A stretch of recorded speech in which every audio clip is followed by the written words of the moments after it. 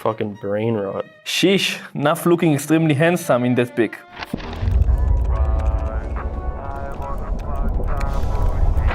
I did not consent to surveillance.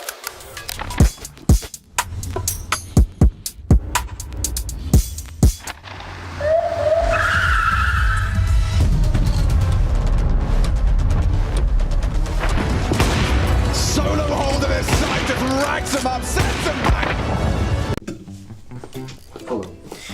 I really want to branch out. I feel like I have so much more to offer. I have so much more range. You're telling me, bro.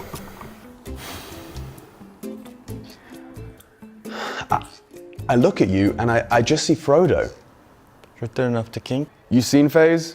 Maybe Retirement of the King. I mean, I've done Joe Rogan, I've done Baron Harkonnen, they had me play Ben Kingsley in Shitter Island, another bald guy, of course. And then in season 19, they had me do this cuck skit with Chad. They put Johnny Sins as the fucking thumbnail. Solid piece. To content, or? I feel like if you have Alexi Alkaib, you can also have Lisa Nimaib. Like a duo chosen one. Kinda looking to stay semi-close to the source material. Maybe I can be like Bene Gesserit, because I'm pulling out the strings behind the scenes, you know? Real power. Right, yeah. Back at Cologne in the SDY convention, my big reveal was a close-up shot of my head. That shit looked like a fucking planet.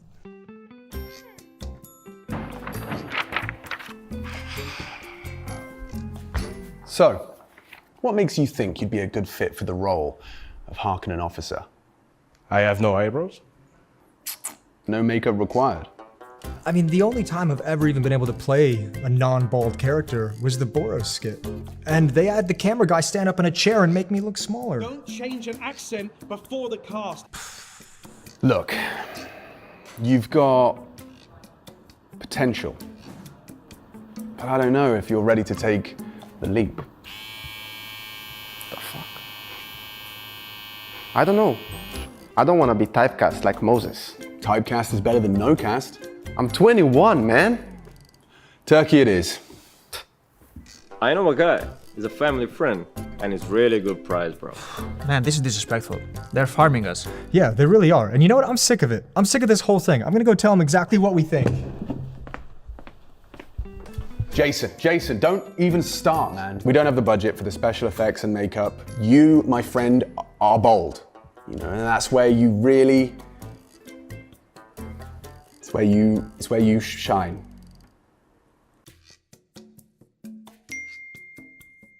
Looks like makeup's having some issues. We might have to shave your eyebrows. How do you feel about that?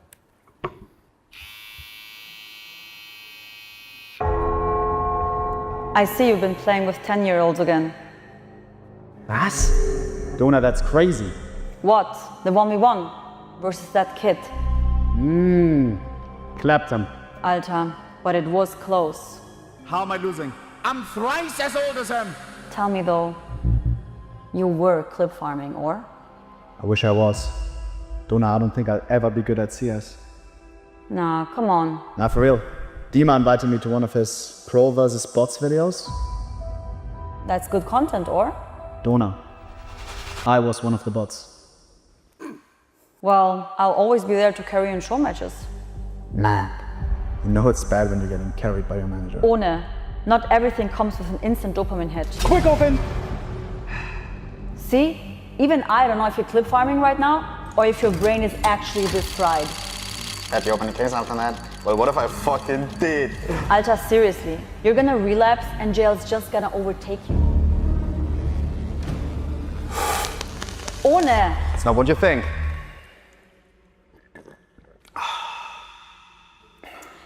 One last thing though. There have been rumors that you're selling fentanyl on Cathedral grounds. You too?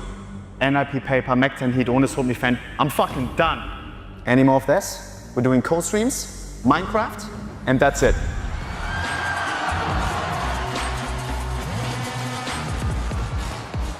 That for me was a culture shock.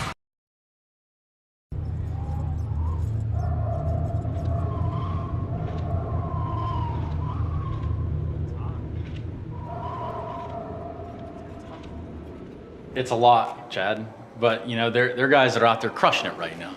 Jason, Moses O'Toole, Henry G. Greer. Look at those guys. They're killing it. It could be time to make the move to coaching and management. Yeah, I mean, Moses is getting paid. You know, Elon Musk money banking up for that guy. He does have a kid. He's trying to shake as much as he can, but I think Sponge has played this down too well. What? I knew I should have got a fucking in-game leader. Why? Listen, Chad, you don't have to sweat it. It's gonna be fine. It's an easy game. Coaching's not that hard.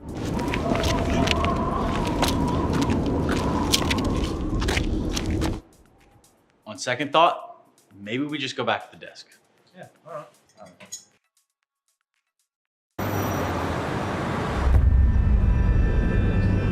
Look, man, I know it might sound crazy. Enz is our captain now. You know how he feels about European authors? Anyways, just translate exactly what he says. Exactly. Exactly what this is. Okay. Okay, 9-10 will see us now. Okay. Come with me.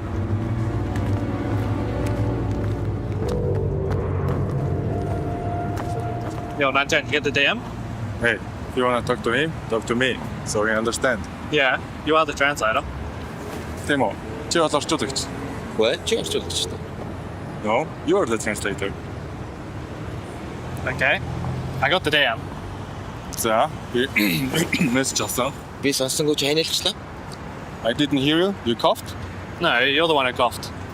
Okay, чи ханилсан. Гүй чи ханилсан? Stop saying I coughed. No, you coughed when you spoke to 9-10. Anyways, don't worry about that. Remember, he can haul. За, Мартин. Санаж нь энэ эст чадна. Тэр эст чадахгүй. No, he can't haul. He can definitely haul. 100%. Тэр яалтчгүй эст чадна. Гүй наа чи амьдралдаа эс авч үзээгүй шүү дээ. He never had op in his life. He's literally a fucking AWP. Наа чи шууд утгаараа эс чи. Гүй тэр бол IGL. No, he is the IGL. No, he's not. Okay, тэр бол эс. What the hell is going on? I want to speak to him myself. Ask 9-10 how well he speaks this language. 900-аас энэ хэлийг хэр ойлгодог вэ гинэ? Би энэ хэлийг маш сайн ойлгож байна шүү дээ. Obviously, he's fluent. Well, what the fuck do we need you for? Тэгвэл чи бидэнд ямар хэрэгтэй юм бэ? Чи намайг ч дууцсан шүү дээ. Энэ угсаа амар тэнийг санаа гэдэг чи би уус мэдчихсэн. Чи тэр JK-сийг аваад эс нүү байна уу хамаагүй бүгдийн зааж өгөх гол нь энийг хинч битээлээрээ тэгээд арааж яваарай. So, what did he say? He said he'll think about it. Oh, that's pretty good. This is male Aura boot camp. These players have paid $18,000 each in a desperate attempt to boost their aura. I want to be a better man. I want to be a better entry fragger. You're a piece of shit. You're decent. You're a piece of shit. You may not like it, but this is what peak male physical form looks like. Which one's your leader? Me. Jesus Christ, you make Brolin look like Nelson Mandela. You have to wear your failures like a badge of honor. Are you a bot? No, I'm a bot. What are we gonna say in the pre-match interview? We're gonna fight them in-game. We will kill them in-game. We butchered their corpses. In-game, right? Yeah. I can see why they benched you. Bro, don't be saying that on broadcast. All right, young star, what are we gonna say? We're gonna them up. Okay? They're overrated. Get in there. I trust each one of my boys to smash them. Hell yeah, now go out there and give that interview. Any final words for your opponents? Listen, we're gonna... Oh my gosh. We're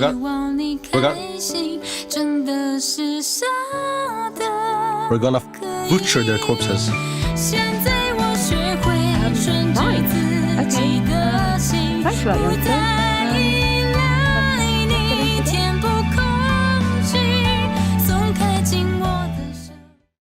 Are you tired of overpriced, underwhelming, un-American produce? Why shop abroad for household items when at NRG, we've got them right here at home? You can buy our secondhand washing machine or this discounted prime NAF fly. No Grand Slam price tag on this one, and your grandma, she won't even notice the difference. Who needs liquid nitro when we've got this freshly washed alternative for a fraction of the price? And Mrs. Smoke. Take control of your organization. Purchase our budget twist and win a chance at courtside tickets for you and 2 of your friends. How about this multi-purpose JKS? Buy one and get a free glazing appliance. Chelsea! For no extra cost. Why invest in another op prodigy when we've got Kusta at home? Dude, really? Kusta? Oh, Kusta mentioned 2025. That's my boy. So, come on down to NRG. We're Team Liquid, but for your home. Buy any 4 items and we'll give you a free copy of Counter-Strike at home. Offer available for an unlimited time only. Fees, title, and application processing fee not included. If choking is experienced, please consult your nearest esports agent. NRG is not affiliated with Team Liquid and/or its subsidiaries and vice versa. The likeness in this advertisement are portrayed by paid actors. Taxes and applicable North American baggage fees are the responsibility of the purchaser.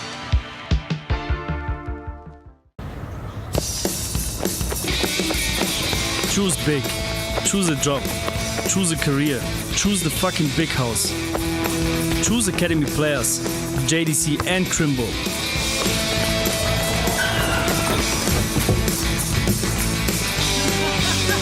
Choose good vibes, low pressure and Cologne 2018. Choose friendship. Choose Zerzum playing online. Choose 15-minute commutes. Choose your coach. Choose GOP B and then Kakafu. Choose just about staying in the top 20. Choose the best utility. Choose signing one English speaker at a time. Choose Smuya, Santaris, Mantu and Gabe. Choose Crimbo leading for one tournament. Choose staying in the German scene and don't wonder what could have been. Choose your future. Choose an international team. But why would I want to do a thing like that? I choose to listen to my gut. I choose something good. And the reasons? There are no reasons. Who needs reasons when you've got big clan?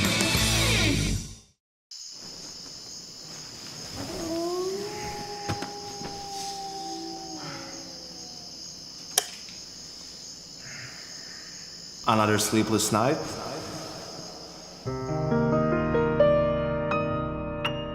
Well, I've got the perfect solution. My new audiobook, Resident Sleeper. With just a few minutes of my analytical audio therapy per night, you can become a resident sleeper too. From my deep dive into Virtus Pro's late rounds during the online era, to my coaching seminar with Blade. And that's just one of the numerous factors that is really important for electronic to learn. Or even my pre-event hype video with the Latvian star Broky. So Broky, you won Katowice this year, you won Cologne, you won the first major. No one's ever done that before. Now you have an opportunity to win the second major of the year and clinch the Grand Slam as well. How excited are you? Yeah. Just a few minutes of Resident Sleeper and you'll be lights out.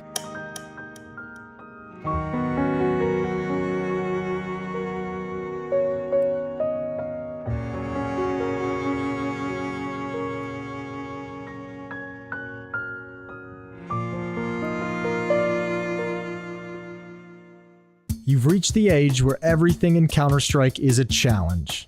You've played this game for over 20 years. Your smoke lineups miss the mark more often, and you can't entry frag the way you used to. And now there are other games that make life a little bit easier. But you don't have to remain unsatisfied. FPS dysfunction is nothing to be ashamed about, so ask your stack about CS2 today and join 1.8 million concurrent players who have already turned their limp, bot-level bottom fragging into a whole new experience. Open skyboxes allow for a whole new world of nade lineups, so you can get as sweaty as you'd like. Yes, let's go. A revolutionary sub-tick system brings back those ultra-sensitive headshots, so you can frag like an 18-year-old FPL star again. A revamped matchmaking and in-game ranking will have your queues popping again, and again, and again. Volumetric smokes with improved swelling to help you fill choke points of all shapes and sizes. Multiple game updates a week will have blood rushing to places it hasn't been in years. So you don't have to suffer from FPS dysfunction, settling for lesser games. With CS2, you'll be standing tall, polishing your trophy in no time. Make sure you're healthy enough to play CS2. CS2 may cause uncontrollable rage. Smokes may be blown open unexpectedly. The subtick system may actually just be 64 tick. You may experience intermittent microstutters. Feeling like you're moving in wet cement is possible. CS2 may be forced upon you at a moment's notice. Spraying impotence is a common side effect. CS2 is incredibly addicting. Please frag responsibly. Yeah. Gong 2.0 right there, man. Bro.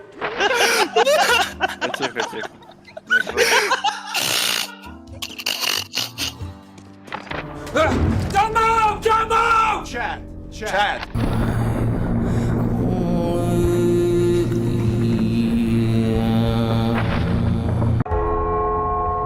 I see you've been playing with 10-year-olds again. Was? Dona, that's crazy. What? The 1v1 versus that kid? Clapped him. Alter, but it was close. How am I losing? I'm thrice as old as him. Tell me though, you were clip farming, or? I wish I was. Dona, I don't think I'll ever be good at CS. Nah, come on. Nah, for real. Dima invited me to one of his pro versus bots videos. That's good content, or? Dona, I was one of the bots. Well, I'll always be there to carry in show matches. Nah. You know it's bad when you're getting carried by your manager. Ohne. Not everything comes with an instant dopamine hit. Quick open! See? Even I don't know if you're clip farming right now, or if your brain is actually this fried. Had you opened the case after that? Well, what if I fucking did? Alter, seriously. You're gonna relapse and jail's just gonna overtake you. Ohne! It's not what you think.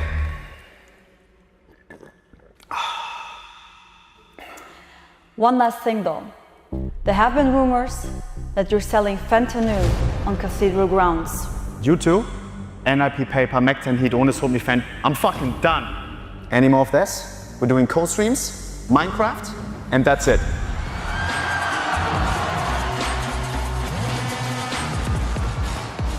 That for me was a culture shock. Not Valorant.gg, HLTV. Who missed this, bro?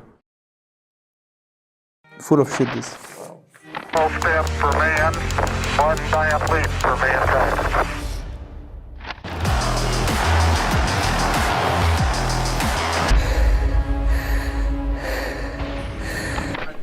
Let me lock in. I'm paying with my time, excuse you, to be consuming this content. Oh, believe me, I was watching. Slow and steady, Ooh. The major was incredible, we're really proud. My boys stepped up with a little help from some new tech. Nice. We all know that Xantares used to be an onliner. For years, we tried to bring the LAN environment in his bedroom. Fake crowd sounds like trash talk, different table. And then one day, it clicked. Why don't we bring his bedroom to LAN? We go, beast mode, get dough, ain't no cheat code. Big dog, Chico, free smoke, game time, we score, we go. Now they push into the rest, solid from Xantares. Oh, nice!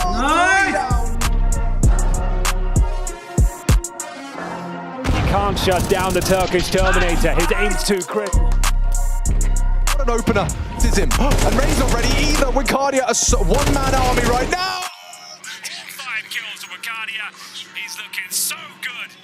Do you think that other orgs will use your methods? Yeah, they already are. Big are building Searson setup just outside.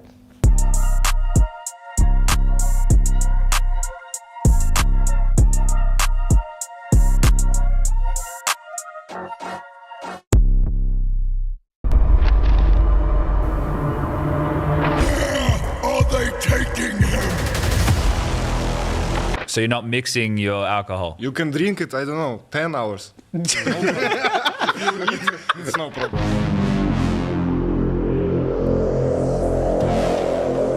What am I doing here, man? Choose a job. Choose a career. Choose the fucking big house. Choose academy players.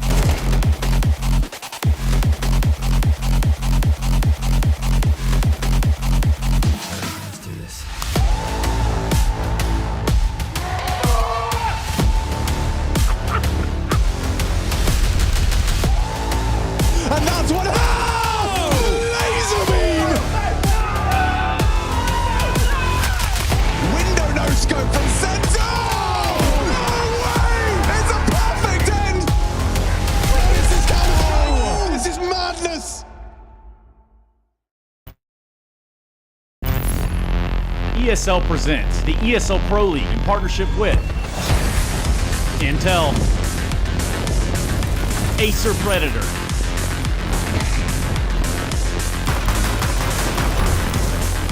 DHL, Zoe,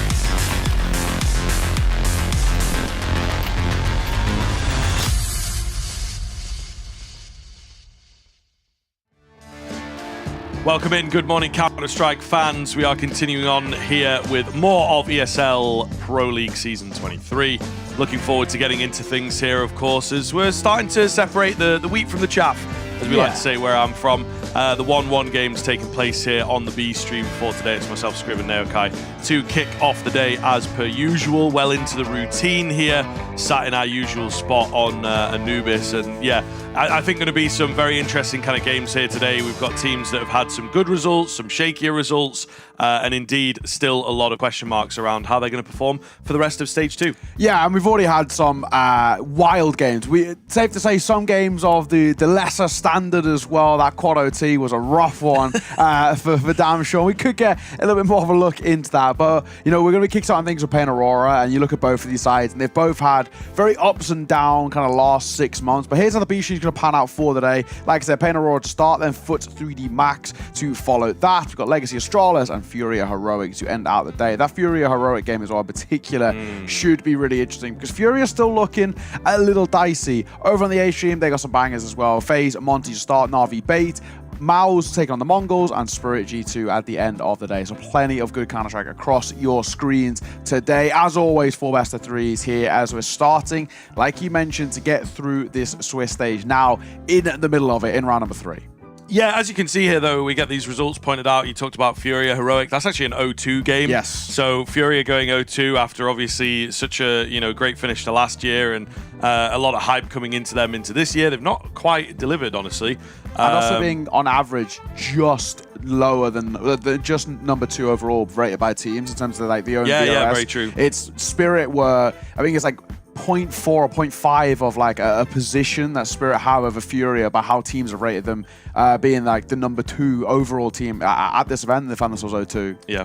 Then we have teams like FaZe in there, the organization not doing so hot. That was a victory for Pain, so that'll be relevant to this kind of game. Let's be real. That makes sense. Yeah, they are stinking at the moment. You know, our little team that could Monty as well at risk of being knocked out. So, you know, going to be some dangerous games for sure as today comes to a close. But certainly as we look into our particular matchup here, we have Pain up against Aurora, playing each other very, very recently here. Some kind of, yeah, you know, both losing out to the Mongols. That's pretty funny. So they've got a little bit of a enemy of my enemy is my friend. Pain beating out FaZe. It was a weird matchup over there. Aurora beating out Legacy. Also kind of freaky, don't remind me. You know, as you say, the quad OT that was just a mess in the end. But ultimately, a bit of a head-to-head here, kind of a rivalry. They played each other a couple times already this year. And Aurora have managed to get the better of Pain both times. Yeah, exactly that. And then this is kind of where we're at the moment. Got a bit of a clip as well to bring you. We spoke about the game that never ended, and this was exactly it. This mental one between Aurora and Legacy. Now, Woxic, of course, in this spot, so patient, holding this angle, spots him initially as well, right? And then pause or freeze frame here. He's been holding the crack angle. He knows he spotted the barrel earlier that Lato's in here. This is to win in regulation for Aurora. And, well, we all know what happened, really. He turns away.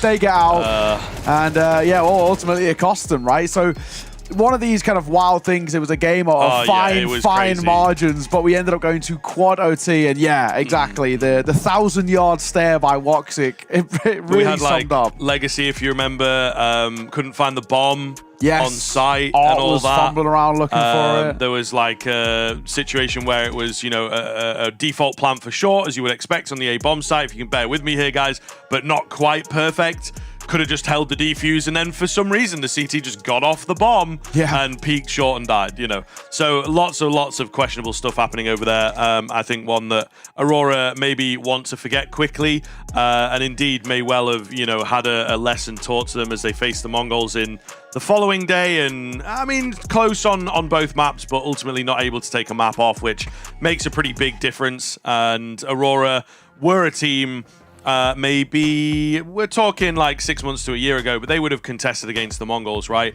And this is unfortunately for me a team that's just had a very slow downturn, as they've not really been able to reinvent themselves. And as you can see these graphics that have been running across kind of the bottom of your screens, the expectation heading in towards this series is this should be a long one. 6 out of 12 maps for Pain have gone towards overtime, 2 out of 5 for Aurora here at this tournament. So we are expecting this one to potentially be following the same suit, to be a long, drawn-out affair. We've got the map pool here as well, and the way things are panning out, basically, this has been a bit of an issue where Pain don't have a fully fleshed-out map pool. They have 3 maps that they don't like playing, or they're not very strong on, in the likes of the Anubis, the Ancients, and the Overpass. Then you also got a Dust 2, which they're not great on either. So they're left down to 3 maps which they feel solid on.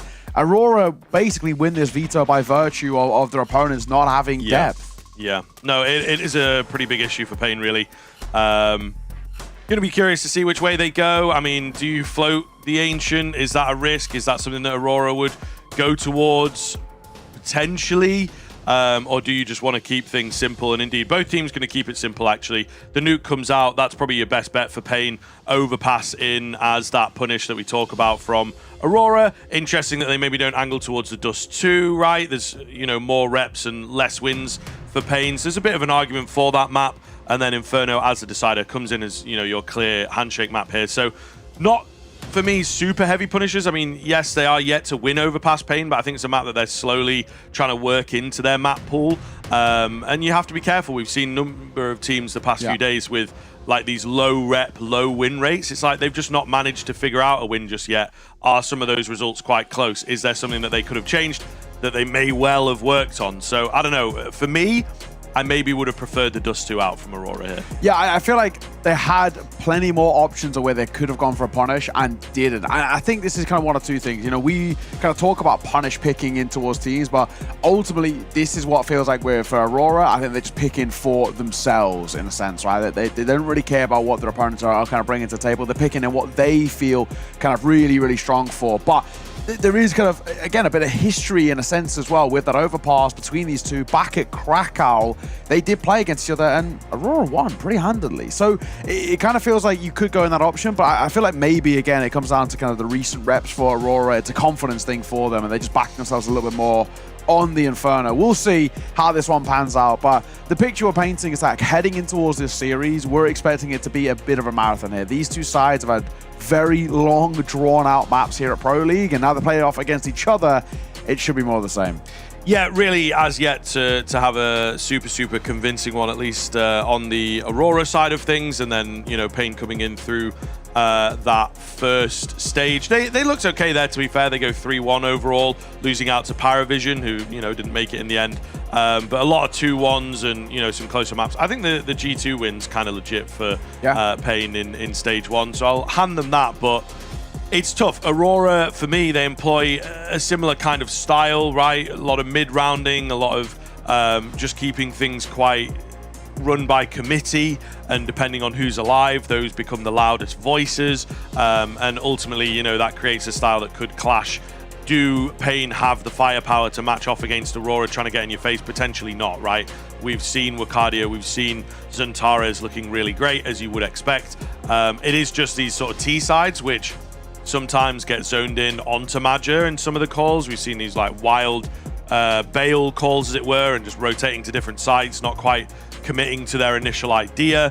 But I do feel that Pain are right on the level of like a team that Aurora should beat, but if the floor and the ceiling, as it were, that we like to talk about, if they meet at the right point, Pain could take this.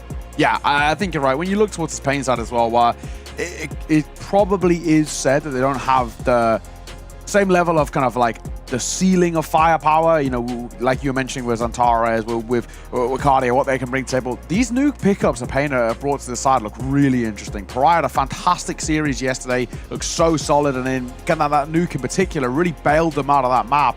VSM's looking really impactful in his own regard as well, and we're starting to see a new lease of life on NQZ in particular, where in the past for Pain it really looked like Snow had to do a lot of the heavy lifting, especially on T sides. Yeah. Now it feels like we're not in that case. There is a lot more availability and output for this side. So we shall see as this one gets underway. It is Nuke to Kickstarters here in this matchup, as is Pain's pick, and they'll start, of course, on the T side. Yeah, not waiting too long to get into this one. I think we wanted to get going here as quickly as possible. Nading towards the door, Smoke as well to join it. It's all a fake out. Try and draw attention to the A-bomb site. Pain not necessarily acting upon it. Interesting approach here at Smoke that I feel, you know, I've not really seen, to be honest. It drops down into lockers potentially, just so there's no spot over there. They're going to go flying in towards that angle. It was a heaven smoke. Okay. Curious, very curious indeed. They try and fly through, going for like a reverse hell thing. This is cool. I like it. The Julies, however, just going to eliminate those stragglers, so it's cost them a lot to get down here and get this bomb planted. Yeah, it's good that they get a bomb, but from here on out, it becomes incredibly difficult. VSM's going to win out a nice fight, and actually doesn't take that much damage. Snow's stuck on the site itself. He really can't escape, so he's going to rip a couple of heads. A quick tag onto Woxy. He 180s as well to find Soulfly, and Snow's gone for 3. What a start for the babyface killer. They needed a hero, and my God, did Pain get it. Damn. Beautiful stuff. We cut to VSM. He was having some fun with the camera, but it's all serious at the moment until they get themselves in a good position. Fun and games, though, for Pain. The vibes have seemed pretty good. You know, they have a great selection of players. NQZ's pretty intense, you know, after a round like that. I'm sure he's, you know, Pain's popping out, cheering nice, as it were, or, you know, the equivalent in Portuguese. Vamos. I suppose, yeah, that's what it would Vamos be. caralho. Yeah, there you go. Coralho and all that. But either way, I think things are, you know, looking good here. Great start. And a very unorthodox pistol, a strat that they've clearly been saving for a quote-unquote bigger game, as this may well be. Oh, just a little tease. He's like, "Don't worry, guys. I'll give you some clippable moments. Just not quite yet. We gotta get like 6-0 before he starts being funny." I still wonder whose birthday it was. Why we got the balloons going they're on. still there. Yeah. So whoever it is, they're kind of milking it. Yeah. You're a bit of a fiend for that when we go to a restaurant once in a while, you know. Say it's your birthday for yeah. Trick of the trade, all those at home watching. If you ever like book a hotel or a restaurant, just say it's your birthday or an anniversary, and even if it's not, and you just get like a free cake. The amount of times I've done it for like when I've like gone and like booked hotels, like, you know, go on holiday with like my missus or whatever, booked a hotel and just says my anniversary and it's not, you just get like a free bottle of champagne. I mean, be rude. It's an anniversary of sorts. Yeah, exactly. Celebration, you know. Our 6-monthly holiday or whatever. Yeah, it's our 2-year, 3-month anniversary. Yeah. You're just very serious about these things. Yeah, we celebrate it every month. Boxic's gone. Yeah, see you, mate. Yeah, trick of the trade. Do that for restaurants a lot, especially the nicer restaurants. Yeah, like, this is it. Any Michelin restaurant. Yeah, if you do that, like you're getting something for free, which is 40 quid a course or whatever. We did in Belgrade. We went to a Michelin restaurant, said it was my birthday. I mean, it was close. It was like a week and a half off my birthday. That's fair. It was kind of still a birthday celebration of Yeah. sorts, but they gave us a free dessert, which was great. So there you go, trick of the trade. And which we had to rush because we had other engagements, you know, to get to. Belgrade basketball. Yeah, it was crazy. It was pretty good. Red Star Belgrade. Highly recommend. Apart from they got absolutely pummeled. They did, but I respect, you know, we have one in the UK where it's like you only sing when you're winning, right? Which is like a sort of anti-chant, as it were. Yeah, true. And even though they were not doing well, they were chanting and singing the whole way through. You know, whenever they'd score like some points, which was not very often, like not being funny. It was like every time they would score a basket, it would be like 10 more. Yeah, it was like Olympiacos thing they were playing. Yeah. The other way. So no, if you're into your European basketball, they didn't do well. The games move a bit quicker, as far as I understand, and they had like rules, double the points. More it was like contact, 50 to 100. Yeah, I think. Which I don't think I've really seen a game go that one-sided. It was literally, I think it was like 110 to 52. It was rough. Yeah, not a good time. No, not at all. We are, unfortunately, in the tech pause, and I'm assuming it's on the side of Aurora, just considering that we lost Woxic's cam. It might honestly be a cam thing more than anything, which is no, it's true, and I think generally an easier thing. They've got to get set up, and the players are setting them up themselves, which I think becomes kind of a small problem. Just because, you know, relying on players to get that set up. Oh, it looks like it is a mouse thing, actually. He's plugged his mouse in here. That, ooh. Have you run out of battery 1 round That's in? a little bit of a rookie error, my guy. Mate, 1 Charge round that in. overnight. Charge it this morning. Have a spare mouse. I mean, that is the brand new, whatever it's, Super Strike. Yeah. You know, multicolored, black and white, cool mouse or whatever. So a lot of players obviously trying them out. Doesn't beat my Gengar mouse, mate. No, that is true. It's all about shape, really. And I don't know. I like some heft to the mouse. I'm not really a pro player, so I probably don't feel it as much. But I used to love like it having a bit of weight. The first super light that I had too light. Back in the day, I used to love the Zowie, like EC2B, I think it was called. Yeah. But I tried to use it recently. I've got it somewhere. Man, it's heavy compared to obviously like these days the light mice. Mariah snuck his way out. He was really considering. Oh. He stopped for a second there, and then they go small back. Timeout. Oh. But they've got a kill. I'm going to say this might be a tech, but yeah, he has got a kill. This seems like a bit of a loss issue. Uh-oh. Oh, yeah, we've lost like on the Woxic. boot camp. Right. Does kill, that count? though. I mean, yeah, does that count? It feels like they're going to, like, I think it's like an honorary system of, like, just, like, let it be. Yeah. But now the guy that took damage has left. They can just be like, no one took any damage. You can't prove otherwise because there's only 4 people. He left. Right, you just have to turn it off and turn it back on again. You know what Madger's trying to like teach him. Then you got to plug your mouse in, and you know if you move the mouse left and right, you can like aim and stuff. So he plugged it in for a few minutes to give it a bit of charge, and normally that'll last Can't you like be that charged. No, but it'll last you like a half. Yeah. If you put it on for like 5 minutes or even less, it'll last you like a half. But something's going wrong here. He's going to get under the desk. Oh. Can we get an under the desk engineer cam? Yeah. You know, POV. Woxic at work. GoPro on the head. Yeah. Woxic at work. Me when I'm an IT engineer. Oh, he's back. That was quick, to be fair. Tell me he's turned it off on the PC. Has he done one of them? That's a bit dangerous, I hear. Not good for the old PC. He's crashed though, you know, so sometimes beggars can't be choosers. Oh, he's getting back under again. Down we go. Halfway. Can't be good for your back. What's under there, you think? It's PC, I reckon. If I had to guess. It's got a pot of gold. The winning formula, maybe. I actually think it might be like the dongle's not responding. Yeah, maybe.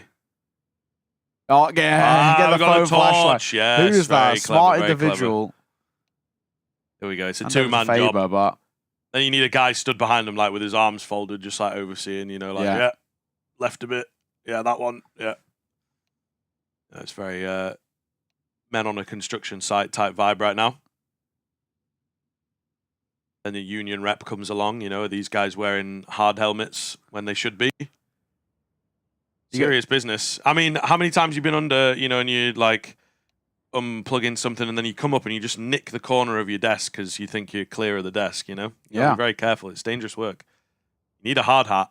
Something's like seriously up with his PC though. He's back under again.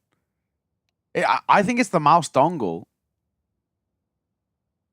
It seems like that's what it's like not responding. Is my understanding.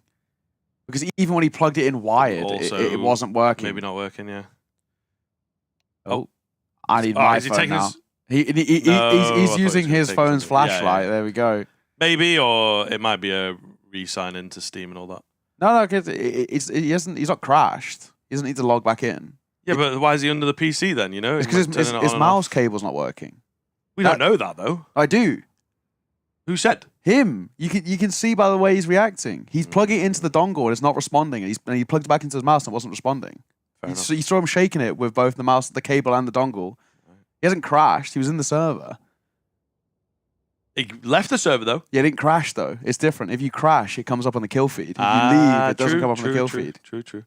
I know ball. He hasn't. I'm telling you, he didn't crash. He's actually, his mouse isn't responding, which is why he's now looking for. But what a flick coming in, Shroud getting one another headshot. Are you kidding me, Shroud? XD.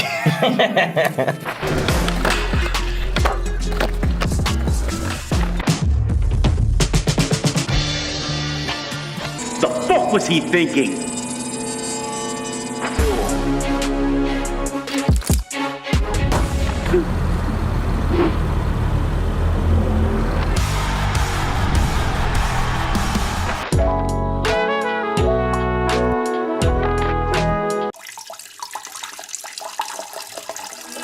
Yep, that's me. You're probably wondering how I ended up in this situation. Out there in the wild, the city never sleeps. Gentlemen, excited for the show? Don't shit yourself. This isn't the quarterfinals. They'll pull through. All right, boys, buckle up. Our objective? To yoink Blade's scrapbook. The crown jewel of strategic documents. But where Blade goes, his scrapbook goes with him. To make matters worse, his hotel room is a fortress. Equipped with generational security. This woman was suspicious her hotel mirror was a two-way mirror and someone was watching her. The final catch, at night, his room goes into full lockdown. That leaves us one window. Blade's midday nap. Na'Vi's performance coach has been bragging on socials about the team's sleep quality, and by the looks of it, Blade's out cold for a solid 15-minute window. Okay, so the plan is break into this room while he's inside. Oh, Sasha, please. Sick plan. Don't worry. Whilst Blade has Gen Z security, we have Gen Z stars. Look at me, Blade. I'm the captain now. I'm at the top, it's lonely still. No, I don't flex, but broski roll. It's like I went on a hike, cause true, I'm king of the hill. Put down the weapon. You're not here to kill the guy. Sorry, boss. Oh, and don't forget the dupe. Good luck, boys. Oh, Sasha, please. Please don't come back. Please don't come back.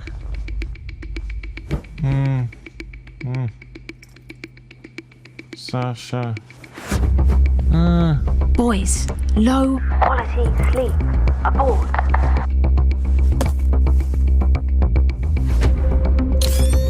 No! Sasha, please. I repeat, abort. Hide, hide, hide.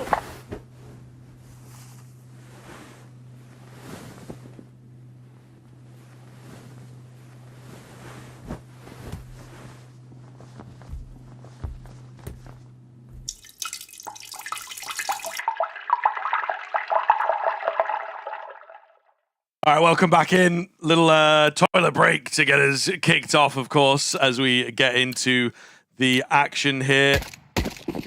As we are back. Of course, already had that first round in play, and then we were ready and raring to go, see what was coming up. Some issues on the Woxic side, but seems he's back. We'll keep a close eye on how the crosshair looks, because we're thinking a mouse issue, pretty sure on that.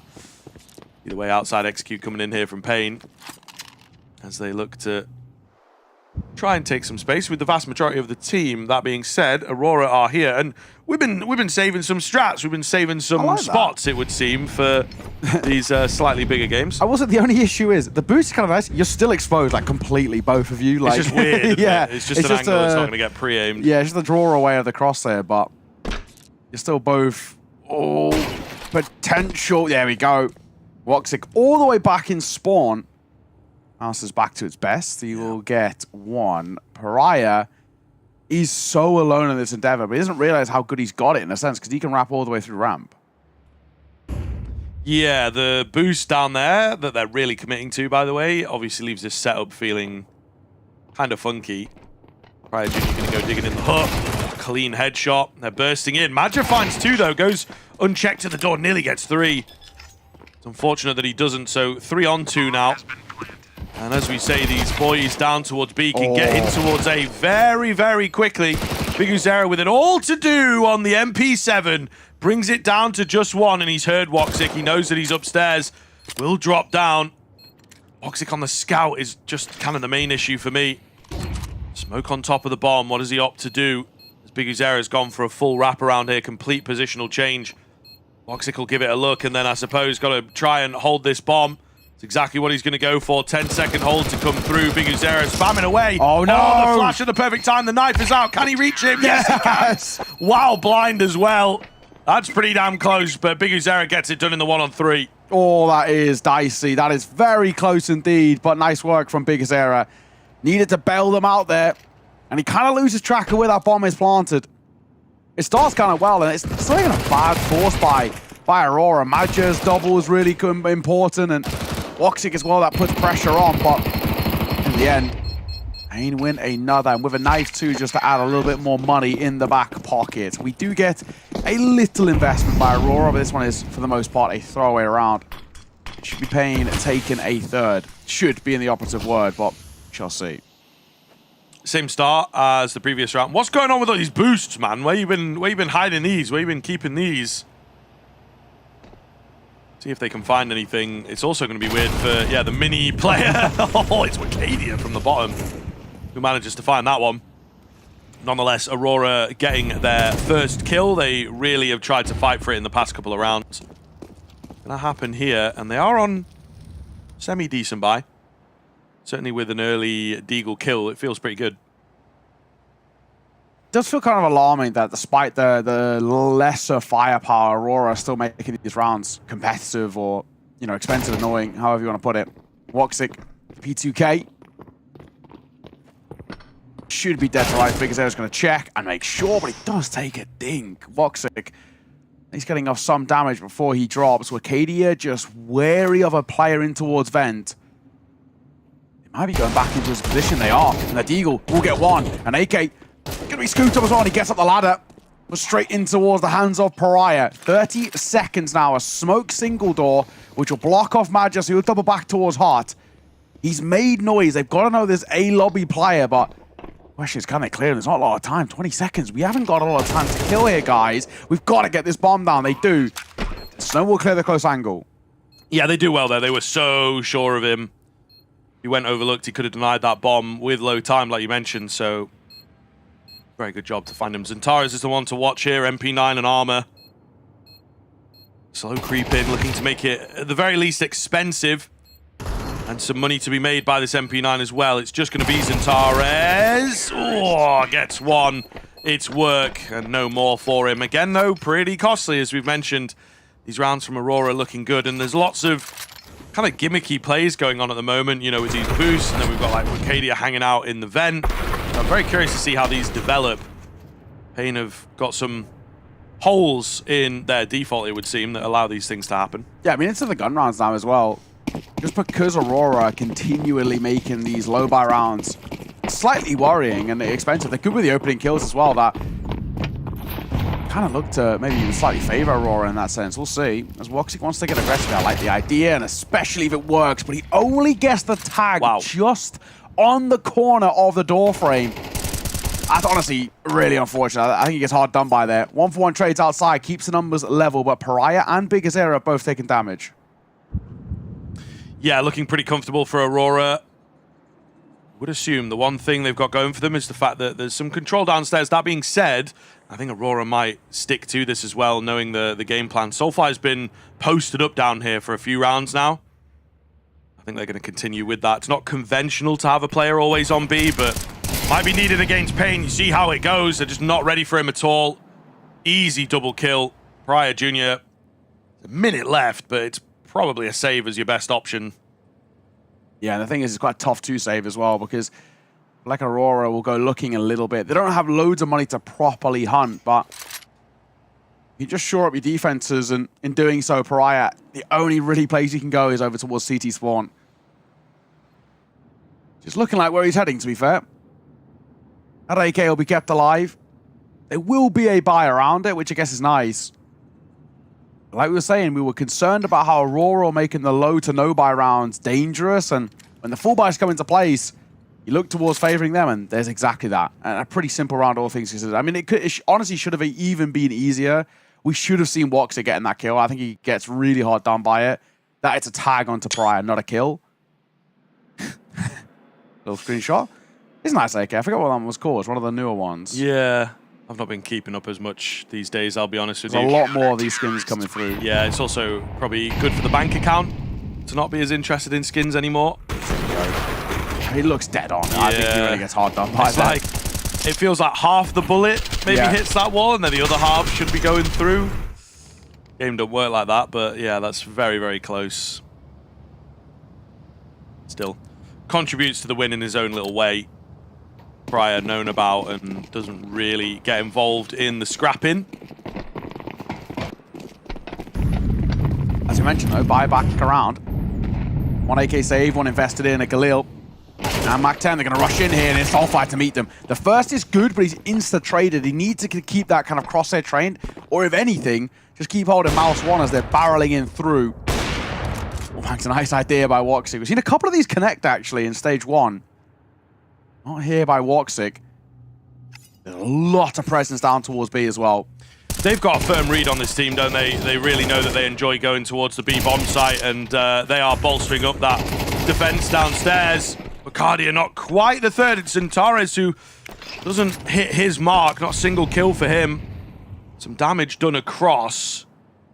Woxic coming in quickly with this AWP. He does have a nade as well. Well placed, could find a kill. The bomb has yet to go down. It's actually pretty far away from the bomb site, it feels. Try and clear things out here, and it's just not worked. Big Azera all alone. There is not really. Depends on what Madja does. He's not going to go checking up. So there actually is a path for him to get out and get this bomb planted. You see Woxic's already started moving up. Really smart stuff here. Really quick rotate. You can't deny the bomb going down, though, unless he dives on through, which he will, in all fairness. He's close. Just getting the bomb down, but guarantees the round nonetheless. Yeah, nice work. Making sure they pick up the right weapons. There's a couple of AKs dropped and AWPs and all the rest, but it's a good effort by NQZ. 3 kills to him. If he isn't caught in no man's land, there's maybe legs behind that round for Pain, but for Aurora, back-to-back in towards the full buys, that is the main thing that matters for them. They're just looking like the slightly more cutthroat side at the moment since the money's been in play. Yeah, not quite sure what happened to the bomb in that round, I suppose, for it to end up in control and not straight out onto the site, but maybe they wanted to clear things, gambled wrong, not quite sure. Either way, Aurora, yeah, looking very, very good. And like I say, we've seen with the guns in play and also the earlier rounds as well, Pain going for, you know, a lot of outside presence, not necessarily needing it, but it seems they like finishing B. And perhaps that is something that Aurora have prepared into this one, because 2 players down on B, posted up and ready to go, is also quite rare. You know, the amount of times we see a game of Nuke just no CT playing on B, just always retaking that site as an option or fighting a bit more outside, but that doesn't seem to be Aurora's style. Feels like a bit of a pause, but a pause there for Pain. Need to get low to no by. You've got one Deagle, her Pariah, who's very scary with it, and one smoke now as well that Big Azera's going to throw to try and aid in the cross. We need more than one is the only issue, and see what happens. And Tara's going to completely fall off, then double back with the util. It's a trickle-down smoke on main, but Bacardia will just push out in front of it. Gets one, and here's where the space can be taken by Xantares. 2 for him. Nice and easy for Madja. Sees off the final 2. A simple way to shut down the eco. Make sure the only thing they're really looking for is a bomb plant, and make sure they get nowhere near it. Timeout coming in from Pain then, as they are very quickly starting to feel the burn in this one. Need to start answering back. Cannot let Aurora, with such strong fraggers, cannot let them start getting ahead, getting that ball rolling. Domination is potentially on the cards here, and Pain know that, so keen timeout coming in a good time before a rifle round, still early in the game. Not before anything's getting away from them. Still on the T side as well, where sometimes you're not expected to do as well. But picking up the pistol, I think you have to be getting like 6 rounds, you know, just keep the rifle rounds as competitive as possible. Yeah, this is kind of the issue right now is that, like we've been saying, since money's been in play, there's actually only been one team in it. And the thing is, Pain are looking hopefully uncompetitive. Since Aurora have had investments to work with, it's not a good showing. It doesn't look bad in terms of the scoreline, but it feels bad in terms of the momentum of the game itself. Tara's smoked another for the cross as well. He's got the support of Woxic, a flash over. Rake on the smoke, he wants to fight behind this. It might break nicely for him, but he just can't convert on the flick.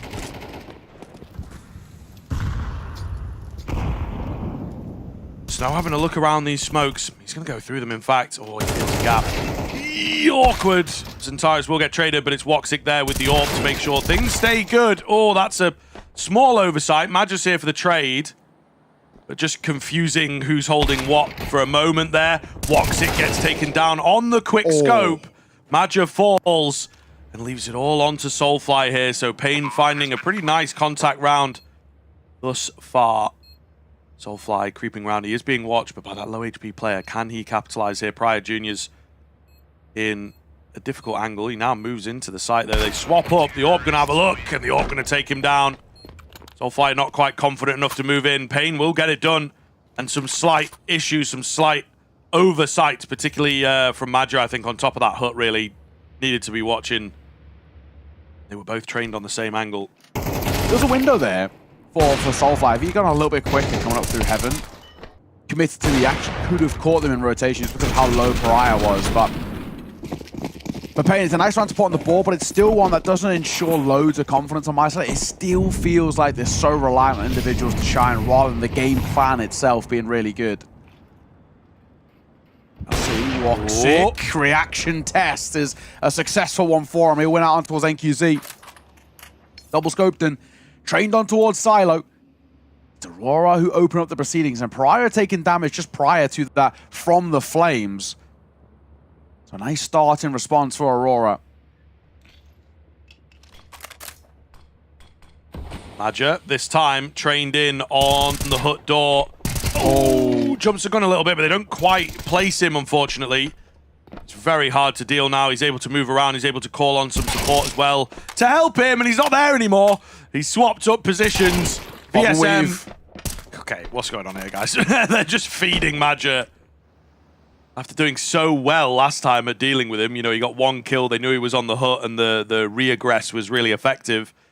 This time, 3 players go in, and not a single one is able to get a bullet on him. I think the issue is as well is that the first player who peeks out, they jiggle peek on the corner, and they spot a player in the open on site. Yeah. So that all their attention's trained on towards him rather than Madja, who continues to fight them from up on high.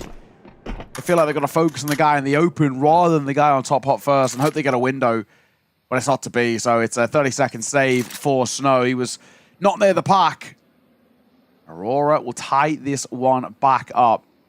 Good response from them. Again, like what we were saying about this Pain side where it worries us a little bit, it's just some of these rounds are so unconvincing about the game plan behind them that it leaves a real kind of bad taste. When they do win, it requires an individual to seriously shine, and they go for the hunt here as well. I don't think they'll get to Snow's angle in time, though. It's a soft hunt, but not a committed one. If they had flown through, it would have been all right. A nice start, yeah, thank you, Z. That's just too quick. Pops his head up and a nice flick, but just bobbing and weaving. Dodging and diving here as they're so focused on the guy on site.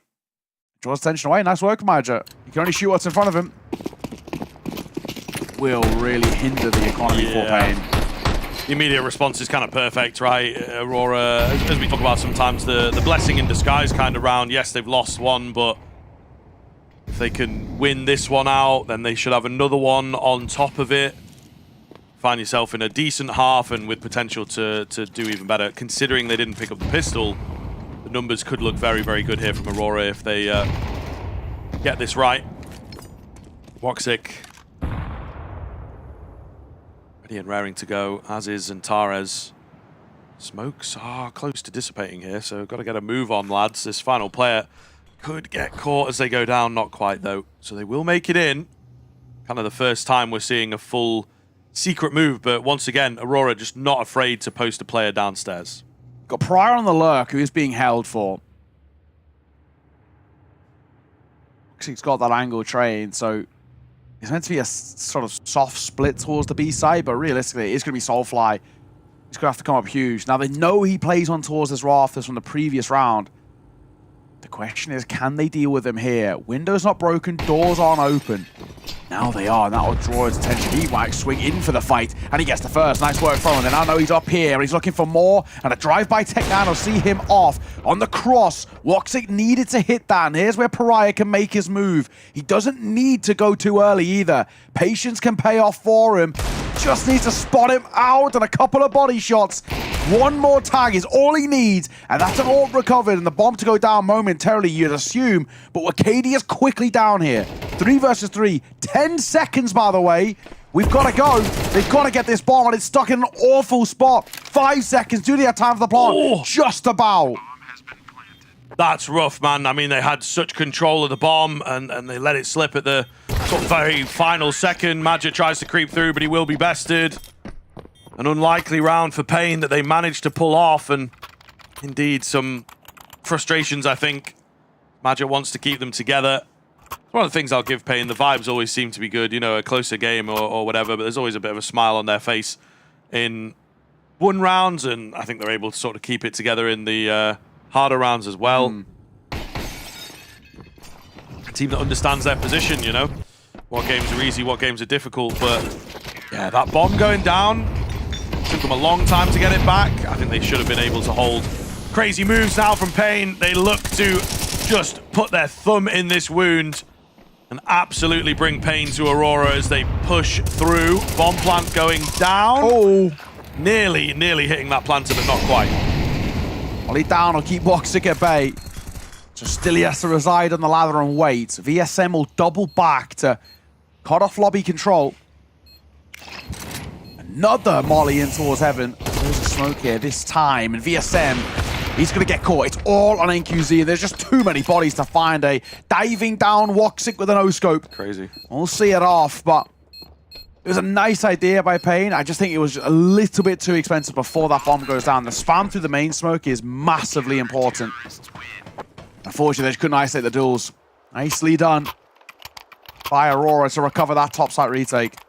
It's also just a round like that doesn't quite come off for Pain, but the one in the previous does, you know. So they're winning the unexpected rounds, as it were.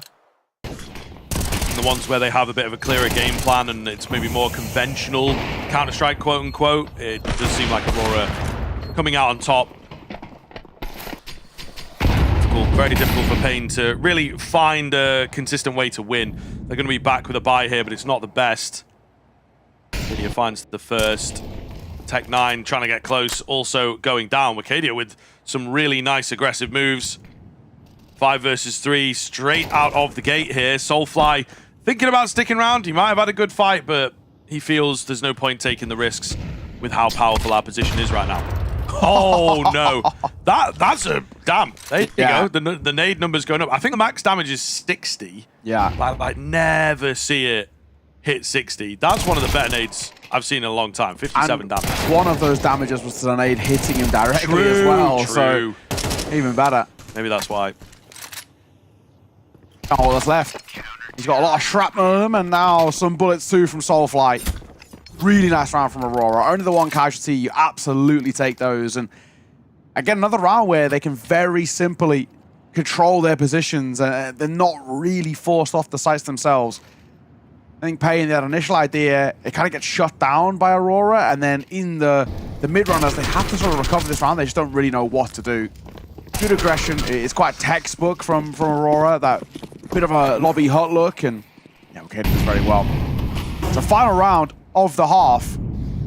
While it is an even game and 5 rounds T-side still pretty good, you can still talk about squandering chances here for Pain, and should be losing this round. Should be the operative words. And Torres for one, the molly will force him away. There's a flash behind it as well. And Soulfly gets angle for him, not on the B site itself. Oh, it's messy, it's labored, it's ugly. I'll give them the B side. Yeah, Crosshair just never matched up in the right place, did it? Zantares is down here pretty swiftly.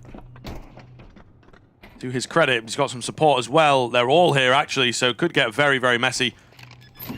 One plank going to come in, doors open. They know that it's now technically like a man down because there's a guy on the plant and they have the numbers advantage. Zantares to thin the herd. NQZ, all that remains, takes the head of the first as they come up close, but should be all good from here. Get a player on that bomb with a kit. Oh man, making it a little nervy. However, they will take a slim lead. 5 rounds on your T side, still pretty good. Excited to see what Pain have got in this second half, whether they can match up. I do worry, though. We've got Lucadio, we've got Zantares firing on all cylinders right now. That feels like a T side that could be very, very hard to deal with. We're going to find out on the other side of this.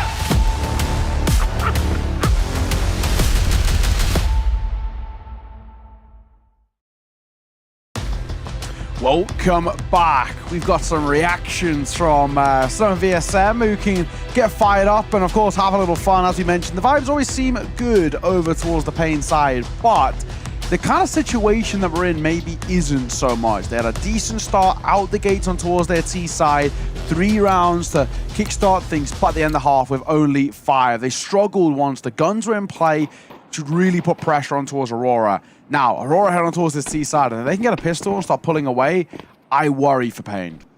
No, absolutely. And indeed, kind of the favorites coming into this one. One of the main questions that you ask in a matchup like this, can Pain hit back in the same way that Aurora can dish it out? And at the moment, not really, right? Zantares 14-7 after that CT side. Still got a whole other half a Counter-Strike to go here, so he could have a really, really hot scoreline by the end. I thought Madja was doing a jump throw, and then he didn't actually throw it. He was just practicing. Just making sure his jump key's working, I suppose. Auto doesn't quite spread. I'm going to get back in the server for that one, buddy, because that's not quite doing its job. However, it's all a ruse, right? They're not going towards A. They are headed towards B here. Goosh lands onto Pariah Jr. Not much they can do other than gather some info. They push him away. Now they have options. They're actually going to go hunting him. And Soulfly, he had him dead to rights. Surely, it just gives up the angle at the worst possible time. Yeah, that's so unfortunate. I wonder how costly this could end up being. Not. Soulfly, patience will pay off for him. He had a bit of an inkling. He could sense something was up. There we go. Woxy going to find one of his own as well, as VSM will fall. It's already, bit by bit, the pain numbers being thinned out here into 5 versus 3. Unless we see a miraculous round, this should be impossible to survive. NQZ does get one and gets out. He will now get support from lobby itself, but he can't deny this bomb getting planted. Yeah, just such a weird post plan to deal with. You got 2 Ts up in the rafters. Not very common. Woxic as well doing his due diligence to watch behind and make sure there's nobody flanking in. So Snow's on the Julies, but he will be deleted as soon as he reveals himself. NQZ here looking to try and be the hero. Picks up those fallen Julies. One more to find on the site itself. Meanwhile, there's a fight potentially brewing up top. Just not going to happen. The Glock's coming out on top of most of these exchanges. It will be the pistol going the way of Aurora. Big deal, right? Payne got the pistol in the first half. It's kind of their saving grace of the scoreline. Denied it here. So, as you said, potential to pull away. Yeah, without that pistol, I mean, it honestly sets itself up for like a 10-2 first half, right? So this is sort of what we're talking about with Payne, that we're really worried about them. Like the wins that they were getting across that first half, while the scoreline doesn't look that drastic, it actually is. They're made worse by the fact that they've got nothing really in that pistol to fall back on. They are going to go for the force, though. 1 MP9 and a few upgraded pistols. If you lose this for Payne, it actually could start to spell the beginning of the end for your map pick, which is never where you want to be. The Eagle. Yeah. Looks like, we'll get tagged. There's a couple of tags that come through. Soulfly left really reeling. Get this lower control. Well, he comes in. Snow will be safe from it, but obviously can't take the peak, so it depends on what T-side go for. It's a pretty heavy stack down here. Certainly scared for a moment. Snow on the 5-7. It can be deadly from that kind of range, but are they ready for another man? The answer is sort of. Zentares, though, is just so crisp right now. Really not missing these open fragging opportunities. Those kills coming in, they feel unsafe, right? They don't necessarily want to dedicate down here. Madja takes some damage off Big Uzera. But the bomb has other plans for the time being. Still sticking around on the vent, though, so maybe it is going to be a B finish. They feel quite indecisive here, Aurora. They've got a bit of information, but I think they're just worried that this is actually that B gamble stack, hence why they're waiting for it. But NQZ remains down here. 20 seconds. They really can't make a big error in a sense. This bomb does need to get down, and NQZ can be part of denying it. He might dive out. There's just smoke in the way. He'll get one, but he can't get another. If it was a default plan behind Silo, it might have led to something, but KD will see it off in the end. It's honestly not a bad effort by Payne, but it's a force by loss, and it now will start to look really dicey for them. This is now where Aurora can put themselves in a position to seriously pull away. Very concerning. Up to a 9th. The 10th should come pretty freely, as that force by doesn't have the legs behind it. At that point, we're looking at Payne's next gun round being at the 10-5 scoreline. That is sort of a do-or-die situation on your map pick.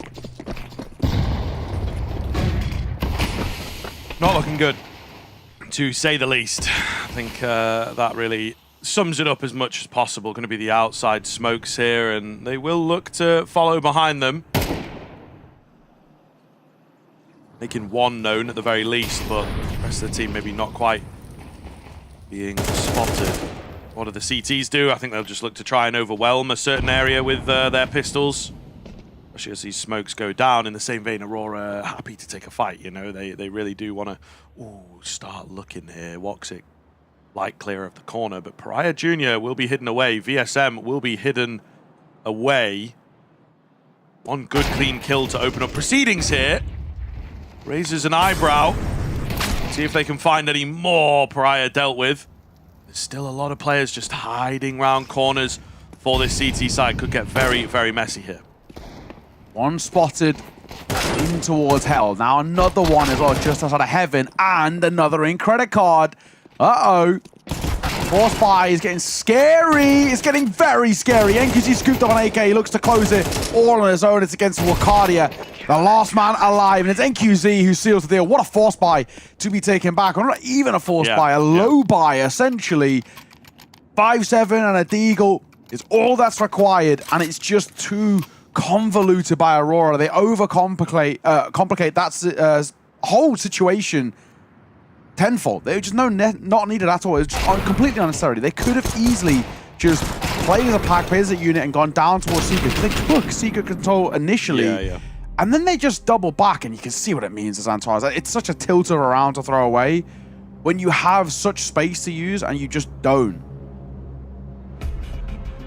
Yeah, been around long enough. You can see rounds like that developing. Pain in some good spots. And as I said, one good, clean deagle kill. And Aurora gave it to them, you know, a lot of solo moves going on. Let me go and dig. Let me try and find it. They predicted rightly, it would be wild to buy there, that it was going to be an eco. Yeah. And I think a couple players just like, maybe an opportunity for some eco frags could be fun. Taking their eyes off the prize. Also great kind of read from Pain, because they essentially, at the tail end of that round, have 4 players outside. Like, they just know that this is where Aurora's default's going.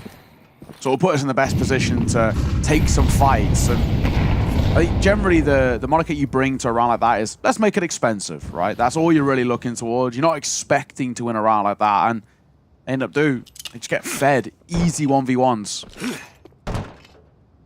Flip side, you do see Aurora go in for a buy themselves. Everyone's fully invested. Bar Woxic is going to keep cash on hand for an orb a little bit later down the line. But it's a tough force buy to try and respond with after losing that. Antares leading the charge here. He is still towards the top end of that scoreboard. Best KD on the server by a good margin here. And you can see why. Really not losing these heads-up fights. It's a big, big deal. Madja is going to go down. But things get really quite quick and intense towards this B-bomb site. In a matter of moments, single door open, maybe missing the sound cue. Smoke goes down, but it wasn't at door. It does indeed, you know, cover the bomb planter, but Snow is out here regaining some control, taking some space for his teammates to try and work with. Down to just 2 now. Soulfly has recovered the AK. Have to be the hero. Oh, jumps a little early. Wins out the fight all the same. Cardi has found his. Suddenly, looking good as Soulfly has picked up the pace again. It's all going to be down to NQZ. Misses his initial shot. They know his location. He's got the kit. He's got smoke on the bomb. An overface maybe coming in. Not a lot of time to deal with. Knife is out. He can't find him. Wakardia can't find him. Oh, he gets the kill just to add insult to injury. Soulfly. Why swing it, man? Yeah. He just, you know, he picked up the pace. He's taken all these fights. No off switch, though. No off switch for him, and it cost them. He just gets giddy. He thinks it's an all but done affair. But the smoke and the kit defuse is really nice from NQZ. He's very fortunate not to get knifed there right at the end. Kind of feel for Wakardia a tad, because honestly, it looks like he's right on him, but really well done. Nice couple of rounds to take that'll put pressure on for damn sure, bringing it back into the arm's reach. A 2-round game, but a nice opener by Woxic nonetheless. It's NQZ who wins that round, who start off by, well, losing his head. So he can be set for Acadia, Pariah. A move on rafters as he shifts his way round. Now, this is a buy, of course, for Aurora off the back of that plant, but it's still a bit of an awkward one. And Soulfly is knife out. He was looking to scoop up the AK. Pariah drops his M4s. He's looking for it himself. This is a little bit of a wild game here. I mean, this is what we were expecting coming in towards this series between these two. It's a little bit crazy. And a freebie there for VSM. There's some tilt setting in. Some of these peaks are frustrated. Soulfly's got to lock in, bro. There's 2 rounds where he's made some very questionable decisions. Yeah, getting a bit annoyed. Some of these players, I would assume, VSM. Smoked and flashed. Sticks around. Makes a drop noise. He might think he's gone down below, actually. I think you're right. I'm sure he did it on purpose, or if it's just because he's feeling uncomfortable, but all the same. Who they expect him? Meanwhile, walking all the way through towards hell. Traded places. It is clever here. Pryor's dead. They don't have any idea. He's dead to rights. Or is he? That's the invulnerable spot. Yeah. All right, he does go down, but again, it takes a little bit of work. It's cursed energy over there, that's for sure. Everybody sees that, and they just have flashbacks. Oh, Woxic! Not paying attention. VSM moves up silently. It's going to be down to Madger, the captain, in a 1 versus 3 now, and he does not stand a chance. They get a bomb plant, but this gap has closed exponentially. Where has the lead gone? Pain proving why this is indeed a go-to map for them. Yeah, loss bonus and a bomb plant will net some level of investment towards that. I don't think it's going to be the fullest of buys. I really wouldn't mind attack timeout being taken by Aurora, to be honest. There's a lot of pressure building on their shoulders, and there's quite a few sloppy mistakes being made. Over swings, over fights. I mean, it's dicey. Pulls a steal from VSM as well to no-scope there. Had all the time in the world to set himself up for a clean kill, but opts for the no-scope for style points, and he gets a second behind it. Doesn't look too bad with the AWP, to be fair. He's got a slow map up until that point. It's a big round from him.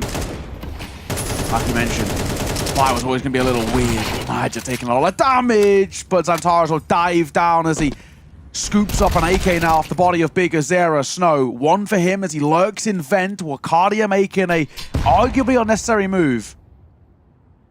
I don't know what to make of it. There's so many questionable decisions coming out from the Aurora boys. Oh, lucky to be alive. Very lucky indeed. I mean, still looking sharp, but it's the decision-making as it unfolds. The Madger T-sides, maybe not the thing that's under scrutiny at the moment. It's more just the supporting cast, as it were. We'll get Heaven control. The AWP is trained in on them, but bear in mind, again, he is very, very low. They have nothing to help them out here. Yeah, they had a nade or a flash. It. You have a Xantares, though. It's true. Xantares peak by name. And by nature, of course. Even seen, man. Yeah, it's just cerebral for him. They dive down towards the A side. Bomb will come down in just a second as well, and they can leave Xantares up on towards the Heaven position. This is a strong place to play from, and he should net more, and he will. In the rotate, VSM gets caught. And I think if you're Aurora, you actually just go for the... if you're Paymaster, you go for the save here. Yeah, and that is what they're going to do. I mean, look, the frustrated style of Aurora the past few rounds finally panning out. Xantares go kill has been the name of this round. And it does work. 21-11 now. Team in the backpack a little. Woxic struggling to be heard on this map. Soulfly with those questionable decisions for a few rounds that, you know, you don't necessarily want to point the finger at one player, but may well have cost them the strength of their lead. They're still just about going to hold on to it. Trade is there. Can we get this AWP back? Does Woxic even want it? Oh, I think he just about got it there. All the same, Xantares kicks off Mach 10 to AK. Kill from Heaven, not this one, the one before, to take down the AWP. To just really be aware that the AWP could be watching. The AWP's going to know. And even the AWP didn't know his angle, you know, didn't know how exposed he was. So hold on to that lead. It's slim. Pain are right on their heels here. Just one more slip up and things should be even. Yeah, just when it feels like, though, we're about to get some sort of run for Pain, Aurora just find a round that keeps the pressure really piled on. So as we mentioned in the pre-show, these two sides love an overtime. Pain 6 out of the 12 maps they've played have gone to OT, 2 out of 5 for Aurora in the second stage. I mean, Pro League and overtime seems to be hand in hand at the moment, but especially when these two sides are in the server. Yeah. Online, you know. Yeah. Teams that struggle to close things out. Mixture of emotions. This is a util fake being thrown here, and you can immediately see the Pain not fall for it for a second. The Inspec ready to throw the HE here. Snow could do some real damage. Oh, Xantares gives it a look. Nade comes in. 6 points of damage. Does not make it deep enough, unfortunately. Not really anything to write home about on that one. But he does spot them. And now maybe they have a decision in terms of how they want to end. It looks like it's still going to be a B play. They're ready downstairs, though. But it's a fake out with the nades. Pryor Jr., what have you got? Good timing. Good catch from him. Gets a kill. Moves into the hut. Meanwhile, Wicadia still down below. Pryor Jr. does get traded eventually, and Wicadia continues being a thorn in the side. Going to buy a lot of time here, if not another kill. VSM has lost him. Oh, no. But VSM's just so busy. He's the furthest away he could potentially be from getting to that A-bomb site that I think they have to save. Yeah, VSM's common, you can see, and he's baffled. Like, where? I don't know where he's gone. I've lost him. He must have gone towards outside. Now he's doubling back for this, and Wicadia's got a great angle. And Wicadia's just going to win that fight. It's just lovely work from Wicadia, but it's so unfortunate for VSM. He's had a bit of a rough map, and I don't even think that's a poor decision. It's a coin flip of do you look left or right? And it looks the wrong way. Back on towards the site, and that'll be that. Big as air, and NQZ will save. That is Aurora up to 11, with 4 staying alive. Felt nice for Pariah. Gets one, and maybe has the opportunity to continually punish, but he's immediately put back in his place. Timeout taken by Payne. They are running out of time, running out of chances here on Nuke, and they kind of needed this map in the veto process as well. 2 more rounds, all that Aurora require. And a bold decision to be made here as well, off the back of this timeout for Payne. Do we actually force buy it and play to win in regulation, as the majority of teams will? Yeah, pretty screwed, to be honest. It's Poison Chalice. Tattoo goes hard. I didn't know that. The CSGO tattoo on the hand. I'm pretty sure I'm right in saying he got it when he qualified his first major, I think was... Yeah, because VSM was like an age-old VAC ban, right? Or something that potentially cleared up. He's one of those players, I think.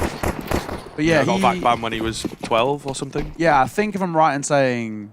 I swear I remember seeing him tweet that he got it when he like made it his first major or something along those lines. Never cheat, guys. Never cheat. You never know when you might be crazy. I don't know that he has. I thought he did. Fluxo. They could have made it stage 1, yeah, to be fair. Woxic going to open up here with the AWP. Able to back away. Really quite a keen start. The AWP on the T side of Nuke. Not something you see very often, but he's looking to take matters into his own hands. They've got him out there taking first peeks, etc. And indeed, we'll find one, set up another. So looking good. We keep our eyes on Snow, who is now a glass cannon M4 user. But really the only hope that they have, and it would be absolutely insane for them to pull this off. Aurora have done well in a key round to find the openers. You know, they lost out to some pistols at the start of this half, making sure that that does not happen again. Right. We should get one for this. Oh, for Soulflight. Lovely little check. Pryor did great work in the series yesterday towards Single Door, and he's not doing too bad in this map, but as a whole, we're getting towards the beginning of the end here. A P250 and an M4. Now, Snow, saving's not a bad idea. The P250, it feels unlikely they'll be given that luxury. And now spotted towards outside red. VSM's dead to rights here, and he is. Does get a dink on towards Madja, but he'll lose his life for it. 12-8 now for Aurora.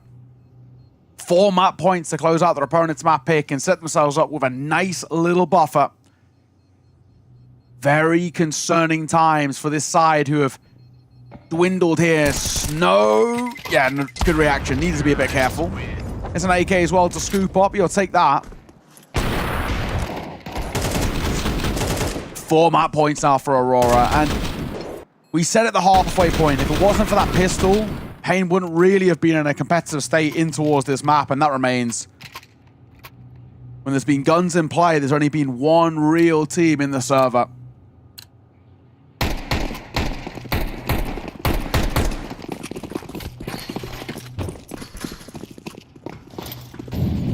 Here we go then, do or die for Payne on their map pick. They've got the Overpass coming up next, which feels like a nasty one. 0% win rate in 3 maps played. maybe some energy towards the tail end of this one could spur them forwards, give them some hope. There you go. I found it. Boss Paris Major. There you go. Bada bing. Which was the last one in CSGO as well. So. Yeah, I knew it was one of them. They ended up finishing dead last, but he qualified. I suppose that's why you were looking at like the notable achievements. It doesn't show up there. Yeah. Do you feel like qualifying to the major, but maybe... I feel like that is a notable achievement Yeah, in maybe itself, if you come dead last, perhaps not. 23rd, 24th, then yeah, no. Wikipedia's standards. Oh, he's at Antwerp as well. Well, that was the RMR, hold on. Oh, yeah. Oh, no. They wouldn't have qualified with a finish like that. Either way, looking to finish strong here. Tattoos be damned. Zantares to open up against Bigazera, as they have for many, many rounds previous here. Cardia creeping out, cheeky move. Takes a team nade as well, so maybe he's not been fully given permission to do that. Taking matters into his own hands, as he often does. You know, Wacardia is a player that they sometimes just decide to free up randomly and see what he can cook. I like the freeze here as well with 35 seconds. Oh, because they're going to catch NQZ in rotation. Woxic swinging a fine. Numbers go in the favor of Aurora. This is feeling like the beginning of the end, but there's not a lot of time here. Rise on a bit of a weird angle too. Checked by Soulfly, but not seen. Off back into a 3 versus 3. Snow's going to slip the net. He's going to catch the gap. He's going to catch Zantares. And up on site, there's VSM, and he stands tall. Oh, Pain lives to see another day in this map just yet. Not dead and buried. Still a bit of a road to recover. But there's life left in them. That's a good round. Yeah, for sure. I mean, some, again, we would say questionable. They're in a position of power at the moment, so you'd say, like, interesting or cheeky, but no, I think that they are kind of inexcusable a little bit from Wacardia. They're a man up. There's no need to go for anything that wild. Just take a moment and try and work with the advantage that Zantares has once again given you.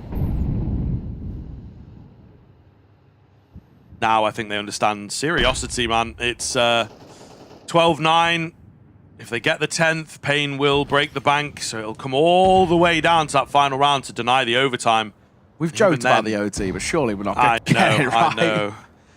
Two of the most OT-prone sides. Not a bad idea. No one behind it, unfortunately. DSM, quite fast enough. Tapping into this double upset once again. NQZ's like, don't worry, I will show you how to land the AWP shot. Takes out Zantares. That's a big name to find. Yeah, it's true. You can tell there's like this sort of frustrated energy about Zantares where he's really wanted to fly into the fight. And obviously, for the most part, it's working because of how solid he is. Wacardia, that's a big find. That's going to give them space towards the A site. 50 seconds on the clock to work with now. And for Aurora, the lack of time nearly cost them in that previous round. They just died regardless, but they didn't give themselves loads of time to maneuver around, and they might be calling this freeze again, which could lead to the same problems. Orb threads the needle, misses the shot, and Woxic and Wacardia are a kill apiece. VSM's all that's left, and he's seen off moving up the ladder. It's honestly a really hard-worked map, but when it never really should have been. Credit where it's due, Aurora grind out some really awkward rounds. On the flip side, Pain, it's just not good enough. They really looked a little lackluster compared to what we're used to them on Nuke. Yeah, I mean, certainly I think for Aurora, maybe feeling that they are a bit of an annoying team. T-side of Nuke also maybe not enjoying playing that. Zantares, as we saw, some frustration. He's putting the team in the backpack for a number of rounds, and then there's a couple silly ones that slip away. So he's kind of got that, you know, carry mentality that can come in, that it's like, come on, guys, I'm doing everything I can. I just need you to work with me. And maybe, as we've seen, you know, slight bits of friction in terms of the louder voices. It's not massive, but there's enough of it there. All the same, they managed to steal away their opponent's map pick. They're now set up for a pretty swift 2-0 if everything goes to plan on Overpass. However, that's not always the case for these boys. We'll see how it goes after the break.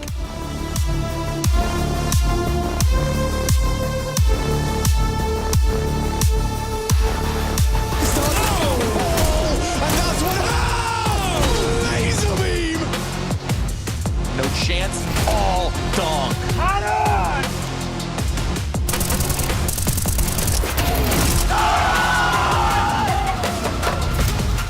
Opening fight here and no utility to do it. Brokey going for more. Brokey wants it all.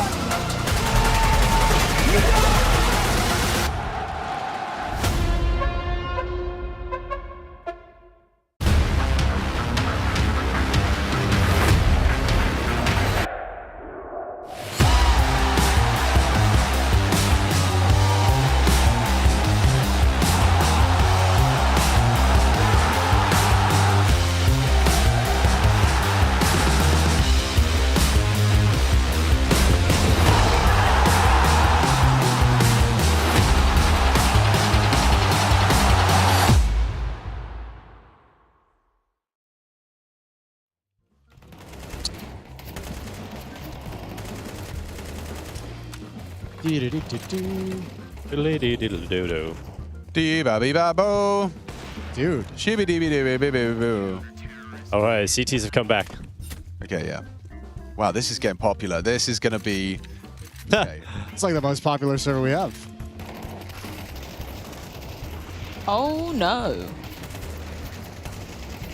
How much time we got, Simon?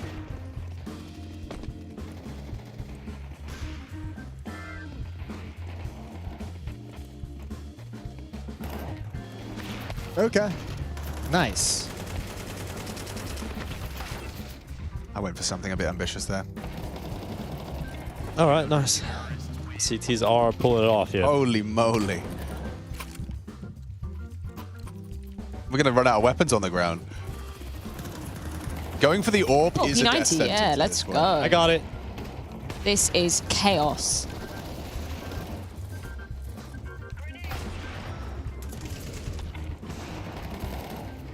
Freya, how'd you like the first map? Were you hanging out? I can't hear you over all the bullets. This is mental. Okay, never mind. We'll just sit here and just be friends in the same room. This is mental. Let's turn the game sound down just a tad. Yes, let's go. All right, what were we asking, Jason? Sorry. How'd you enjoy the first map of the series? Yeah, That's all I thought it was going to OT. Honestly, they really had me. Really had me. What's the lore behind this map? There's no lore. It's just like a really popular old school. It's like one of the popular like 1.6 maps that you just hop into and just shoot people with. You know, It is a good one. there's no details. There's no rules. It's just run and Swing. Shoot. Yeah. Swing and shoot. I like how you can get up on the wall as well. That's a dangerous play. Anyone Change want a my boost? resolution, so I'll be back in 5 minutes. Come on, Zigzag. I'm better than mid you. This is your moment. This is not.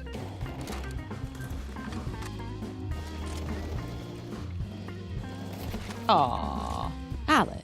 Sorry. Think over the sniper, of course. Dead now, of course. Dead now, of course. Whoa, where's Beta? He's outside the map. Oh, Zigzag is... What's he doing? Nice, Alex. Oh. Nice. Where's the AWP? Ooh. Get the AWP. Okay, exciting.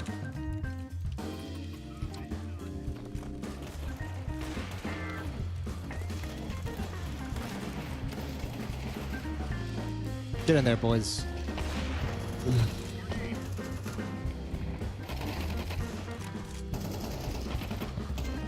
Nice.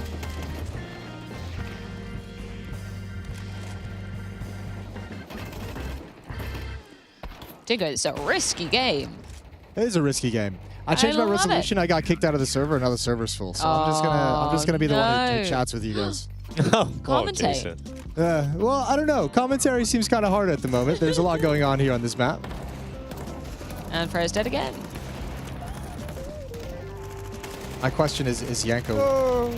Does Yanko have 20 kills yet? Yanko's locked in. Collateral.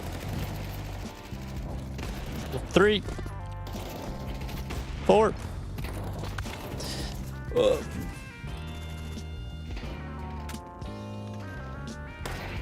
Freya, have you been, are you getting better?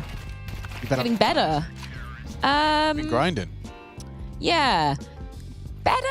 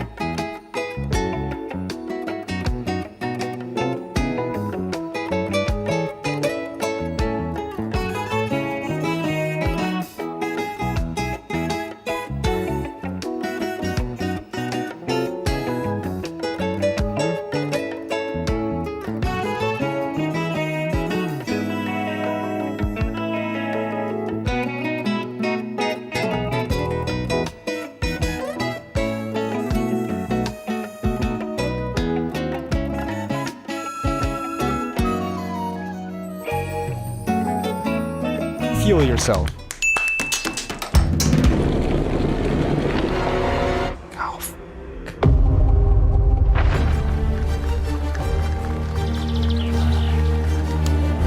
And so, my fellow Americans, Give us a major.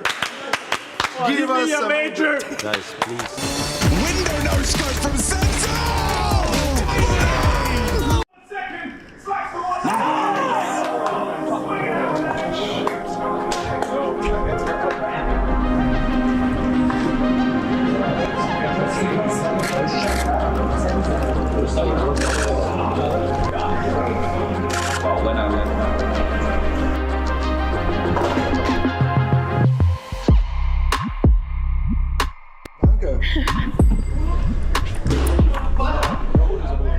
How you doing, Russ?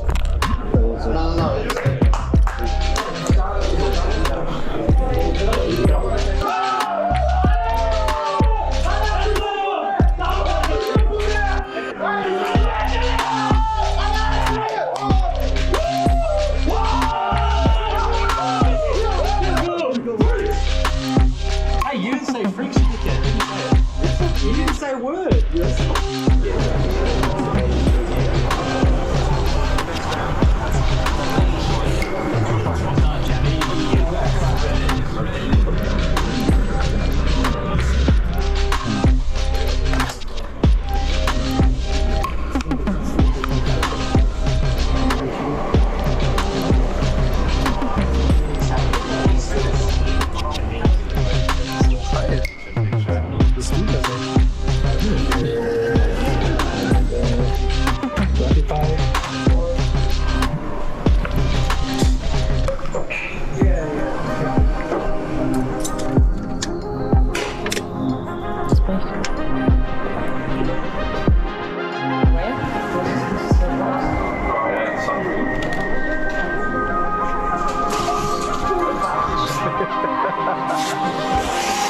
Somebody say my name? I don't know, they said it's only 10 seconds long. I'm trying to figure it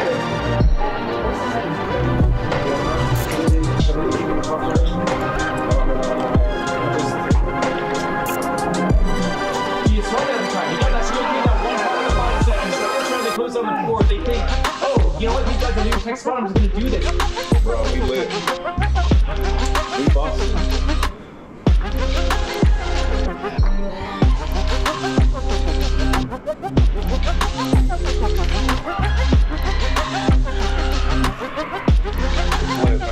It's all going down.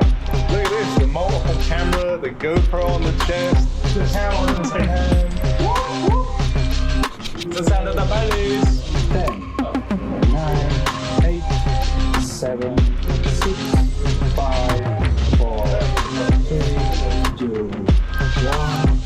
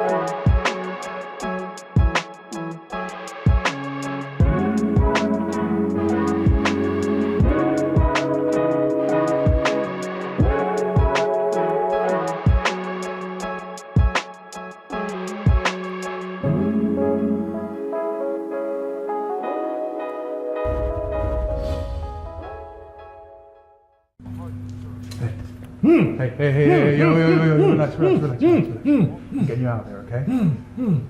Okay, just keep your voice down. I'll take this up. Let's get the hell out of here. Yeah, let's do that, okay. First things first, I need to make something clear. We're getting out of here. Maybe not all of the hostages are getting out of here. Yeah, I know, I'm sure we've all been through an awful lot, but budget just isn't there. We only need to save one, okay? And I think it's gonna be you today. You up for that? Let's get the hell out of here. Let's get the hell out of here. Hey, hop on, come on. Let's go. Hostages are being rescued. And that's what laser beam!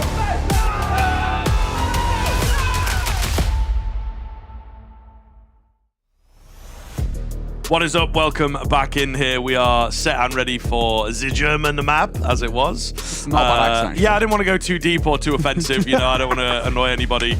Serious stuff out here, of course. But to getting into this one, as we are indeed ready to kick off pretty quickly there. No wasting of time. No tech timeouts, please. Please. Hopefully, Woxic's got his mouse all fixed this time around. Looked like it by the end of the map. You know, it was a little rough to begin with for him, but it was mostly the Zuntares story over there. He'll be looking to do that again here on Overpass. Yeah, exactly. He had a great game. And I think, honestly, it was kind of like a great game born from the frustration of them throwing away a few rounds where he was like, I'm just going to become the Terminator. I'm going to take over these rounds and make sure I see them out. Flip side, NQZ had a pretty decent performance. We're looking towards him again as he's in the A site. And that is briefly where Aurora are heading at the moment. Biggest error the first spotted. And he will take a little tag and now a big one as he takes a dink. VSM's not close. Dualies at this range are normally pretty good, but he squanders the first chance. That allows Antares back out. He'll open up proceedings. Pryor Jr. down below here. Oh, just deleted though as those Glocks close the gap. NQZ's always good in these pistols, it would seem. He manages to find the first player who was lurking up towards A, actually. While Soulfly, round-winning position it has to be. He's not going to get checked. Is he going to be needed, I suppose? He wants to get in there. He wants these kills, and they come easy. Nigh on flawless round. Yeah, nice work from Soulfly as well, making sure in a situation like that, he had a couple of squandered chances, let's say, towards that first map, and it didn't look as clean as we expected from him, but that is where we can now start to see him open up his proceedings. He has a kind of a map every now and again where he goes crazy, and potentially this could be one of them. When we look at this series now as well, with Pain losing Nuke, we really do worry for Overpass. It just feels like a really decent map for Aurora to head into, and especially if they can get this T-side going nice and early. A pistol, if they can convert this force by round as well, Pain are going to already be in a bit of trouble. We're going to go for the triple boost. I like this. You say tucked against the railing as well, so you actually are pretty accurate with it. NQZ waiting. If he continues being patient, might get a chance. There he is. He'll get a tag. It's something, though. Yeah. It's definitely something. Also, there is information on the flip side for Aurora that there's 3 over there. Yeah, I think that's it. They take the shot and immediately leave it rather than trying to act upon the tag or catch him on a repeak. Zuntares here going digging. Looks to pick up where he left off on Nuke. Can't quite net that frag. Double nade on the barrels is not enough to find the kill, but a lot of softening up going on here. Yeah. Oh, and even more so on towards Big Azera. His priority was getting that smoke in towards the Divider, and in doing so, it nearly costs him his life. Soulfly, he's basically alone in this endeavor towards B. There is a little bit of support from Arcadia, but he's not joining him. Smoke down for Snow. This gives him the ability to get out, but Soulfly's holding for this. 35 seconds, though. We've got to make a decision. Looks like a finish towards B. And Snow will tuck himself in towards water. In they come. Fly by. Mach 10. Round the corner does well. Pariah getting one, and Snow will fall. And that being said, once again, the B side taken. And another one where, honestly, if I'm paying, I'd be looking to save it. Yeah, just take what you have into the next round. They've done a lot of damage, though, so we'll see if they can create something. Probably going to get boosted up. Needs a bit more room to work with. Oh, there it is. That's the healthiest player. Yeah. Hold the phone a moment if they do decide to go for this. There's not loads of time left on that bomb, but looking to try and get another name, not going to happen. That lack of utility is the big thing. Pryor feeling confident doesn't happen for him. 5-7, yeah, certainly on the exits. Could do some real damage here. kill bonus on the cards, playing for the headshot angle, able to find one but traded. Not devastating, but it's decent damage done in the end, so see what the choice is. Maybe a Deagle or two battered up into this next round could continue keeping that econ low. Yeah, exactly. It's good to see for Aurora, because, you know, there are times on the T side on Nuke, we saw Aurora where basically the best option for them would have been to fly into a fight and to really just play as a pack, and they didn't. And they overcomplicated situations. They allow Pain to ice hit them. That's 2 back-to-back rounds where they just move as a unit. Yeah, nice work. We'll see how it continues. Like you mentioned, there is a little bit of an investment here. And for around what was saved. Deagler Snow up on high. Oh, and Xantares accounts for it. That is a quick reaction. Yeah, a little curious. Pryor drops the M4. So they're going to have to do something with it, to be honest with you. The 1-for-1 is just not enough. I don't know what you say from here. Man advantage, Aurora, Xantares flying a little bit. I think you just, again, look to save here if you are Pain. Try and take this M4 into the next round. So that Pariah has something to work with. Maybe you drop him a gun across. You know, it's a strange decision. Just trying to keep pressure on. I suppose they've done so much damage in that previous. Again, it does come into the logic of doing more damage here. Just quite an expense to do that. Gotta save this M4. It looks like Big Zero will just get round into the safety of mid. And net himself one towards Xantares as well. So a constellation kill to be taken. He's now known quantity. And you can sort of see that the group maneuvering to try and find his position. I think the scout's dead to rights here. It is. Nice shot from Woxic. Last man, biggest error. It looks like he'll just about, even though despite being a kind of a known quantity, it looks like he might just escape with his life intact. I guess you got that silver lining. You'll be buying in towards the next as well, so Pariah going to require a drop. He probably just gets the M4 from Big Azera. This is a good start. 3 on the bounce for Aurora. And a bonus buy coming in towards the first full gun round for Pain. If Pain lose this, they're already in real serious trouble in towards map number 2. Yeah, big one here, though. 3 rounds already on your T side, looking to just completely pummel their opponents. Could get up to 5 or 6 in a row pretty comfortably if things keep going their way. We'll start to see some of the issues of Overpass creep out for Pain, or maybe that homework that we're, you know, lightly crossing our fingers that they have done. It's just a case of whether they've had time to do it. What with the stage 1 and stage 2 being played. That one freshly out of the Vitality book. They were really quite solid recently on this map. Against Paravision, I think it was. In that Cluj final with the utility usage. And again, you know, last time these two sides played was back in Ion Krakow on the stage 1. On this map, that was. And that was a 13-6 to Aurora. Which is pretty damning. Xantares, he's just not missing at the moment, is he? So we'll find one, but he's really tagged up low here.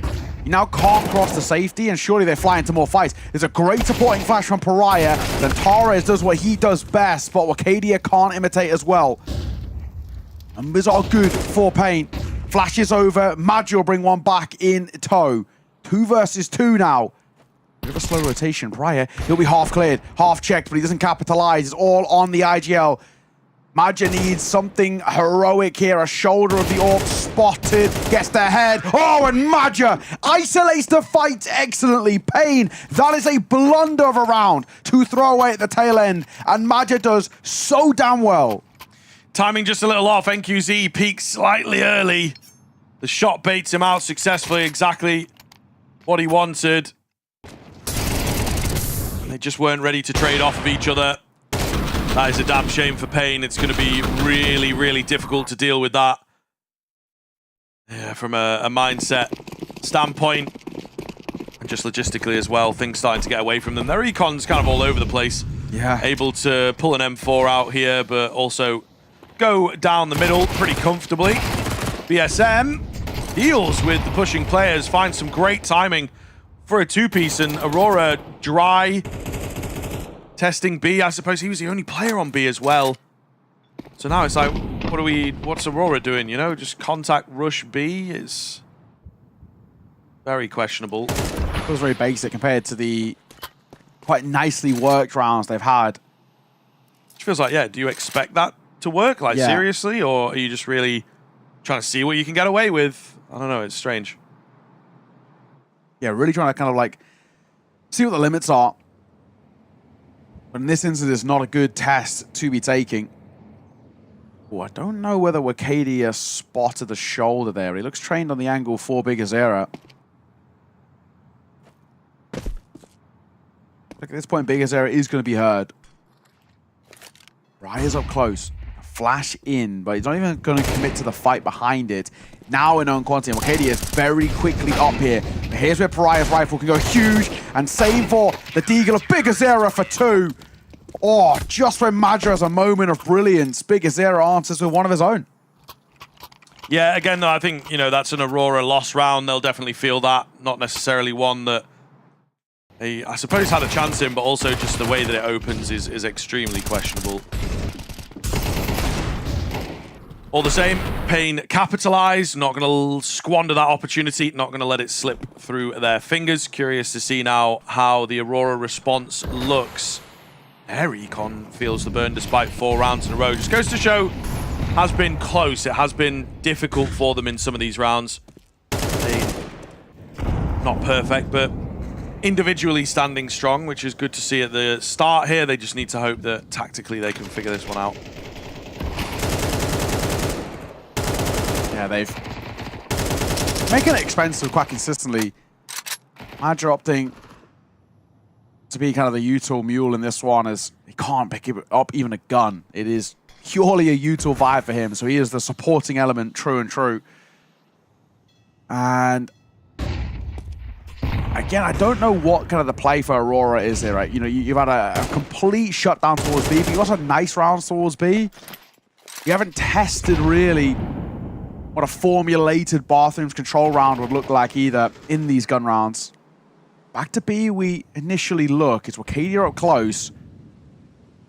Right, train, this can be really dicey. It's a good trade. It's a positive trade. Wakadia going to get both and pick up an AK. It's smart from Aurora. It's a good read. I mean, I think they've very, very quickly figured out that Pain get bored. They like making mid-round moves on this CT side. A lot of the times quite dry. I think Azera charging in here will lose his head. Key trade frag there. Pariah up on the boost, keeping things interesting though. Soulfly going to spot them moving in now, and Madra, that last line of defense over at short. There's kits available. Smoke onto the bomb has been expended here. NQZ, 2 HP. Will that be the difference? Madra just waiting patiently. Smoke going to go down. Not too long of a succession here. Tap comes in, he's not peeking. Playing it well, second tap. Oh, still not peeking, goes late, takes the player. He was 2 HP though. The healthy man holding for the fight. Mad just played it so well. He knows what's up. He knows that they would indeed be looking for him. And they take the round. That one's skin of the teeth stuff, not what Pain wanted. Yeah, job done by Madra. Lovely, kind of an 8 timing, but also just not to fall for the bait of the stick in the first instance. Knows it's a tap, or at least assumes it's a tap, and he just bides his time. Very well played from him as well. Even if he gets infiltrated there, it makes no difference. That round was all but lost. He's done such a good job. It looked like he was leaving it very, very late. How do you feel about like how you set up there? It's like maybe it was just proximity and who was close, but I feel maybe getting the healthier player on the bomb that late into a round, you know, just in case he doesn't quite get the headshot. That's actually not how pros play it, though. It's always the low player who gets on the bomb, just because you essentially want your healthy player to be able to fight. And generally speaking as well, yeah, exactly. You want your healthy player to have a better chance. If it's your healthy player on the bomb, they're ineffective because they're still going to die regardless. Like, regardless of whether he has 2 HP or 100 HP there, Madra double dinks him anyway and he's dead because he's just, you know, a still target. So you normally get the lower player on because the healthier player is there to fight. And the hope is that in some cases as well, if Madra swings out there, his attention's drawn to the guy not on the bomb. So then it is a raw kind of head-to-head and a 1v1 duel. But yeah, he does well. He's played for himself perfectly there. Second 1 versus 2 as well that Madra's won. The first one he wins after kills. That one he wins after 9 the defuse. He's had 2 big rounds taken on his shoulders alone. which is good to see. You know, he gets a lot of criticism, Madja, in terms of the calling and sometimes even in terms of the numbers, but it's 2 big rounds that we can completely give him the credit for. What was that first flash? Just missed, I think. I just... Crosshair in the wrong place. So it's not even like it's a jump throw either. He just threw it low. Yeah. Hair in his mouse, maybe. Yeah, happens to the best of us. This is going to be an interesting fight here. Xantares has got decent timing. He's being held for. Oh, that turn is awful. That is so unfortunate for Big Azera. I think on purpose, though, a couple footsteps taken in towards mid, just as Xantares is making it around that corner. So really well done to draw attention away from where Xantares was. 2 more players here. Made that one. Good. Pryor Jr. left on half HP, dealt with by the scout of all things. VSM, 2 is solid, but not quite enough in this situation. It's going to be left down to Snow, the young gun. Looking as comfortable as we move on to Overpass. 2 and 5 at the moment. Finds himself at the bottom of the scoreboard now. Is a chance for redemption. But before I get the words out, Xantares teaches him who is boss. Yeah, nice work. Starts and closes the round, Xantares. Yeah, poor Big Azera. Timing really getting the better of him. This is a really, really good run by Aurora out the gates. On the T side of Overpass, this is the most CT-sided map in the pool. Be getting 6 rounds already. A 5-round buffer. Pain are in serious trouble. Doesn't matter how good your T side is, this is not a good look at all. A lot of things going right for Aurora, and they are really on track now. Taking this series and kind of doing it with ease as well, which is the probably even more damning thing. You at least wanted, if Pain were going to lose there, a bit of a competition, push us towards a third, just something to fall back on as you drop in towards that 1-2 bracket, but this is going to do anything but instill confidence in towards your side.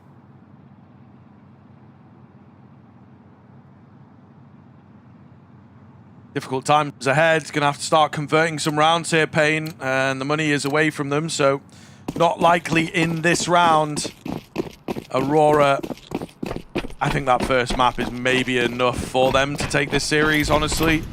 Pain's Overpass not delivering, and a team that they feel they'd already figured out, right? So there's just so much like mental advantage for Aurora, and you can see it here. 6 already on the T side.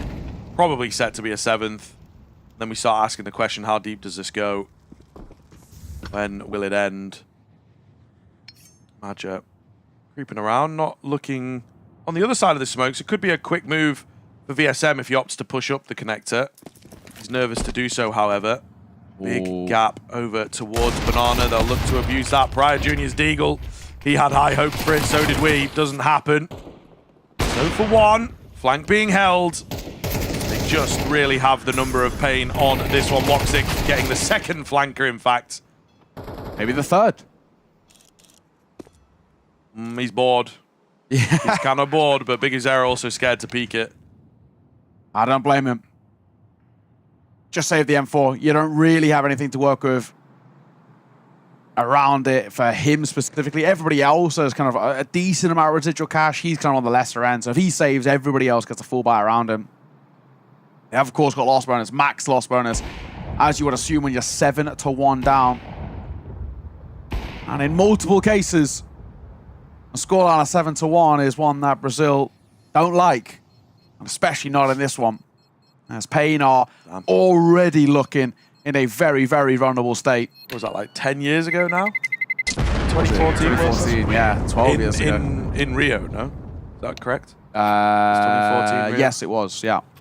Oh, well, in Brazil. In Brazil. Dotted about a little bit. Yeah, and our producer, Wonderful Days, as he's German. I remember that is the first time I drank a beer watching that game. I remember. That was, what, 2014? Hold on a minute. 14, that's legal in England. Yeah, no, in your own home and all that. No, if your parents' permission. It's like... Well, like in a pub? Well, I was camping, so... Yeah. Technically, yeah. In like a space, but I think it was like a licensed serving alcohol. Yeah. You've got to be 18. Then there's this whole, you know, we No, had with that a meal. Yeah, we had Yeah, that with a meal. episode of In Between Us, Yeah. you know, that changed the world. A full or whatever. roast, yeah. Yeah, when it's like 16 if you- 16 if there's an adult present that's also having a meal and also having a drink or some Yeah. weird Yeah. loophole like that. You know, you're allowed to shoot a man with a bow and arrow if he stood on the corner at 3 p.m. in Wales. You know, we've got some really weird laws like that that are just thousands of years old for some reason in this country. There's one in London. It's illegal to clean your carpets in the street. Too right. Yeah. No one wants to see your messy carpet. Yeah, you can't dust off your carpets in the street. That's I would illegal. imagine that probably comes from like Victorian Yes, era, yeah, it everyone is, just yeah. doing it, and then you've got a dusty street. I watched a video of a guy like purposely breaking all these old laws that no one even knows are laws. Yeah, They're all kind of stupid, like you can't carry a fish, not in a bag and stuff like that. Yeah. We'll see. Anyway, they're diving in towards B. Some of VSM kills a piece. The Torrid knows where one is, I was going to say, but he's getting flanked. But Pariah dives down, which is the alarm bell for Xantares to turn, and he does, and he rips ahead. Might get more here as well. Do they even consider connector? It's looking like it's going to be a no. Xantares will go up. The Barrels player's probably dead to rights here. Oh, it's a nice find. And he doubles back. Xantares. There is these spidey senses tingling for him. He has a feeling about a player lurking. And he's holding for it. It's Big Azera in behind. 45 seconds. They call for a freeze because they're waiting to see what the reaction from Pain is. When does Big Azera go? Is Magic going to be the one to test the waters? Oh, both of them are asleep for the initial engagement, but it's Magic who wakes up on time. I mean, it's so out of character for Big Azera, you know what I mean? Like, when there's all this noise going on, you would expect him to go swinging in and just at least have a look. But he gives him too much respect, too much space to work with. See what Xantares is capable of doing. Major has drawn NQZ away. Will rotate quickly towards Heaven here, so you have to be careful. Be aware of his quick movements. He doesn't have a kit available. And if Aurora just hide, I don't think he can really win this. That's it. Woxer gets the third molly he's picked up now. He's picked up 3 mollies. Pyromancer. Yeah. Dips into Monster, gets a molly, comes back, throws it over towards the Rat from Spawn. Yeah, like you mentioned, as long as you don't fight him, there's no way of winning it. 8-1 now. Aurora continue this steamroll through Overpass. And Pain looks so checked out. Everything they're throwing at them isn't coming to fruition. It's that make of noise by Pariah. Could have had one dead to right, but he doesn't. And that leads to, and actually Xantares getting a second behind it by being boosted up. That never would have happened if Pariah had got his freebie. Xantares continues though, you know, not quite as crazy numbers. You know, he's like 14 and 4 or something. So, you know, a couple more deaths maybe on the cards for him here. But in terms of just the domination, the control, the impact, it's definitely continued. Yeah, into map number 2 in opening doors as well. Yeah, mad guy. Just going for it. Absolutely brilliant stuff. And well, an Aurora T side that looks quite nice, to be honest. As we have criticized them, not the only ones of their T sides. It's how we've had these like crazy overtimes with them involved. You have to bear in mind we had that quadruple overtime, but also there was an overtime on the 3rd map as well. Yeah. So it was kind of a mess. This is great, by the way. They've scaled so quickly in towards the A site, and they can kind of get their hooks in deep through on the rotates. They don't even need to plant for bathroom or Pariah. Again, this feels like one of those where it's like his timing could be everything. Soulfly will find Big Azera. Does he expect the second player? He doesn't. Bomb goes down nonetheless, but it's flank upon flank here. Wakadia for one, then Pariah's in the background, then he's diving in towards the scope of Woxic. And NQZ again left in a 1 versus 2, but this looks like one he'll give a look into. Can't afford to lose it though. There isn't any residual cash for Pain. They need this one, and Wokic's on the angle. He's quicker on the trigger, and it will be another round, and you can just see they are dejected over towards Pain. They know this map and this series is at a rapid pace slipping away from them.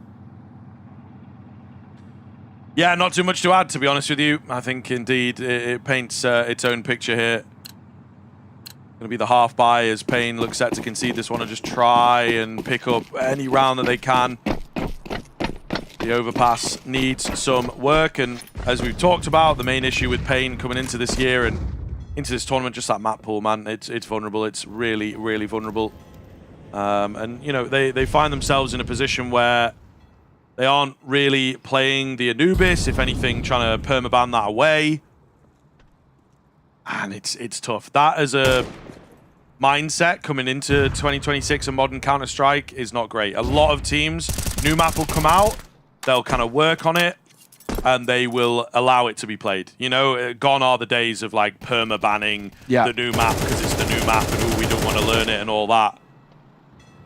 It's much safer, I think, to just come into it with a fresh mindset and, you know, get rid of something like Overpass in your cycle. But they've got Overpass that doesn't look great, plus 2's shaky, and then ultimately Anubis and Ancient feel like 2 maps that they want to be banning, and you only get 1 ban, so yeah, the pool really suffers. I like this. Xantares has found one towards the top site. They're looking like they want to double back. Magic just doesn't expect him there. The nade will get off. How does he stay alive there? And in doing so, Wakadia will make a little bit of a creep move through the monster pipe, and he gets a kill of his own. Snow still remains on the site. He's got the support of Pariah, who opened up with a boost in towards short. And now double back towards the A site. It's a foot race in which they'll win. So bomb will be planted by Maja. And another really difficult retake for Pain.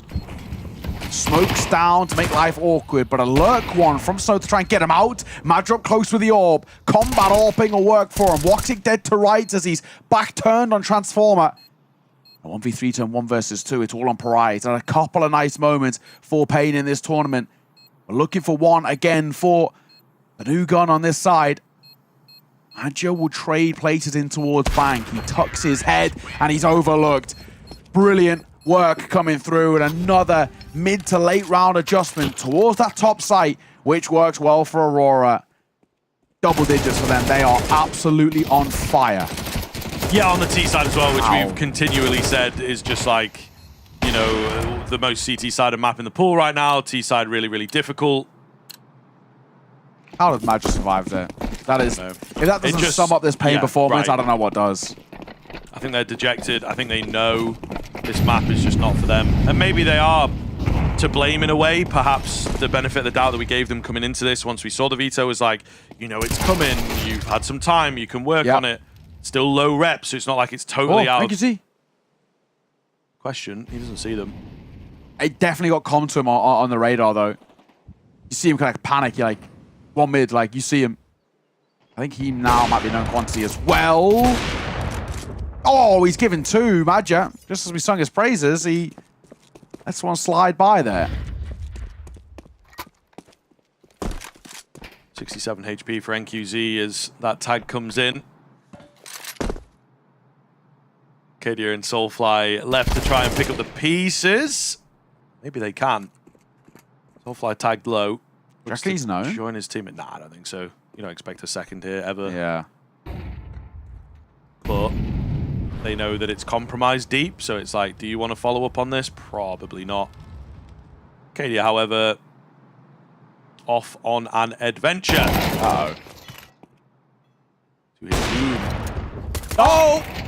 Oh! That's a no-scope. It's a no-scope. Yeah, that's fair. An immediate response is definitely needed there. Oof. 25 seconds, but no bomb. He's got to win this by fights, basically. I don't think it's happening. Molotov comes in, smoke on top of that. I'll be very careful with these nades. Breaks it, looking. It's just 15. Not going to work. Yeah, there's no way, right? This final player behind him, if Snow had gone down, could have just run away and they would have won all the same. So Pain will get 2. Is that going to be enough? Probably not. I think especially on your CT side, a lot of work cut out here. Aurora picking into this one for a reason, and you can absolutely see why. The culmination of this series is very possible after this short break.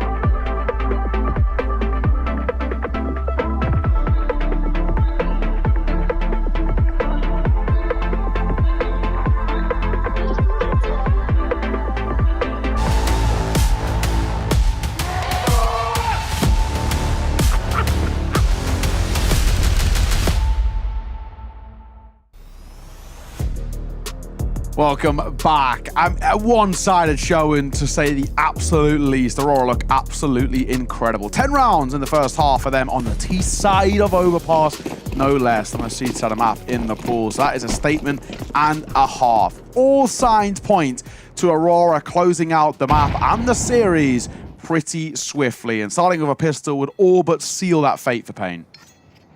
Indeed, it is one step at a time now for the T side of the Brazilians. They have to ignore the scoreline above them, grind those rounds out, and hopefully not lose any. All flight. Moving in deep. It's a lot of information. It's a lot of information. The rotation's now going to move away from B towards A. They've got the forward-facing Centaures on the Julies, looking to be the hero in between these two angles here. Good timing for this, but he gets his head cleanly taken off his shoulders. So a question of how things will pan out now. Arcadia down below. I like it. Sneaky angle. Will I like he get it. checked? Yes, he does, but they're still not ready. Nearly finds 3. He's got a teammate over on short as well to just hold the line and make sure they can't get any further. The bombers awkwardly spilled forwards, I believe. So that needs recovering. Might be on the stairs, actually. Yeah, so okay, it's all good for the bomb recovery, but it's man advantage for Aurora. Raya will reclaim this short space. You got Soulflight. He's now left as the last B Bastion as the push comes through, and he will hit his shot. Only one more to deliver on Big Azera. A couple of body shots will see him into an early grave, but he is potentially going to get the plant. He taps as he looks for the fight, and it'll work against him. No bomb plant, only a couple of kills. That's not good enough. Honestly, they probably might have been better off going for the plant then, just having somebody to work with. They would have got that as a guarantee. He goes for the round win rather than maybe the extra cash in the pocket, but it's this move here by Arcadia. He gets kind of double-checked by NQC, and it's a bit of a flustered... Oh, there is somebody, and he turns around, loses his head, so does his teammate. It all falls apart. Aurora, 11-2 now. They are waltzing through this. Yeah, they just needed the round, man. It's falling apart. It's not happening. This is those generational comebacks that you see once every couple of years, you know? Yeah. We already had ours, though, for this week. We had an 11-1 on the CT side, and then it was an 11-1 return. That was Fnatic take on Ents. We've cashed it in. Yeah, that's ours for the year. Like, we're not going to get another one like that. 11-1, 11-1 goes to overtime. You said that now. We're going to have the, you know, record longest game or something. Yeah. It's like 60 rounds, something like that, something along those lines. Yeah. Crazy work. Our Quad OT one the other day, that'll probably end up being the longest of the tournament, I'd say. Yeah, for sure. I don't think there's really a chance for Aurora here to let that slip away. Just the fact that, you know, it's like you're on the CT side. Yeah. Picked up the pistol. There's so many things, so many things that Pain have got to defy. They also stink on this map. Yeah. As we're seeing. It has to be a grossly misplayed scenario for this to be squandered. But let's see. Starting to scale their way forward through bathrooms. They're pretty much feeling like they're going to commit towards this A finish. They have a lot of util to use, so wherever NQZ and Snow place these smokes, that'll be most likely where the finish line is, and in they come. Soulfire for the first. NQZ hits the deck, and inside of that smoke will get a reload off. Up close, Woxic will lose his life, but Madge is up in quick timing, and Zantara is here as well. Decent trades, though. M4 out. Able to hold the line as you would expect. That stronger weaponry making the difference. VSM brings it down to one. He's gone for the jump peek. He doesn't quite see him. He hears his step though, and VSM will take him down. Lovely stuff. 1v2. No keen celebrations just yet, though. There's still a lot of work to be done. How do you not win that one? The trades are really, really effective there by Pain. Credit to them. And VSM, that nice little 1v2 at the end. It all starts so well, and when Madra and Zantara get kills apiece, they just reassure their numbers. I thought that VSM might overlook it because he jumps over the box and he doesn't spot anything, but he taps the bomb plant, doesn't commit to it. That's a great little play. Don't know how he gets away with it, but you take him all the same. VSM, Big Azera, creeping their way forward. This could be a bloodbath here in towards Connector. Molotov might make a bit of a difference of this. That's when they'll dive through. They're expected, and VSM goes for 2. A recovered M4 worth its weight in gold, it would seem. Oh! Double dink. Woxic really wants that kill. When you hear a double dinker coming in, it's like, come on, man, just give me it. But unfortunately, escapes him. Guardian's Deagle set up in heaven to try and thin the numbers if he can. Woxic also going to group up over here. So they're in the right place. Can they place those shots is the next question. This is a hard round to lose for Pain. They haven't looked fantastic so far in this game. It's a pretty rough timing to rotate away. Woxic as well. He could have caught Pariah in transition. That's the bomb, though. And because he's spotted, he's done damage towards 2, and he's going to kill none of them. That is so unfortunate for him. Snow and NQZ both really should be dead to rights, but they're not. As the smoke comes down, there's nothing Wakadia can do. He'll have a little look with the Deagle. He spots one towards short, sees the head, but he can't hit the shot. Somehow, only the one casualty for Pain. They're pretty fortunate, but they'll take them. Yeah, they most certainly are. They most certainly are. And, you know, right place, right time for Aurora in the connector to kick the round off. But unfortunately, the bullets, weaponry, not quite working out. So as you like saying, it's thin margins, you know, really quite close. Could have swung the other way pretty easily. Going to be an eco out here. Pain should move up to 5. Lot of work to do, of course, but there, I suppose, if they can cleanly win the opening full rifle and everything, maybe I start believing. We'll see. Yeah, we don't believe just yet, but it's at least a nice steps. Santara is on the triple boost. He's waiting. He already takes his short control. For now, it doesn't look like it's going to be the case. Honestly, unfortunately, it looks like he might not even get tested. They're setting themselves up for an A split. Molotov connector, no reaction as well. You can really see Pain trying to break down the puzzle a little bit. Where are they? Double mollies will give them connector control. There's no information to be gathered. And I think as the time ticks on, they know that there's something nefarious brewing here. Oh, and it's checked by Biggest Arrow. Well, that'll give me information. They're towards B. A dive in with a pistol. Soulflower get 1, but it's an easy shutdown. That's the information gathered, and now there's ecos on the table, so they're hungry for them. Damn, VSM on that M4 is going crazy. And that thing is blessed. Cardia's 5-7. Wow, good effort. Sharp. Taking some guns away. I mean, the last thing you want to be worrying about is the money when you're on this comeback train, so always good to make sure that is the case. Oh. A lovely 180. Tara's a bit of trigger discipline, but works against him. Back in to the buy for Aurora. And this will be a decent sort of tell whether there's actually any life for Pain. You can overcome this gun round from Aurora, and especially if you can do it quite efficiently too. I'll put you in a really nice spot. Boosting over here. Woxic with the AWP. I like this. He's waiting to see whether there's any mid-control to be taken. Just creeping underneath him. He's spotted ahead, though. And at least his information gained, but no one's actually got into his party. They've pushed through lower. That's kind of unfortunate. It's the right idea. They just both come through mid rather than going in towards party. Yeah, and it's obviously a change-up. That's usually a triple boost, right? That gives you full vision. So more of an info boost. They're going to use that information to their advantage. And am I correct in thinking we're up to 4 on A here? I think so. It's not a player floating around in heaven anymore. So pretty sold on the A hit. Seems like they would be correct. The bomb lurking over here. Just have to be careful not to reveal their hand too early, Aurora. They're spotted long. Feeding into the AWP though if they're not careful. First kill comes in. Molotov as well, burning pretty substantially. Woxic looking to try and get one back. Maja reveals. Are we still going to go here? I think it's a dangerously well-defended bomb site, and they are indeed still pushing forwards. Woxic stands strong for 3. And Aurora hit 12. As soon as the guns come out, it's all too easy. Yeah, it's a really nice gamble call. I was definitely still concerned about it. When we're seeing a kind of a pushing towards bathrooms, it feels like they're maybe overplaying their cards a little bit, over-fighting unnecessarily, but Woxic does so well. His isolation of fights is excellent.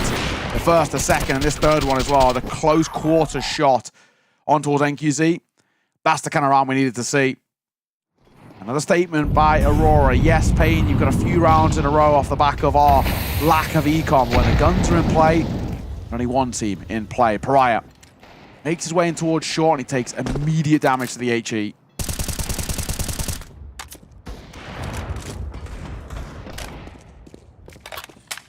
Well, this is it then for this series. It's not knockout territory just yet for Payne. I think that's maybe why there's still a couple smiles on the face, because it's not all over. This is a 1-1 game. There is certainly potential to be facing some scarier teams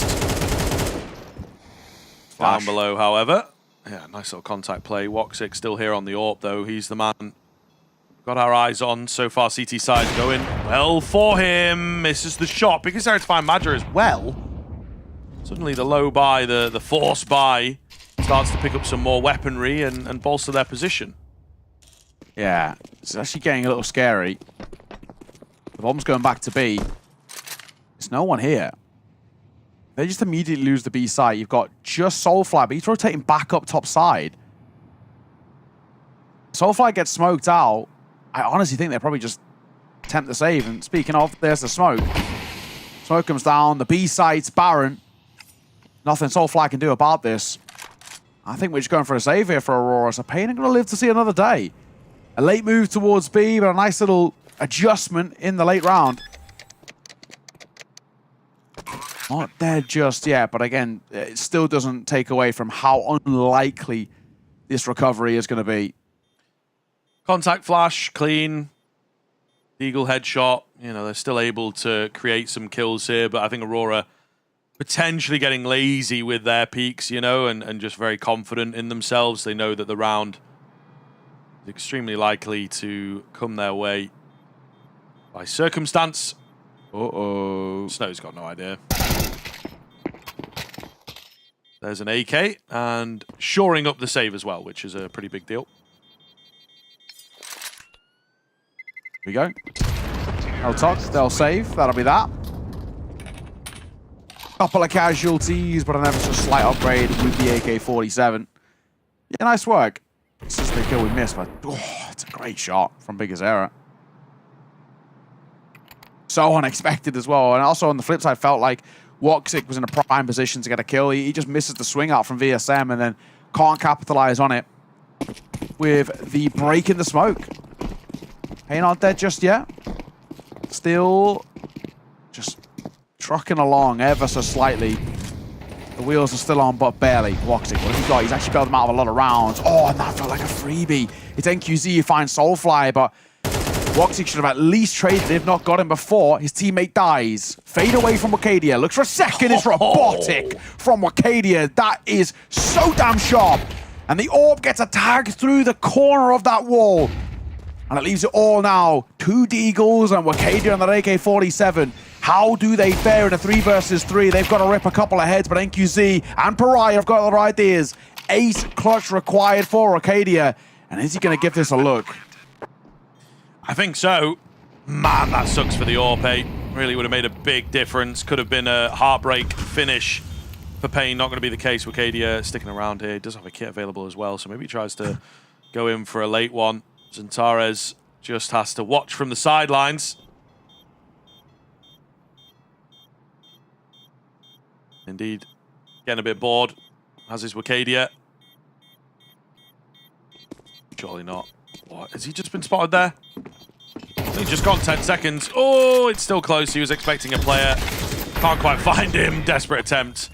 Not going to happen. However, that bomb might go off and take some with it. I'll take Big Azera. Timeout now from Aurora as they do indeed feel that they've got to get this one closed out. Gap closing. Money not there for them after this round. So 12-7. If it goes 12-8, that's 12-9. And then you're just in this loop of slightly weaker buys. Yeah. Lacking a kit here, as you can see. So, yeah, they really do need to talk things over. It is definitely starting to get into a perilous position. And one they need to be careful of. No two ways about that. We shall see. I mean, the beautiful nature about kind of where Aurora are at the moment is it doesn't really matter how they get there. All they need to do is just stumble over the line with one round. Pain are at least looking a little bit more competent here than they were in the first half. There was so little on offer on their CT side. It just feels like when they are dictating the tempo and the pace of the game, they've got a little bit more about them, and that's across the vast majority of maps. With actually the good run that we're getting here from Pain, it really begs the question, if we had actually got a little bit more of a competitive first half, like, would we actually be considering the Inferno at this point? Oh yeah, he spots him. Only a pixel to work with. And I wasn't sure that NQZ, because he doubled back, whether he had spotted Woxic on the flip side. Getting ready to fight, but obviously, like, just such a difficult angle to fight, and it's kind of a relatively new boost as well. Nice nade. Arcadia, lucky to still be alive. Woxic getting aggro. This is the bomb, which is spotted, but he misses a shot. He drops smoking towards the Divider, and all he wants to do is just fall away with his life intact. There's a gap on the crack angle of Divider, a spam on the smokes, not far off. Just trying to slow Pain down now.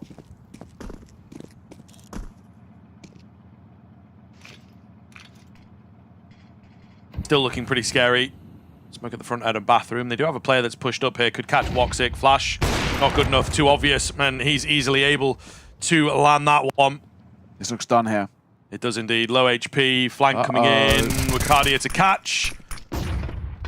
Surely over now. Snow. Yeah, the flash works.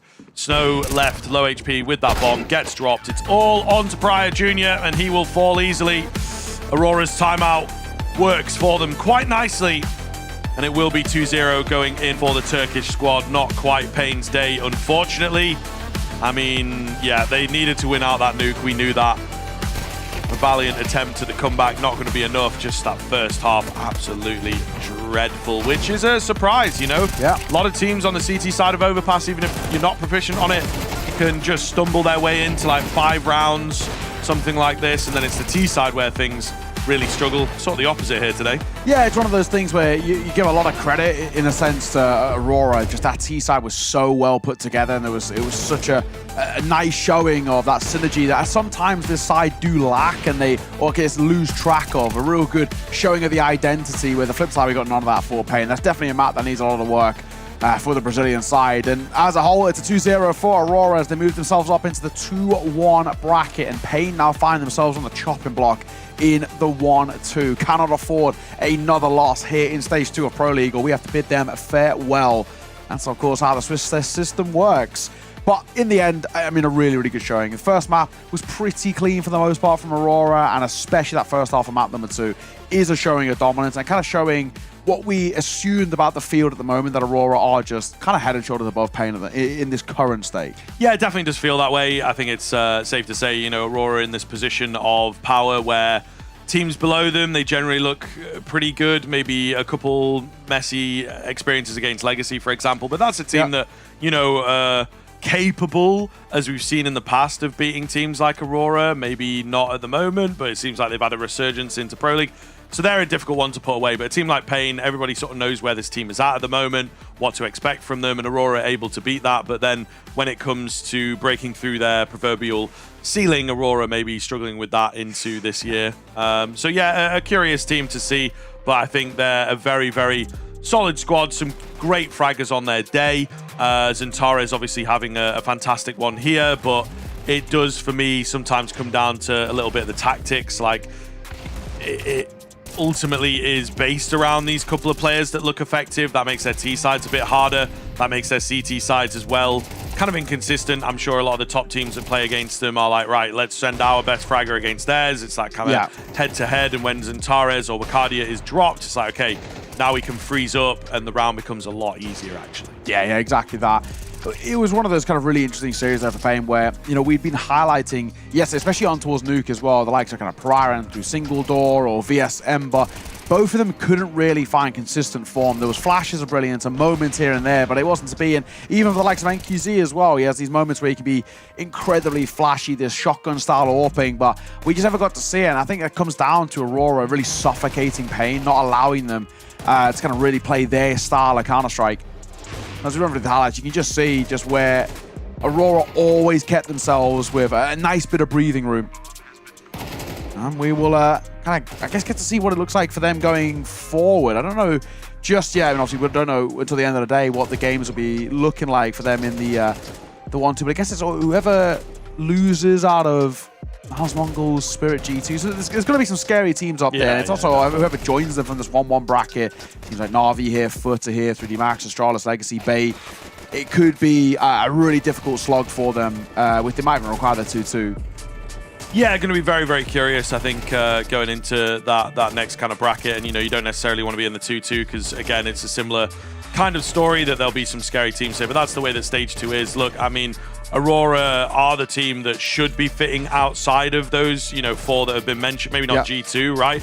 But your Maos, your Mongols, your Spirit, and then maybe you have Na'Vi. But Na'Vi, I think, are in a similar bracket to Aurora, really. So it's certainly a team that should be beating out, should be hopefully pushing forwards. The only difficulty maybe is like if they end up facing the Mongols again in the 2-1 bracket. That's a squad that they've sort of struggled against quite often.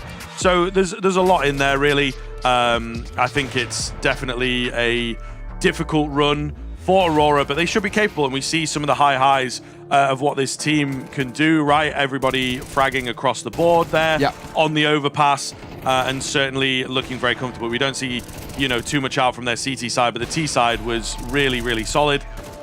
Again, though, it's one track. It's simple to deal with in theory if you can shoot back, and Pain just could not necessarily do that on this map. I think you're spot on as well. And take a look at this bracket as we were just talking about, kind of how things are panning out. In that other game that's going on the A stream right now, FaZe took map number 1. That was a 13-11, right, saying, over Monty. So right down to the wire in that one. I'm just having a look what the score is map 2. FaZe are 11-7 up. So it's looking like FaZe are on track for a 2-0 there as well. But it looks like we're going to have an interview as well in just a second. We'll be bringing in no interview. Oh, no, that's a shame. We were thinking about it, but not to be in this case. But sometimes always good to check in, but whether tech issues allowed or not is kind of a different story. But only our first game of the day here on the B stream. We've got still plenty more action as we are kind of continuing to run through these games of teams in a bit of the middle of the pack, right? Still trying to, as you kind of put it, the wheat from the chaff and whatnot. And we've got FUT taking on 3D Max coming up next. This one has all the makings of being a bit of a banger. Both of these sides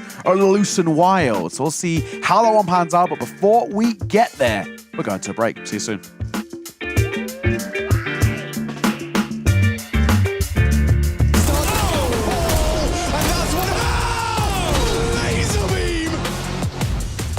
Chance, all dunk.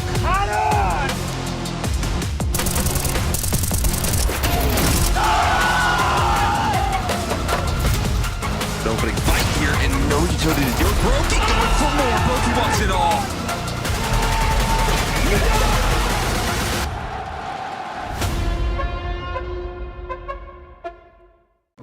Damn, guys, we almost had this. Thank God that's over.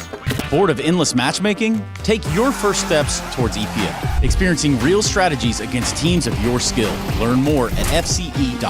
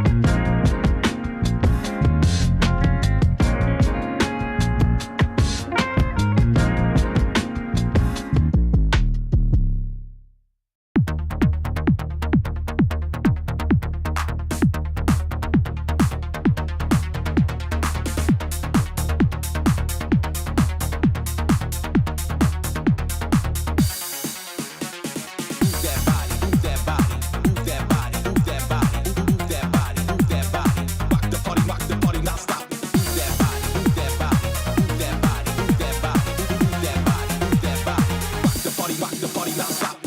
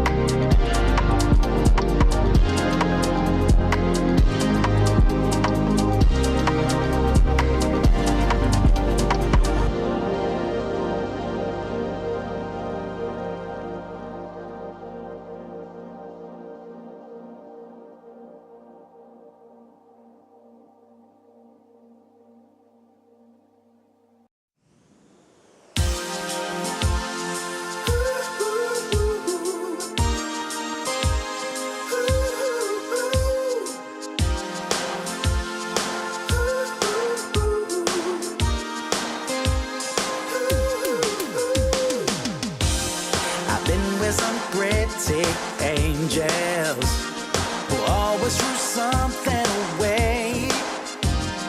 Could I be desperate, crazy, or is it that they never see things my way? Around the world keeps turning, waking up day after day, hoping to change my story, or maybe see things in a different way. Maybe if I took a chance and got out of my way,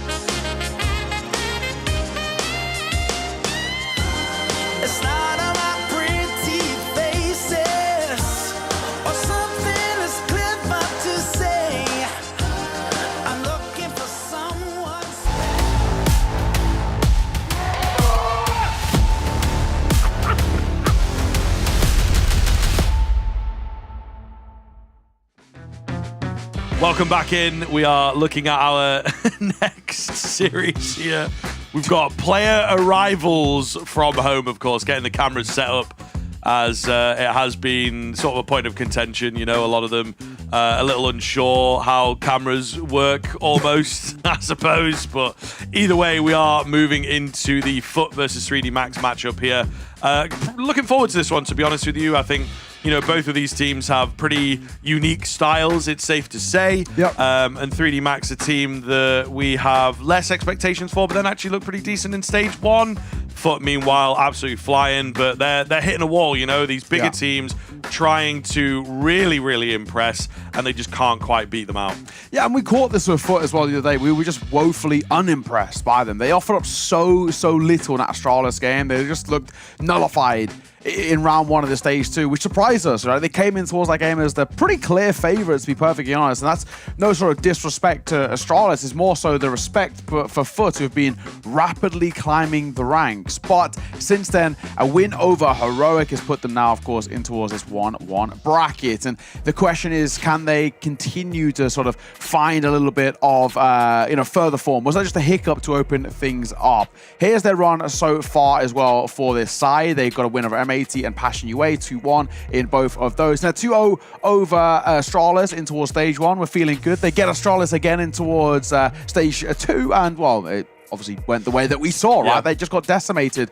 Then beat Heroic in a 3-mapper, and now they look to continue that run of things. And this is a side that, if we're being frank as well, especially because this is a side that are so used to playing online because of how they come up as being, these stages should be comfortable for them, and they should be going all the way to playoffs. That's their expectations. Yes, absolutely, right. And I mean, a bit of an annoying one against Astralis, a hiccup maybe, as they, you know, take it in their stride. 3D Max, though, kind of an interesting look for them. Ultimately, a relatively strong stage one as well. They get Spirit. That's a tough bag. Yeah. Lose out there. And then they get FURIA. That's also a tough bag, but they win that one. FURIA really not performing well, actually going down, you know, 0-2 is a big surprise against 3D Max. No offense to the 3D Max boys. So, you know, this is a team that is up and down and sometimes have to just also concede and be like, right, it's just not quite working today. Their style is very hit or miss, tending to hit more often than not, but into this year, not so much. So again, a very difficult kind of team to predict here.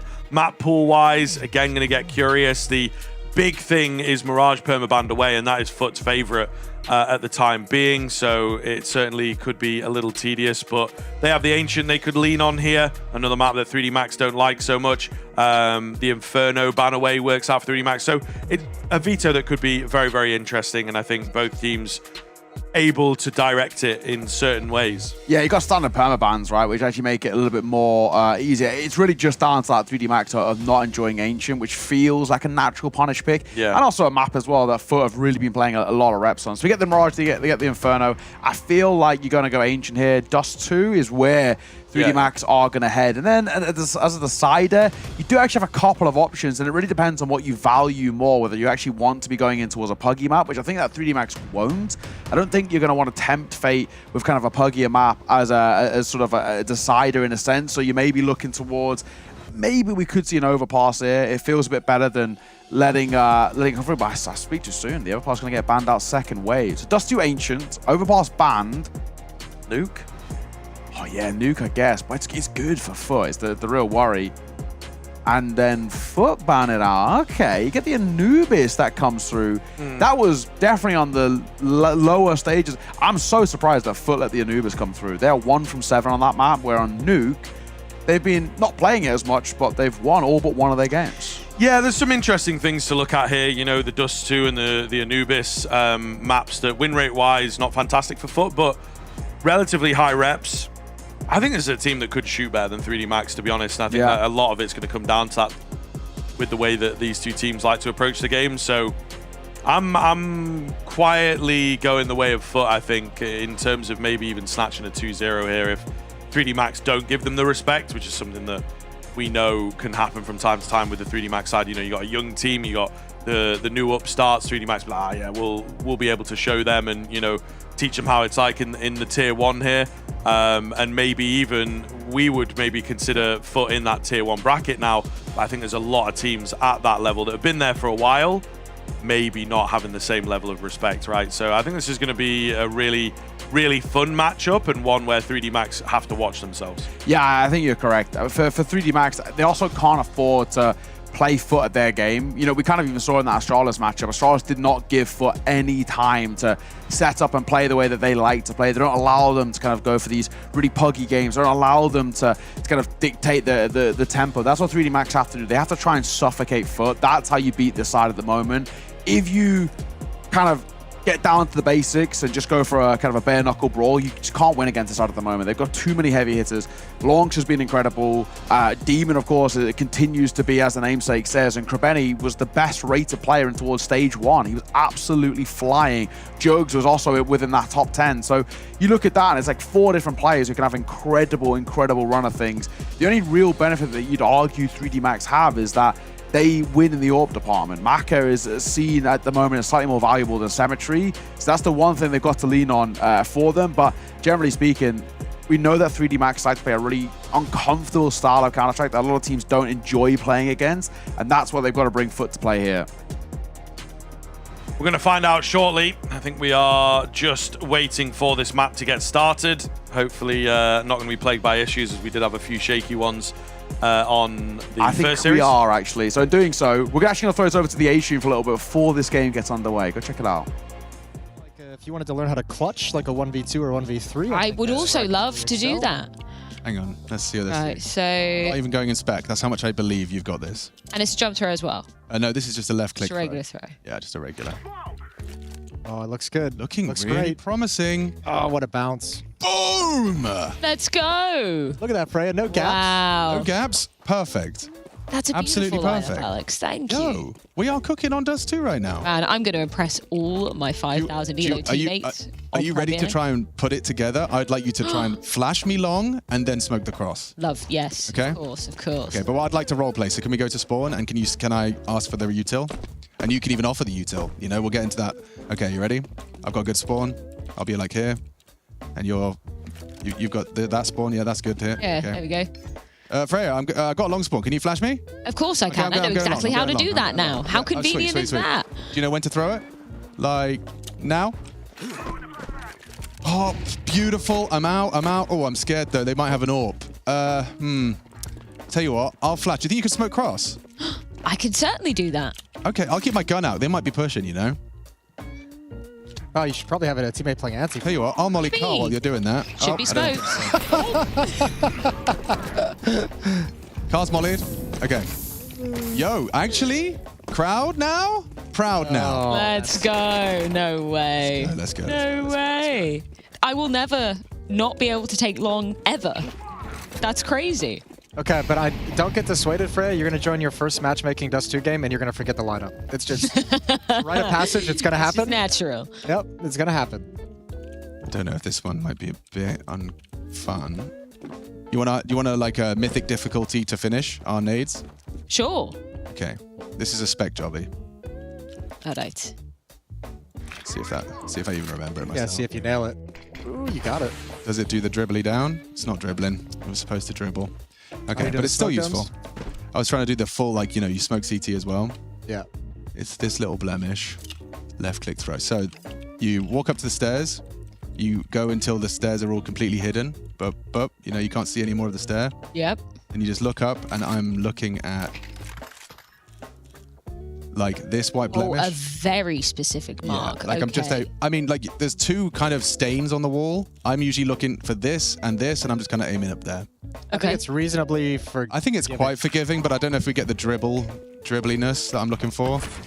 That's what I'm looking for. Oh, wow. Because that's a real waterfall. When we partner that one with this one, which, okay, hang on, wait. Can he remember it? Do I middle click?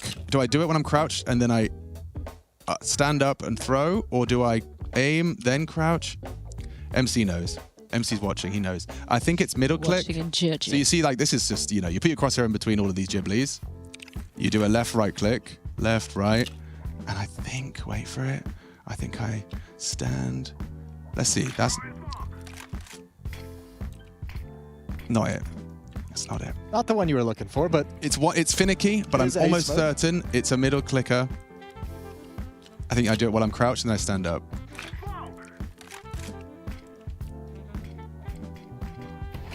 That's the Badger. Okay. So if we want to put them together, I'll do it one more time because I haven't explained myself very well.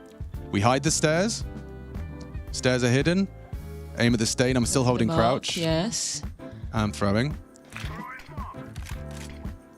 And then I aim. I stay crouched. I aim at that. Then I release crouch. And I release. That's a middle click, right? Middle clicker, left and right. And then you've got CT and all the wall. That's a really cool one. It's super cool, super satisfying to throw, and you feel quite smart. Wonderful. Yeah. Would you like to try? I will give it a go. That's what we can do.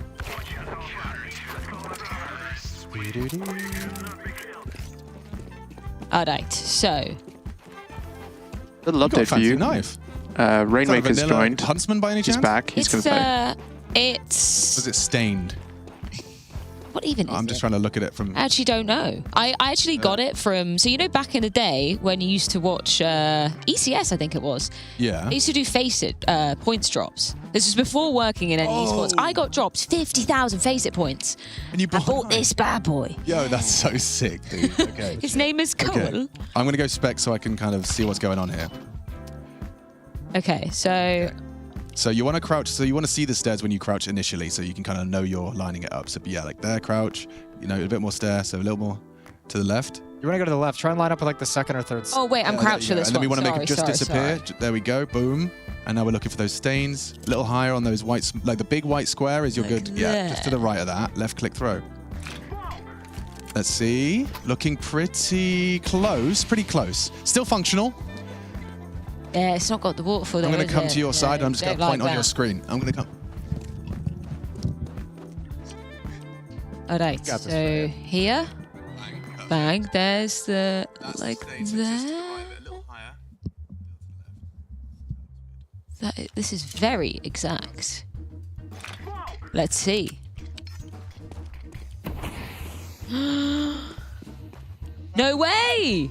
It did it! That's exactly it. Wow. That's perfect. Flawless. That's pretty sick. Okay. That looks so cool.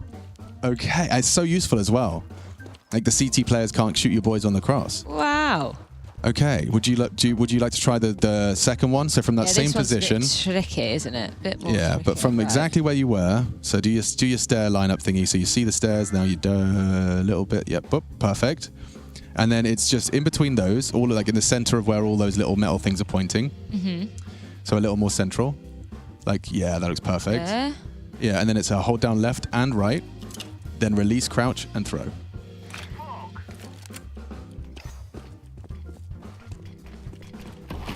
Boom. That's both of them. You've literally thrown both of them perfectly. No way. Yeah. We got coverage. Alex and Freya. Whoa. Hi. Good news. Cockapoo's joined the server. So we're getting there. I just want to let you know we're getting there. Good. We're getting there. Promising. We have a little bit of like a warning here. Yeah. Really good signs. And I've got one more thing for you, Freya, then. We'll finish on a high. Let's go. Yeah. Okay. Where are you? We haven't touched the B site. B site is one of the sites. One of the sites. And, you know, it can be quite frustrating when your team calls B rush and no one's flashing. Yes. Yes, I've been there a lot, actually. Right. More than I would like. I'd like to change that. And I think we can. Let's go. Let's go. I'm going to go T side. Oh. Sorry. If you press M and join me, we can party. Hello. So. They always love calling the B rush. And it's always me going first. You know the people that call the B rush and then they stop here? Yes. So and then you keep on running. If you're doing a full B rush, obviously this is not for the B rush. If you're doing a proper B rush, you see this little window here? Yes. It's like square. If you're just running and left click a flash in that direction, it lands in that little cubby. So your teammates don't get blind, but you know, people on site will. Are you aiming at the window, in the middle of the window? Yeah, in its vicinity as I'm running forward.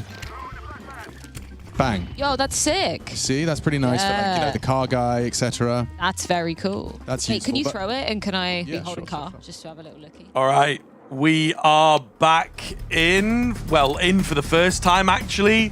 Little bit of an issue just getting everybody in, but now it does seem like it is sorted. Touch wood, that's what we say. Do what you do for good luck, cross your fingers, cross your toes, and hopefully we are underway here. FUT kicking things off, and relatively clear favourite, it would seem, according to the bookies, so we'll see if that is going to be the case here. The Dust 2 is an unlikely map, you would say, for FUT, but I just think they are the better team at the moment. Yeah, it's true. Exactly. And this is the thing. They can just hit a little bit harder. Masuta as well is playing against his former side, so we'll see how he pans out as Exorcisu dives out. I want X here, 4-1, and tapping through the smoke. He'll get dinged. That's pretty unfortunate. One will go down. Not a bad start for 3D Max. Real punchy pistol round here. Yeah, going to be hard to retake in, as we know. Smoke coming down as well. From both sides, kind of a lurking smoke from the CT end to try and make that work. I don't know what he's going to be able to get away with. He needs his teammates to fully distract here, and indeed he does get one. Causes that charge forwards. The Julius and Maka not quite able to deliver, but it's the Glock and Masuta against his old team that will see it off. Avenge a dish. Best serve called. Nice work from Masuta. He's going to that first player diving out. Well, he's not the one who gets the kill. He's ended up with 3 in the round. Really nice way to start out. And a really nice pistol to be taken. You know, you're looking at 3D Max. They're the kind of rounds that you want to be seeing. And we did also say that we don't want to be going in towards a bare knuckle brawl with FUT. But the fact that 3D Max can have that kind of a round, which is a complete bloodbath, and still come out on top is a real confidence booster. Generally speaking, FUT will always overwhelm when it comes towards raw fragging power. But that's a nice way to start things off. Decent attempts by Monks and Kraveni. Not to be. We do get the Force, though, with FAMAS and a few upgraded pistols. It's all right. Should be a simple one for 3D Max to find a third. But Gravity going to get tagged up by the nade. That'll make him further vulnerable. One tappable now as well by the FAMAS. So in terms of like the timeline, just sort of for the viewers at home, you know, you mentioned about Masuta. Yeah. Is he in that full French lineup that, you know, FUT sort of kicked off with? Yes. Did he necessarily play with any of these guys on the other side of things? He came in things? with the likes of the Jacks, the Naveras, Deviduvek, right? He was the OG FUT lineup, their first lineup, and it was actually very, very brief because obviously they got the opportunity to pick up the Na'Vi Junior core, and well, we've seen what's happened for them. But yeah, he was only with them for it was like a couple of months when FUT initially came into Counter-Strike. And if I'm right in saying, I think that was the lineup that actually ended up coming to Epic LAN in the UK. They came out to Mighty Kettering for an event. So yeah, played a couple of LANs. Kettering. And then I think the core of that side went on to a few of the things, and now they've sort of all gone their separate ways. And of course, here we now find Masuta with taking Body's place within 3D Max. And they've dived out towards B once again. And a lot of damage has been dealt, but it's just not enough to tempt FUT on the retake.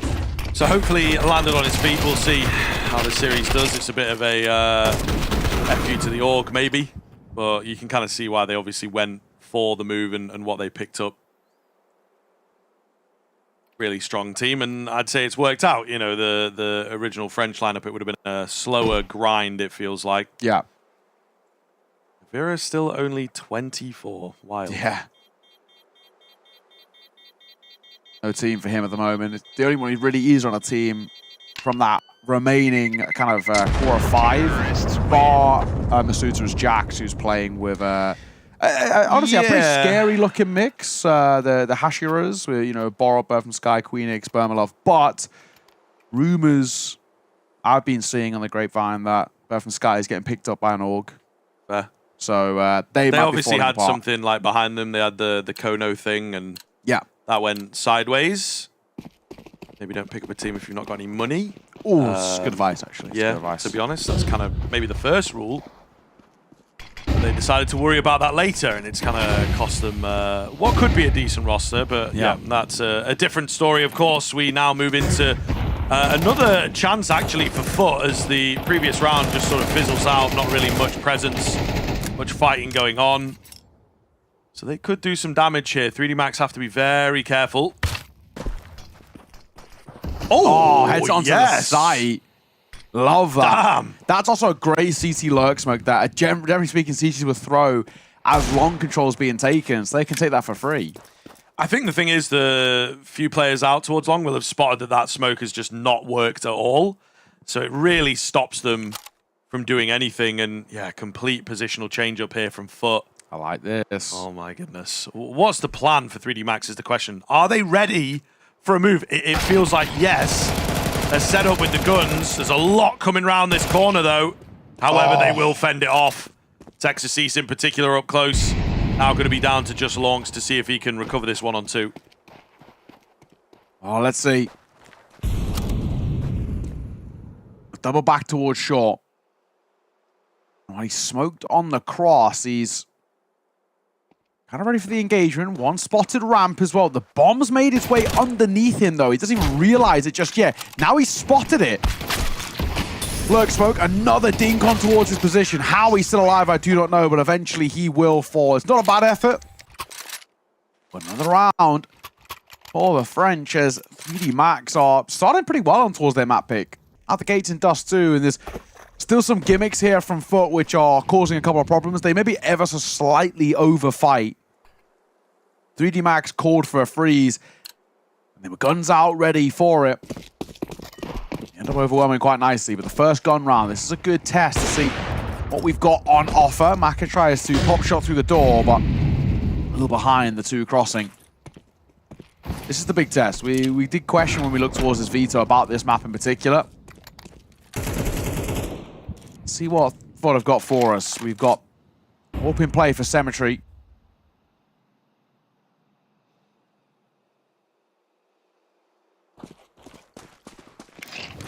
Assume his camera's froze there because it looks like he's not even looking at his monitor. Yeah, it definitely has. I think that camera's frozen. Just trying to show off the snatch jawline, you know. Someone saying no look sniper shot. Look at this.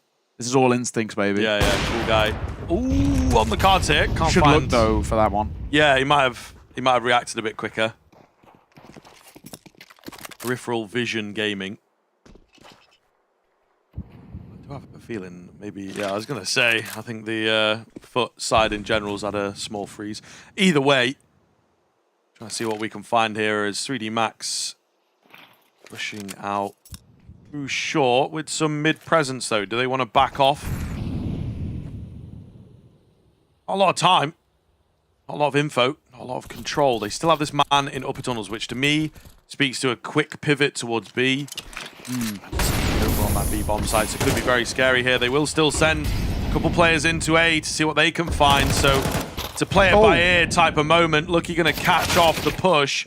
Longs takes one towards middle. They trade out at B meanwhile. But Gravity charging in real clean. 10 seconds to get this bomb down. Maybe want to focus on that rather than throwing a cheeky flash. It's definitely close there, but they feel like they've done enough work to see this one off. Gravity loses head quick though. Longs looking to try and go in for it. The AWP takes him. Not sure if Krebeni fancies his chances. It's still early on in the game, and FUT not afraid of throwing themselves into these situations. He's made noise. 1v2 for him, a flash in his face as well, and that might just prompt him to leave.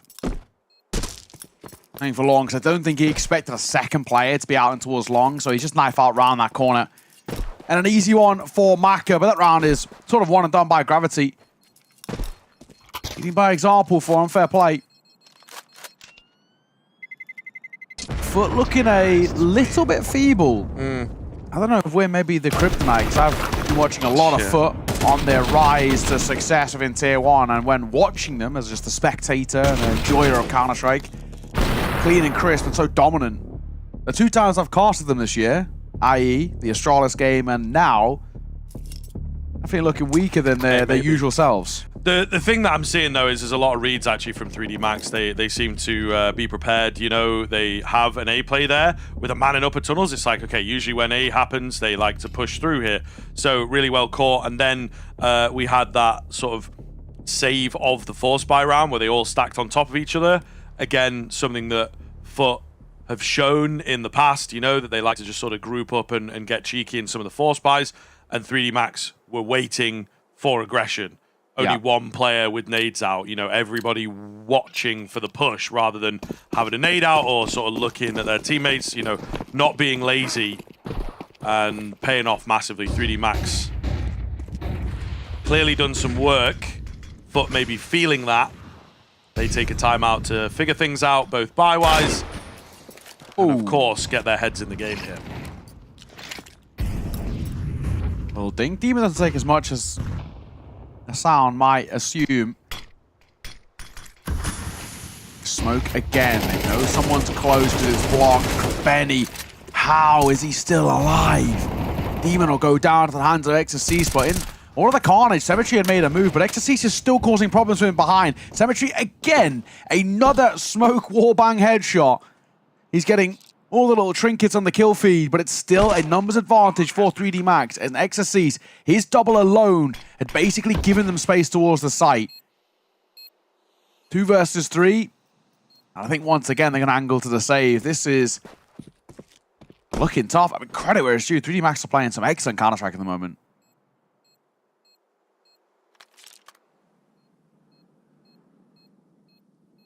Cemetery hanging around. Maybe trying to catch one on the exit, and he might have a chance to do so.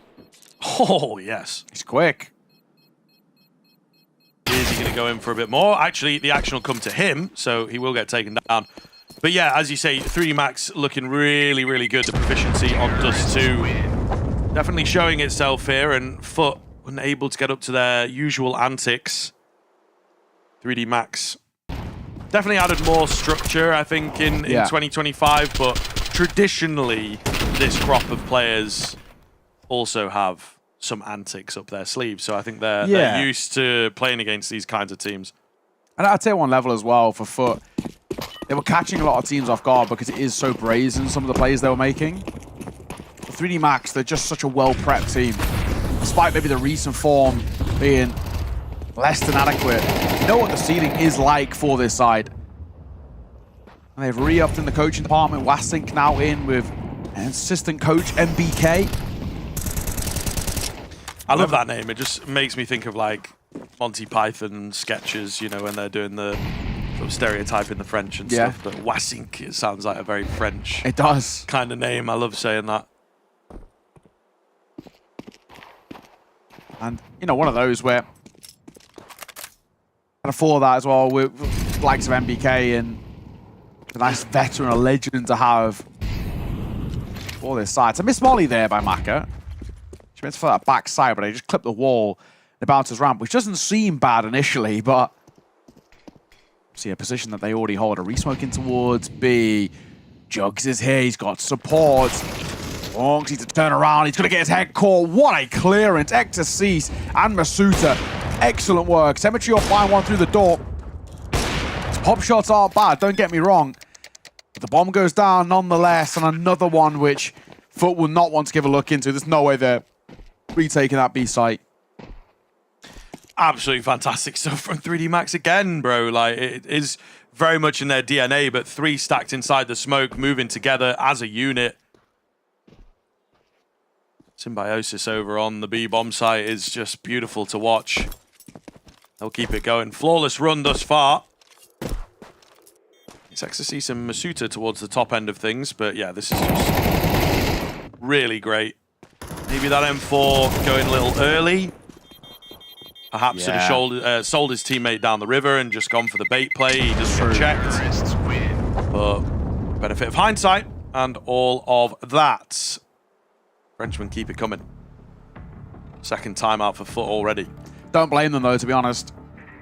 Julio gets involved here as well to try and steady the ship that's taken on a lot of water. 6-0 down. 3D Max kind of cruising. They're not really doing anything too unorthodox in these rounds. They're just looking considerably sharper. You look across the board as well for FUT. There's just no one really shining. Long's having maybe a bit of a moment here and there, but for the most part, it's all sort of exit frags or non-impact frags. 3D Max are looking so good. This unit that is just maneuvering around the map is getting so much free space. What have you got for us off the back of your second pause? Arguably one of your stars. Ooh. I don't think that's intended. Yeah. Left side of mid is smoke, guys. Don't worry. Yeah, don't worry. That angle's covered.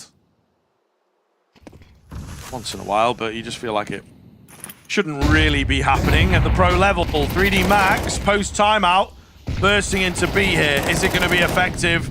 So far, the answer is no. The setup far too strong, and they will just mow them down, only losing one in the process. Exactly what FUT needed, but as we see time and time again, those B bursts are just so up in the air. 3D Max sort of thrown away around there. The foreshadowing with that missed smoke, it really felt. Yeah. But a complete shutdown. Jugs as well, but Scribeni, 3 from the backside. Kept dipping his head into the engagements and doing so well. So an immediate timeout in response by 3D Max, which is, do you know what, fair play. I do just wonder, you know, at scorelines like this, positions like that, obviously you go in for a B throw, it's like, surely you have to assume that it's kind of 50-50. So does it become like a research mission of like, okay, what are they doing on the B bomb site? Are they continuing to play 3 over there? You gather a lot of info. Maybe you set them up as well. Yeah. I also think now you look to slow things down potentially. A lot of teams like to throw those rounds off the back of pauses because not only, you know, the quote unquote of like, ooh, we maybe catch them off guard, but actually in a lot of cases, it's like, it's two things. It's players believing that they are just better, right? So they believe the B hit's going to be great, right? This is obviously, to be an elite competitor like this, they're going to have this belief that they are better. And also, it's about like winning the mental game too. If you win a round like that off the back of a pause, you just decimate them in towards a B rush. Yeah. Like you are going to get tilted. You are going to check out a little bit, and that's where you can win the mental game as well as the game in the server. So that's where teams like to throw those sort of rounds in.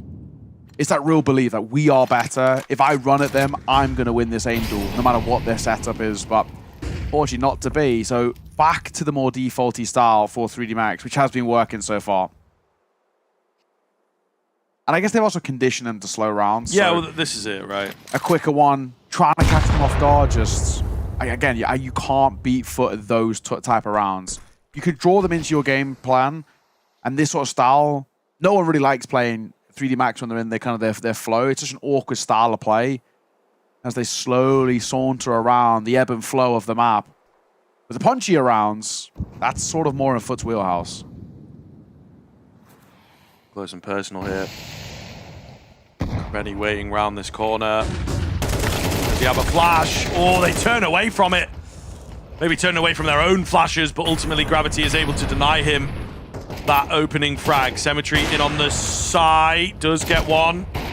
Looking for a bit more though, gonna absolutely need it, and he is denied away. Demon down below, tagged pretty low himself. Oh, gets the dink, but no kill.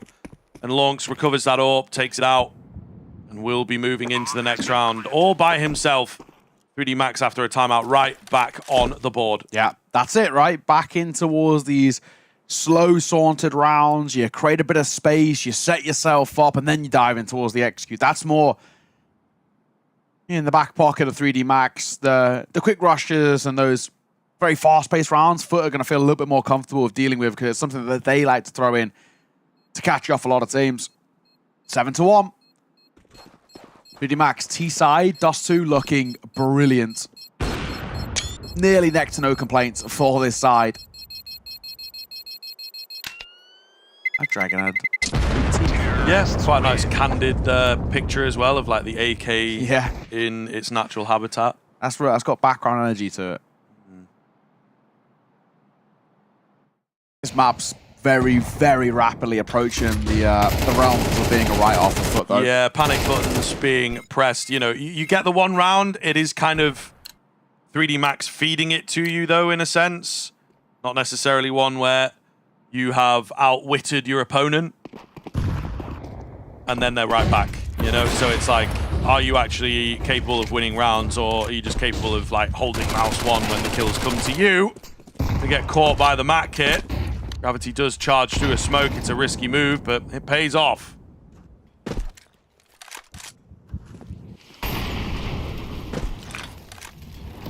Smoke. Back over towards the cross. A typical one in this case. There's 3 players here. Oh! That is unfortunate for Krabeni. Caught at the tail end of that smoke. Just above it. Orp is here. This is the opportunity, Symmetry. Kind of needed that. Second time of asking will deliver, but it's still positive trades.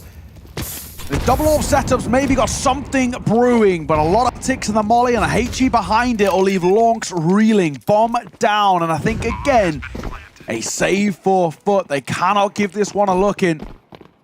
And another round for 3D Max where they just waltz in towards that A site. They're so good at scaling up through and diving in at those last stages behind some great utility. Yeah, I mean, just really overwhelmed seems to be the issue for 3D Max. Sorry, for FUT at the moment. There's always one or two players getting caught off by the speed and confidence of 3D Max. Does that come down to the map and not quite having that 110% sense of timing? Or is it just the fact that 3D Max are kind of on a heater at the moment? It's really looking very well drilled. So potentially some chit-chat in between games, and certainly, you know, beating FURIA yesterday, that probably wakes them up a little bit to like, oh, okay, hold on a minute. You know, we might be with, a good chance of qualifying here. If I'm Coolio, I'm using all my Tambas in this first half. I'm kind of surprised I don't use one there. Got to set the head straight, you know? Yeah.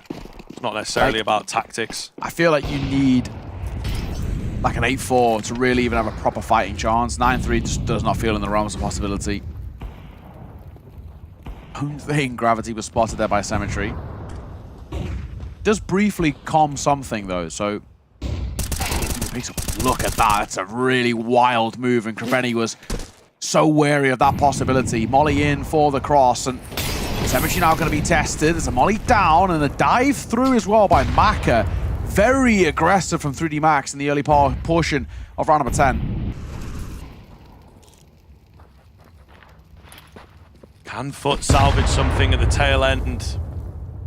It's the big question right now. This is a round that they absolutely have to convert. This one slips. I think it is indeed map over, and we start to look towards Ancient, honestly. Really clean advantage situation for them to capitalize on. 3D Max are looking to go 4 men through the tunnel with a real lack of util. They had this one round where they played like 3 in the smoke, got perfect timing, and I think suddenly they're like, oh, maybe we're good at taking B, but yeah, there's some luck on their side for that one. It's a touchdown flash going to be required. There's contact available from the CT side, though. The AWP is here as well. Does get traded. Kreveni they have to know about, because where did that flash come from? He does well to take another. Demon's moved in quick, but he's traded out. It's all going to be on to Lucky, their highest rated player of stage 1. We'll see if he can tap into that here. 2 more to get through. Moving slowly, but just about able to make it into his safe space. Will they expect him over here? The bomb planted for him. How does he opt to play it? Here's one dropping down, but the AWP takes his head off, and FUT will manage to get their second. Yeah, he couldn't just duck in time. Really was hoping that he could find one and dip back behind the bricks, but Symmetry, that is a nice shot and such a necessity as well for FUT. It just about keeps them afloat. Almost does all right for the first. He's very unlucky with the second, but it's just good trading off the back of this. And for in the end, really, just didn't need to fight. That is a really, really good shot, though, from Symmetry. He's had some criticisms about him on the AWP, but he's looking really damn good. That was a boost as well. Catches Maka, but knows there's the foundations that boost somewhere else, and they're going to peek in towards him. This is a risk. Oh, he doesn't opt to shoot.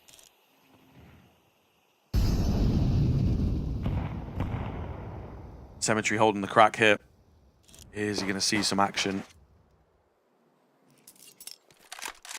The time being, nothing coming his way. Meanwhile, in at the longhouse. Kind of an unbeatable spot, unless the flash is perfect, which it is. Trade is out now for the Frenchman. They will even things up. Down to slow the roll in case 3D Max attempt to buy a long presence, but for now it looks like a short play. Bomb on the back of Lucky. They're enjoying Gravity. They're smoked out. They've got a minute to work with. It's not in a rush. 3D Max, you know they're like slowing these rounds down. And he'll come up close. 2-1-1 is the split that FUT are going for. 1 in through mid, 1 anchoring B. It's Symmetry on that all. Orbers and Anchor's always a bit of a risk, but it doesn't look like he'll be tested here. Open a retake's even harder. Flashing by Kremeni, that is bold. He actually just about gets one. But is that going to be enough? Well, maybe. There's a flank, and that's the bomb too. Jug surely single-handedly might have just done this for them. Gets one, he deals damage with an aid onto another, and that's going to force them in towards the AWP, and that's where that secondary orb of Lonks can nail some quick shots. He's looking really quick, Lonks, and primarily, of course, with that AWP as well, which doesn't always pick up. That's great to see. Yeah, it's their big change-up, I think, really. The round's not working for them. What can we do? And indeed, it is the AWP. Just makes it a bit easier to catch those quick moves, the, like, timing plays, because the AWP can creep in, get a shot off, and try and hide away. Your automatic weapons have to commit a bit more to your fights, which is tough because 3D Max doing so well in the pack with their trading. It's a lovely little change. Longs with the spawn out towards Long here. He re-peeks in, dangerous move, but he will make it work. Suitor tagged up, tries to go for more. I'm going to be punished. It's just absolutely impenetrable here over towards Long. Maka the only one left. Sprays down 2. It's pretty healthy actually after that, so maybe, a slim chance. Without. Nade softens him a little more. Not going to happen for Maka. 8-4 at the turn of the half. I'd be pretty happy with that, to be honest. FUT with a keen recovery there. We'll see if they've given themselves enough steam to work with into half number 2.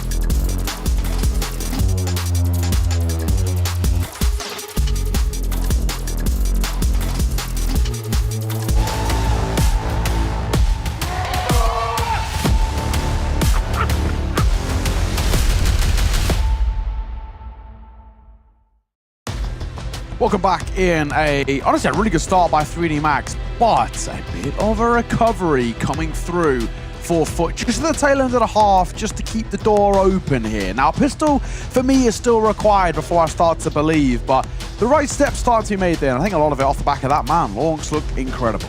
Yeah, the 2 rounds make all the difference, right? If it was the 10-2, which it felt like we were headed towards at a certain point, we'd talk about this one being over for sure, but obviously not the case. As things pan out, like you say, we'll see if the survival continues. Exorcist says, no, we're done here. I want to take this map nice and quick. Maka with a trade out. Drops that P250 raid boss. Importantly, meanwhile, over on B, there's a little look, but there's Julie's up close. It was all part of the master plan. Benny has the bomb. That's really all he's got going for him. No armor here against 4. You feel it's going to be too tall of a task. Would need an insane run of headshots. They're not grouped up tightly enough for that, in my opinion, so it's just not going to happen. Oh, he's even on 3 burst for some reason. I don't think he quite realized. Right, and saying he also swapped Glocks as well, so he might have picked someone else's up that was on the burst. Back towards A he goes. Honestly, in the position he's in, he can actually get a plant out of this. Because Mac has gone all the way down to deep long. He's doubling back now, but there is the world, especially if he gets the shot, and he does. Tap. He's so scared of one being close, but honestly, stick the plant. Get the money. Guarantee that if you want to have a buy-in towards the next round, you can.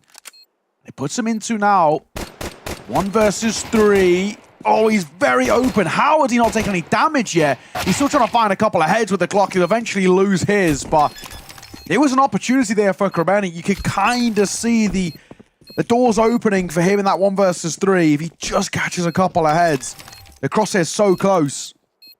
Not to be, and ultimately ends up being a really nice round for 3D Max. Only a couple of casualties. Yes, you let the bomb go through, which is maybe a slight hiccup. But all in all, you're happy. You extend the lead once fourth. Yeah, just keep the rounds coming, really, is obviously what they're after. And I think that is going to be the case here with 3D Max, the CT side. Paints a very different picture. It's often the T side of things where a weak team, a team that doesn't find much success on this map, are indeed going to struggle. See what they do off this bomb plant buy that they've got. 2 Galils in play. Interestingly, the Deagle coming out. It was the Mac for a moment from Demon. Yeah, he opts to go for the Deagle instead, get a bit more range, I suppose, which does speak to, you'd say, a long play, but it doesn't seem to be the case. I mean, he's looking that way at least. Krabeni's looking in towards a casket. Down he goes to Exorcist. Very split up. I don't always love rounds like this as well. You 4-spot in. You know that in terms of kind of generally speaking, your firepower, you're going to be at a lesser stance to the side that have just won the pistol. Going for kind of a default spread thin approach, which is good on the gun rounds. Doesn't feel very good here. You want to be trying to play as a unit to trade like that, but you yourself will also face a trade of your own. Oh, gun picked up. Asuta doesn't capitalize. It's probably the smart move not to commit to the fight. Oh, that is a close one. Really important that they get that because Masuta was going to be isolated. The M4's coming out on top just about, so able to hit the conversions now. Should be an eco, especially with no bomb plant. It will be an eco. I'd bet my house on it. All the same. 3D Max up to double digits here, looking to close things out swiftly and start the convo about Ancient. That's it. Deagle. A few Deagles come through in all fairness. 3 of them. I mean, generally speaking, these guys can rip heads, but not to the level that we've come to expect for FUT. Really feels like we are this size kryptonite. This is now 3 maps that we've caught at Pro League for them where they've looked severely underwhelming. A dink on towards Jugs and a drop as Gravity dips on back. At range, I think Exorcist is spotting towards the side. Longs is holding for him. A flash there, perfectly placed. Exorcist, he is looking for the second. He gets the support as well from Maka to just shut down long control. Symmetry's there, but he should be dead to rights in a second. He gets out, but it won't make a difference. And the bomb is in the back lines here. There's a freebie. And there it is. Freebie, gun collected, and space, but look how far away Symmetry is. Krabeni has to hold down the fortress for such a long time, as is the Longest rotate possible. And unfortunately, he's only just made it as they've now lost the site once again. Yeah, it's unlucky to be fair, but... It's a nice idea. If anything, now with the benefit of hindsight, we can discuss, because this round's a throwaway, it might have been better off Krebeni not shooting for a while and actually allowing Jugs to get all the way around. But you need the rounds, you know, this is the thing. They have to try and create wins.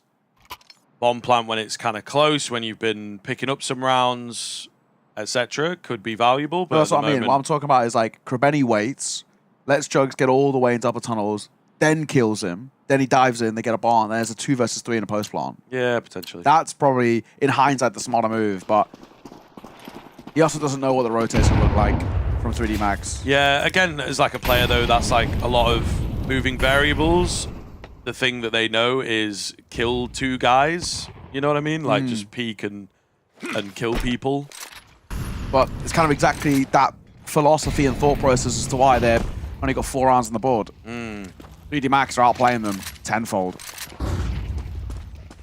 Well, last chance saloon here. With the AKs out, they got a lot of early utility, some mid control coming in, not wasting any time as they move up short. And I think may well look to finish there as things are ultimately unfolding here. Some long control, some deep long control, in fact, for Exorcise. Really locks out a couple of the ideas for FUT and also makes them nervous that, you know, if they start moving up short, there's going to be a flank quite fast behind them. They really want to deal with this guy over here. Plays around the shadows. Is there a flash for him? Yeah, Cemetery's got 2. Ooh, They're just moving in dry. Shadow spotted, baiting around it. Is there a trade there? Oh, the dink and the USB. Exorcise plays it perfectly. Meanwhile, over towards short. They're holding the line. Looking good. Lucky backs his man and finds the double spray down. No contest at all. Yeah, there's only one team in the server. This is a miraculous showing from 3D Max. What a statement being made here on towards this Dust 2. This is very interesting now.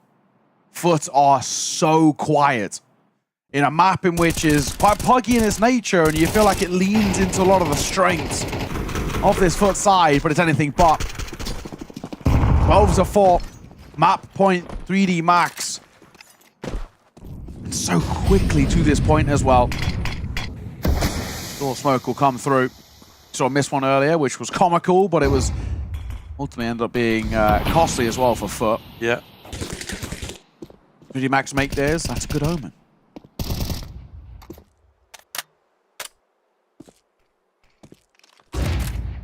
Stuta. Oh, lining him up, but he just get blinded. There's so much damage done. Gravity going to go unchecked. He strikes early. He really does not know how easy it could have been to find himself like a quad spray down there. He'll get that bomb plant in. They have control and man advantage. Looking very good. A quick kill needs to come back around for 3D Max. I mean, look, they have plenty of money. I'd say you might as well go for it. They're boring and just going to save, especially I think that AWP. They want to keep it out of the hands of their enemies, I guess. Yeah, 3D Max, they're kind of the kings of the min-max in a way, aren't they? That everything is so calculated. Percentage-based Counter-Strike. And they know that the odds don't favor them in this one. They just win this, though, man. Like, yeah, I actually probably would back them on the retake. It's just the fact there's an AWP on a retake as well. But let's see. AWP for 1. The Eagle. Can't convert. That's an AWP drop. But if you're saving, go and save. Yeah. You know, like, why is he still hanging around? Well, the issue is for Maka, the reason why he didn't actually commit to the save is he's scared about the Doors player holding him. They expended all the util to get one in towards Doors themselves, but they're scared about the guy holding the B side. Kind of why Maka didn't really want to show his cards. You saw him kind of jiggle peeking. He was sort of tempted by that idea. It dies for nothing. Still, they could buy back in, but it isn't all scooped up by Cemetery, which you'll happily take. Couldn't really afford it prior to that. A lot of util. Puts her out. Flying for long control. It doesn't start well, though. Masuta for 1. Did they expect a second? I mean, they expect him. Doesn't mean they're going to find him, but it's a very quick trade.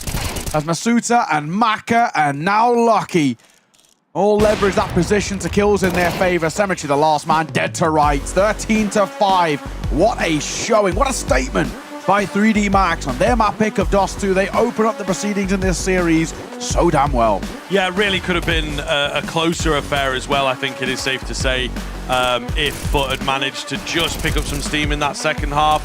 But with that being said, 3D Max also let a few slip in the first, so it could have been even more one-sided.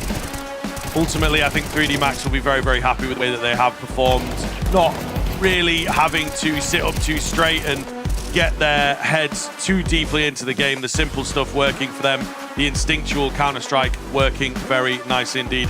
They may well have a tough time though. We've got that second map coming up shortly, as it's the Ancient, a favorite of FUT. We'll see if they can recover and take us to a third.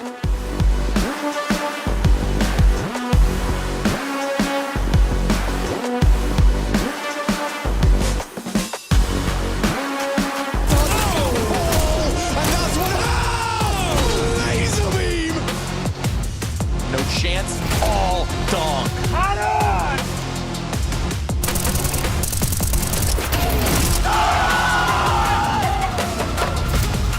Opening fight here and no utility to deal with Brokey going for more. Brokey wants it all.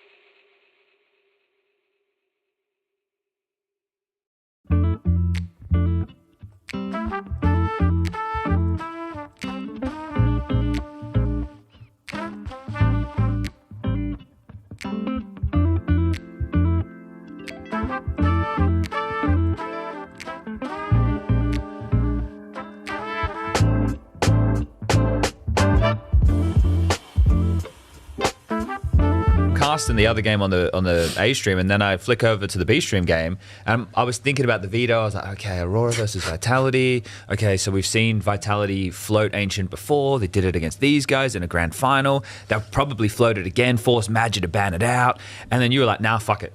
They're like, let's play Ancient. Yeah, we play it, to be honest. Like, it's been like maybe 2 weeks we're playing sometimes. Yeah, we try to do like what we can do on the map. Yes, and it was a good test yesterday. It was a good test against lots of rounds. A lot of rounds. And to be honest, we enjoy the map, but we also know that like FURIA, I think a lot of teams already have a lot of. I used to play Ancient, and we for years. So. Yeah, but it was enjoying to play. All players played Ancient like before. So, I mean, yeah, for us it's easier because you guys didn't play. Like you played, I think you played Ancient at the very start. Yeah, against Navi also we did the same. Navi didn't ban, and we played Navi in ESL Pro League when we lost the final in ESL Pro League at Malta. I remember we were first time you guys didn't ban Ancient, and we didn't pick it first time. Yeah. Then second time, okay, if these motherfuckers don't ban Ancient, and you ban maybe Ancient. tomorrow we play Ocean. So it was like in tomorrow, Malta. You guys banned Ancient, and I'm like, why they ban Ancient? We were in such a mood to play Ancient, bro. In 2 days, are you in the mood to play Ancient?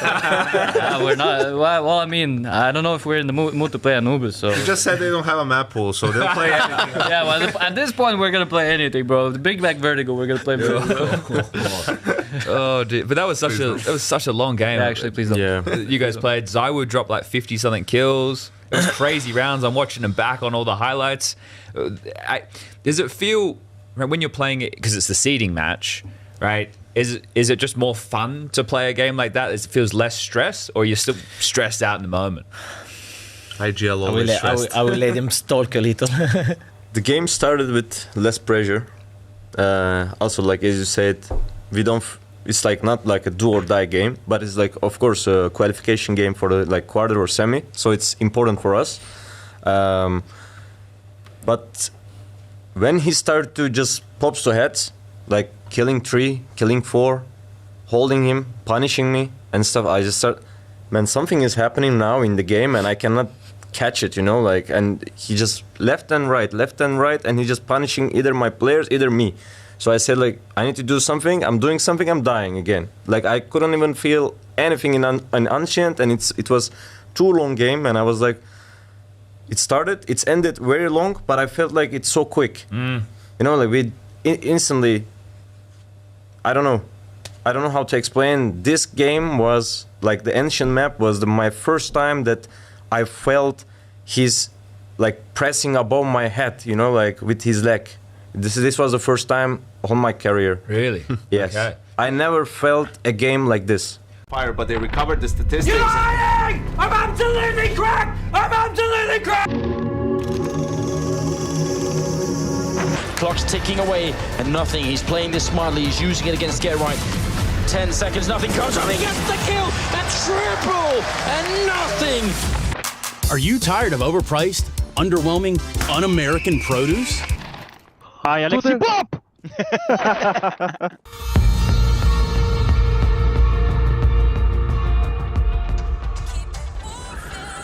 We got a speeder. He's way over the limit. This dude is spinning.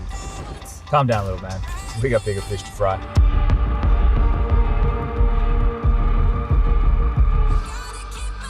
What, we're just gonna let him go?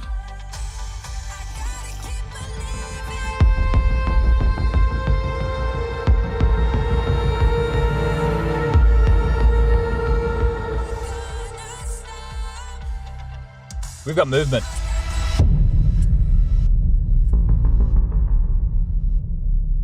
You are late. Sorry, I had to get away from the team during prac. You've got the stuff, right?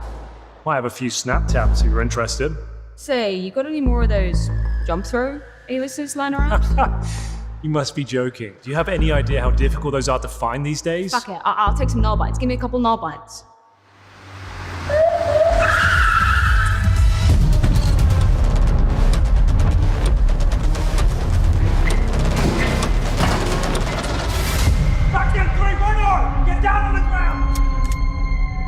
Sir, get on the ground now! I will not ask you again!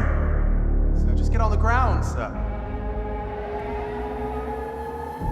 Sir, please, just get on the ground.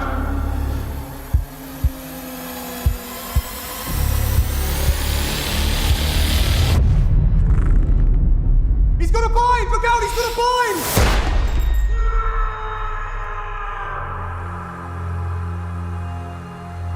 Why didn't he get on the ground?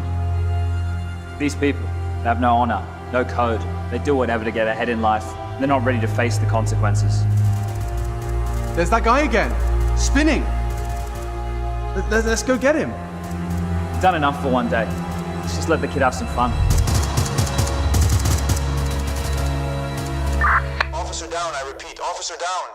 Jason Lake, Goat Lake, Boat Lake, Bot Lake. Nice! 128. Holy fuck. I like your beautiful voice, Adam. And you put it. It was so good until this one. I push, I die. I push again. They need to talk shit to stay relevant. They've got that cutthroat mentality. They're happy to back their aim. Play your own game.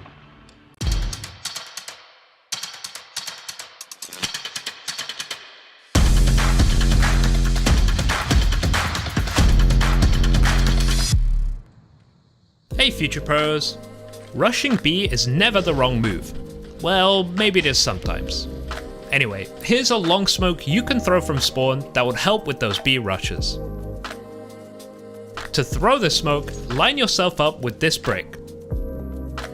Aim at the top corner of this brick, then walk forward and jump throw the smoke.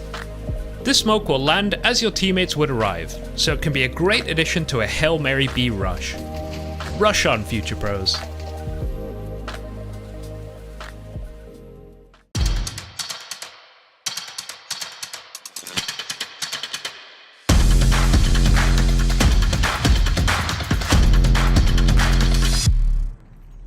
Hey Future Pros! Ancient can be a great map to play, but taking space on lane can be tough. Let's look at a util set you can throw to help you take control of cave. It's always good practice to have a teammate go mid and molly the jump up, or have them getting info so you know you can't be peeked from heaven. That is pretty much a requirement if you want to go for this play. For this, you will need a molly, smoke, and a flash. First, let's molly into the cave doorway. I won't lie, this is pretty hard to do, so make sure you practice this molly a lot. As you run towards the doorway, try to position yourself a bit wider to the right. Quickly aim in the middle of this brick and running jump throw the molly. You'll have to line this one up very fast to get it off in one motion. Then, if the enemy team knows what they're doing, they will likely molly into lane as you are scaling, so use your smoke to extinguish this. Finally, throw a flash off this section of the wall to land inside the doorway. It will take you a few attempts to get all this in one smooth motion, but at the end of the day, practice makes perfect.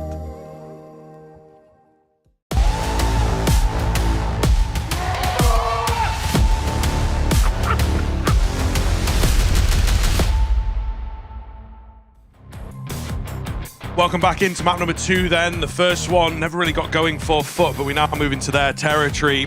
Ancient is maybe their second favorite, I think, but unfortunately that Mirage is put in the ban. A 3D Max, so you're never getting that. This is the next best thing. We'll see if they can live up to those expectations. 3D Max, meanwhile, on the flip side for them, one that they try and avoid, but certainly not one that I think we would write them off on, given the way that they performed on that first map. Yeah, I just think, especially with how sharp 3D Max are looking, you just can't afford to count them out, no matter what the stats are saying. They just look so dominant. It looks like they've got such a good read over what FUT are throwing at them, and they just weren't faced by anything that FUT out of their sleeve. And this is where now, you know, maybe there was a bit of an expectation heading in towards this map number 2 and potentially could open up some doors. Now, you know, we've spoken about it a few times. With the Ancient, only a couple of times played by 3D Max. Last time they played it was against FUT at IM Krakow, and that was a overtime loss. So maybe as well, part and parcel of floating this for 3D Max is realizing we got it so close last time. We might have a chance here now that we are kind of playing a bit better. Yeah, maybe. We're going to see. It seems like they've, since that particular matchup that they played towards the start of the year as well, feeling more confident, feeling more ready. There seemed to be a lot of reads on Dust 2. Just in terms of the general approach, not that it's like, oh, we've seen this round before. It was more like they like pushing at a time like this, or we show presence on the other bomb site and a guy will go digging on the opposite bomb site, right? Just to gather some information. So really, really clever from them to just know their opponent. And that, I think, is why we're still relatively confident. You know, come back to me in about 5 or 6 rounds and maybe I'll have a better picture, but still relatively confident going into map 2. It feels 3D Max have got the read on foot at large, regardless of the map. Ooh, Jugs with a big trade. Keeps them in things here. Let's see, Demon going to try and take a bit of mid-control there. Setting up for the split. But Masuja's here. First head and the second. Oh, that's lovely. He spotted the bomb as it retreats back towards elbow into Exorcist. It's a push and pull from 3D Max, which FUT have nothing to offer up in return. Benny, all alone. No armor once again for him. I think he's been in this situation before. Didn't find success there. He's looking to maybe take a head. Not going to happen. So fairly dominant coming in from the Frenchman. Not the way that you wanted to kick things off here. You know, your own map pick. You're hoping for a stronger showing. And it falls apart pretty rapidly. Have to be careful now. Heads left in Dust 2. Hopefully not, right? But with a round like that, it does remind you of what you've just been through. It's kind of the worst possible situation. You've just been decimated in towards the opening map, but it is their map pick, but you're obviously still going to have something lingering in your mind a little bit of, oh, they're just better than us today, or is this a really good day for them or whatnot, and you want to come in towards your map pick and set a bit of a tone. Brush it aside, say, all right, it's one map, it happens, but we've had a 10 to 15 minute break, a bit of a time for a team talk, and we feel more like ourselves, and then you immediately get owned in a pistol like that. That's going to, if anything, make you kind of further regress into your own mind a little bit. Masuta, we've got first FAMAS, leading a couple here. Only good for one. The MP9's there, but needs to reload, getting pressured. And unfortunately, Lucky couldn't rotate over in time to bail them out. It's actually a pretty expensive round by FUT. 3 kills in a bomb plant. They will take that, but it is still around for 3D Max. Especially with the lack of investment, I think really going to be happy on the FUT side of things. You're buying into the next anyway. We talk about confidence and belief coming into this map, and, you know, a little moment like that will help you out. We'll see how the guns go, though. This is, of course, the important side of the game. Saw 3D Max really have the number of FUT. Enjoying just waiting for them. Guns up all the time from 3D Max. If that's going to be the case here again, they have good utility, but I think they will look to take an early fight if they can. Yeah, I think for FUT, they want to start on this TC side and be kind of back to their best of quite puggy and... Ooh, just boost there. Masuta going to take damage to the flames. Be careful. They've taken big control here, but we might get a re-aggress coming through. On the edge of the smoke, it's Longs who comes out on top. Blinded again, but a known quantity in towards elbow. Exorcist. Did he fall asleep there? Did he crash? I don't know. But he didn't react, I'll tell you that for free, and down goes Lucky, and down goes the round. This will be FUT finding their first. I don't know what happened to Exorcist there. Ah, well, he's left, so that'll explain it. Yeah, it's a bit rough, to be fair. Could have been there horrible timing way back for in, yeah. Because he actually would have spotted the shadow of one, and also probably got that kill on that angle. Brutal timing. Rough. Yeah, for sure. But look, I think FUT... And this game more expensive. Put themselves, yeah, it's just bad to worse. They put themselves in a really good spot. I think they were ready for some aggression to come their way. 3D Max like to get in your face to begin with and see how that feels, see how that goes for them. But we'll see. I think there's a lot of question marks here around this 3D Max side. This was an awkward round, but ultimately one that they were zero contest in. But the thing is, I actually still want to give them a bit of the benefit of the doubt. Like, mid-control is not excellent, but it's that fight there for Exorcist. If it even just goes 1 for 1, it buys time for the donut guy to rotate over, and it could have been a bit of a better hold. And then there was also no utility thrown either because of the crash. Yeah, that's a tilter, but I actually want to give 3D Max a bit of the benefit of the doubt and say if Exorcist was, you know, actually in that round as in not crashed, I think he probably gets one at least. I'd assume gets immediately traded, just knowing what we know about FUT, but potentially a kill and a bit of util down, or even kill and time for the donut player to rotate over and get some util down. And who knows what could happen then. Still, for FUT, I think honestly they'll take any saving grace they can get at the moment, and that is quite a big one. Yeah, 100%. Looking good. But it's still early enough doors here. 3D Max.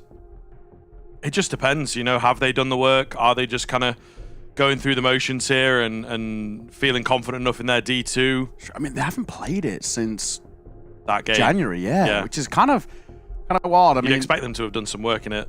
We're having a look as well for them in terms of kind of like previous series, been, like where it goes in the veto process. Yeah. Let's have a look. Last 3 games we had. Where does it go out for them in the veto process? Well, FURIA remove it. That's fair enough. They're perma. Spirit. 3D Max remove its second wave against Liquid. It was there as the decider. So not super afraid to play it. Yeah. But again, it is also Liquid. You kind of you'd want to get a bit of reps on one of your worst maps, maybe. Yeah, maybe. They were just so bad they didn't even get there. Demon has cracked open this B-bomb site, by the way. Kremeni to bolster it up. It's not looking good for 3D Max. A dominant pistol to open things, but when the guns have come out, FUT have looked like a completely different team here. I think you're right. I'll go for a save for the 2 M4s, but Long's got other ideas. How good's the innate timing? Great, it's fantastic. What a reaction. One, and the second. 180s as well. Assumes the third will be somewhere around here. How sharp is the shot? Longs sees the shadow, sees the swing. What a hunt from him. Relentless from Longs. Nothing saved, nothing gained, and 3D Max now starting to look a little feeble themselves. FUT are warming up in towards this game finally. Still early enough, I think, you know, 3D Max will have had a gut punch in the round prior to this one. There's still time for them, but yeah, FUT definitely looking more comfortable on this map. I think that is safe to say, you know. They're the ones grabbing a few reads, grabbing a few catches of the aggression, etc. Such as a case like this. They've got 3 players outside A main, waiting for this exact play. Still potential, though, isn't there? Yeah, with them being so close, not going to happen. And it's super, super clean. Nice read. Really nice read. Very patient. You know, you could, in a lot of situations, just dive in towards main and start kind of funneling your way through to take that kind of front main control, but instead, hold and wait, expect some sort of aggression. They get the whole team. Lovely ecos to take. First time out going to be taken by 3D Max. A immediate conversation required after losing control. And I think, you know, for the experienced voices in the side and, you know, the coach and all the rest, if I'm 3D Max here, I'm just saying, like, we got hard done by the crash. And, you know, that's unfortunate. It put us on the back foot and it made our next buy a little bit funky, which we then lost and got hunted on. Don't get too tilted. Don't start to get too dejected. That's a bit of unfortune. We'll get it back.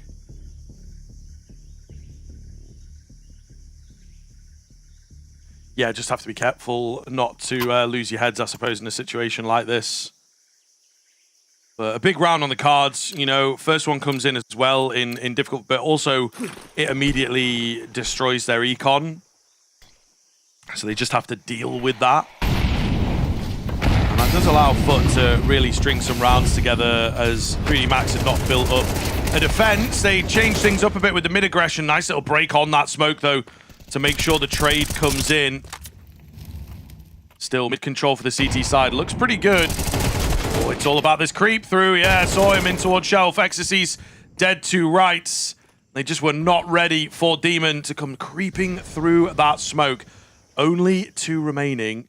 Gravity looking for some timing. Not quite going to be able to grab it. Reveals himself, reveals the play, and now being softened up, surely has to be finished off. What can he take before going down, you would ask? The first comes clean, looking for a bit more here, and just panicking, isn't he? The crosshair not in place. He did the same with the players going on into cave, just shooting a little early, not quite as confident. Maka, meanwhile, working his way in. Yeah, he's just trying to pre-fire there. It's unfortunate as he's diving around pillar, but this is a really good kind of move from FUT. You get the bomb down and you both double stacking towards Ram. You give the site over towards Maka, and he doesn't have a lot of time to clear. He doesn't have a kit either. Need to bind on the corner. It will bounce around and it will deal a bit of chip damage. Tap on towards the bomb to bait out the fight. Oh, Maka, he got the second. He has a chance there, but he probably now doesn't. The bomb is going to go off, and the lack of kit and obviously the lack of life. All block and firm maker ready. Robin salt in the wound. It's close, but no cigar. Another on for FUT. And off the back of the pause, no less, as well for 3D Max. So that puts them in a bit of a position of worse for wear. If you call a timeout and then lose the round to follow it, I can't help. Yeah, it's tough. It is very tough. It's not good signs. It's this move here from Demon, really able to catch them inside the smoke or around the smoke, however you want to put it. You know, 3D Max, again, this is one of the things that we talk about, right? The mid-devolvement, the mid-fights and whatnot. Sure, it's what Ancient can be about, but it is also becoming an antiquated style. You have to freshen it up. You want to be able to pull off those rounds, don't get me wrong, but it seems at the moment 3D Max is just kind of the only spot that they're going towards. Yeah. That makes them very predictable and a bit easier for FUT to work those nuanced moments that you would expect from a strong map. Ecstasy's on the Deagle. Flash is coming in. Maka takes a swing as well. Look, he's 5'7", trying to get involved. Oh, the smoke coming in to split them up. You just have to be wary here not to go feed in this 5'7". Super, super low. Keeps them at bay on A, I suppose, but no kills yet for the French. They ever so slightly smell the ecos, FUT, right? So you can see them getting giddy to fight. Jugs diving in. I think it's a good call from a Karenni just to rein them back in too. Like you mentioned, it's just not worth feeding any of the pistols there. A complete regroup and a move back towards what is now an MTB site. Masuta's made the move off. He's gone to hold for Red Room re-aggression, and unfortunately that won't be the case. A split coming through towards B would be nice if you kind of come through mid in that sense. And obviously a position that had not been held for. But it's the wrong gamble. Smoke down towards short, one towards long, nice and easy. Just doing all the precautionary maneuvers required to get a safe plant here. And it probably ends up being a flawless round. I don't think you want to look to dive in and die here if you're FUT. Don't want to give away a kill bonus, but also at the same time, you can use some of this armor towards the next round as a lesser investment. Shore up the buys, especially for the likes of Gravity and Masuta. So a 5th round now on the T side for FUT. Looking pretty comfortable. Saw nothing of this towards Dust 2, but a lot better here now.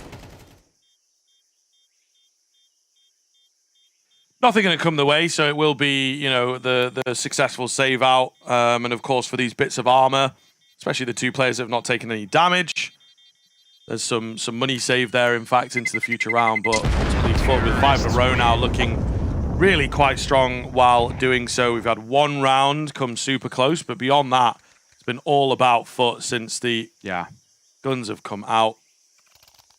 3D Max, yeah, maybe showing us why this map doesn't work its way into their map pool. Yeah, no, exactly that. Just unfortunate, you know, that Mirage is a perma. In theory, it's obviously very nice in this veto process because of how good it is for FUT.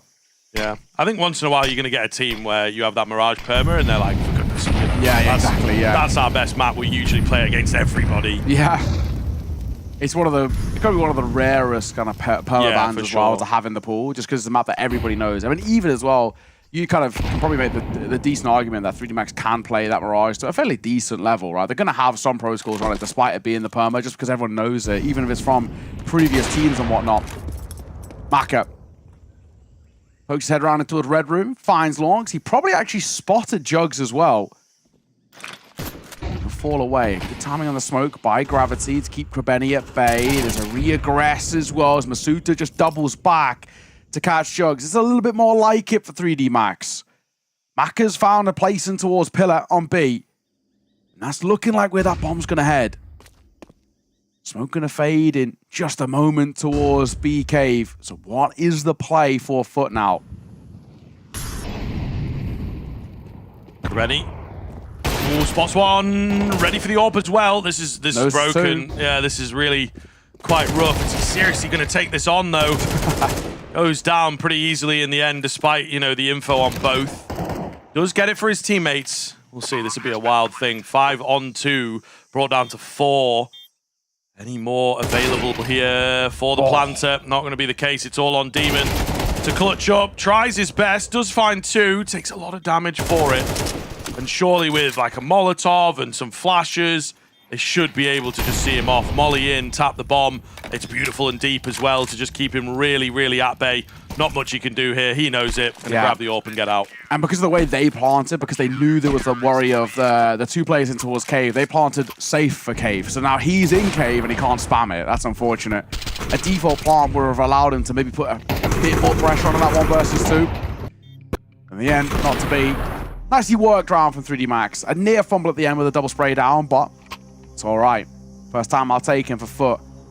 I think more than anything, just a little bit precautionary, just not allowing, they don't want to allow 3D Max to start snowballing in their own regard. We saw what happens when they can do it on Dust 2. Like, if this side find a groove and they find a bit of form, they're so awkward to play against, and FUT just don't want to fall back into those same traps. Just trying to cut the bleeding off immediately, which I can respect. For a conversation, but 3 Max, it's a good round to build upon. 3 stay alive, it's decent for the finances, but also for the confidence as well. It's a round that they win in the immediate kind of couple of fights they have. It's basically 2 head-to-heads that go their way, and that's it. Round over done. They're nice ones to fall back on. That just shows you that your setup, your reading towards the round itself was really good. Flash in. Lucky with an easy find. Poor Longs. He's half blind, and he's turning, expecting a second, and just staring into the wall. Oh, Masuta fluffs his lines on that one. Gravity is here. His B-bomb site is lightly defended. It's a fair read in that sense from FUT. Wild swing coming in. Does get traded. Still not a huge fan of how this looks, but Lucky coming in to save the day once again. Cheeky backflip. Ooh, and I think, yeah, creep through that he's just missed. It's Lucky that finds the kill, but Gravity was there to shore that one up. Jugs alone. Nothing he can do, really. Let's be honest. 1 versus 3. There's just too many angles to clear, and that bomb, it's dropped in such an uncomfortable spot. He can smoke short here, that he's got to isolate this fight on towards Gravity, and there's still a long player he has to worry about. I don't know if they know that Gravity's like fully in here. Yeah. It's obviously just a, well, now okay. they do. All right. Now he just does. as you were saying. Resmoke in towards ramp. You smoke short. Lucky just goes long.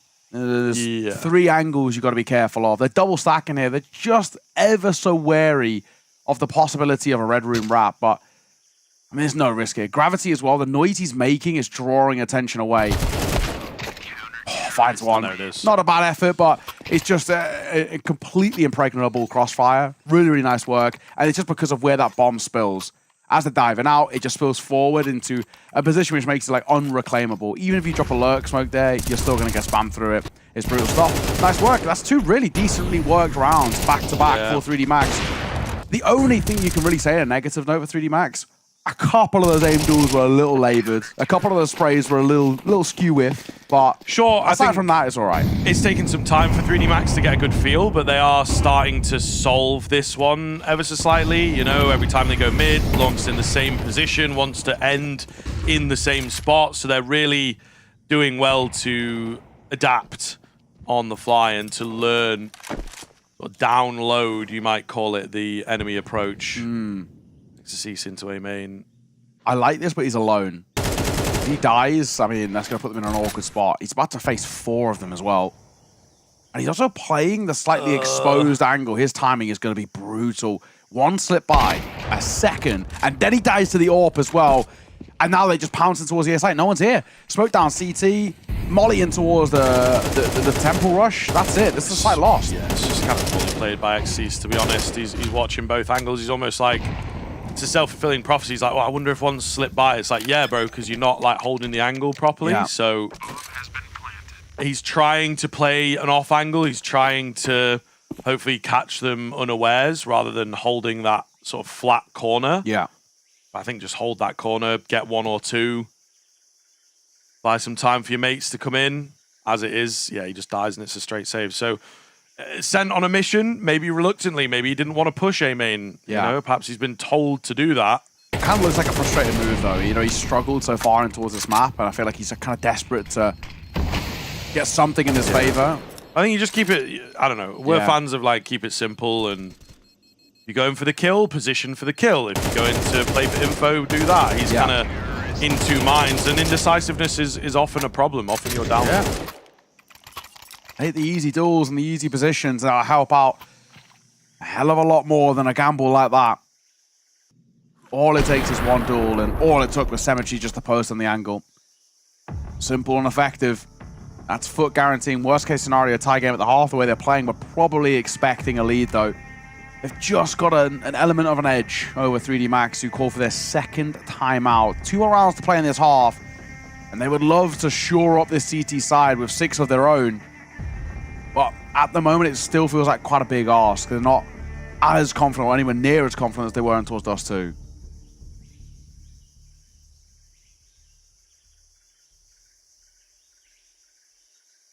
Quite a lot of vocal voices. Vocal voices? Yeah, you know, vocal guys. Unlike non-vocal voices. Well, you know. I hate those non-vocal voices, quieter mate. or something. Yeah, sure. Those non-vocal voices, Sure, they do my head in. Yeah, all right. Sorry.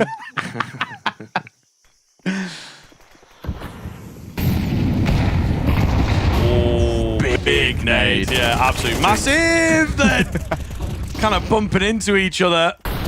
But certainly a nade worth noting. It was absolutely huge, and I think makes a keen difference because Maka had like no idea. They're both kind of playing anti-flash, 4x3 maybe, getting in the way as well. The 3D Max with an opener off the back of their timeout. And now make control completely taken.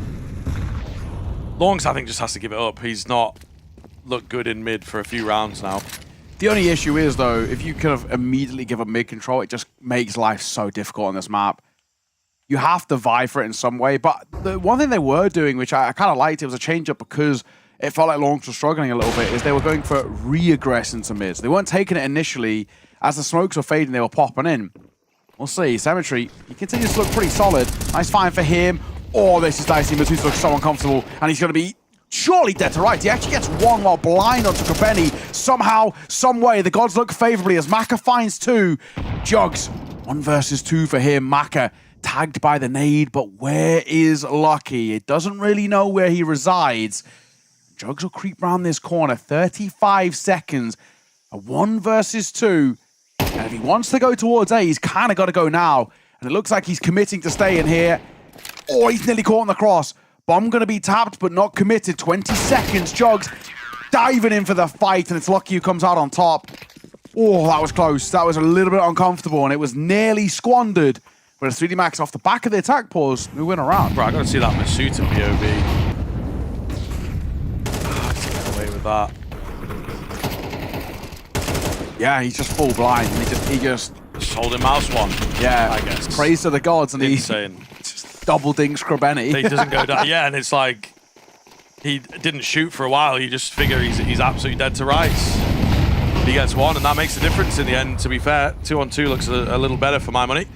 Here we go. We got the run boost coming in. They didn't find success with this earlier on because I think they tried it and failed it. Ultimately, though, a burst towards B. A lot of resources used in middle to just make that kill happen. Gather the info, yes, but lose control. Molly coming in. Lucky. Yeesh. A very, very confident peak, let's say, at the very least. Deep Smoke's coming in, going to keep them at bay, and we have a slow burn flank from Jugs working its way in here. So all depends on how 3D Max look to play things, if they want to charge in, or indeed, if they are kept at bay, which the Molly does a good job of. Great reset of the crosshair. Should be a 7th here by all accounts for FUT. Gravity alone his only option to move forwards. No time. Straight into the Lion's Den. He will go down, so it's a slim advantage. Still decent from 3D Max, though, given the way that it started for them to come back into it. We await on the edge of our chair if they can find anything into that T-half. See you in a few.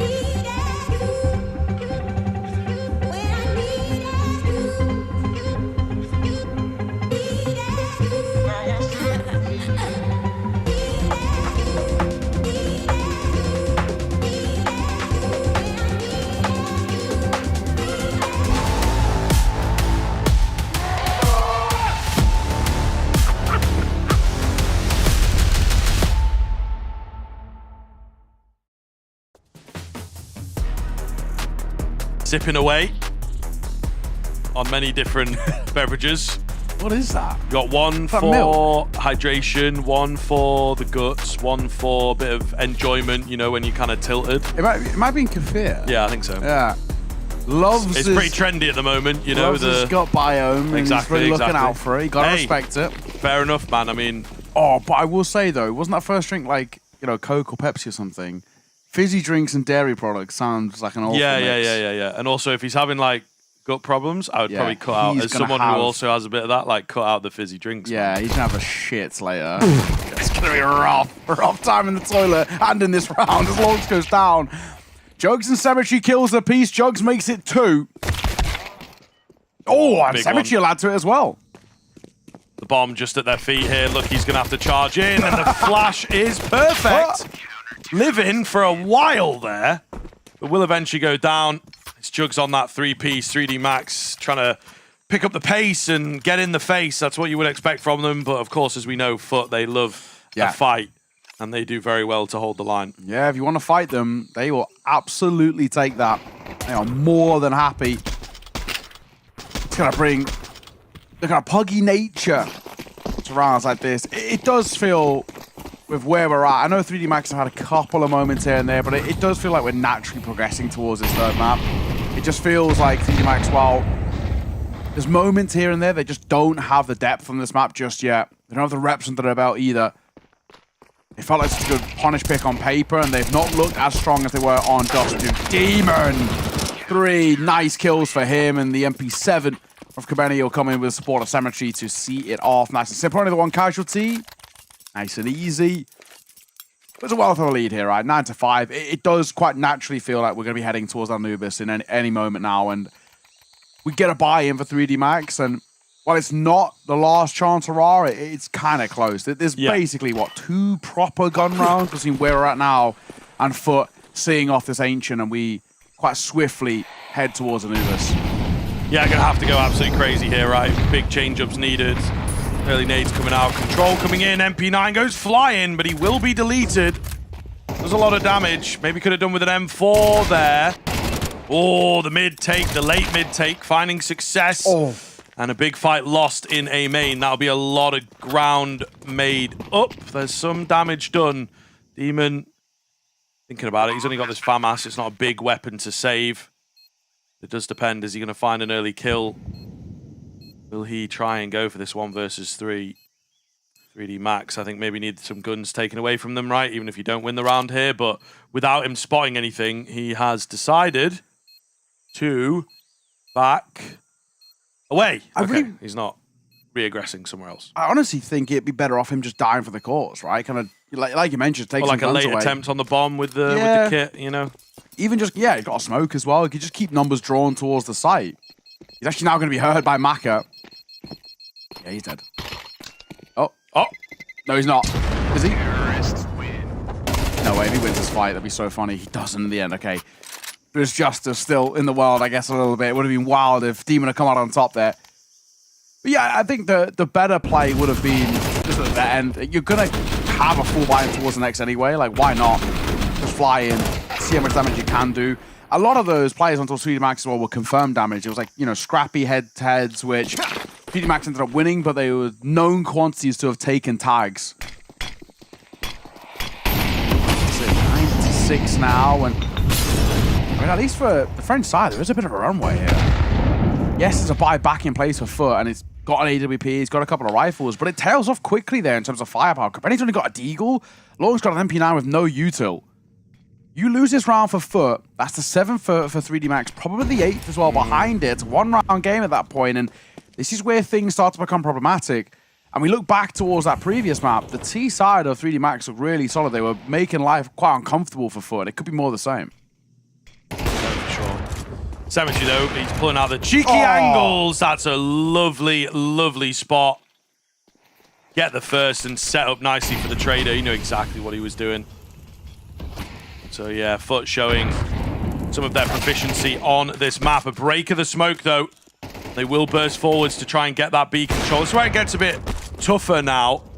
They have to mount a retake with, like, no utility. Just a few nades, no kit, of course. 3D Max, do they have a read on that economy? Are they ready for a lack of flashes to get back in, for example? Just going to be straight heads-up fights, and they have to be careful not to give them too early. Lovely little two-man stack out here in towards the cave, though, and it's a late cave presence that'll come through. We'll see if he can have impact. The answer is no, and they've played this very, very well. Just Cemetery, hardly any time. One jumps across, and the next one trades. That's close on the USP. Yeah, it is. Good effort, though, by Cemetery. Starts the round and very, very nearly closes it, so that's a big round to be taken. You can see what it means to them as well. They know that's going to give you a little bit of momentum, give you a bit of a chance to scale back in. Winning a numbers disadvantage post-plant massively helps the scenario, and like you were talking about, that lack of utility, FUT had to just kind of like incrementally scale in towards the site and take fights and hope that they trade effectively, and they just couldn't. 2-round game, but as we foreshadowed, there's no money for FUT, so this is a freebie for the T side. Gamble stacking towards A, whereas 3D Max are heavily leading towards B, and they're going to go quick about it as well. Util over, nade, molly, smokes, all of the precautionary measures just to make sure. But there's no one here. They've realized that now. Bomb will go down. And so the round, potentially for FUT as well, you could go for some level of an exit play, but on the flip side, don't want to give away too much kill bonus either. It's in their DNA, though. FUT love a fight. Try and take a gun on the tail end of things, and I think indeed that is what they're going to go for here. Really looking good for the French side. The gap closing exponentially. CT money becomes a big problem now, so they really have to be careful. And are they going to be able to create anything into these future rounds, you know, is the question, right? Saving gets in your head quite a bit when money's working against you. It's just a tougher ride on that CT side from time to time. They'll take one on the way out. Exorcist's not too happy about that, but it's all good. The rounds are very physical. Still coming their way. Well, of course. Reactions. Yeah, of course. Yeah, those sort of romantic Europeans, as it were. Yeah. They do indeed love getting the hands out and the reactions and whatnot. Yeah. French, Italians as well. They've got theirs. What are the other romance? Is it Spanish, Portuguese? Yeah. French, Italian. Maybe Latin, you might call them as well. I'm not, but they're romantic languages, isn't it, I think. But yeah, I would say so, those four. What Greek? Does that count on the more Mediterranean? No, because Greek could come from Greek, right? Slightly different alphabet and stuff. Yeah, no, you're right. Oh, I guess, yeah, they're all from Latin. Then yeah, Greek, right. Greek. Yeah. Did you ever study Latin or Greek? No. I did. I had the chance to study Latin at school, but I was like, come on now. Languages were not a favourite of mine, although, that being said, you know, I was pretty good at speaking French, you might guess. We had pretty good at speaking English, you know what I mean? Caecilius es in horto. Oh, yeah? Yeah. What's that mean then? Caecilius is in the garden, I'm pretty sure. Right. It's like the first sentence of the first Latin book you have to learn. Right. It's rough times. Thank God I don't have to do it anymore. 3 versus 3 though. A couple of opening engagements. I think 3D Max as well, where they are now, it's early enough in the round that they can cancel and go as well. But they're a known quantity that they were posturing in the direction of B. Hence why there is this lean here. And Long setting up a flank. Not committing just yet. He's sort of actually expecting 3D Max to cancel on the B play. Just when and his position now in the front side of Donut becomes so strong. 3D Max are so patient. And by them waiting as well, it's going to creep into the back of Lawrence's mind that they could move their way through A main. They could have cancelled and gone all the way through spawn. Hence why he's now starting to check. This is the benefit of the freeze. It starts to really sow the seeds of doubt, as you can see, even with the smoking towards main. So he really is thinking it's a possibility.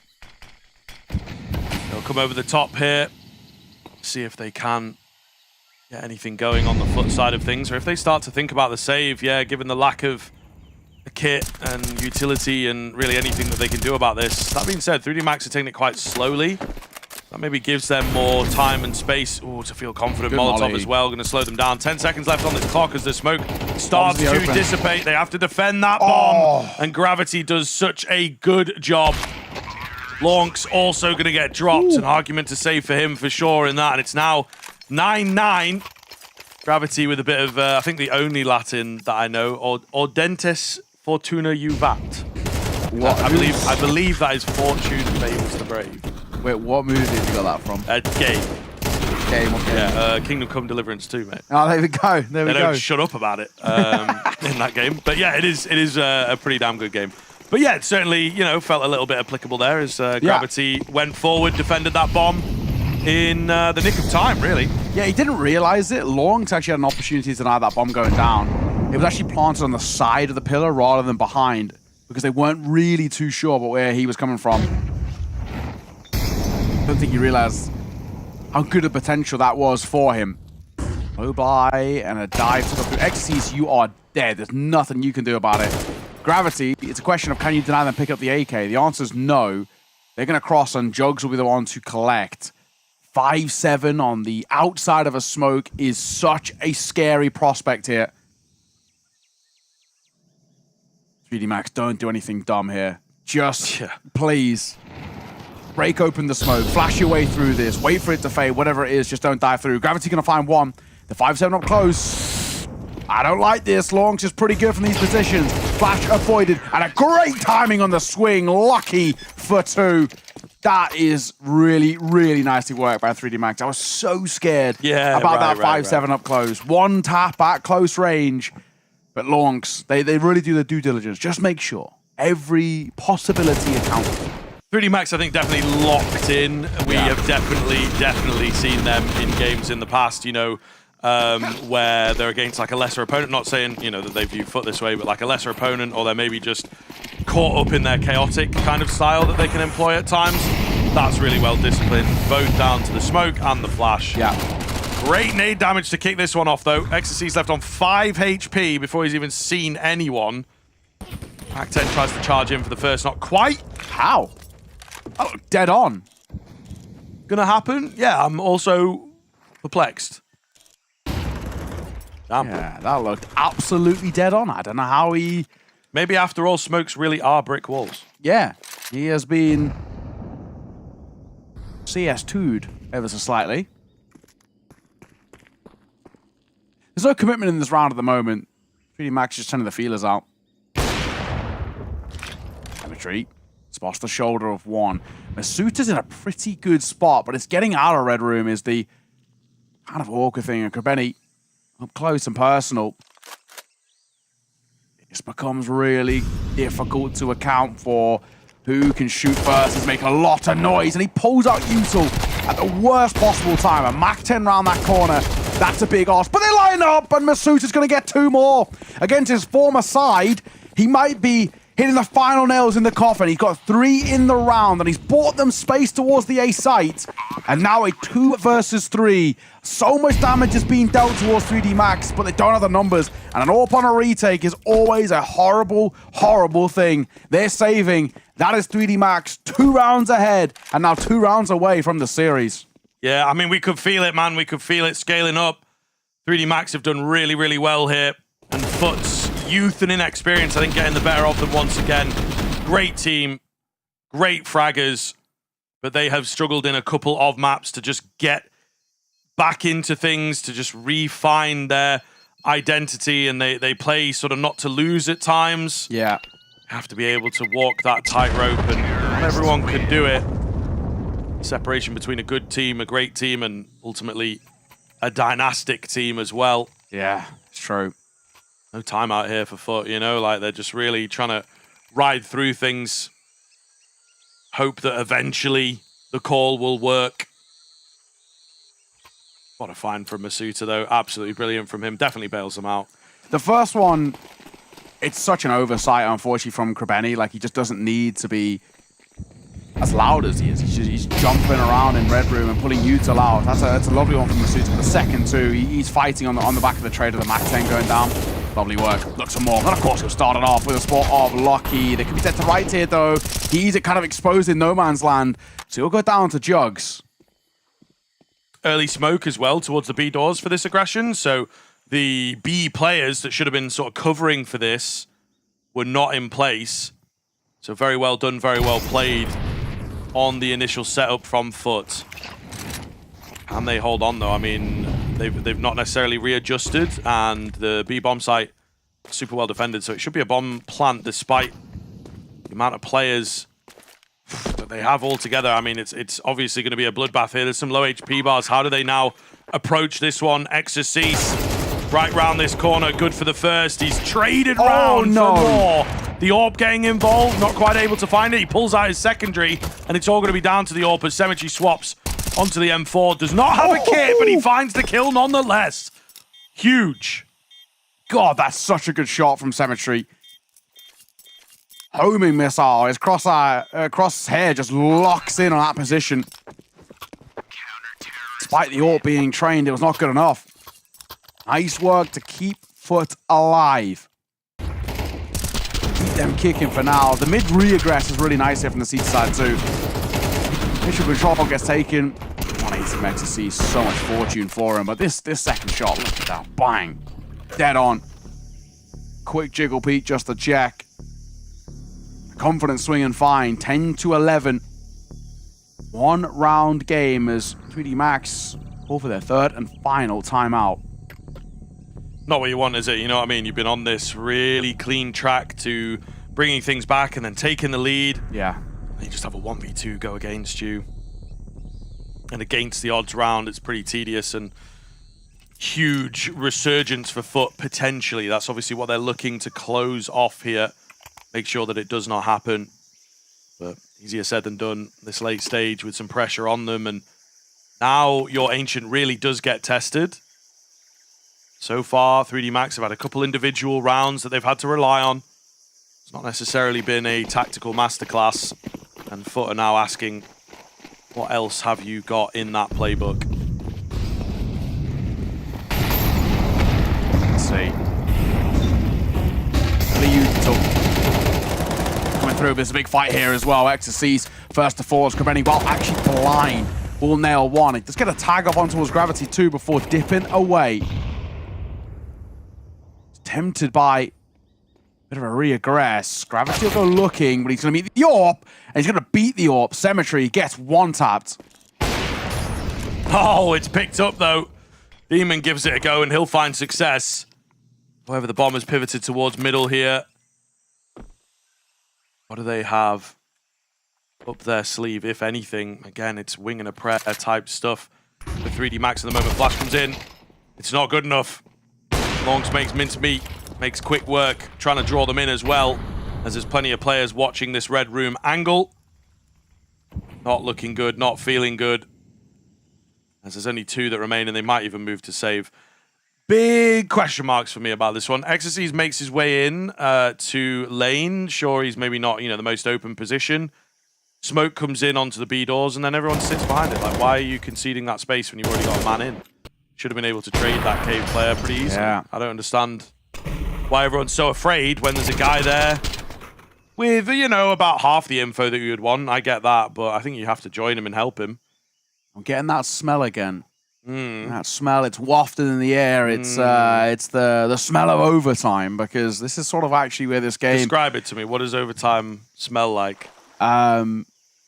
It's like, it's got a slight pungent aroma of choking and weakness. Yeah, sweaty gamers. yeah. Lack of shower, something along those lines. I just be you though. Okay.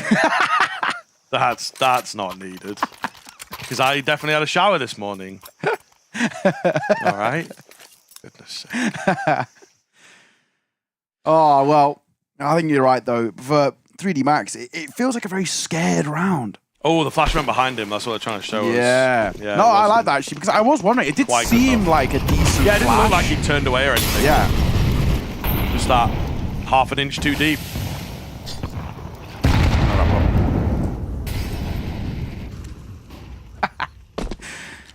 Scared 3D Max. They're, for me as well, really squandering chances here. I feel like as well, if you let this go for the great reset to overtime, FUT will be more reassured in themselves. And at that point, a real worry sets in. I like this move by Jugs. He's committed to the angle as well. We kind of had that like half and half by Exorcist earlier, which we weren't a fan on.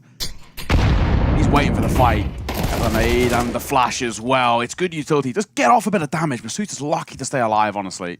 Yeah, he very much is, in all fairness.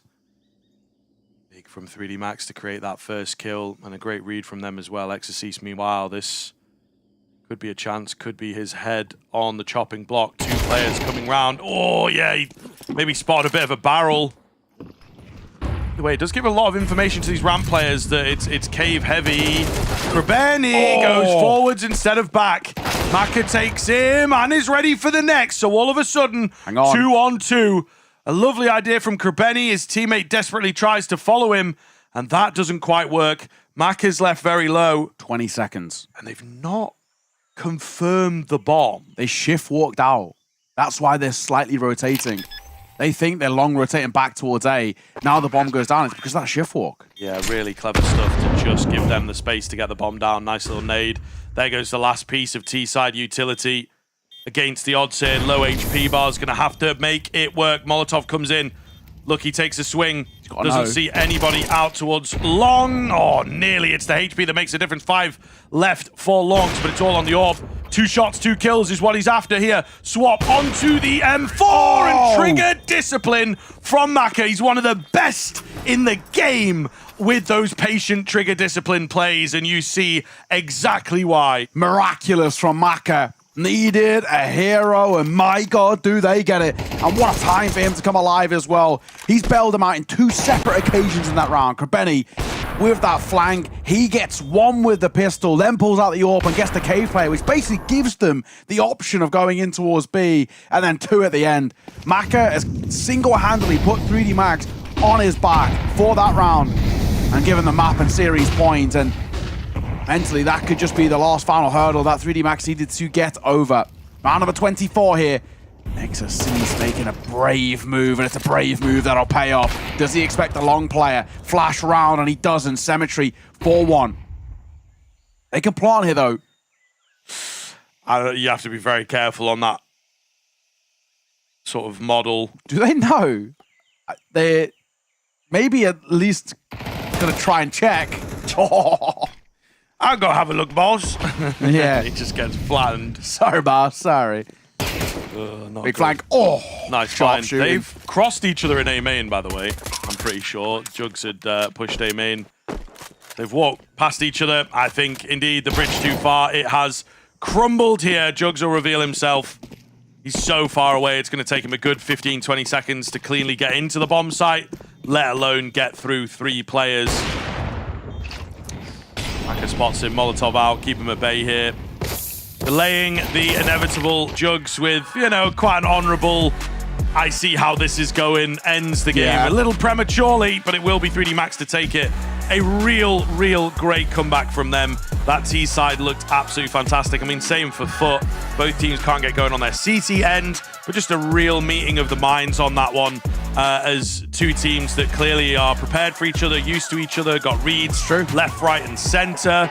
But I will give it to you know, the 3D Max side of things. I think that they just had that slightly better adaptability against their opponents here today. Yeah, it's a really good game in the end, and it's a big win for 3D Max to find, because 3D Max, you know, were at one point in a similar spot to where kind of FUT were coming in towards this year. We look at kind of how this FUT side have climbed the ranks and become a side that many people fear going in towards kind of making runs to playoffs, maybe not going that deep in playoffs, but being kind of these group stage warriors who are really good at punching up. That's what FUT have been doing for kind of the tail end of last year in towards this year, and 3D Max lost a little bit about that for themselves. Now, with a win here, it's still this proof in the pudding that we've got this edge. We've got this ability to still be a kind of a top-level performer at the Tier 1. It's that round from Maka that I think is the real nail in the coffin. That's the one that keeps 3D Max alive. You lose that, and I don't think they're taking this map, and I think we'll go into a 3rd. But in the end, a quad clutch from him means that 3D Max, 13-11, right at the final hurdle, the final round of regulation, take the map and therefore the series as well. What a showing coming through from 3D Max. So that first map was dominant, and then that one as well was kind of the opposite. but it's great for them that they can grind out these two kind of completely different playstyles. Yeah, and just to pick up, like I wanted to say, I obviously said it in the call, as it were, but Maka seriously is one of the best like trigger discipline authors, so really comes in handy there for him.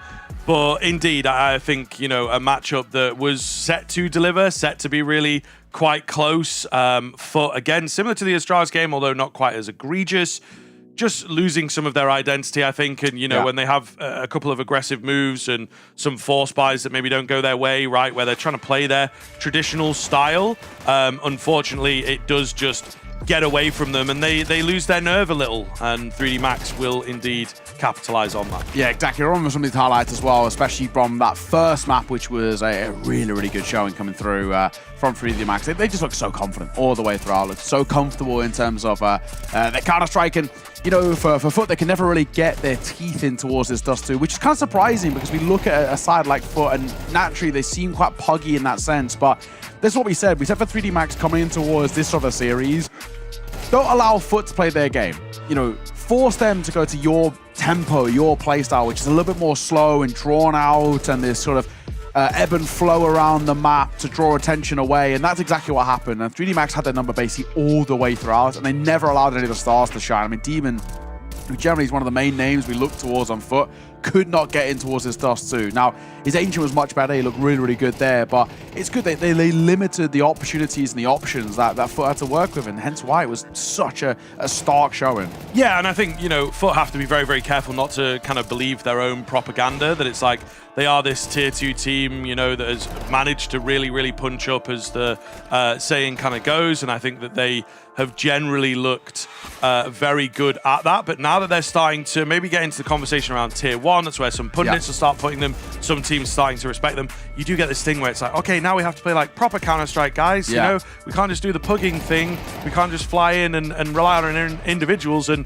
I don't know that they're as comfortable doing that. Maybe they do just have to try and stretch this as far as they can, or there is going to be a sort of teething period of transitioning and trying to find a way that you can incorporate some of the tier 1 structured Counter-Strike. And that's going to be difficult for them to deal with, I think. No, exactly. I think with this FUT side, you know, the things that make them so dangerous is just the relentlessness of them. And I think at times when they go back into kind of these like really defaulty rounds, which are a little bit more slower, it just isn't what they like to do. They love to play as a pack and kind of maneuver around and just kind of rely on their individuals, right? Because they're so unbelievably good.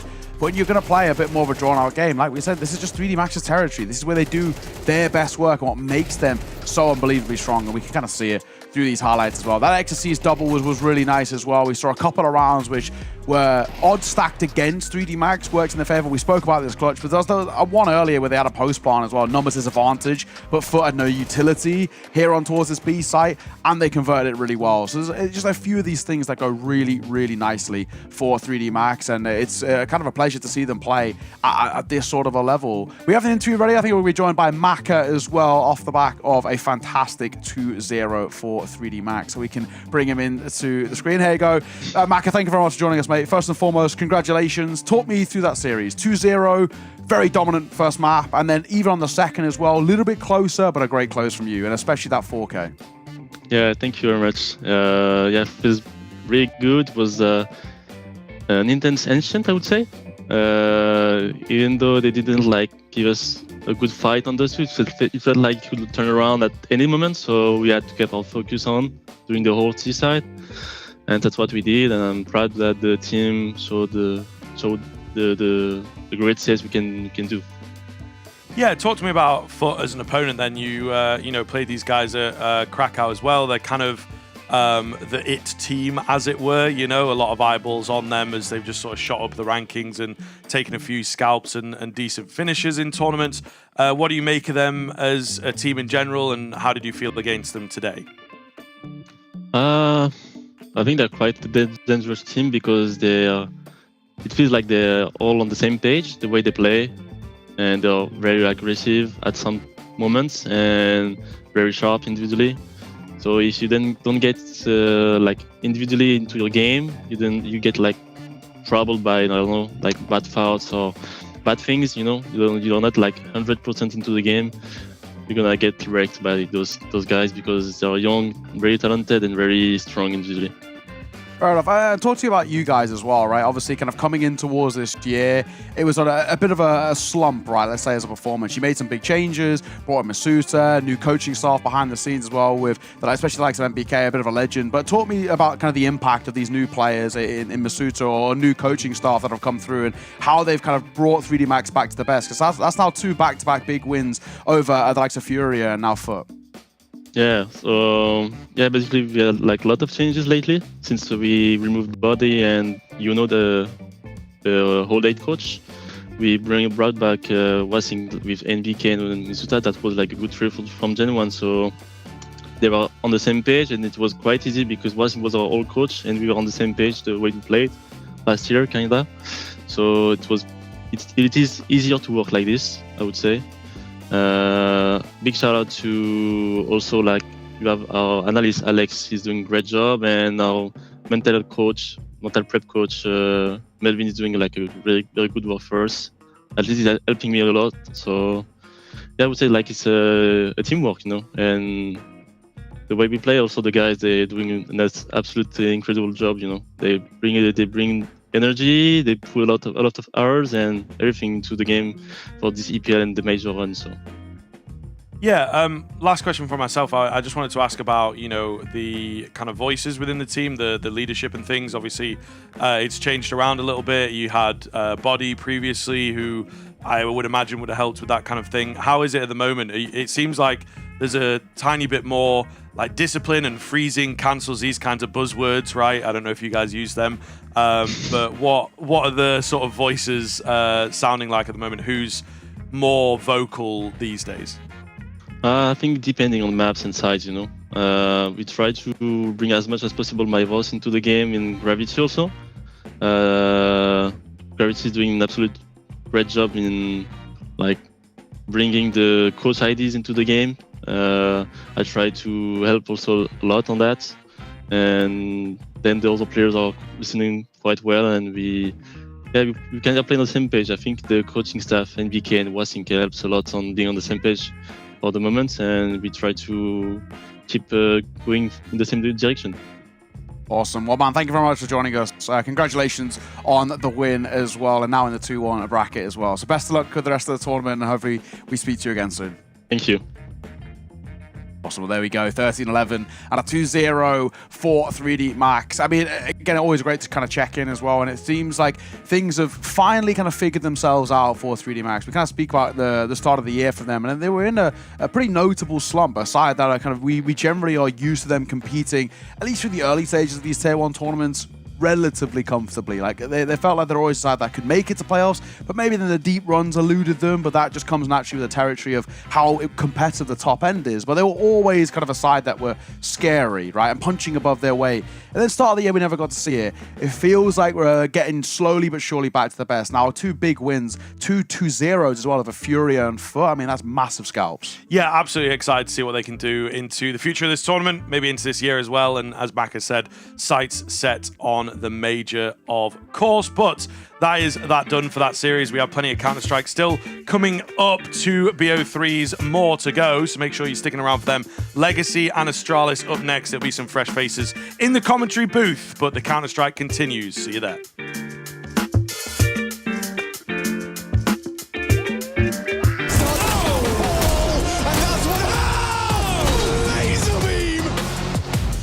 No chance, all dog.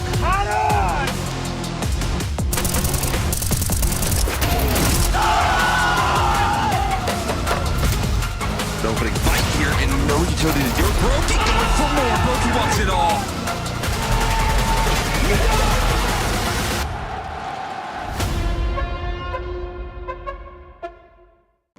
Damn, guys, we almost had this. Thank God that's over. Bored of endless matchmaking? Take your first steps towards EPL, experiencing real strategies against teams of your skill. Learn more at fce.gg/EPL.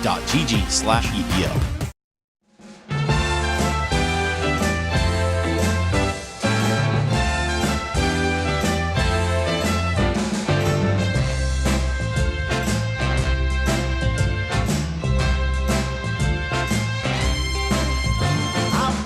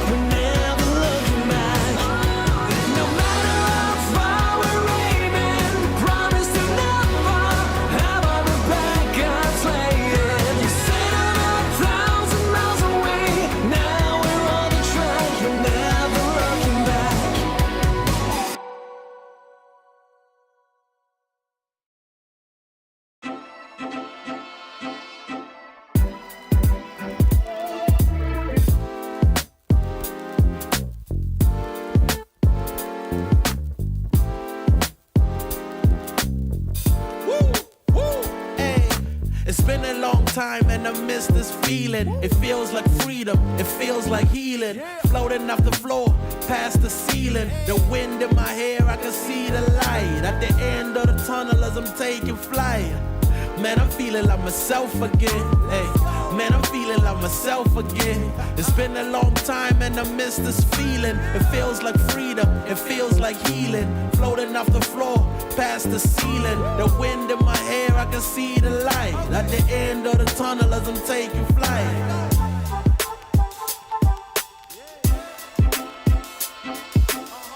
Man, I'm feeling like myself again. Hey, man, I'm feeling like myself again. Angels fascinated, reporting back to the maker. I'm emancipated, blow a kiss out the neighbor. Saying bye to Felicia, saying hi to Miss Parker. I was in the darkness, didn't stop me shining though. I was at the bottom, but it didn't stop me climbing though. Talents, we ain't hiding those. Cook out, I'm providing flows. Homie, you invited, getting reunited. With the real you no longer gotta hide it. They love to see us fighting, love it when we are divided. Yo, we bout to make it mad. Food on the table, big stacks in the bag. Drink in my hand, watch me do a little dance. Take a little chance, kick it with a queen. Chilling with my mans, going with the flow, mixing up the plans. Listening to jam, stresses out the window. Kick your feet up and relax. Ease your foot up off the gas, and if you're going through it, this too shall pass. Woo! Hey. Hey, I'm feeling like myself again. Man, I'm feeling like myself again. Yeah. It feels good, don't it? Woo! I love it. Hey, it's been a long time and I miss the feeling. It feels like freedom. It feels like healing. Floating off the floor, past the ceiling. The wind in my hair, I can see the light at the end of the tunnel as I'm taking flight. Man, I'm feeling like myself again. Man, I'm feeling like myself again. It's been a long time and I miss this feeling. It feels like freedom, it feels like healing. Floating off the floor, past the ceiling. The wind in my hair, I can see the light at the end of the tunnel as I'm taking flight.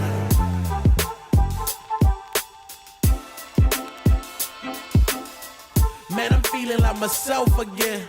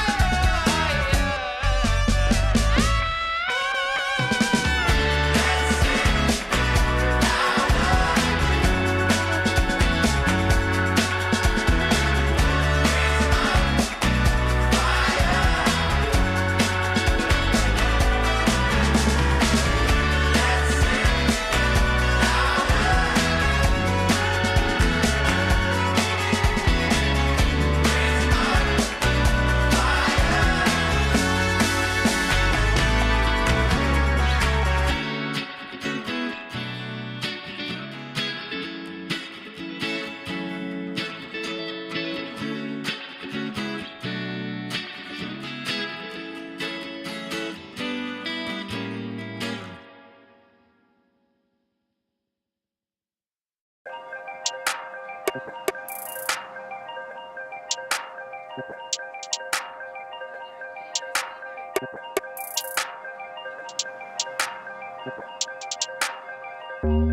all they've been saying is true, there's a war for your eyes. Tell me, can you see right through? Right through, right through. Down through the wires and the pipelines. We go disconnecting from the city and the skyline.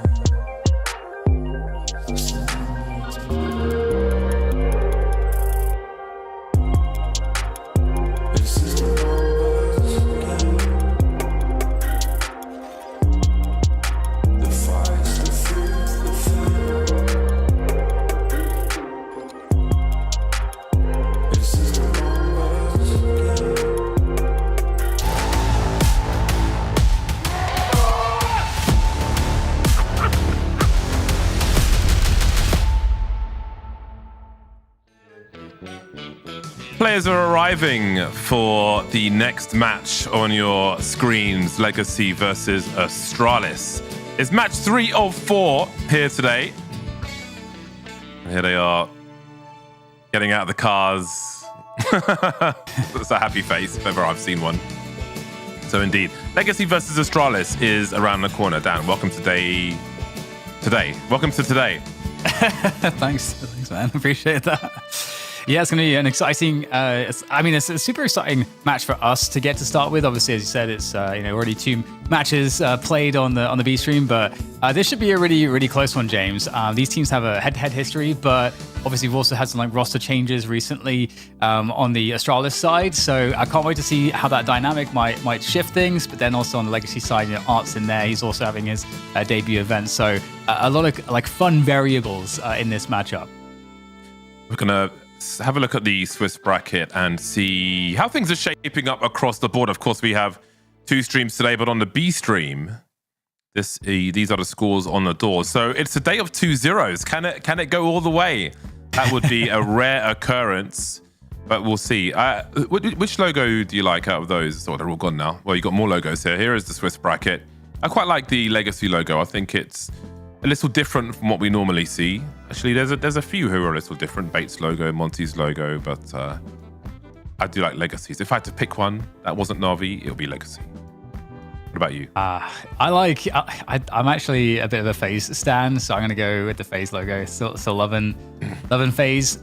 And they beat Monty earlier today, so able to they eliminated Monty, but they ensured their survival for now. We'll see if they can keep picking up that form. But yeah, it's getting kind of brutal out here in this bracket now. It is. This match, however, is a 1-1 match for Legacy and Astralis. So it could be worse. It is worse for some teams, or it was worse for those who've been eliminated because they're history now. But yeah, it's a 1-1 scoreline for these squads. I was wondering what he was doing with the tennis ball, because we see in warm-ups for Formula 1 drivers, for example, they will have their coach holding a tennis ball in both hands and drop it, and he needs to catch it as fast as possible. And it looks like he was trying to do that to himself. These are the numbers for Dumao, who is going to be one of the ones to watch here for Legacy. He's got a pretty solid rating at present, and is definitely going to be instrumental in a victory in this best of 3 should Legacy be able to topple Astralis on this occasion. They'll be coming into this one as an underdog. Rank 32 versus rank 12. So Dumao will have his work cut out for him, I think it's reasonable to say. Yeah, and I think Astralis generally, they don't tend to lose really too much against these tier 2 level teams, if you could say, call Legacy a tier 2 team. Again, I feel like with some of the changes to the rosters and stuff, we don't quite know where they're going to stand at the end of this tournament, especially as it's more of a debut for them. But as we had Dumao just a moment ago, we got some highlights here from Stair as well. A very reliable player for Astralis, especially on the rifle. So I'm super excited to see what exactly he's going to be providing for the team. And to be honest, it's hard for me also in general just not to be a fan of Astralis since they added Hooksy to the roster, which was about summer last year when he got added to the roster. But now once again, this is like a new iteration of the lineup, so it's going to be fun to see exactly again how that's going to turn out. Yeah, this is an interesting one, especially looking at the people that Legacy have been beating of late. 2-1 versus NIP, 2-0 versus G2, 2-0 versus Parry Vision, 2-0 on Monty. They are putting in work. So I think they may tell a story on a server that is beyond the rank they currently have. And here is the veto. Legacy picking Dust 2, Astralis picking Ancient. So this is shaping up to be a hyper-aggressive series then. The technical maps being removed one by one. What's going to be left? Mirage as a decider. All right, there's going to be some mad fragging going on. It is the golden three, I think, if you just want a wide swing on your opponent and try and take over the round. And that may be really important if Legacy are to take over the likes of Astralis. The catch up in the rankings. Let's see if Astralis can put a rising star down in Legacy. How do you extinguish a star? You need a giant fire extinguisher, I suppose. Yeah, I guess. Yeah, that's one of those. You know those videos where it's like one Superman versus 100 Harry Potters or something. Like one star versus the universe's biggest fire extinguisher. I wonder how big that would be. Very big, I would imagine. Anyway, enough about fire extinguishers. We want all the flames here as we start this series. Legacy on that T side with a lot of utility. No P250s. Ryu playing top mid. Got some teammates in tow as well. Uzi having a look through the lower tunnel. Quickly rotating over now is Hooksy to drop a smoke towards B. This is a fascinating setup from the CT side. Yeah, everybody's paused at the moment as well, so it's very tense right here.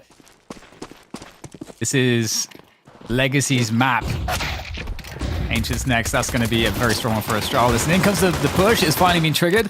And all the CT's ready to go, but somewhat blocked off by this smoke. So, yeah, kind of going according to plan there for Legacy in more ways than one. Bombs going down. The CTs don't want to allow that to happen. They're sprinting out of the smoke onto the site here. And Nissim at the back defending.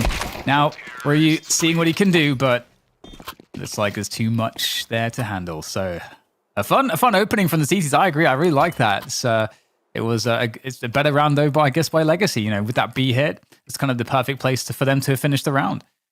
An unfortunate team kill for the CT side during those exchanges, which was maybe one less than they really needed there.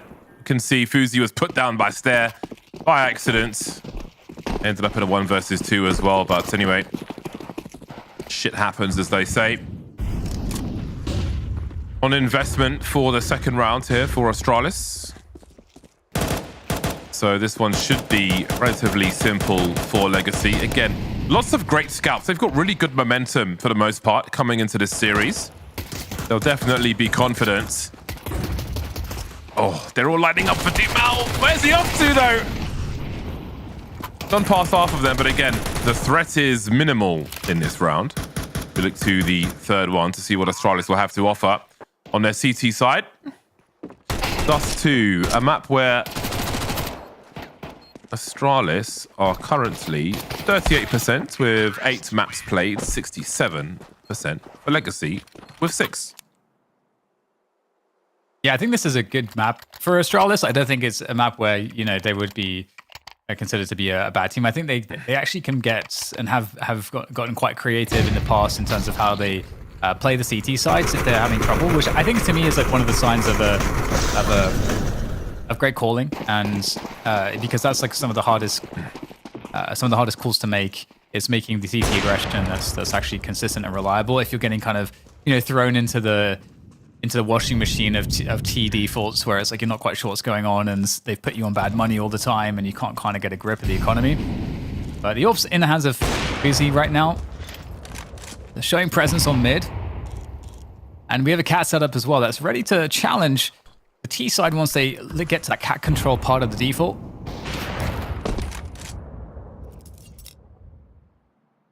Dust 2 is not a map where these teams have met each other before.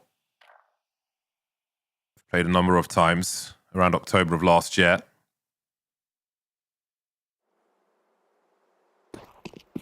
But not here. 10 alive still. And look how much util there is for Legacy. They've got plenty of space to offer half-truths and lies, executes. Great presence of mind from Hooksy. Did he see the back of that player, or was that the border of the X-ray? We'll soon see. Oh, they're going to line up perfectly for him. He had 3 opportunities. None were taken, though, but that's a lot of dots on the radar. 30 seconds. Time is starting to get a little bit low. Debbie asking questions. And now they walk into B. This is the last attempt. They've got to really send it here because time is a problem. Fuzi ready with the AWP and being entertained by Yabi instead. So there you go. 3-0 up for Astralis. And that's a great start to that CT side. And yeah, this is going to be a fun one here, James. Like I feel like, for me, this feels like it should be a 3-mapper, but I could totally see, actually, you know, if Astralis have a good Dust 2, that, you know, that has the makings of a 2-0 then, I would say, because Astralis' Ancient's pretty nice. Yeah, they 13-3 Legacy quite a few months ago now. I'm sure Legacy have learned since then. Again, Astralis getting very aggressive on Dust 2. Elbow spotted. That's the warning that Sadzin needed. Well, that hasn't gone to plan then, and Yabi is in trouble now. This could be a troublesome round. Troublesome few rounds for Astralis, actually. Already proving to be quite painful. FURIA will be traded immediately. Plenty of time as well for the T side. The trades will continue, as Astralis have to take risks, have to go for that second peak, because they're so far behind in this round, but the numbers of Legacy will prevail. Kind of love it from Astralis. That's obviously very risky to go aggressive on the CT side like that. But you could kind of see Legacy really felt like they were very much looking for that, because once they also killed the AWPer, the initial kill, oh sorry, the rifler with the AWP, this Fuzi goes down as well. They threw the flash out, recognizing that this is, it kind of felt like they knew what the setup was from Astralis. So, you know, that's the problem for Astralis. They lose a lot of economy very early on here. Saw some comments about Astralis' new jersey on Twitter. People complaining about it, but it's essentially, it's got a classic layout of a football top. I think one issue is that it is very black, which may make it feel a bit barren and boring, maybe, for some. But other than that, it's a standard football top, essentially, just like you might see from any club.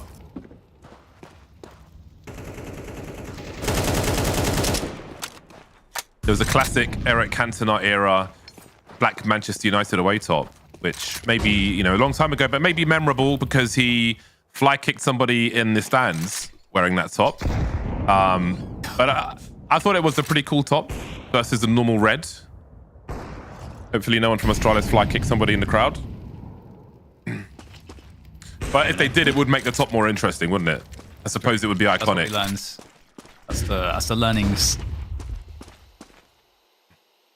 Duma making some sound, making noise. And obviously just pistols here. So Astralis really committing to the defending this mid push. And if they could actually get a pick and just get a gun, that would be very nice. But still Legacy making their way up catwalk now, and they found a really good opening onto a site. They are taking some damage here though. Then there's no pistols down just yet. Can't imagine that anything should really go too badly here for them. They get the cat plant somewhat guaranteed.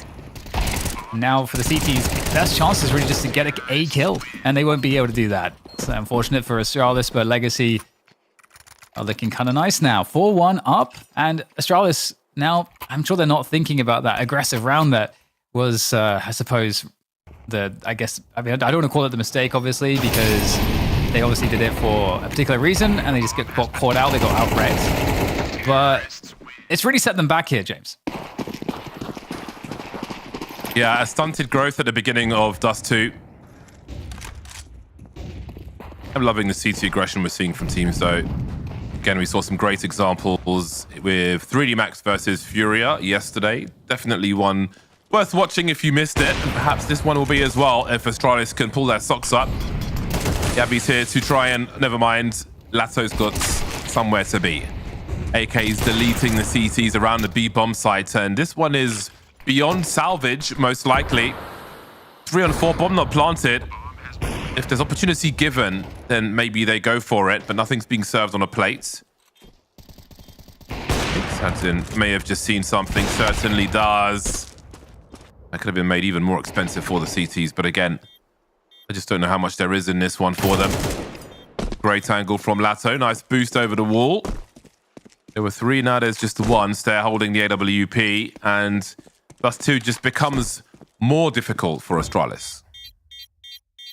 Yeah, really nice pace change from Legacy, just like hitting mid with a super fast round. Now, obviously, if that was like one of those rounds where Astralis were aggressive in mid and cat, that would probably have gotten blown up. But I think for Legacy, they can feel confident that Astralis probably wouldn't do that because now they're so many rounds behind. They don't have that early economy to kind of work with, or a positive economy to work with. So they're just likely going to be in more of a passive stance. So they hit that super fast mid timing when oftentimes only 3 would be towards long for the CTs, and they haven't brought an extra player back to spawn yet. So that was a great call from Legacy. And now Astralis, you know, I talked about the washing machine, being in the washing machine, James, of T calling, and I think that's kind of where Astralis find themselves now.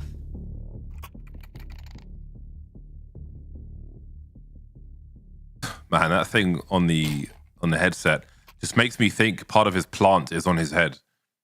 It catches me every time. I'm like, whoa. I thought it was a leaf as well. What's going on in?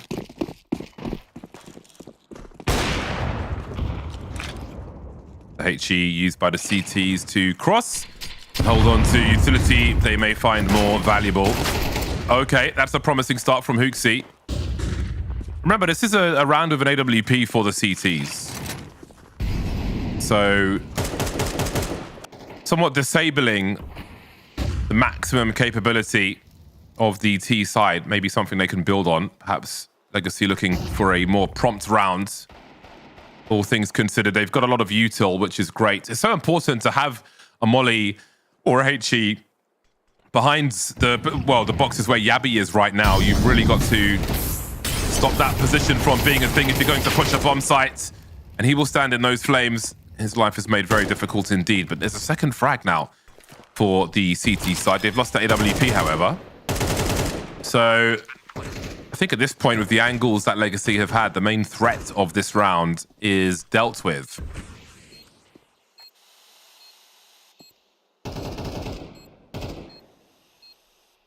Yeah, it's definitely looking like the round is certainly secure, but is there an extra kill to be had by the CTs? Not yet. Stair will have a shot, presumably, once the smoke goes away.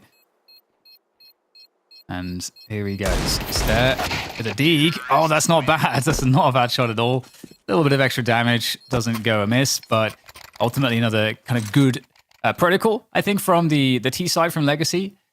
Understanding that if they can get long control, they can kind of scale, and you don't have to worry too much about the pistols. At that point, you can kind of control the variance quite effectively. We see that here on the site with use of Molotovs and smoking off the cross. So full control from Legacy in this T side, 6-1 now, as we get the full buy again from Astralis.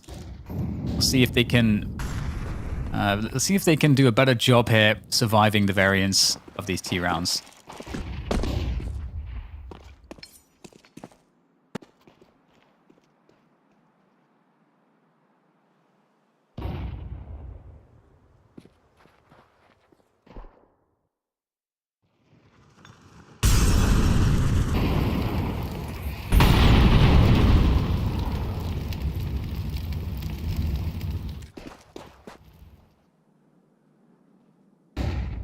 Astralis getting more committed to the long position. Uzi posted up.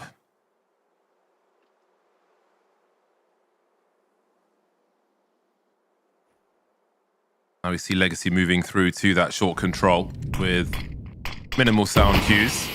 Good timing for Astralis with the smoke. late on, if you get a smoke up like that, you can really post up behind it and cause many problems for a T side who are committed to an A push. It looks like it might be retake Taurus 3. We'll see what FUZI is willing to do in this scenario. He has flashes, but no one to flash. There are smokes all over the shop. Stairs out of position. So they'll have to approach short from mid, I think.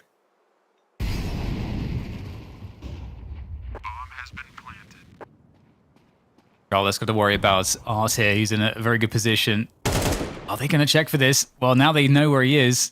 That's a big frag from Arts. And this is going to waste a lot of time because, and this is Arts' goal now, I think, is just to create delay. He knows that they have to try to kill him. And they can't go deep enough to go for that fight. They're just going to press on and get sandwiched by the cap position. And now it's just FUZI once again alone without really any way to do impact in this round.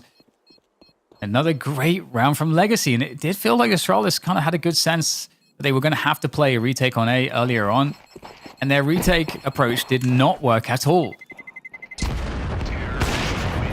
Some of these rounds must feel brutal for Astralis. It's like there's a bit of gambling with the play you choose to make versus the play your opponents choose to make, and they just managed to thread the needle on that occasion, through short, onto the bomb sites. Longest taken, great smokes, and no way back for Astralis.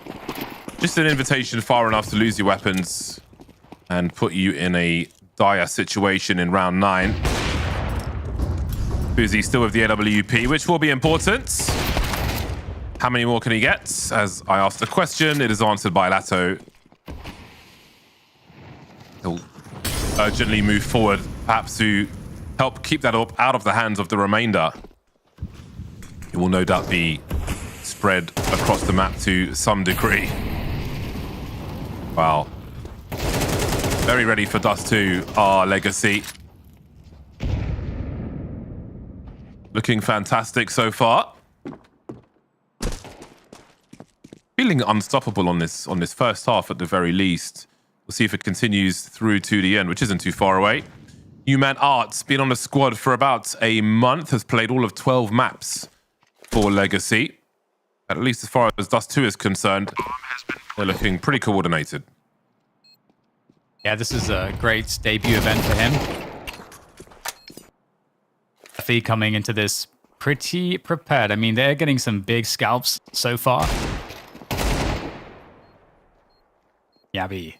Give him some more. This is really the only fragging that mostly is happening, I feel like, is exit frags. Or rather, sorry, frags after the round's already lost from the CTs of Astralis. And I was kind of crediting them that I've seen them do a pretty good job from this position. And again, it's why it's so hard to make calls, because your economy is kind of broken. So when you do get it by rounds, you don't want to throw it away, but you kind of feel like you need to get ahead of what the T's are doing. So to be disruptive, so they can't just run the rounds as they kind of want to run them, because they're doing it based on their understanding of how to exploit your rotations, how they think you're playing. And if they have a really good read on you, if you get in their face before that comes to fruition, then you know that's one way to deal with it. But it does make me wonder, will we see that mid-aggression again?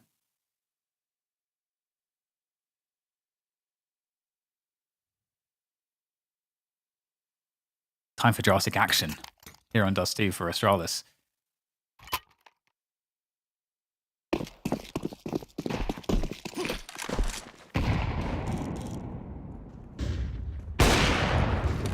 That's beautiful. Better angle.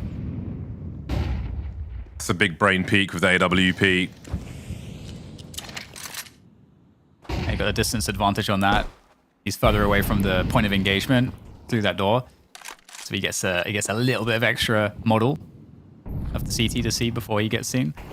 I wonder if that's just a hard counter to the habits of FUZI if he plays mid as well. How often do you see peaks like that? Now, your 4 versus 5 on the CT side of Dust 2. I think your options to try and find an advantage here will be limited.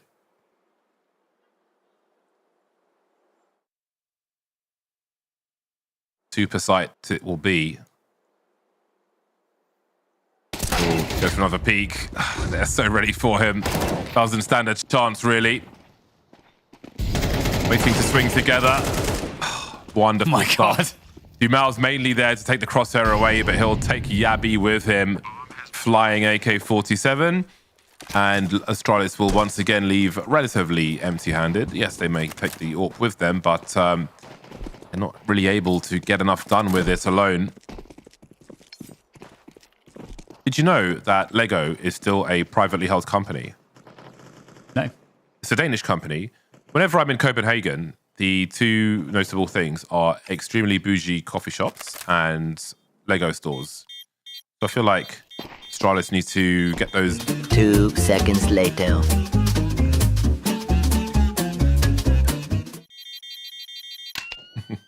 Oh, the hunt's on, the hunt's on! Oh, they've lost the AWP! Oh, my word. I smell some frustration. I mean, that's a given, really, considering how things are going. This is a nothing game of Dust 2 so far, and we are into the 11th round. Yeah, I mean, it's just not working out. I mean, that mid peak was in the previous round just was not the one, and it just seems like Legacy they're not winning because of better mechanics or anything. They're winning because they're just playing better reads and openings, and the tactics are on point. Right calls at the right time, good protocols, good decisions like that all peak from the previous round. Like you just have a better angle there, so you should be winning that duel. That seems to be what Legacy of. I mean, it's just some Dust 2 mastery we're seeing here from them. You never know. Sometimes it's the most unlikely rounds that are collected by the CT. So we'll see if there's something to be made of this one. They are stacked towards the A side of the map, and Legacy are yet to choose where they'll finish. They are information gathering.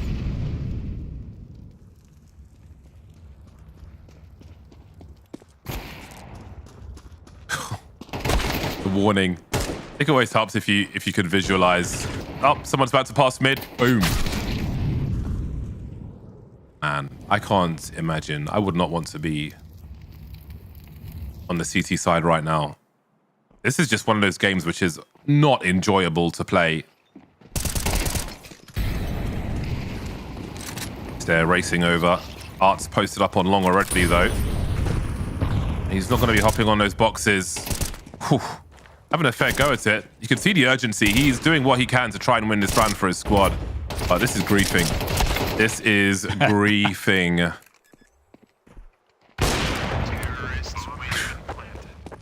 Like a non... It's just like one... There's just one team on this map right now. Other team is nowhere to be seen.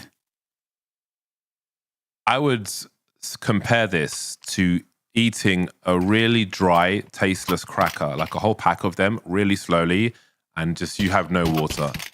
Like your mouth is mega dry and you just got to find a way to chew, man. You've got to find a way to chew.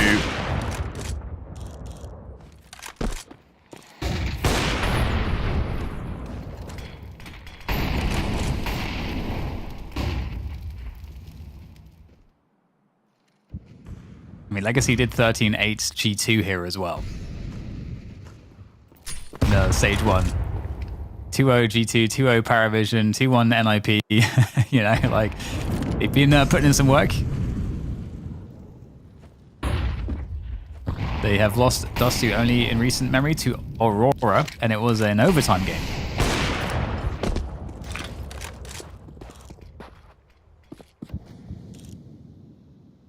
Maybe a glimpse of hope in the last round of this half. A 5-on-4 for Astralis. Heavily fortified B bomb sites. We have triple AWPs. Okay, they'll be made. Okay, so they just spent the extra money using the spawns. Art having a look towards B. Nissim having a look elsewhere as well.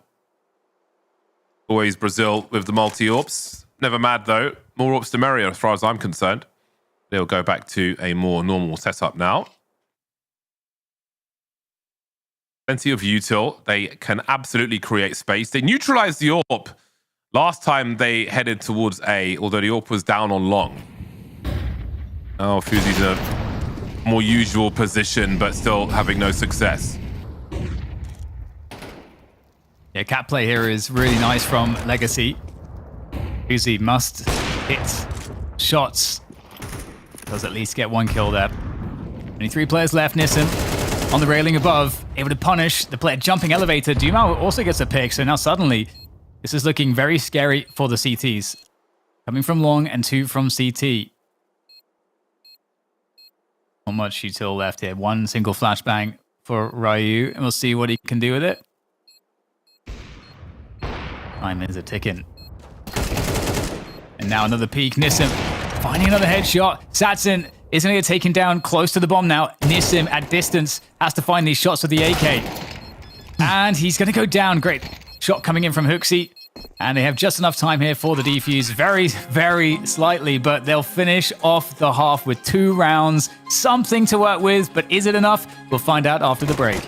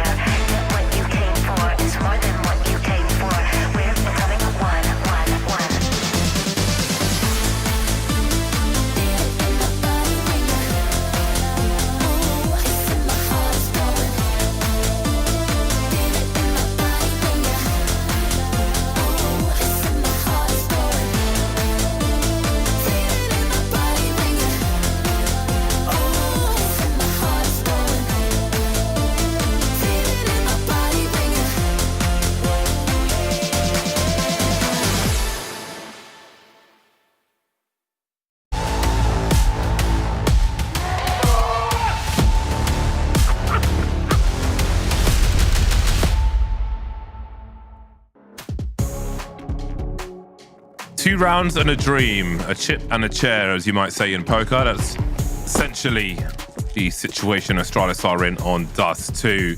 A nightmare half is over. Daylight breaks once again, perhaps. They can have a better time of things now. Taking the long position, Sadzin falling back relatively easily, keeping the 5 alive.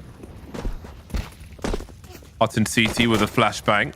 See if he could find a way to use it for his squad, who have some plays on short, but Dumal's got a lot of problems coming his way. Down he goes, deleted immediately. Second one spotted, and the numbers are just too great for Astralis. This one may be over already.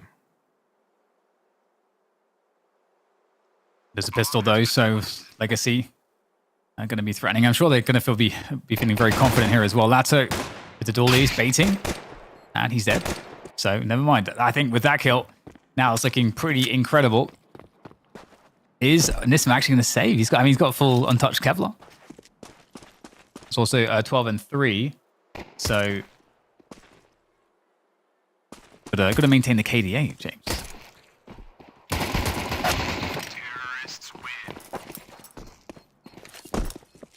All right, perhaps we have a real match or a real game of Dust 2 at the very least on our hands. Revenge time for Astralis. Had the numbers in the right places. Overwhelming force in the number of duels there. Lato and Nissim on 13 frags for their squad. Fuzi's the slight standout on the Astralis squad with 10 frags so far. We'll see. I would expect that will increase considerably on the T side. But they'll need to build rounds to give him the space to do that. Saw some great work from Sadzin and really the whole squad of Legacy in that first half. Maybe we'll see such from Astralis as well. You can see if they can keep the consistency. Once the buy round comes in from Legacy, again, looking very well versed on Dust 2 and difficult to beat. Got some flashes in the hands of Arts as they wait to explode on short. We'll see if they get challenged at some points.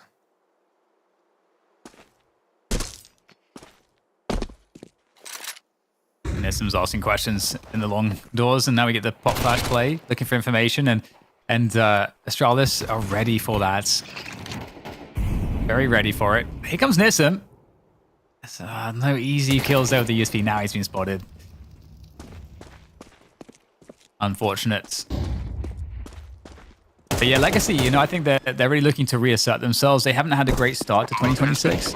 But obviously, with some of the changes that they've made, and I think they're in a good spot, especially with the form they're showing in this tournament here, James. We've seen, as I mentioned, really competitive matches against top 12 teams where they've been beating them. So as well as just having very close games. So I think they're really looking to reclaim all those VRS, those lost to VRS ranking points. Much work to be done.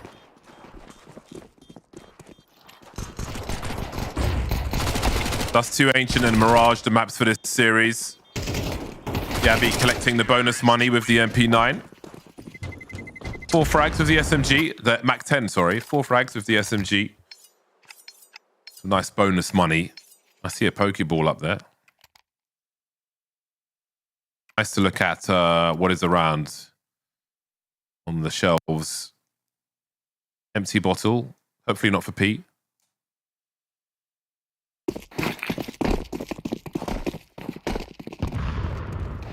Just leave that hanging there for a bit. Double Mac 10s for Astralis in this situation, so looking to go fast there. Yabby's looking to take one for the team. Art's going close, so oh my god. Oh man, Art just knows to just hold down mouse 1 as soon as he gets flashed. That's that's going to work out really well. 3 players here on the long take now for the Astralis side. It's going to be hard to finish out the rounds. Especially now they've lost Ryu there on the cat.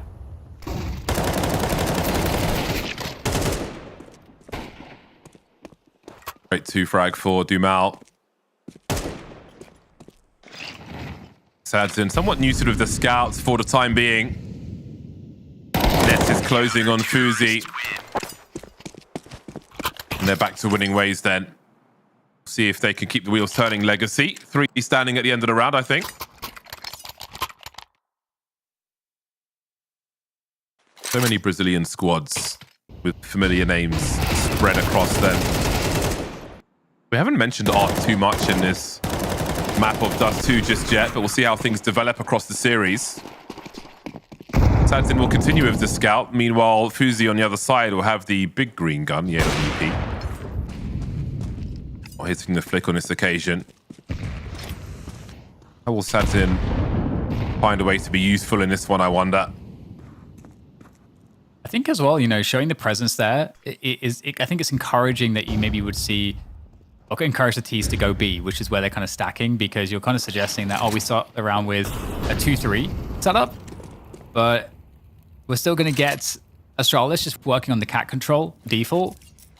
So what's really interesting here is that Astralis might still think, okay, maybe B is the weaker side, and they have the option to go back there.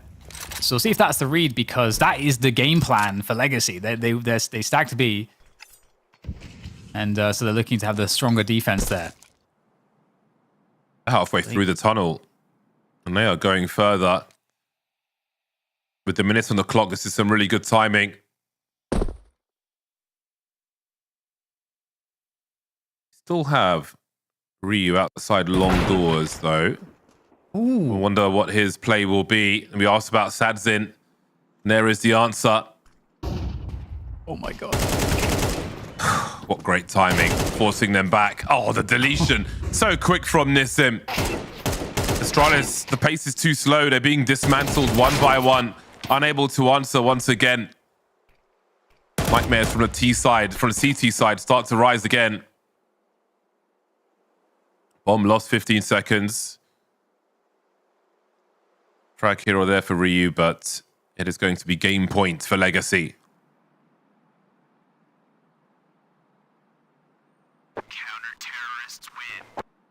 Man, Nissim was feeling it this round. I mean, great timing on the push. Astralis were looking for a peek, and they initially got the peek from Sadzin with the scout, but he hits this. You know, that whole play was to trap Sadzin and punish him for peeking and just get the kill. And then they could burst into the B site. And then you got Nissim wrapping around the back. You're like, where did he come from? Really nasty there for Astralis. Now they're against the ropes on this map of Dust 2. And a fast long take coming on through here for Legacy. Oh, really pathing very, very quickly to punish that fallback from Art. And look at the pace to 8. Lightning fast. This provides opportunity then for Astralis. That bomb needs to get planted, however. The timing from Dumau is perfect. Right in the bum. And he's done. Fuzi's turn to drop on with the scout. And it's Sadzin now with the AWP. Big swing. That makes it awkward now for Lato, who goes back into the choke point. But he's entertaining one of the three. If he can stay alive and continue to do that, never mind. We've got 2 kills for Astralis, and Sadzin having to exit. Impressive. I mean, unlikely pick up here from Astralis. Obviously, they got to do that again and again and again now on Dusty, but it's encouraging to see. You would have expected that, especially after the entry where Art was punished. Really aggressive pathing from Ryu is very nice. Smashing the Legacy side. Nothing keeps you up, though. He keeps the orb. Look at this. Boom.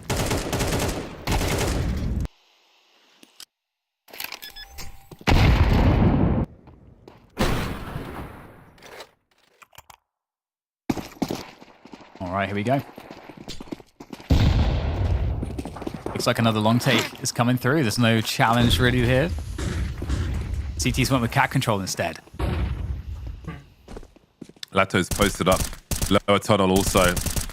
While they know that it's been conceded long. They've got the sound cues from that short position. And they've got some map control elsewhere also.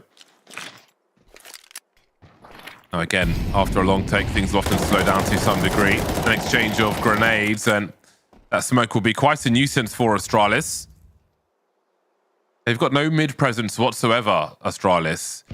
You see on the radar Yabi looking through those long doors that they entered from. And we've seen previous rounds where the CTs, where Legacy have had really good timing on Astralis and taken the game away from them. They've got to be careful. Their lurker's been eliminated. Perhaps they've got nowhere else to go.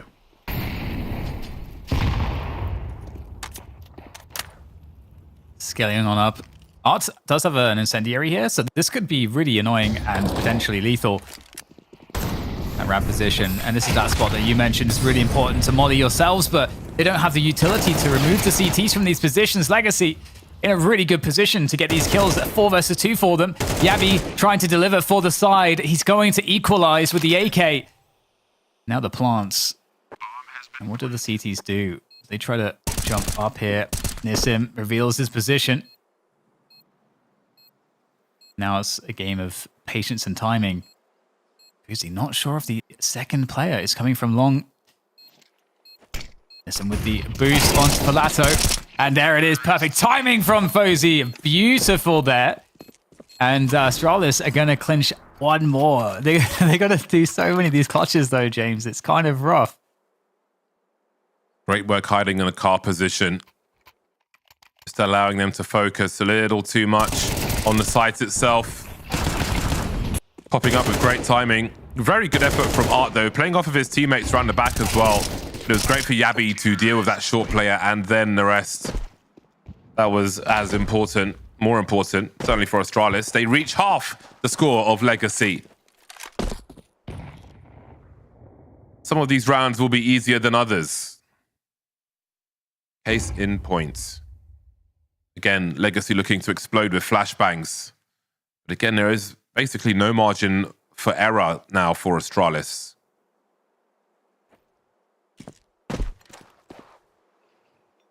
Astralis are going to know that this is going to be an eco, and so they're trying to be really careful in how they approach this. But showing that mid smoke and suggesting the B split now has the CTs moving. They're going to smoke cats. Right now, Legacy's about to find out this is a stack. They probably are already feeling it. That's what's happened here.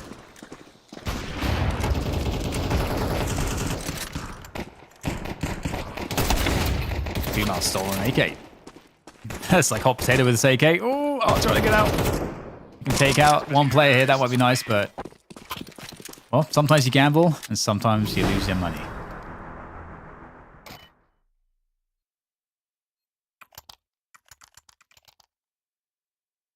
Yet another game point for the Legacy Bros.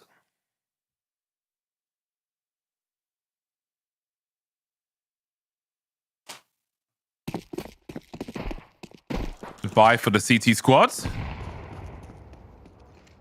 HG to cross the doors as per.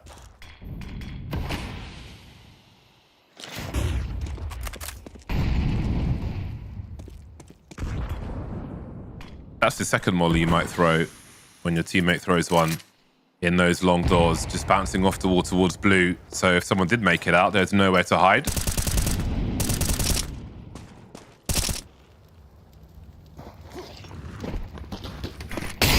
20 as Astralis, who have so much utility, will look to clear out that short position. Maybe beyond that. They heard the spray from mid earlier. Do they realize there's 2 on the A bomb site? It seems those 2 might be enough. Remember, this is game points for Legacy. Currently 5 on 3. That trade will be fantastic for them now as only 2 remain for Astralis. Yeah, more sense of urgency on Ryu there to try to get something going as the lurk, but it just gets worse and worse here. Astralis, can they save themselves? Not looking likely now. Yabi, great tap onto Lato. It's not enough though, and that's going to be the map there for Legacy. A relatively straightforward affair here on map 1, winning their pick. As we go into map 2, Astralis are going to have to rally back on Ancient.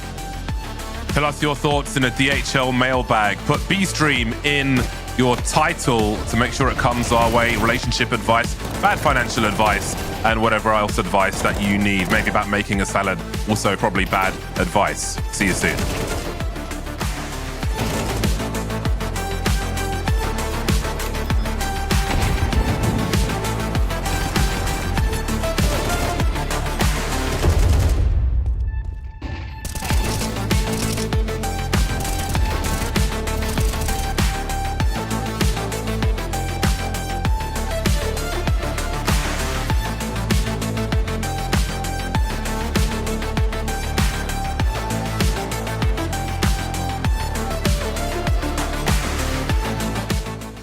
matter what he decides to do.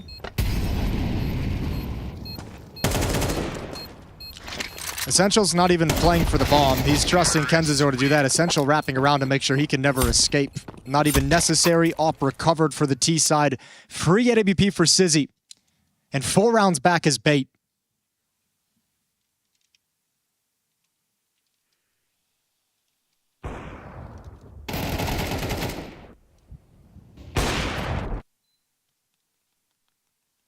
All right, we're coming down to it. We're getting into it. Yeah, it's about now, isn't it? Yeah. This is the last hurrah of bait. Fuck, sorry. Makaze, top banana, Alexi as well. Ima comes to stockpile some utility and backs off.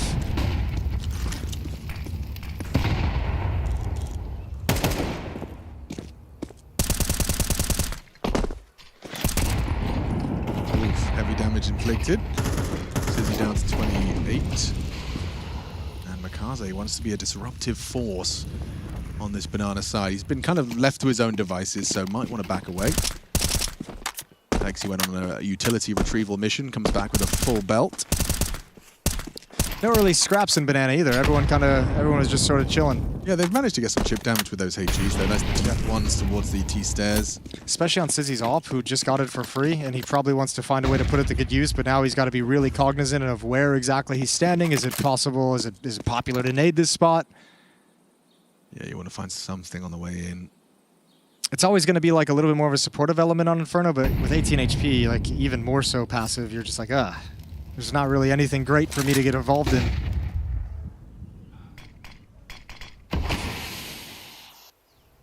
So Molotov held by Makaze at the B-bomb site.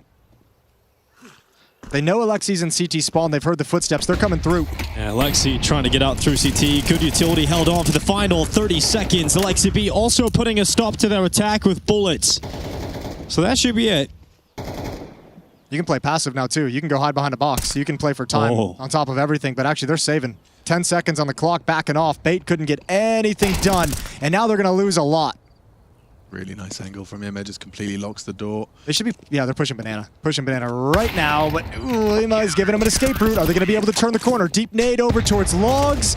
Nothing done yet, and both players survive, thankfully, for bait. 12-7. 5 rounds for Na'Vi to close out this series. Not a single care in the world for Na'Vi. How things are sailing much nicer on the CT side. Bait struggling to get the same amount of impact on the attack.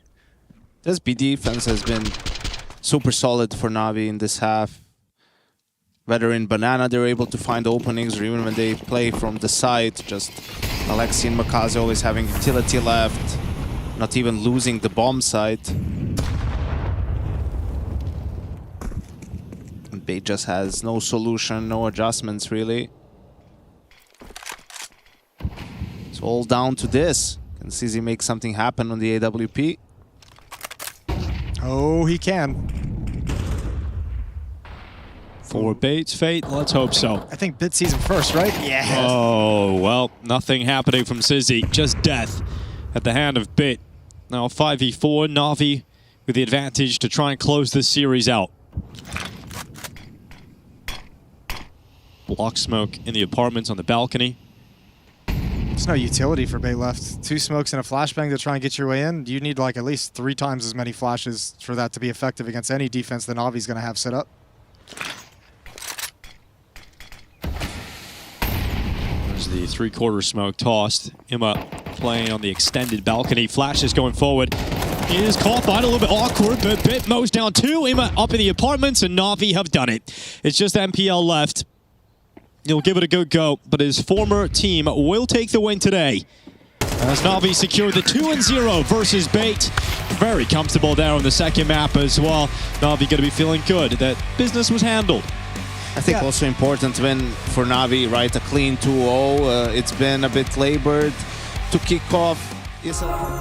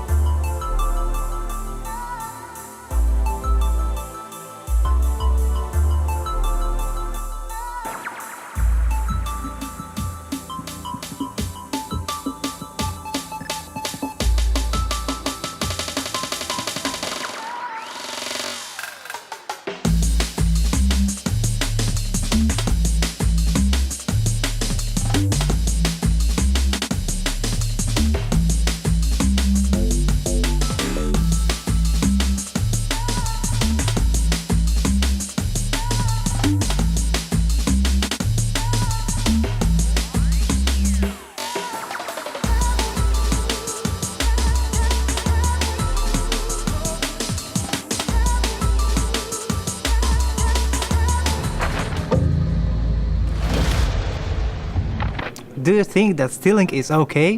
What? OMG, that's huge. Like your mom? Seriously, how do you recover from this? I don't know, man. Looks like a long run. We need a quick reset. Need to take how to cucumber and Counter-Strike is always based on calculations. That is something we lived by in Prime Astralis. The best of all fucking time! You got the reward, but you also got the risk. Identifying that is easy. Keeping the odds in your favor, that's the hard part. Danny had this philosophy that he would repeat. Same page, same direction. Which always began in the prep. The way that we would anti-strat, the way that every piece of utility was meticulously planned, practiced over and over and over.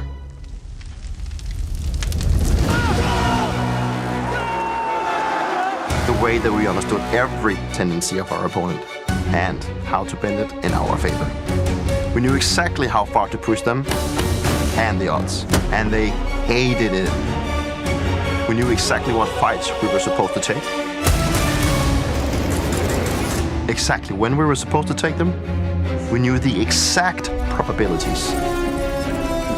But this is CS. Sometimes you just have to say, fuck it. Limited weapons doesn't even matter to Bring! He's crazy. He's crazy.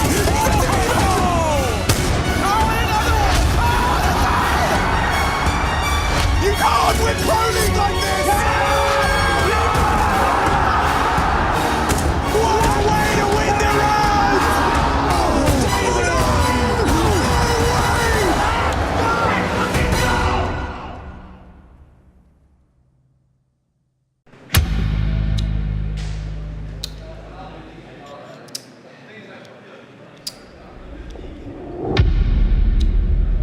Look who's back.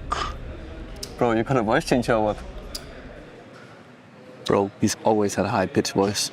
Only you can hear me. Look straight forward and act normal.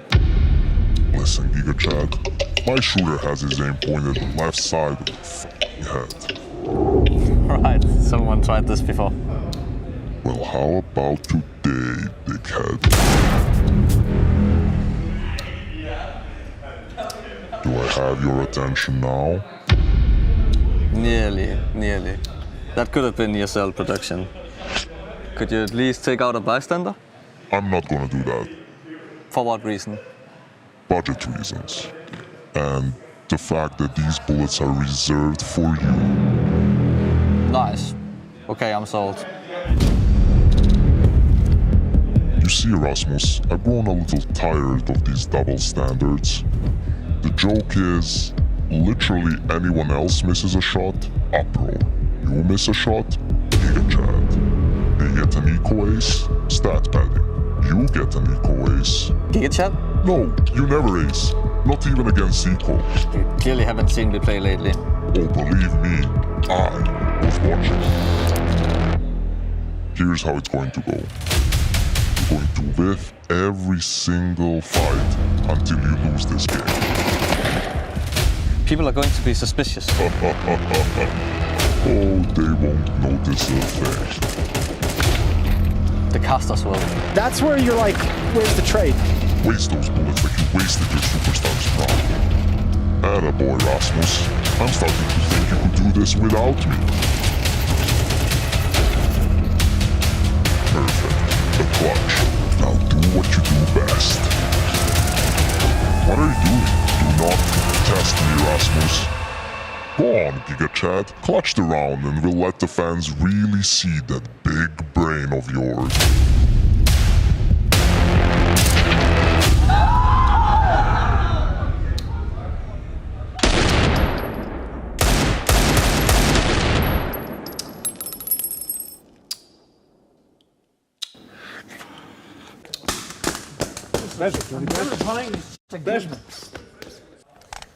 Down on the ground, it's nothing major.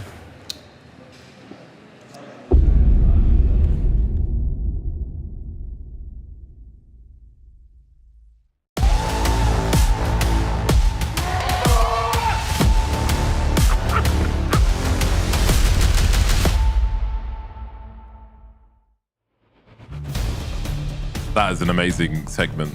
And a great way to come back to the action. We look to our second map of the series then. A strong performance from Legacy. Can Astralis match it as we move through to map 2 in this series? Are they going to force us to go all the way to a map of Mirage? First comes Ancient, where Astralis are 86% with 7 maps played. That's not too shabby, Monsieur Capadia.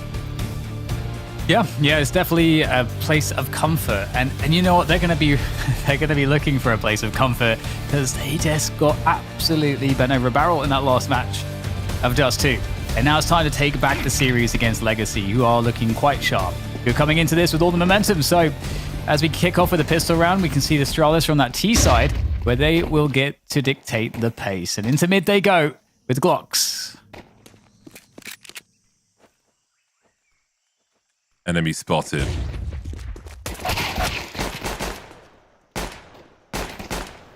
Any enemy spotted. Heading towards B. The CTs are here as well. The molly hasn't landed. That means there's going to be more space than you might expect. Not so much space, though. But they will survive. Down to a 2-on-2. Art in the back with Dumal. Perhaps looking to stop this bomb from being planted, trying to combine together. And that's down to Hooksy, who will be the last one to fall.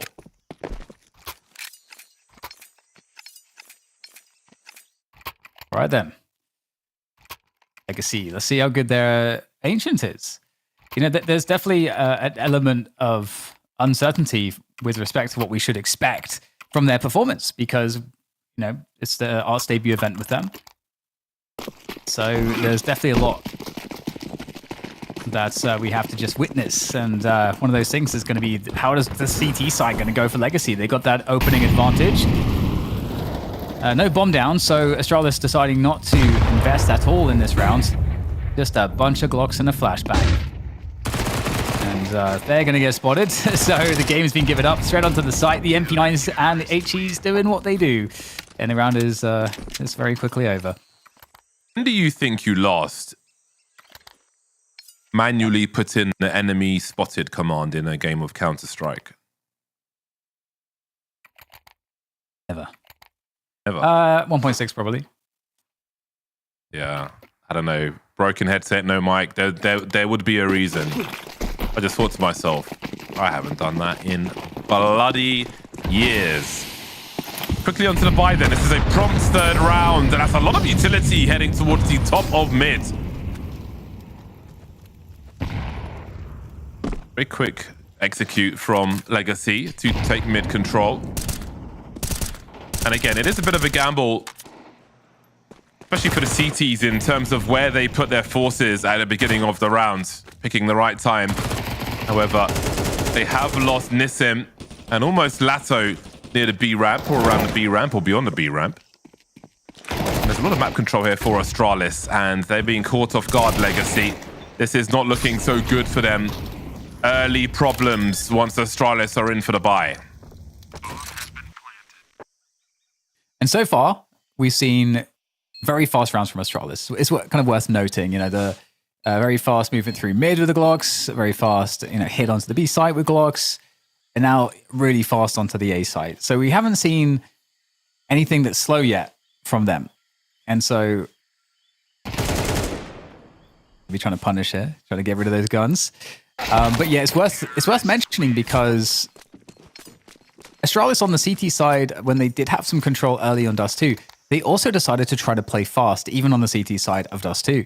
And so it's kind of cool to see that, you know, they are a team that are trying to go aggressive first, because I actually think that is by far the more risky approach. And it's less risky to do it the other way around, where you start out slow, you get more of a read as to what the opponents are doing, and then you play fast.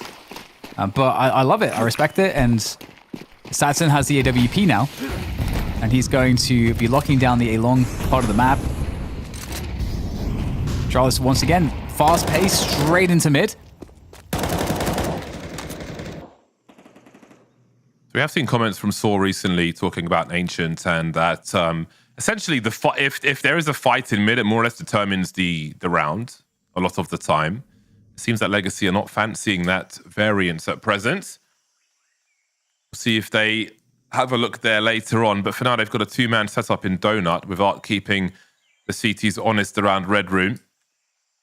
Being very proactive this time, our Legacy. See Nissim, how far does he go here towards the B bomb site?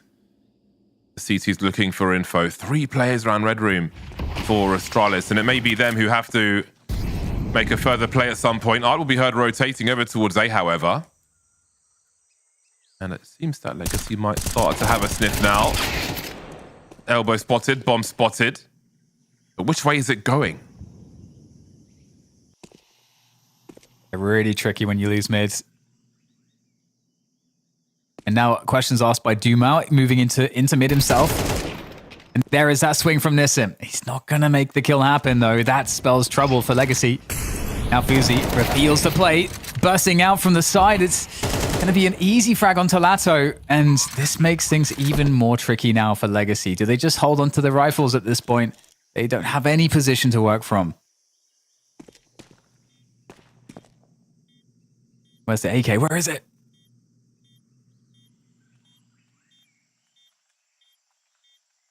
Pick of Astralis. Ancients. Again, good stats. Stats will always change. Positive and negative. But we'll see. I think many might be expecting a third map in this series.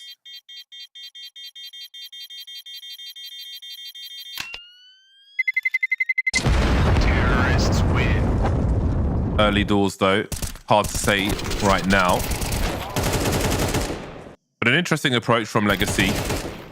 Not challenging in mid. Astralis have been and maybe it's because they're aware of the util for Astralis. They make it difficult. Like if Astralis are going for mid, the mollies come out quick. There aren't so many places to stand. But maybe Legacy will have to make a stand in regards to mid at some points.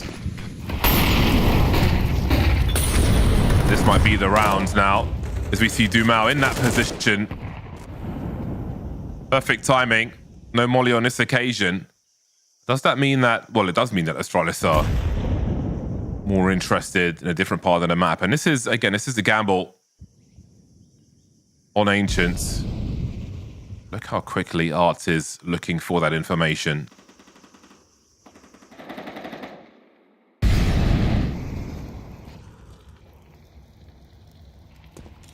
Got an MP7, though.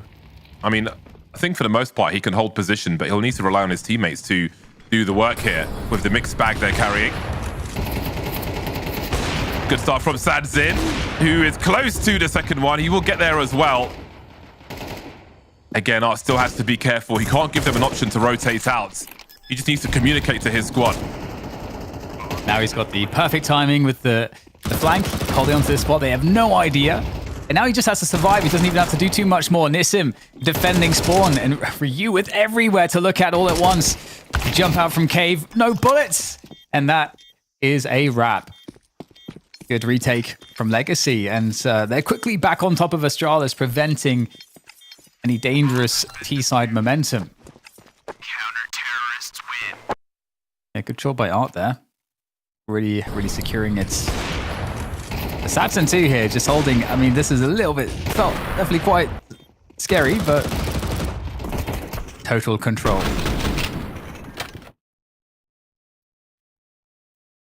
Ooh. Getting animated early. Yeah, what's Yabby doing? What is Bro doing? Great work by Arts, by Legacy overall. Again, understanding how fragile his position was as well. Not overdoing it. Just getting the info.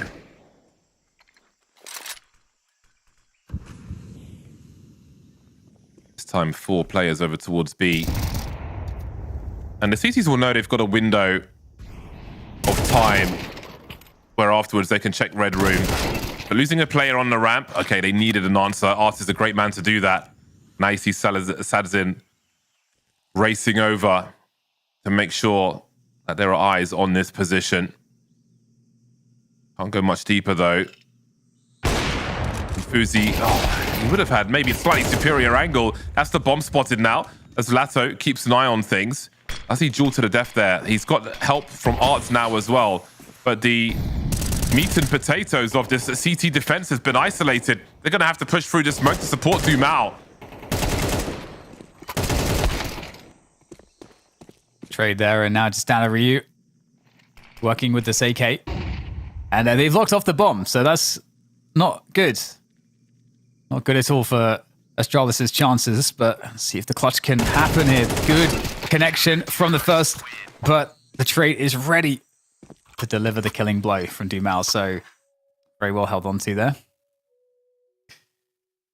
And I was over a moment here, James. I want to explain, you know, we had that half clear essentially from, I think it was missing. Where he died here, exactly, yeah, Javi killing him there. So I'll explain why that happens. So that happens because you're trying, in your mind, you know you have to do a lot of things at once. And so you want to move on to the next task without giving yourself the effective amount of time it takes to effectively do the first task. Because having to clear like multiple positions at once, you've got to be really quick.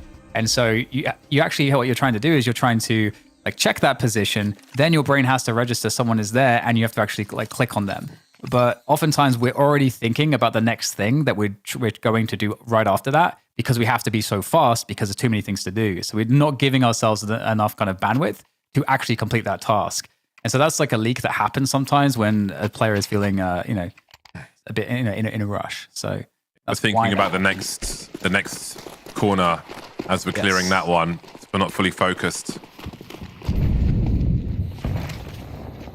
Yes, more time. Sometimes.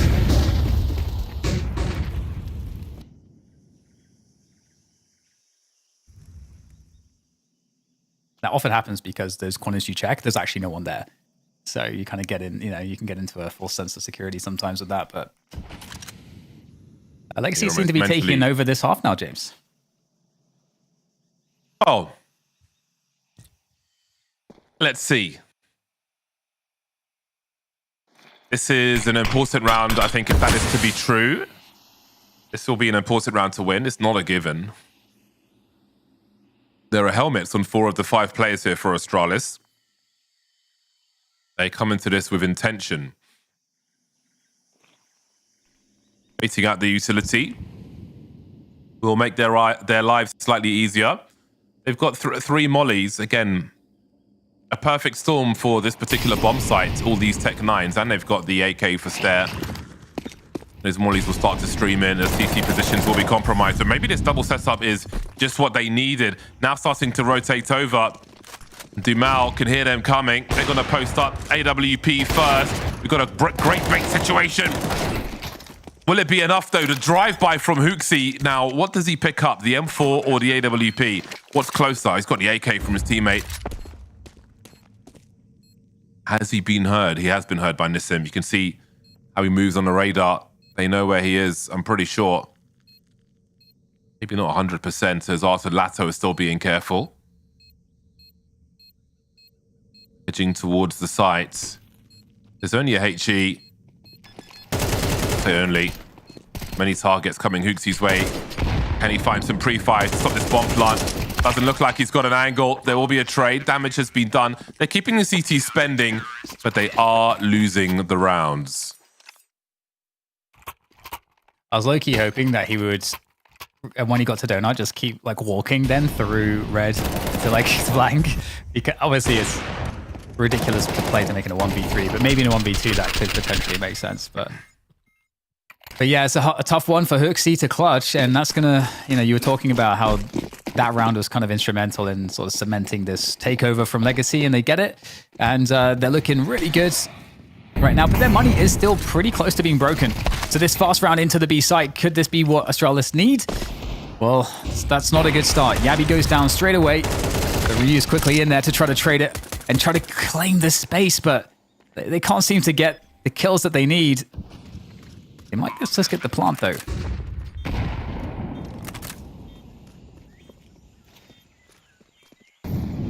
It should be a reasonable secure of the round for Legacy. They just have... the numbers are just too great. And that's fine. I don't think they'll be too concerned with the bomb plant. just about keeping the money up, so they're in a good spot for these rounds. But are the alarm bells sounding for Astralis just yet? Bearing in mind this is their map pick, perhaps they are, as they take a timeout.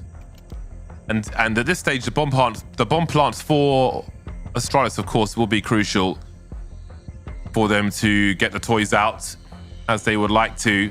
But this is looking pretty good for Legacy.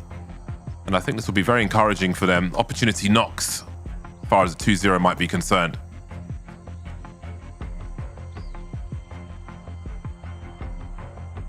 Yeah, I was thinking that we would break the streak of 2-0s today on the B stream. I feel like, it's not the B stream without some overtimes, though. So maybe we'll get those, if not the 2-1.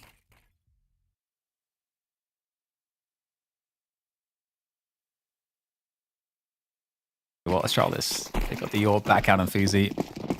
See if he goes for any early pick attempts. Currently just providing the support layer of nades for this mid take. And the CTs, they are not giving it for free here. Art is still out there. Lato gets burned alive.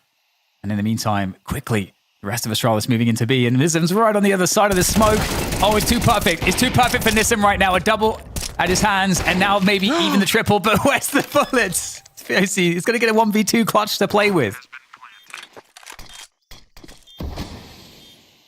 To find the 1v1. There are flashes being deployed by Sadzin. Fuzi's got such a good angle now. There is a smoke in the hands of Art. Going in the right direction, though.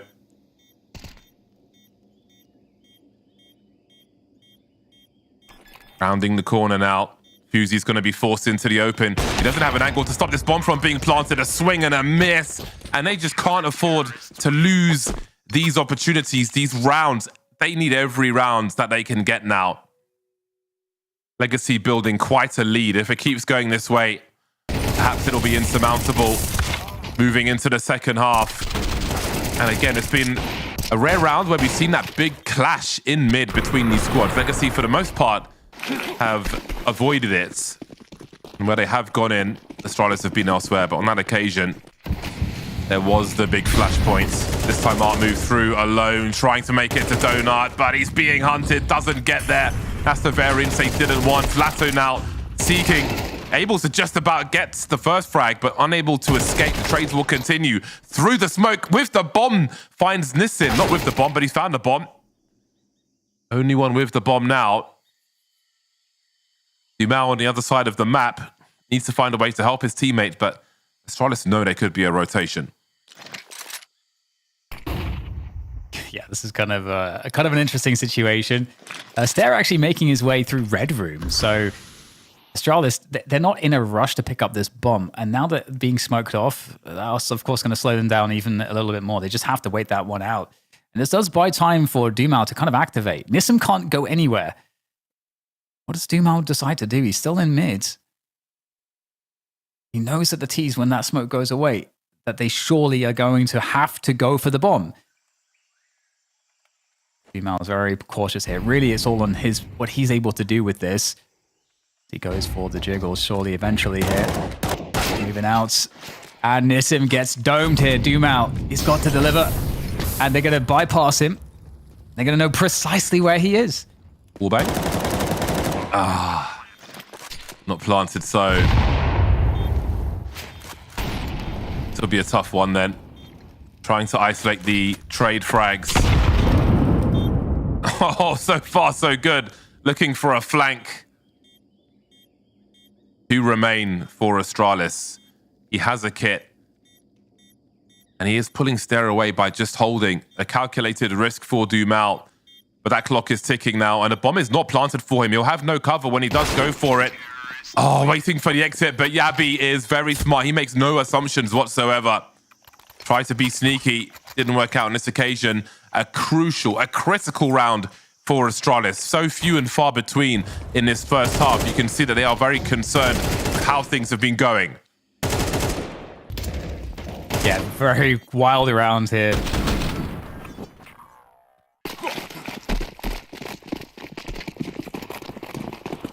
Okay, Astralis They have been losing this mid position a lot.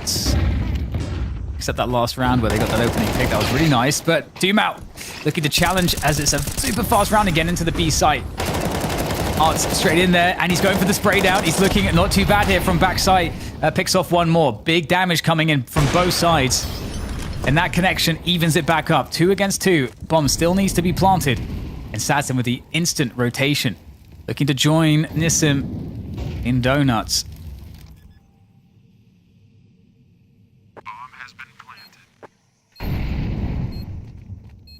Full focus on CT spawn, a double swing. Does he go all the way? Does he wait for the smoke to go? So scary with the edge of the silencer, maybe conceding the position. So far, so good though. Fuzi with the AWP. Oh, on the radar, surely. I think his hand was exposed. He's lost his position now. They're both posted up, and that's his turn to go through the smoke. Finds an angle, drops Nissim. That clock is ticking. Fuzi's gonna go through. Oh, and it's so awkward for all concerned. Both facing smokes. Really, down to the 1v1. That's got so much impact on how this looks at halftime, how much momentum there is, how much of a lead there can be. Down to that 1v1. Both sides pushing through the smokes. Fuzi getting the better of it. That must have been really tense for the squads to watch. But it will be a 3-round deficit now for Astralis. A 4th spy in the last round from Legacy. Maybe a chance for a 5th. It hasn't looked great for Astralis, but at half-time, the only thing that will matter is the score. It's a good 1v2 for Fuzi to win as well. Some redemption, perhaps. Aggressive CT smoke on the T-door there. I must suggest there's a push, or should be a push from B, but really it's a push from A. And if they play this one slowly, you might just get into an accident here. Oh my god. Art is going to find Fuzi. He's going for... Hello? Okay, there we go. The 5-star eventually does what it's supposed to do. But they don't know there's more players on the flank. Nissim trying to survive in the smoke here. Now Lato has announced his presence, and they're all gone. All of them. That's an 8-4 finish there for Legacy. Strong CT side. We'll see if they can close it in a 2-0 fashion in the next half.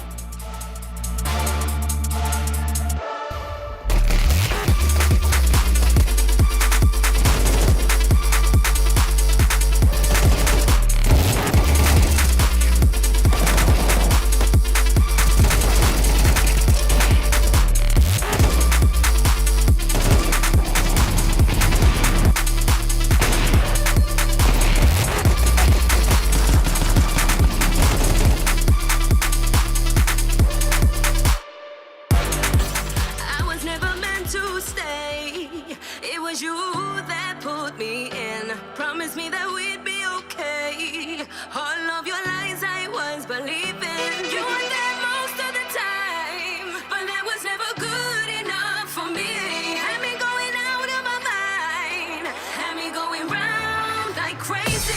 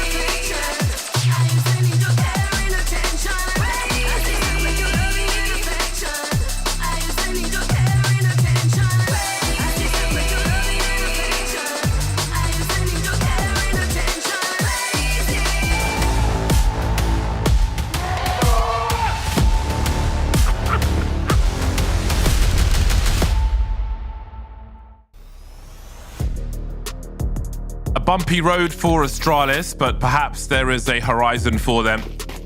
Clawing some crucial rounds back late on in that half. The pistol will be an important one, otherwise Legacy will quickly be into double figures. And looking at the odds, ooh, some non-believers in the Astralis comeback. Let's see if they can change those with the action in this all-important pistol. Large focus towards A, and Fuzi will be repositioning. Oh, straight into a headshot, maybe through the corner of the wall. He will need some help, but all the cavalry come in time. They are on the way. But that bomb is already closer to its mission of exploding. Donut control now from the CTs. And that's where this retake is really now coming from. Everyone through Donut, positions all over the place to worry about as they spring from that position onto the site. And Yabi is going to get taken out as well, so it's not going to work out for the retake of Astralis. And instead, the worst has happened.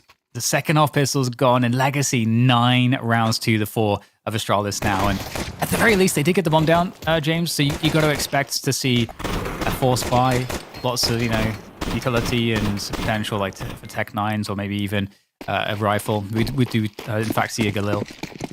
So there's danger here. Yeah, this is immediate alarm bells for Astralis. Again, these squads currently 1-1 in this stage. Oh, USB save. Yeah, just feeling like it's not going to be enough.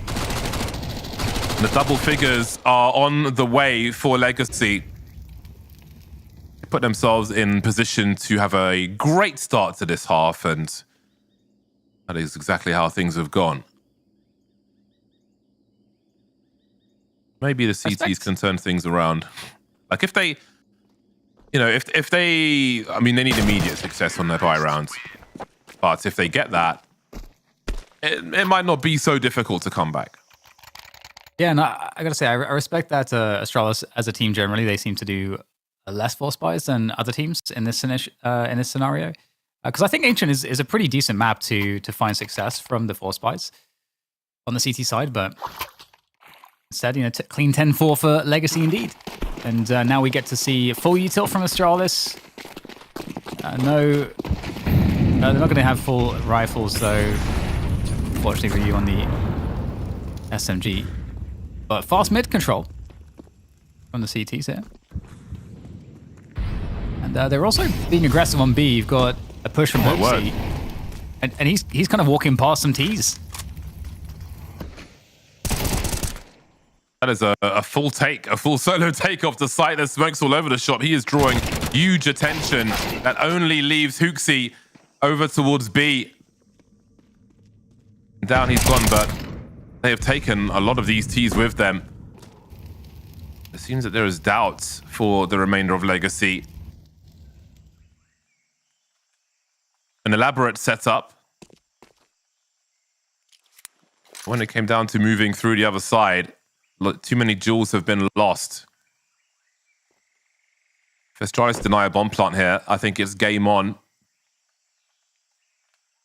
We'll know that it will be pressure on that T economy real quick.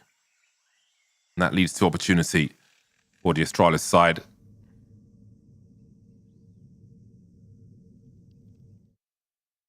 A chance of a 2v2 on either of these bomb sites. Astralis willing to take the risk and put Fuzi towards T spawn. 20 seconds to find these CTs, bell rung. Sad's in found as well. So 4 surviving at the end of the round for Astralis. Again, just got to focus on the round in front of you. But that went great for them. 4 surviving, no bomb plant for the Ts. On to the next round. Yeah, and a really chaotic start too. The opening from Astralis was really interesting, and I think somewhat confusing for Legacy. I don't think they were able to really read what was going on by seeing, Hoxie where he was, for example. But Saturn's going to have the AWP here on Legacy, so we'll see what he's set up to do. He's looking to get something done from mid, but that is so shut down by Astralis right now. Again, they're happy to be aggressive everywhere, actually, and aggressive outside of B as well. And Art's just kind of trying to figure out what's going on here with that Tech 9. And Hooksy once again peering down, but walks into Sadson, and that's a gun to be collected.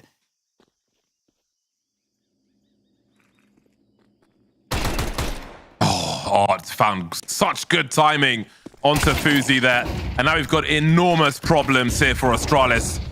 Yabi and Stair remain 2 versus 4. Yabi rotating over to join his teammate.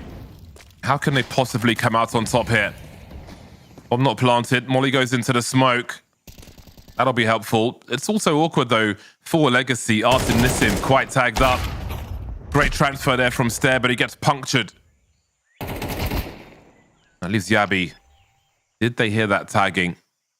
Perhaps they did. Did not allow the others to post up. Yabi trying to do what he can. You can see how desperate it is. Going for that 2 versus 4. Coming up empty-handed, however, puts them even further back. And if Yabi had an AK there. Impressive he got the headshot, but yes, 11-5 might be another fast one if Astralis can't get a grip on this half, but they don't have a lot of money to have the best buy in the world. They could buy up. And maybe that's in part what they're trying to figure out here. Like, how do we approach this round? We're not going to have the ideal setup. So what's the best way to mitigate that and then improve our chances to win? Really nice from Sadson. Yeah, Fuzi getting totally caught there was definitely a big problem.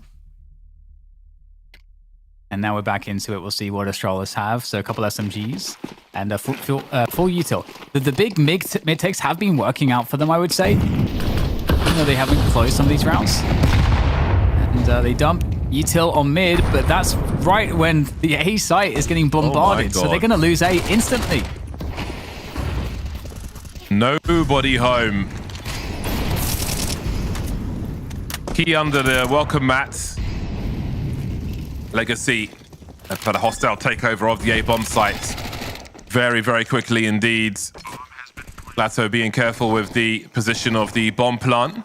We've got Nissim looking to lurk into mid later on. A 5-on-5 then. Sadzin posted up with the AWP.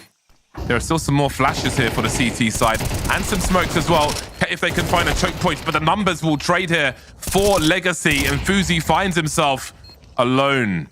1v3. He doesn't have a kit. There's no way he can win this round. Surely. Nissim's on the B bomb site. I'm not sure what he's up to. Maybe expecting the save. Either way, it's match point for Legacy. Legacy just holding the right opening there. That sucks. I mean, to be honest, again, this is one of the things that's abusable. If you're showing a timing which requires 3 players, and in mid, for example, one of the sites is going to be rushable, and both of the sites are rushable at that early timing. Legacy just cashing that one in. And are they looking to challenge this? Dumal's going straight out into mid. He's got some flashes laid over the top from T-Spawn, and he's going to get nuked, but he's going to at least see that the CTs are abandoning presence in mid. That's good information, because you're always trying to figure out where is the setup. Here is one of them in cave.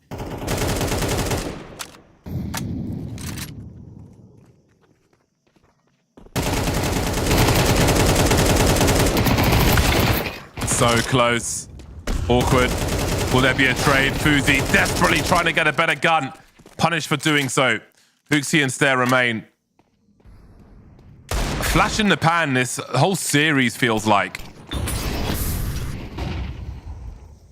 Fuxi and Stair, 5-7 and a Desert Eagle. 3 HP and 69. Bomb's got support from Dumal. Bomb being carried by Sadzin.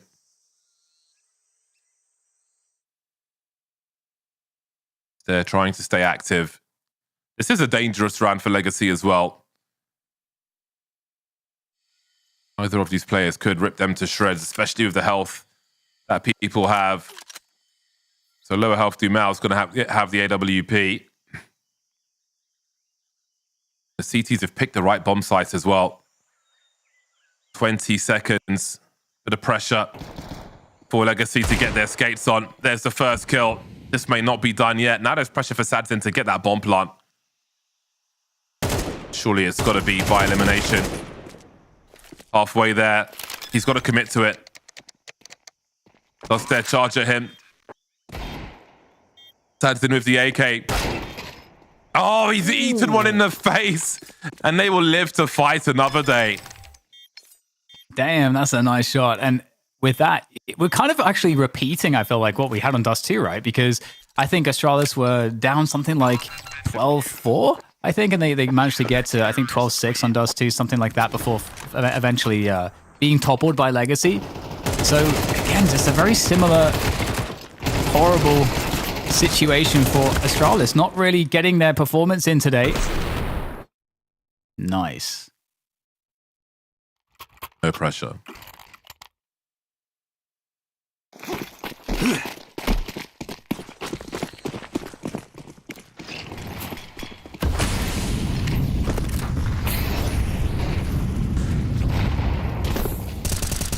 Mid take again here from the Astralis side. Pato challenging. Legacy looking to find some frags here, but the play out of the cave as well was problematic. And Ryu's going to be also coming through there as well. Finds an extra. Now it's just a couple rifles here. Looking to do damage. But the CT presence in mid is pretty strong. Okay, so Astralis, you know, they're going to be clawing their way back.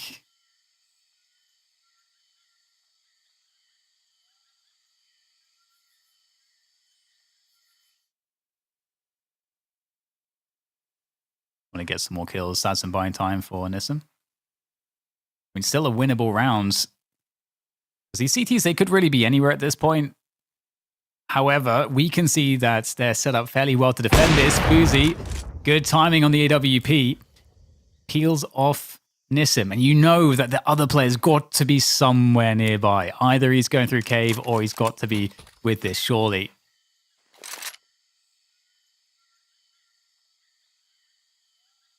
Pick up his own AK. No money in the bank. They are broke. This is where, I mean, it's a mixed bag here, this scenario for Astralis. Again, keeping the T's off the bomb plants. You can mentally think that each round is worth 2 because it'll be a half buy at best. But again, you can have an execute with Tech 9s and such, especially on the B bomb site. That can also be expected by the CTs. So we'll see how it goes. CTs doing everything they need to for the time being with regards to making things as tough as possible for that T squad. Quite a nail biter for some.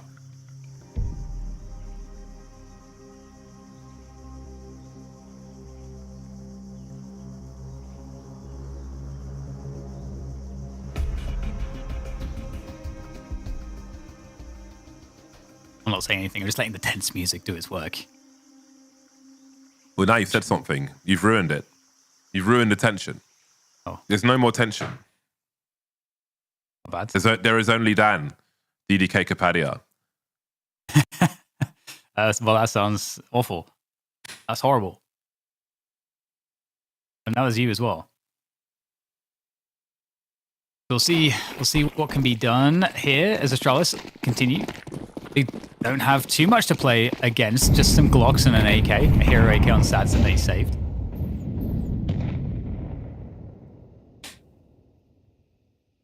And it's going to be the A site. Fuzi's posted. Everything should be fine, right? CTs have fast rotation into Donut. Everything looks fine for Astralis here. Oh my god. Instant swarm. Instant swarm. It's too risky to try and stop that bomb from being planted. Yabi swinging into the site, creating space for his teammates to start to flood in. Nissim swinging a miss with the AWP, which has now been lost. Collected by Art. That will definitely be seen by the team holding the angles, trying to be the bait now as his team pop out and cut these numbers down. Ryu and Huxi both heavily tagged. Barrel of the gun is spotted, but Art's angle is being held. Lasso down to the pistol, knows their tags. That clock is ticking. Huxi in the smoke. It may be the blade to finish off the job. Indeed, it will be. A big 2-0 for Legacy. A very tough series for Astralis. Oof. I mean, damn, that's a rough one. That's a rough one. Satson, he knows those AWP angles. He was so ready for that with that AK, it looked like. And what a blinding start to the day for the Legacy side.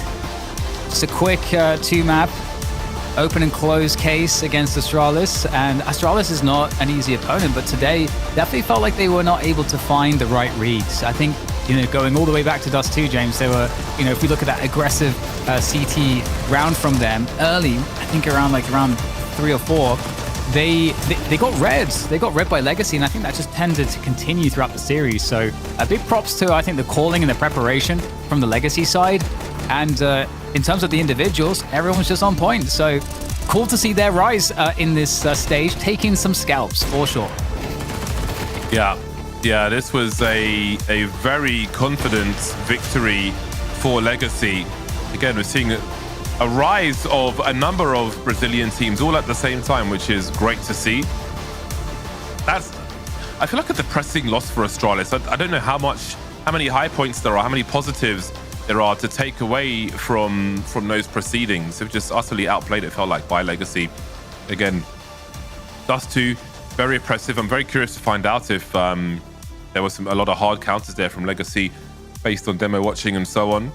Sorry, my asthma is very weird right in this moment while I'm talking. But anyway, yeah, that was a strong performance from Legacy. Surprising. I was expecting a closer affair between these squads. I thought it was likely that we would be going to a third map, but no, Legacy decided otherwise. So they'll be going to a 2-1 record, putting Astralis in that 1-2 dangerous area where you can no longer afford to lose any games.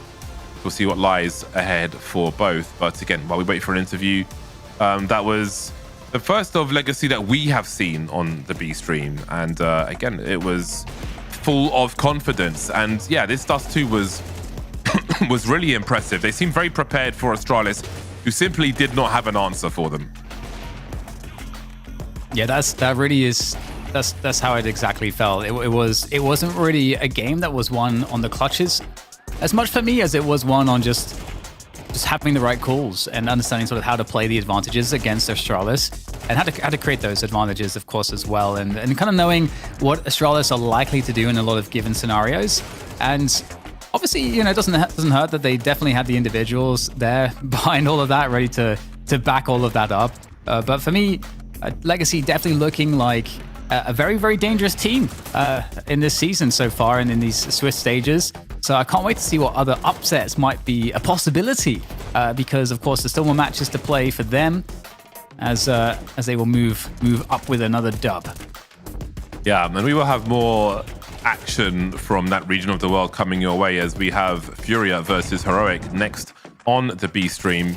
But again, this was, I don't know what the takeaway for Astralis is from this one. I suppose I think Dust 2 especially, there's definitely some demo watching to look at, like how Legacy approached rounds with them and trying to figure out why they were so confident in their rounds versus the opponent there. It was really, really good stuff from the squads. And yeah, I don't know, it was a depressing series to be on the receiving end of for Astralis. I think we have Art ready now for some questions to be grilled by Dan and James. Art, welcome to this side of the broadcast. Your side of the broadcast was pretty damn good. It looks like you were completely ready for Astralis, especially on that game of Dust 2. It was extremely confident. Were we seeing a lot of hard counters to habits from Astralis? Because a lot of those rounds felt quite dominating for you guys. Yeah, hello guys. I would say it's kind of Astralis changed up their game plan a lot, so you cannot rely only on the end strat. So it's a mix between end stratting and just being ready for the game. Yeah, there was one round in particular, James, on Dusty, I wanted to mention. It was Astralis' first buy, and they had like a 3-man setup in mid. It kind of looked like you guys were looking for that setup. So that seemed very successful, and that was what enabled you guys to kind of take over the half. Is that one an example of an anti-strat from you guys, or did you just kind of have a read on that one? Yeah, definitely it was an example of end stratting, because there is some setups that all teams tend to repeat, and you have some tells that when they do that, and you can just check for this kind of plays, like if you're playing the setup mid advanced, trying to pick on top mid, you can just swipe clear the first guy, and you know the setup. If he's not there, you know it's not the setup. So just kind of play around that, but you don't make all your round based on assumptions. Just try to clear that, because that's one of the setups they do. You spent a long time on FURIA, you spent a long time on Fluxo, and now you're over at Legacy. We see a lot of Brazilian teams doing really well at the moment. There's a lot of notable names from the scene across different teams. What would you say the Brazilian scene is long established, but what would you say the scene is like now overall? Because we've got a lot of teams on the rise, a lot of teams wrecking people from different regions.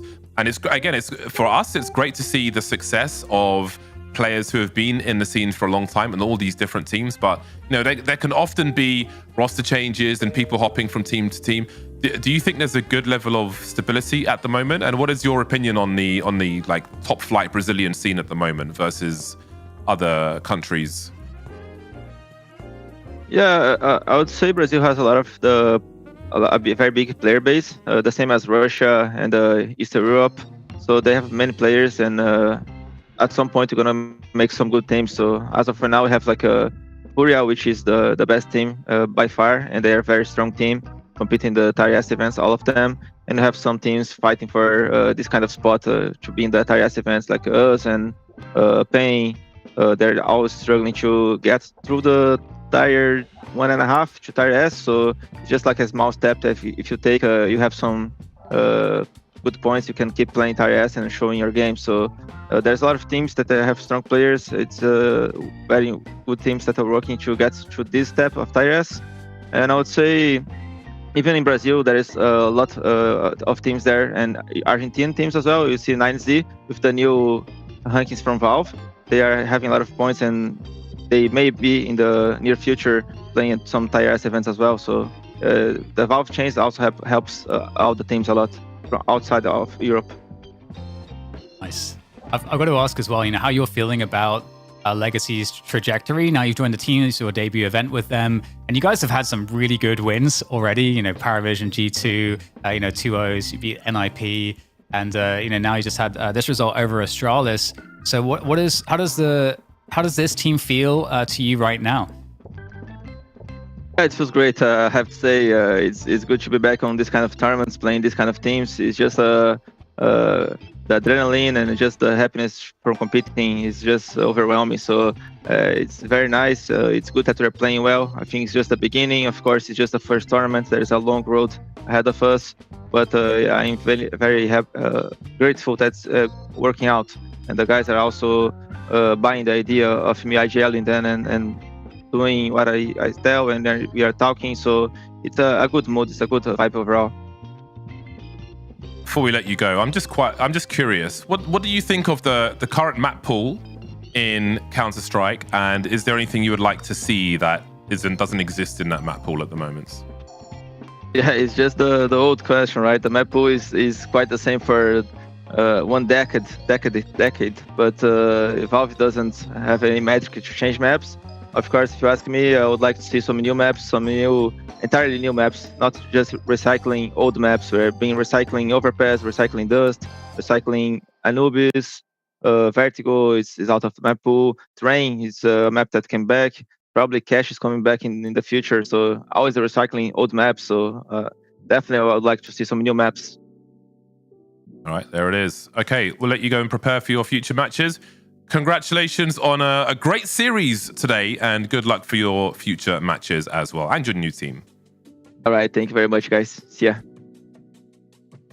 Okay, thank you very much to Art. Nice to have a chat with him and get opinions on, well, the Brazilian scene at large, map pools and all sorts. So it's cool. You know, we've got a lot of nostalgia for maps like Cash and so on, at least on a casual level, but the pros want something fresh to dig their teeth into. Again, I think a big learning curve, a long learning curve is really good for Counter-Strike, but everything comes with risk. So let's see if Valve are cooking something up, because surely they must be doing something. Considering what's in the game at the moment, which isn't a lot, especially years after the release, there must be something that's actually happening in the back, don't you think, Dan?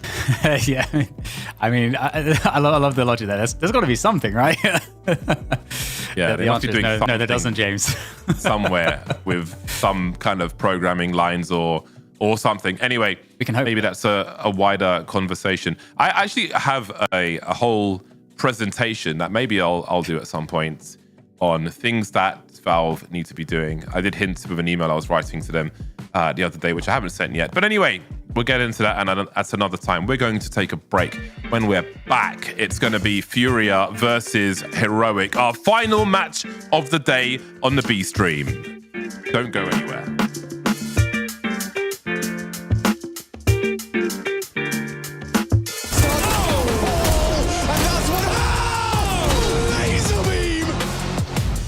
No chance, all dong.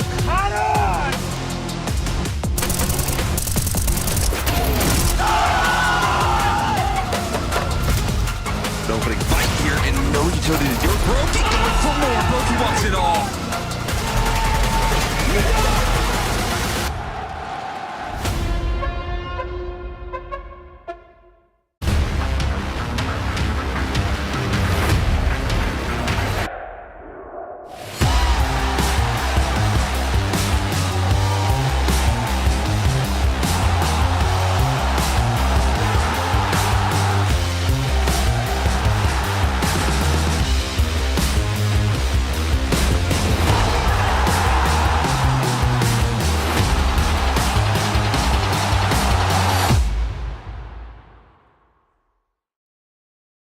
Spinks left. Nobody even looked at that corner.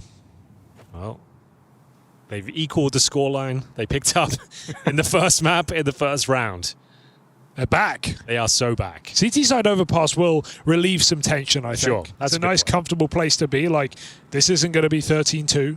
No. Safe to say. Certainly kind of expecting some rounds here in this very comfortable half. The best half right now in Counter-Strike. Yeah, surely can only go up from the previous. And as we see right now, it can at least be the same baseline. Bar very low. Yeah. Hey, but it's a bar. It's on the floor. But get up, do some curls. Spinks can get a double. That would help. He'd get himself $600. They're probably not going to buy in the next round, but try and remove some of these players holding the smokes and flashes, the Julies. Anything will do at this point. Nobody's home. Yeah, they're not giving him anything. They're very aware of the possibility of this maneuver. The flank spotted and should be dealt with momentarily, but there is always a chance he gets a couple. Up against these USBs. Oh, love it. Yeah, run away. Run away. Just run away. Why would you fight no time. You give him no money. Oh, that's Let's all ruin it. Oh, he ran away. Yeah, that's beautiful. Well done. You've absolutely cooked him. Kill him off time. Get him. Get him. Okay. Well, it's fine. So he still gets 750. He'll buy a deagle with the armor. That's his. True, yeah, he's got Kevlar. It's not the end of the world. You should buy a deagle. Just hope he kills one. He's screwed for the first 4 rounds of the game. Unlucky, son. Yeah, you might as well force around that concept. Tech9 with a flash. It's not too bad with the Kevlar. Do something fast and poppy, but Mongols have kind of shaken Mouse around to start this game. Very convincing. Just a matter of if they can keep it up. As you said it before, I mean, CT side overpass, definitely the map where if you had a bad start on your first map, this is the type of place that can build confidence, get you really inside of the server. And Mao's taking pace, although the Tech9's come out, expected something a little bit quicker. They're taking their time, walking up through connector. Not contested yet, though the door being heard. Cobra Zera spots out one. Good spray, nade opens the smoke, 2 more T's push out. No kills to be found, falling back smartly. Don't want to get overwhelmed by those pistols. Speaking of overwhelmed by the pistols, the monster push comes out late, and now the real connection can start. It should all still be well for the Mongols. Although, as we say that, plenty of kills and damage coming in, somehow dropping down to just Techno. Oh, man. Okay. I'll say, hey, win this. Let's get chaotic. Mongols shouldn't join them.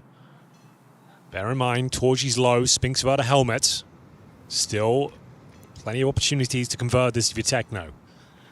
Got to cut it down to size first, though. Flashbang goes over, doesn't quite catch him. Seems to be aware of the prospect of Spinks. But still can't convert it. And speaking of conversion, we have got Mouse with their force buy in the second. Brolan finding a few kills there. Spinks finding one as well. They take 2 M4s to the next round, and that's even worse than losing the pistol. It's the monster whiff. It's Mizzino not able to kill a single player coming out of Monster, and Mongols just, they buy into what Mal's doing. They just run in, player after player swinging. So down the whole time. They could have frozen. They have more util. They have better guns. So you kind of have to pray you win this round if you're Mongols. Otherwise, it's going to cost you 2. And then you're in the mud once again. Oh, they are definitely in the mud. Oh, I love the run boost with the CZ, and it barely ticks on the molly. That's a lesson learned by Spinks. Rifle not picked up in time. Okay. 4, not yet out of the mud, but wellies are on. 9-10 converted from Fountain as well, so single-player advantage after Blitz goes down. All right. Needed a bit of a miracle here. The Scout has delivered the CZ of all weapons as well. You don't see many of those these days. See whether 9-10 find another. That's a shame. In more ways than one. Awkward timing. Okay, do you know what wellies are when he said that? Oh, no clue. Okay, Wellington boots. Do you know what those are? Is it boot? Boots. Boots like shoes? Yeah. Oh, yeah. No, they're not shoes, though. Wellington What Americans call wellies? I don't think they have them. Do they have a mud in America? Can you be in the mud in America? Like dirt? Mud? Like no, wet, not dirt. Not dirt. Like wet mud. dirt? Yeah, mud? I mean, yeah, we got mud. Wellington boots. What would be the... How would you even... It's like tall Got any boots. Americans in the room apart from Buckethead? Is Trace over there? Trace? Oh, yeah, no. All right, let us know. Like tall boots. They go up to here. They're Rubber like boots. They're rubber. Oh, They're you know loose. what? The fire department used to use that. There we go. The fire department. It all comes back to that. I hate fire. He does hate fire. He volunteers to kill it himself. But he loves mud. Oh, I do love mud. Well, Mongols better learn to love it, because that's exactly where they found themselves. A force buy victory for Mal's, converted upon into the eco. We got the saved M4. That's it for the Mongols. Drowning in the mud right now. Oh, that'd be dirty. You're right. This Love is a nice run boost. And CZ, beautiful work of it. They had a 5-on-3 for a split second. CZ, don't see many of those. You're right. K-Serato was playing them in some pistol rounds recently. Ooh. Only pistol rounds. Super weak, but he was getting some clips. It was actually kind of crazy. How much they cost? 400 or 500? Oh, that's a great question. I think they got reduced. I want to say. I think it's 300. I want to say 300 as well. I can't say I've been buying. Rush, do you know? Sorry, say that again. How much does CZ cost? Is it 400 or 500? Not 500. No, it's cheaper, right? I'm checking. Don't worry. Okay, thank you. We're getting to the bottom of it. We should be totally accurate. Oh, Blitz just missed the timing. Yeah, it used to be 500, but I think it got reduced. I don't know, but maybe I'm on the Counter-Strike fandom wiki, which seems like a reliable source. Hold up. Okay, Jimmy will stop it. That M4 let loose. 500. Was it more before? I don't know. I never bought this gun. No, it was 500 was... Maybe that was the reduced price. The baseline. Oh, no. The kill reward went up. Okay. That's what it was. The kill reward went up, but still no one uses it. We've got a chance here, though, for the Mongols. It felt like one of those rounds that was completely over. It might be now, especially when Torji's converting that spray. Lovely work from way downtown. Very well handled. 3-1. That was the eco, though. Managed to get a couple of opening kills there once again, but Hugo, I hate to say it, even 3 rounds, it feels like you've done the bare minimum right now. That's an acceptable half. Are you calling the chat virtual GG? No, I'm not doing that. I just want to express the gravity of the situation, knowing that they've had this bounce back and given 3 rounds away. It's not ideal. Now the pressure's on them, and the buy's not good. They don't have the 9-10 AWP. Cobra Zero down to a FAMAS. No one really warmed up yet. They barely got any kills on Ancient. Continues to be woeful here. Opening kill for Jimmy, continuing that very strong form we've seen from him all tournament long. And this is for a place in the playoffs. The first team to go through, and it's looking like Mouse might be the favorites for EPL right now. This is astonishing form. Yeah. Like, who else have you got? Like, in terms of the form we're seeing today, this it would be my We favorite. came in today and we said Mouse and Mongols are the best two teams based on the games we've seen. Mongols hadn't dropped a map. And the fact this. Furia, no motivation. Spirit looking a bit ropey. Na'Vi, same story. Mongols just getting owned by Mouse. I feel like you have to say Mouse, as of right now, would be my favorites. Yeah, I'm wrapping up EPL early. No, I'm with you. I'm with you, but it's like, to me, it's like the Falcons, Henry. It's like, and I know they're not here, but just talking of them generally, holistically. Okay. It's like, for me, I'll never predict the Falcons to win a tournament until they've won a tournament. Okay. Because they haven't won a tournament. Well, Mouse they keep joking. Mouse have won EPL before. Mouse have won EPL, but not in an arena. No. True. Good counter. It wasn't like a studio. But there were 100 debate people. rages on, but that's a good point. Yeah. And here's the point, right? Are Spirit looking good? No. But if you give me a Mouse v Spirit BO5 arena, I'm going to back Spirit. Okay. Because I've seen that before. That's fair enough. Totally fair. So it's like... all good points. No wrong answers here, but I'm all for it. I'm all for it. Like, go Mouse. They're playing great. You're that one fan.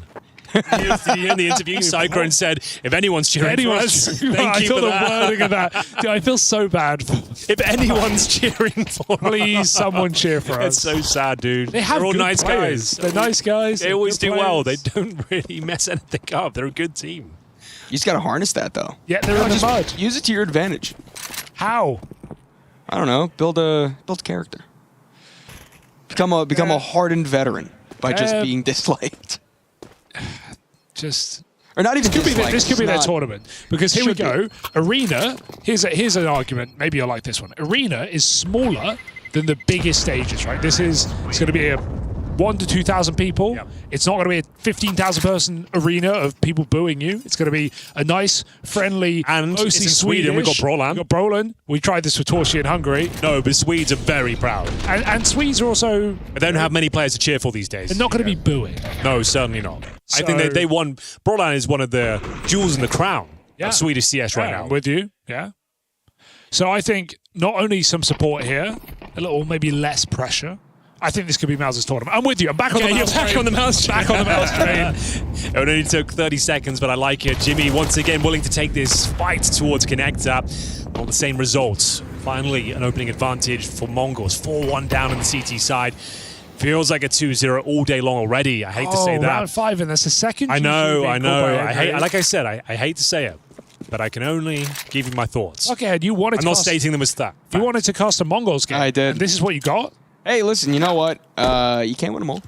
Sometimes you lose quite hardly, but there's still plenty of time. I mean, guys, we can't count Mongols out quite yet. They have a player advantage. 5v4, it's true. So where's he making noise dropping down? Heavy stack into the bathrooms and a decent crossfire at that, so towards he potentially getting caught out, but taking the smart route, going on the outside of it. I mean, the A side's wide open. The rest of his team towards B. Trying to sell a fake potentially as... They're deep in those bathrooms. Brolin's going to take the first contact. Techno will secure the kill onto the Opera, and Manzinho hiding behind the toxic barrels. Keeps the defenses strong for now. Bomb dropped. No real entryway for Mouse to try to get in. Spake's going for that bomb, completely flashed off. Oh, so much noise. I mean, surely Mongols will be able to sweep this up. The flash was so good. If Spinks goes through that smoke. That's what I was worried about. But they've beaten the previous map, so... That's true. Small victories are victories nonetheless. And Low bar has been walked over. Or limboed under. Who knows? Well, you've got a couple of AKs here as well. This is the opening kill. Oh, Jimmy did actually land a headshot. Unfortunate if he doesn't get that opener, but a nice setup towards bathrooms, taking down the lurking player, trying to suggest A activity. In towards B, comfortable round for Mongols. First one they've had all series long, to be honest. But I mean, your point already came up once more. 4 rounds now for Mouse on the T side. You're feeling good about this half no matter what happens, and there's still the entirety of the rest of the half to play. So, sure, Mongols get a round win. They have a better position within the economy, at least compared to Mouse. But it still doesn't feel that great. If you're watching as a Mongols fan, you're still not full of a lot of confidence for how the series is going to go. Yeah, need to start winning out now. This is a very important round. Has to be converted here. It will shatter the economy of Mouse. You've got all the firepower advantages you could ask for. You have the AWP, 2 AKs on the defense. They have a couple of Galils. It's Spinks, half HP. In terms of utility remaining, 1 smoke and some flashes. You have to convert this if you're Mongols. Otherwise, I don't think there's much hope. 910's on the right spot for the potential hit to come in. Sees the utility being thrown over, falls back. As Exertion pushes forward, flashed off. Not going to be able to find anything. Techno whips a spray, although the opper's there to back him up. How many more can he find? He needs something else towards long, not able to connect. And with the rotations coming in through the dumpster, Exertion more than ready for the push through the smoke. 4v2. I knew what that was. Turned into a 4-on-1. Cobra's Era, the new blood in the team. It looks like he wants to take a go at it, but hopeless for sure. Falls back. Definitely the better call. Blood's new on the team. He's going to have to save here. It's not winnable when they're hunting. Certainly not winnable, but Certainly not savable. this is... Spinks is going to catch him out. Yeah, but he doesn't miss this sort of shot. Mouse are playing with Aura right now. I just want to throw Actually, that out there. Mouse You know what? playing like they're the dog in the house. The big dog. This is what they needed. You know what? Maybe having this tournament and being what many people consider to be like the clear favorite, knowing that you're in position that this is your tournament to lose, maybe that is kind of what Mouse needed. Maybe they needed to have this type of position at the top to really have a look down below and see that they can do it. Yeah, they never go into the tournament as the clear favorite. I think that only ever changes when they beat the favorite. Like the couple times they've taken down Vitality, or Vitality have gone out on the other side of the bracket. You know, and then suddenly it's like, oh shit, we're meant to win this? Oh god. But now it's you're going into Pro League thinking we are the best team here. We are the most proven team. Yeah, okay, Spirit have Donk, always an X factor, but yet to be proven as a 5-man core, as a 5-man unit, our Spirit. Same for Mongols. And again, yeah, we keep going around in circles like who's take out these two teams. Who's the best team? I can't even tell you. G2 have looked better as the tournament goes on. Yeah, I'm not saying anything more than that. Yeah. I just want to say this. Okay, yeah. And that's going to be Spirit versus G2 as the closing game of today. That's also a banger. So that will kind of let us know where we are with things. It'll be a good litmus test. And I feel like there's a chance G2 can win that. I know that's crazy, but I don't think Spirit ever looked that convincing. Menzino had to get a kill there. And that's round. Site compromised. All over the shop. I mean, rotations coming in, they're going to give it a go. They're going to at least try to look into it. If you can get an opening kill here, although Molotov towards 910 definitely doesn't help with that. You've got to put the rod in the water. Unfortunately, you've got to give it a look in, but what can you really do? Yeah, exactly. Like, it's so desperate. And you just need the firepower for the next round, so you can't really go for it. Conceding a 6, though, feels terrible. Like, After this winning is... pistol, yes. Yeah. Winning pistol, being 6-2 down on CT side, really not a good place to be. But they will save the AK, the M4, and the AWP. Some util.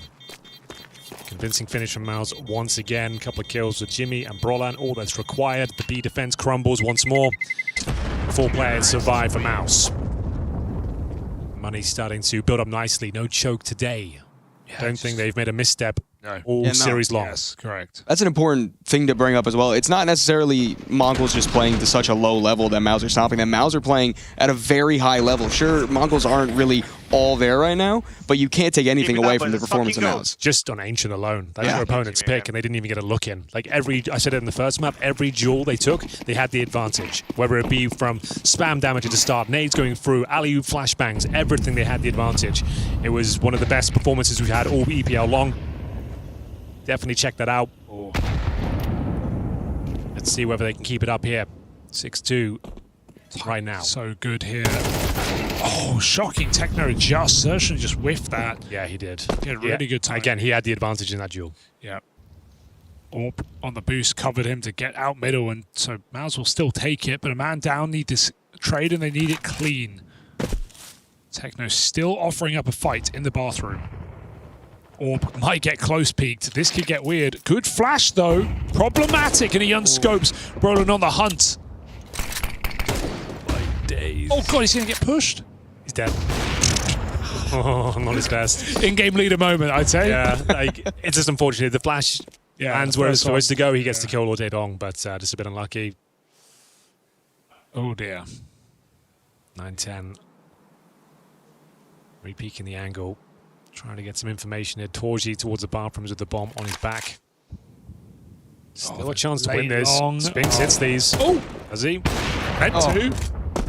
Go for the jump spot, but it completely get caught out. And now Mongols, once again, in one of the better situations we've seen them in this map so far. Need to make sure it doesn't crumble down at the end as the hit comes out towards A. Spray from Blitz connects in the end, and Torzi forced to fall back, forced to save. 15 seconds left on the clock. Mongols finally showing some life in a round that I would say is quite convincing. Of course, you know, it could have gotten hairy there with the whole Brolin 9-10 situation at back long, but at the end of the day, you take every round when you can get to this point. A clean round is nice for the money. It gives some room, but it comes off of, what, 2 big issues for Mouse. One, a massive whiff for exertion, and then Brolin missing his flash and trying to overdo it. Are you going to get those kind of opportunities again? Mongols find a third, but they need everything for the rest of this half to have a fighting chance. Let's call a timeout. Just a... Dude, that's so relatable. So relatable. What am I doing? What am I doing? Sometimes you just do stuff, you're like... I've gone for the double flash, looking for the wall. Flash? I'm avoiding my own flash while he kills me. That's so relatable. Interesting timeout for Mouse here. I mean, I feel like they're in such a good position. Might just want a breather after the pass, though.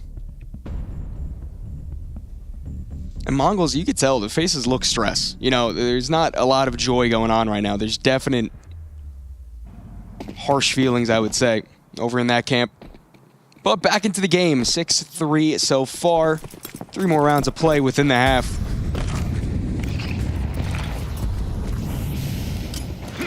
A bit more presence outside of Monster compared to the previous.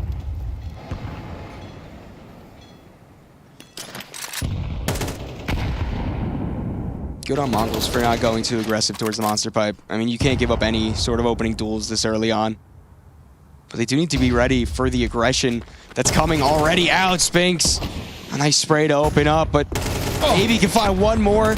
Is traded back, and Cobrazera actually able to double up. So a 3-on-3. Mouse stopped in their tracks for the time being. Yeah, but there's lots of time. A 3-on-3 on a map as large as Overpass spreads the defense thin. It all comes down to this kill. Torji, I think he gets this. Calm with the flick. Yeah. Well done. And now you really can't beat the clock. Mongols want to gamble. Wouldn't be a bad call here, but obviously lots of time. Mal's going to let it breathe, and that puts doubt in the mind of Mongols. They don't want to play 2 in the same position. Exactly, you can't. They got no utility to stop any sort of push, really. It's not one of those maps where you can just we'll group up, we'll try and retake together. If they plan, you've got no one home, you're not retaking these bomb sites. Mal's a certain shooter, so Exec coming in. Here we go. Get him out. Needs 2. Avoiding the Molotov is a good start, at least. Nothing else will do. If he gets 1, the round's over. Forced out of position. I mean, you have to imagine that's going to be almost impossible for him to get much of anything. 9-10 blows open the smoke, but Torzi more than ready for that and completely surrounded and drowned out. Mao's looking fantastic today. And not messing around, are they? Just going swinging for that final player.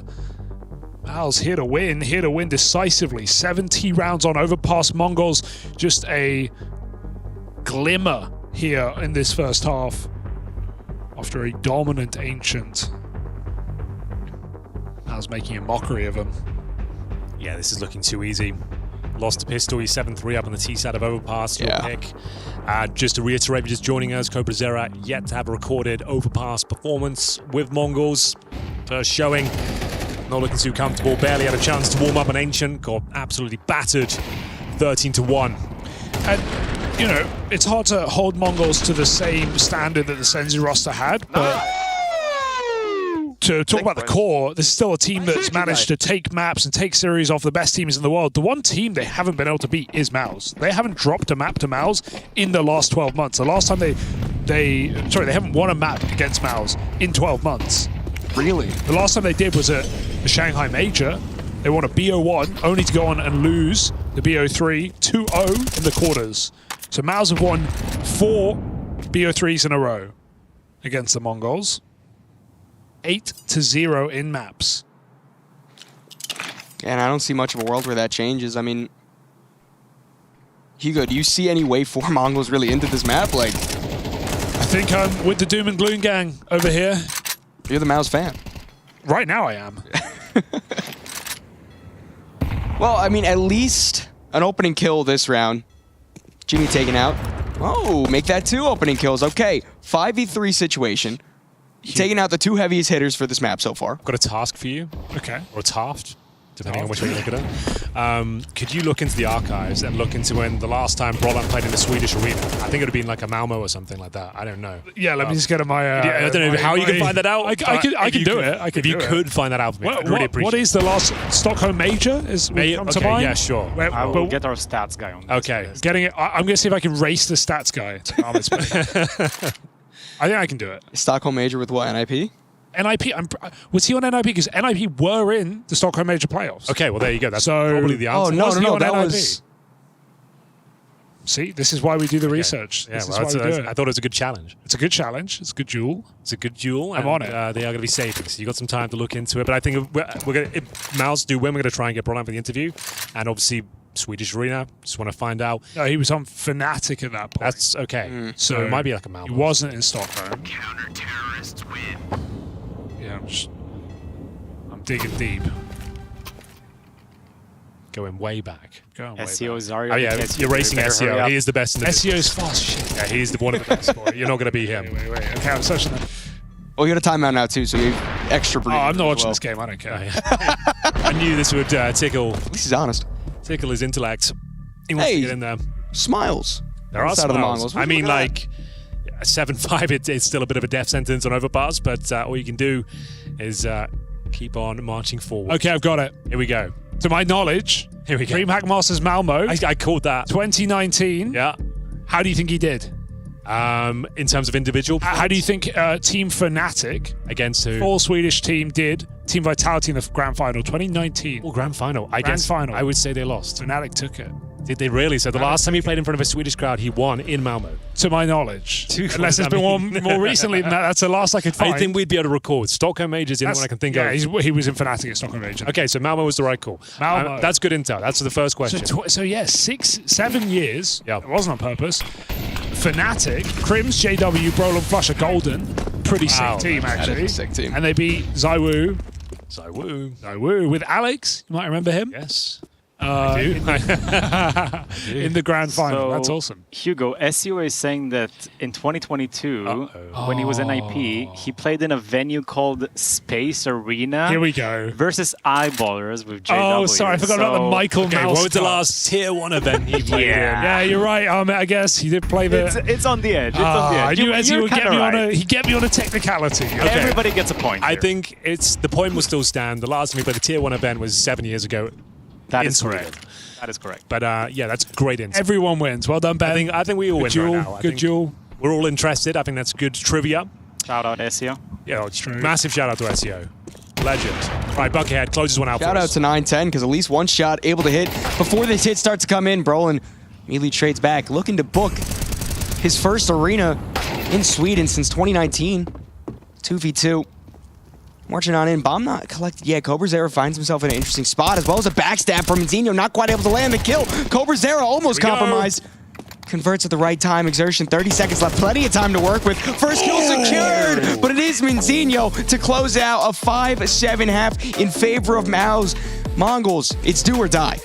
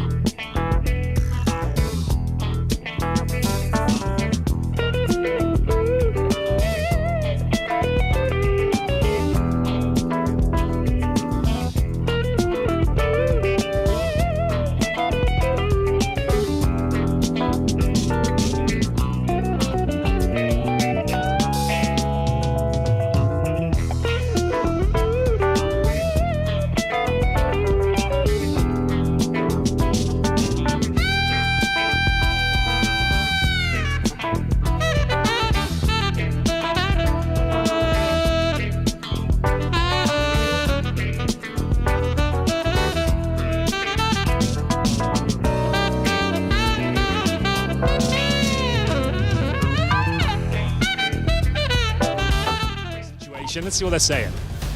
Guys, we are really fucking good on city side, okay? I want it to be have it in your head. I want to win this and I want to order some pizza. All right, Torgy's believing. Brolam wants some pizza. It's Jimmy. Oh, it's Jimmy? That's oh, full okay. finish. Okay. I missed it. finish. All right. Well, I mean, you can't be in higher spirits than that. Oh, no. Absolutely. And rightfully so. And he said he's got a fucking good CT side, boys. Strong one. I'm kind of on board. Okay. Let's see what they've got. We've seen it from Mouse. Pistol will be indicative as to whether this comeback is alive. They need the bomb plant at the bare minimum, I would say. Let's see what they've got. Spinks, though, with the hot hand all tournament long. #1 player in the tournament. Ooh. Jimmy, I think, is top 5 as well. Yeah, Jimmy's still doing very well. And Mongols taking their time with this pistol. Should be spotted out by Torzy very soon. Whether or not he's able to connect a shot. Here we go. It's not going to land in his favor. Manzinho opens up. It's going to force the push out from the rest of the T's. Spinks tucked in the corner. Taps away at one head. Somehow still alive after this long fight. 180! 2, 3! No way! 4K, and the only one left is Blitz. The ace denied from him, but how does he get away with that? One of the rounds of the day. Maybe the tournament. Yeah. Holy shit. How has he was completely blind, recovers, you think he's good for one, then his head on a swivel, 180 headshots left and right. Spinks, we said he had the hot hand, but my god, that's red hot. Look at this. A hand on fire at this point. I don't know how he gets 2 kills on the 180 and then goes straight back to... It's disgusting. That says it all. And that's the knockout blow, Hugo. Double pop from That's it. That's the haymaker. Unbelievable. Spinks in form for the playoffs. Multiple Mouse players putting up a fantastic run here in this season. Ooh. My goodness. Well, Manzinho has something to say about this round, at least. Reality check coming in for Spinks pretty quickly as the Armorless Eagles do connect. Okay. Still advantage Mouse. This is throwable. We have Glocks in play. We have no armor. I'm still favoring Mouse in the round, but a great Mongols have to entry. be very careful here. Yeah. It's all about the trade work. 1-for-1 would be fantastic, but Mouse takes space back. As long as they don't over-rotate back B, they're in a strong position to stop this from short. Yeah, good point. depending on where they plant. They're going very deep though, Henry. Maybe too deep. Jimmy's rotating over. Exertion's going to watch this now. They know. They figured it out. Brolin's flanking. He's going down B, but they still have one man in the site. That's info alone. Mizzino coming out. Yeah, it should be full obvious that Mongols are pushing out long now. Mizzino continues to just take heads off his shoulders. 3 in the round. Bomb starting to get planted. Jimmy on a fast rotate towards the dumpster. Stops the plant. No way. No more shots being able to connect it for the time being, and it's all up to Mizzino. Would have needed the ace. Nice try, dude. Nice try. That's the thing. That plant. Like, you've got no Kevlar, no...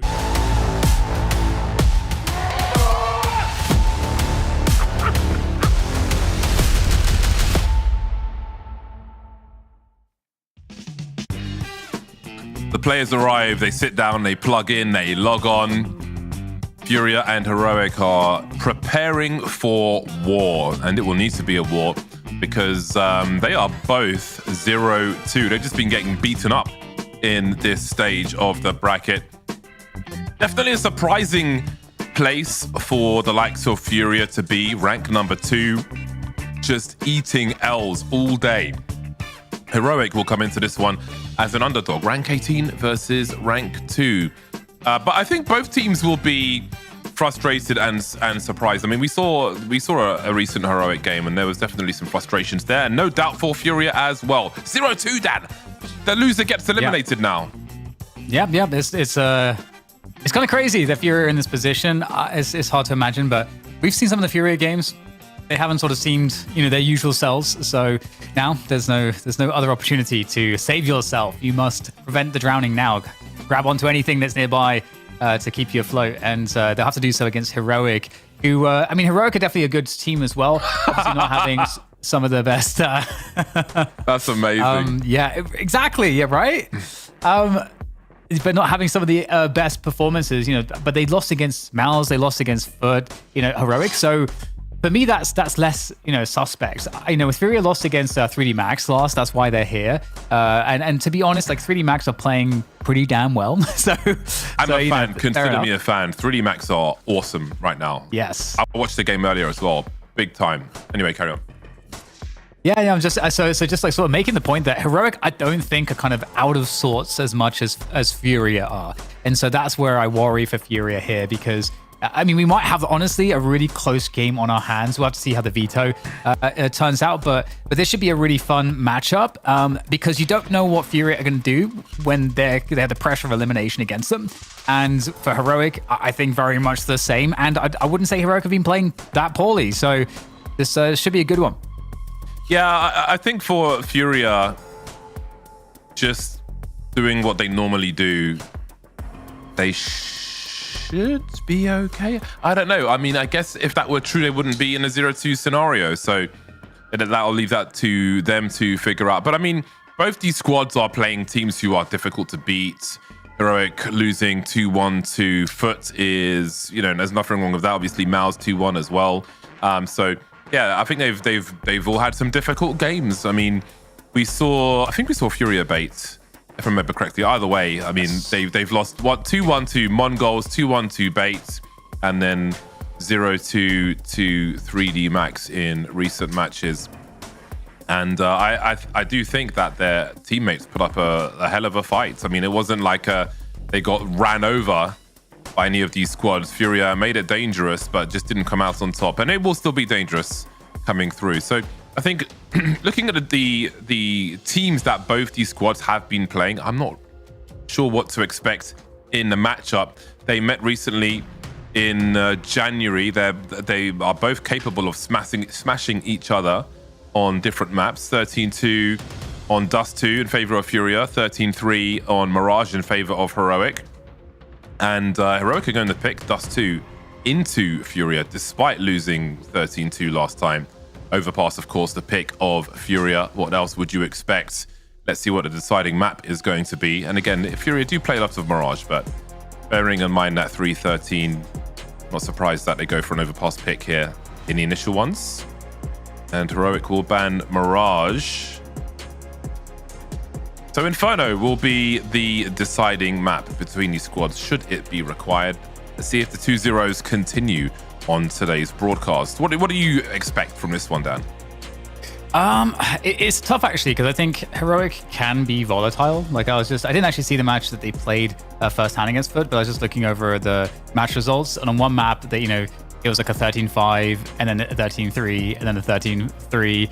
So it's like, you know, they seem to struggle sometimes. We'll just kind of have to see kind of where they're at here today against FURIA. Dust 2 as an opener, I think, is encouraging for them. This is where they've gotten some of their best wins, Heroic, in terms of the recent matches over the last couple of weeks. And they have proven to be able to play a good Overpass. Obviously, we know though that FURIA are pretty dangerous on Overpass. So this has the makings of a great series, but it also has the makings of a series that could go flat. I think more likely for Heroic if they're not able to kind of find their form early. Yeah, the Dust 2 that FURIA played with 3D Max yesterday was awesome by both teams. It was better for 3D Max. I mean, but also, not just because they won, but I think because they understand what is necessary. I mean, they're playing a great Dust 2 of late, but also very necessarily to topple FURIA, you have to be really active. Like, you've got to be fully focused. Both teams charging through mid now. The CTs maybe looking to avenge the loss to 3D Max here versus Heroic, that the way they're approaching mid. But xFloud has a chance. He's found a 1 versus 2. With all those frags, still an opportunity, but as I say that, Yuri will finish off the job for FURIA. One thing that's worth noting, because you mentioned that FURIA 3D Max Dust 2 game yesterday, was that FURIA actually got it to overtime, even though they lost both pistols. So kind of just, I think, further reinforcing FURIA's resiliency on this map, as well as just overall strength. And so yeah, I think this could be the best map of the series. Even I think it's got the makings for that. Just seeing the form of these teams on this map in this tournament, but you never know when you get to the head-to-head how the styles will really interact. And so you know, I mean, so far the styles are interacting pretty aggressively. I love the mid push. Honestly, it's great. Colliding. Yeah, I do think it is an asterisk for that game. That FURIA, that it went so far, considering that the opponent won both pistols. So again, I think this Dust 2 should be full of promise. And the way things got started, that promise is being delivered upon already. Heroic, no bomb plants, will not be opting for the force buy. Molodoy, expecting this, is going to go USP only.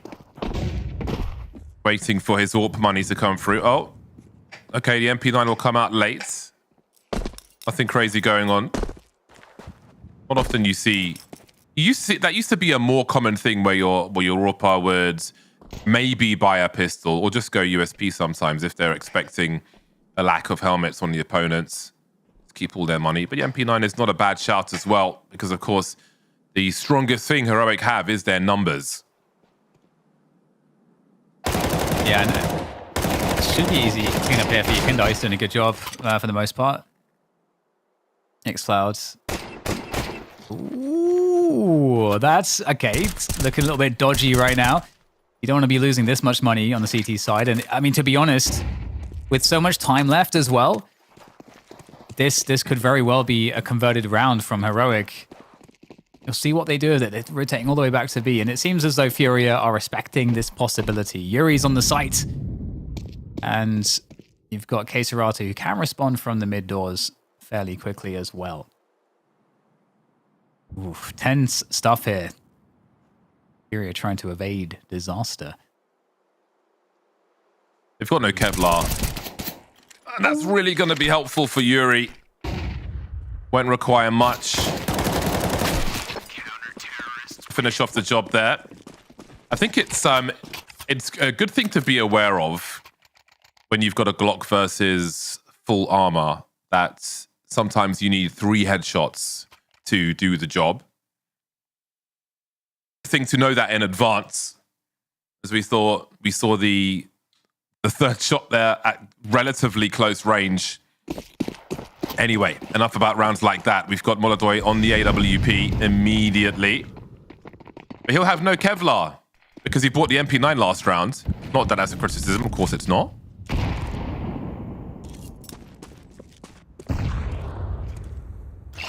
Maybe on Dust 2 that will be enough. Apparently in CT spawn.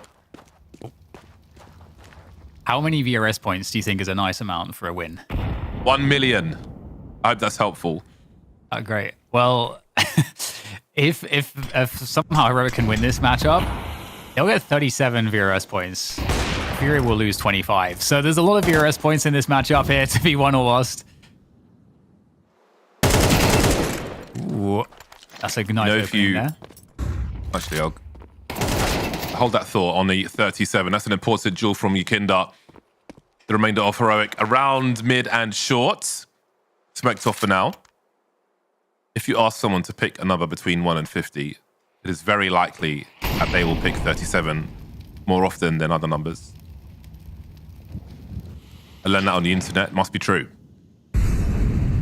40 seconds remain for Heroic, who need opportunity. Will not be given by Queserato. Yuri's here looking for the transfer.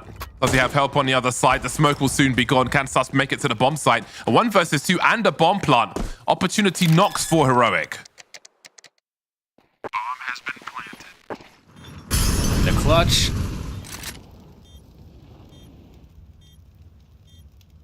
Big box position for Susp.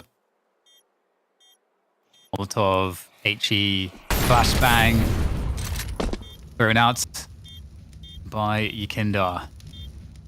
Forcing Susp to move. So one more spot that's not necessarily needing to be cleared. Has to be everything this angle. Oh, Sus, he gets baited by the sound cue of the HE, and he's going to get no-scoped as well. Oh, but is there time for this one? It's close, but looks good. Diffuse comes in, and that HE, oh my god.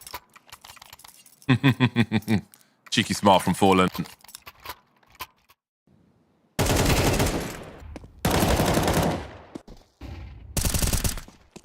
So 3-0 start for FURIA. Bonk. Good range for a no scope of the AWP. More or less can't miss from there. Some utility, some pistols. The MAC-10 is very curious for xFloud. There are only so many places where that can be useful. Dueling top mid is not one of them. Multi-flashes, but Fallen's able to find a transfer and pull out the AK to at least do damage to the third. Got a lot of info for his squad as well. This is a great output from FURIA.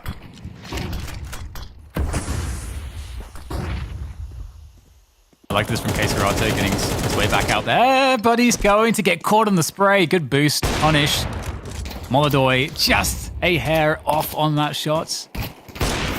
How many other shots is he going to get here? Suppressing fire, being laid down from long. Molodoi might get caught on the rotate back. Youngstar is looking for this one, but he's been entertained for too long. Yuri will take him down from the side. And now, xFloud and Krisen trying to find space onto the site, but the smoke, the HP, so many problems here for them. And it only continues. Another round for FURIA, 4-0. And I'll give you a number, James. I'll give you a couple numbers. 5. The last time these 6-7. The last time these two teams played, it was 13-2 in favor of FURIA on Dusty. That was a month ago. Less than a month ago. Not too far long ago. A good stabilization there for FURIA. It was a good start from Fallen with some really important frags. So close to a third, but he had info and damage on the third and the remainder of Heroic. But anyway, they will charge straight out into long again. Fallen falling back with Yukinda. So long is heavily compromised. Before we can talk about short, Queserato standing top mid. Gonna make sure it's clear, I suppose. Checking for a lurker in the lower tunnel. If he doesn't see anything, wonder what Yuri will be willing to do. Smoke in the tunnel. Heroic will leave one person in position on long. They look to explore the rest of the map.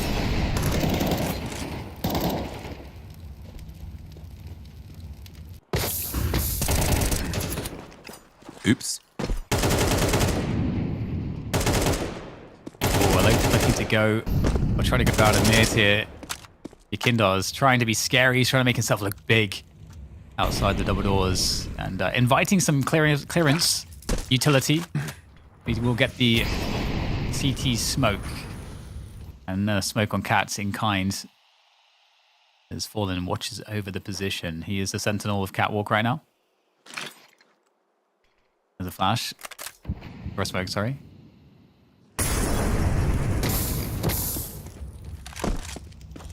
That's what he might avoid it for a second. Just a second. This is high risk for Fallen. The bomb swinging through. Again, he's got the info, and Keserato is here to clean house. Prison left alone on long.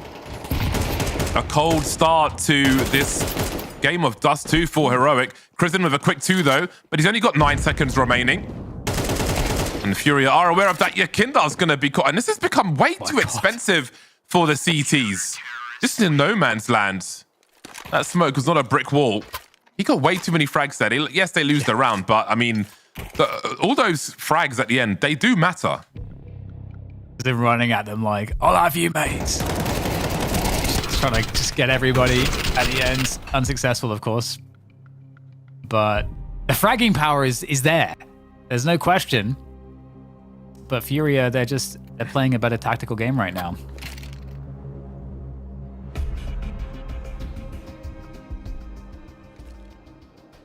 AWP is going to be deposited to Youngstar.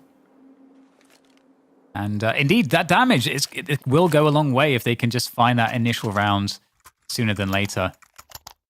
I really want to see what this CT money is like after they rebuy all their weapons. Like, are they now in a position where they're heading to eco if they lose a round?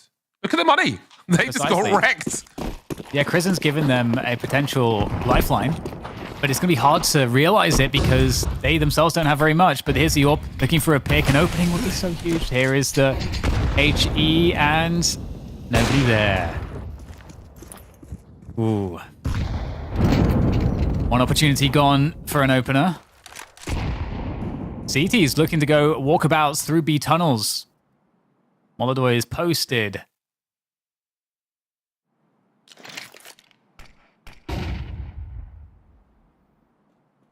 Oh. How about that for an awkward bounce? Oh dear. He walked in front of his crosshair. Molodoi couldn't. That was the angle Molodoi was holding, James. He walked in front of it. You hate to see it. This is... I'm getting Perfect Storm vibes. They're all on shorts. Yakindar's alone. I mean, he can delay with the incendiary. We've got Fallen towards top mid. It's simple guesswork to figure out where the T's can be. There's only 2 places, lower tunnel and short. He's got to deploy that incendiary. But in the meantime, they're wondering. They're wondering. There's only 3 left.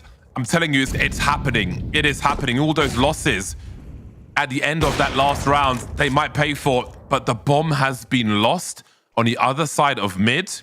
There is a smoke for Krizen, but that would be an unfortunate way to use it. They know.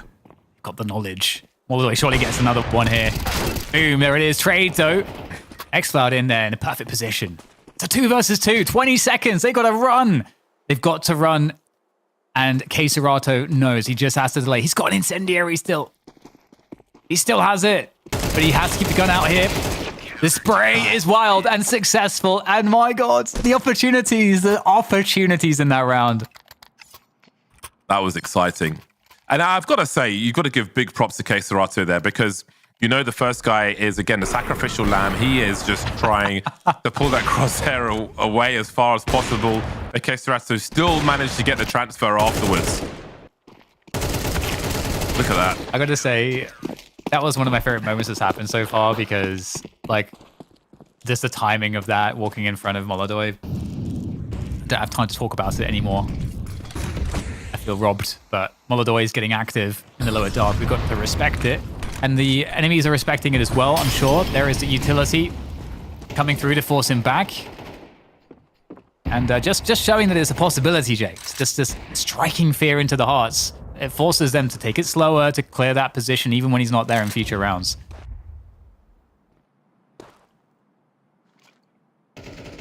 Still opportunity for Heroic to break that CT economy. Keeping those frags coming.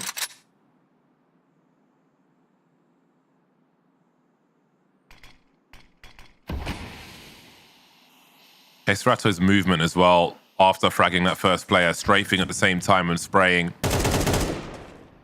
Really understood the mission there.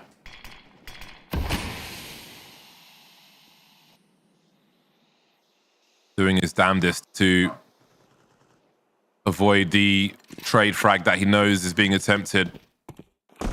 Really matters. 30 seconds remain.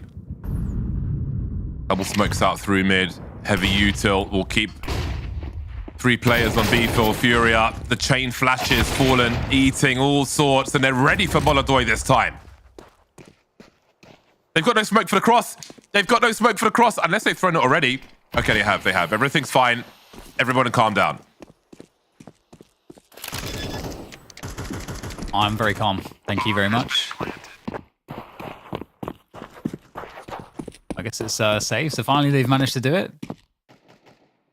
Again, we have to go back to that Crizzen round, and also the round where we had the big oopsie with Yuri walking in front of Molodoi at the wrong time.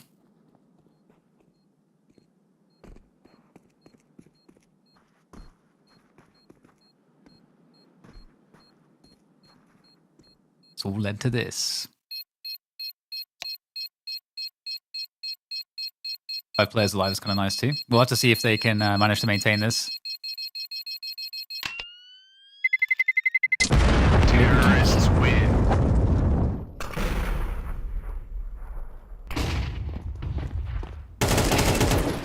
Such good timing on the chain flash. The frag onto Molodoi. Mega important. Not an easy guy to put down.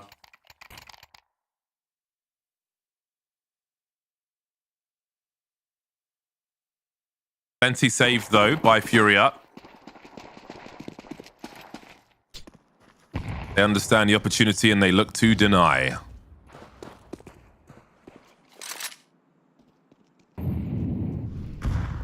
Different look maybe this time from Fallen. Swinging long with the 5-7. He's well equipped though. Long door smoked early, and he's got one in the hole. Molodoi on the M4 will offer support. Tries to make up for the shortcomings. Queserato trying to show some shoulder pad. Beta reaction. There is that reaction. Seas will look to disengage then, wondering if they're falling into a trap.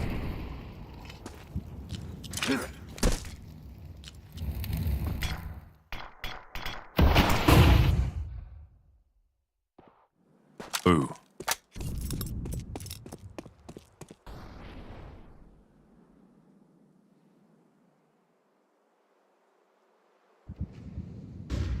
Great timing from Yakinda. Molodoi's got no support flashes for him, but the smoke will do. And mid to late round, that's such a good thing to be aware of. The rotation from that long player, always looking for it. Execute into the B bomb site, but there are no bodies behind it. And now the CTs are wondering, is it going to be a re-hit because there's a pause, or is it a rotate? They can't do anything but just chill and wait. And here it is, the play is revealed, the hand is revealed, and that is a big pick from Molodoi. Yakinda also drops one, and Molodoi can help out now. He's got some assist. Oh no, there's an HE onto Yakinda. Now it's just Molodoi, who is the last man standing. And there might be a tricky situation for him. Oh my god, he's actually gone for the jump spray. And it works. The old Kukli moment. Minus the vac.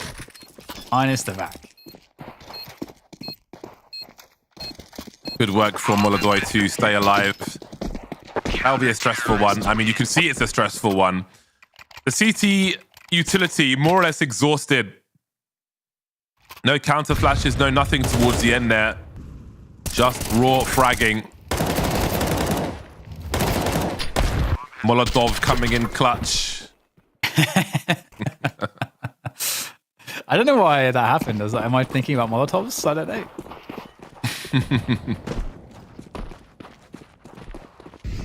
So FURIA have survived the crucial tests. They've been at the brink of breaking, but they have only spent. All right then. Youngster will hold the angle as the they're retracting. They're retracting as Molodoi rounds the corner, and he'll catch one at the very least. Susp looking for a duel, but you don't want Molodoi at the other end. Nobody does, apart from Youngster apparently. Oh, that's Queserato. My bad. Get messy out here. Molodoy. Great spot. Spots the skin. Spots the elbow. Sees the rotation. It's a tag on either end, so both AWPers low now. But this is good for FURIA. I mean, they have a good sense as to what's happening. The cat play, this could go, I mean, could backfire or could be brilliant. Oh, if they keep walking down there. No, okay, but the shot in between the two players, the classic move. Now it's just this long play. And again, if you get some like Prison style headshots, maybe this is doable, but the smoke missing the cross, and there's not just one, but 2 AWPs posted on this. You're never getting across. Although, did I speak too soon? Nilo does find his way onto the site with a headshot, and he's going to at least secure the bomb plant money. He's got to find a duel. Taking the fight to them before they can set up too much. At least that's the intention. Creeping past the baskets, looks to his left, dropped from his right. Nilo did his best, but it wasn't to be. FURIA continue to dominate on Dust 2. And with Overpass around the corner, it might be time to start worrying if you are not in the FURIA camp.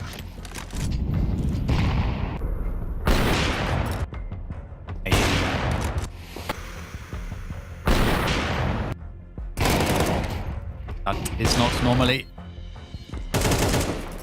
Yeah, it's definitely crazy because it feels like Heroic have been so close to maybe even being at an even game. You know, we had some of those rounds with, you know, lots. I mean, they've been doing a lot of economic damage, but they just can't quite convert the rounds to truly punish FURIA. And it is so frustrating when you're in that position where you just can't find that one round that would allow everything to be a little bit easier, and you can start taking more initiative on the map. You can start kind of controlling things more. But that's just the reality that they are in. Another chance at this one. Youngstar with the AWP. Molodoy still in mid. There's a quick rotation. Is he going to Cats or is he going to Long? It will be Cats for Molodoy.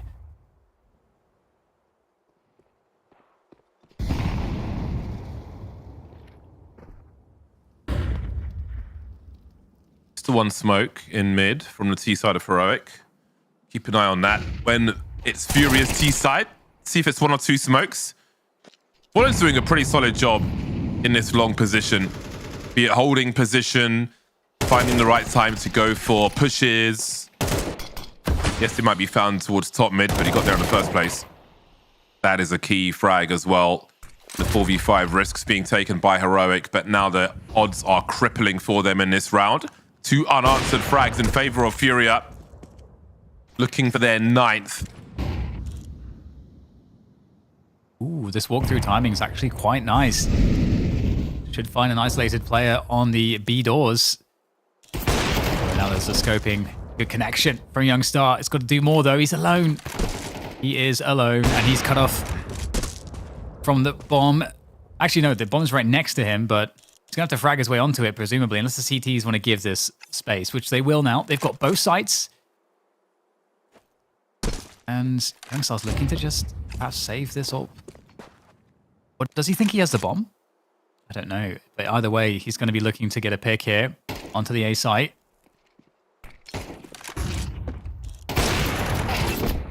He must think he's got the bomb. I thought he might, because why is he going to Cat otherwise? But yeah, he's definitely going for a determined push.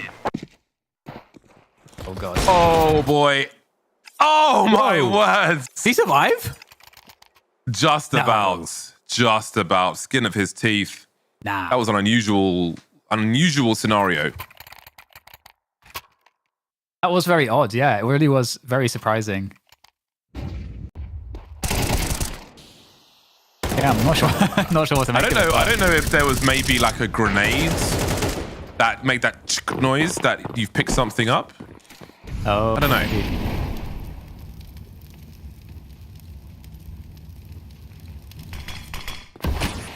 But he survived. That's the main thing. someone survived one of these rounds for Heroic. Though score-wise, they are not surviving. They are drowning. Maybe with concrete boots on Dust 2.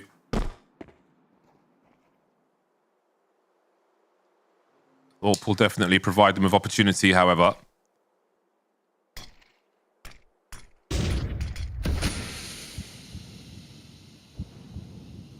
Molodoi, ready to go. Flashed off, isolates the fight though. Knows how to hold those angles correctly. Yeah, it's just not enough, And is it? yeah, it's not enough. They'll smoke it up, but FURIA kind of just chilling right now. They're going to recommit to long because they're, okay, is there like a long push, late long take? Nope. Quick flash, able to see. But Heroic do have a player that's holding for any pushes there. I believe it's Nilo. Now they'll be moving back to a B hit. Youngstar is here, so the CTs get too curious. He might be afforded a pick, but the flash instead. 20 seconds. CTs are very far away. The ones that are not on the bomb side. That's the bomb spotted though. Cesarato now needs to buy as much time as possible. But there's only 10 seconds for the bomb plant. And I think he will delay enough. Indeed he will. Youngstar's not going to make it there. So it's going to be another timeout win where he's holding on for dear life. But this time he won't. Where's your AWP, bro? Such a struggle versus FURIA. And again, the game they lost against 3D Max, there were many an awesome round. Like it really is about how good 3D Max were, in my opinion, which is widely regarded as fact. Not just about FURIA taking the L, but again, they're a very tough team to beat on Dust 2 right now, and this is showing you why. Not impossible, but you need to be completely screwed on at all times. Yeah, Youngstar has so little money. He's just a nade man, no Kevlar even. He can't even afford the clothes.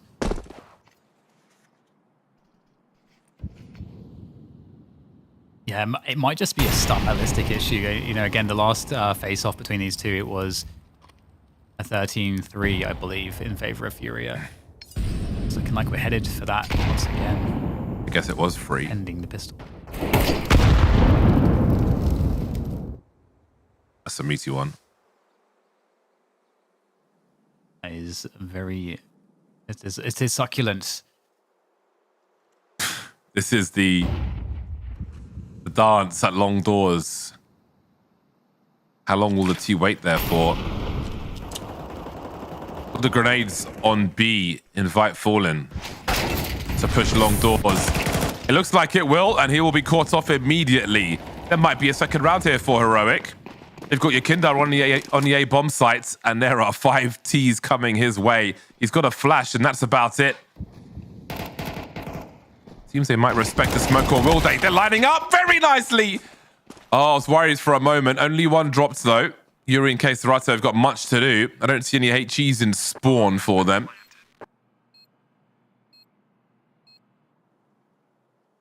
Smoke, at least.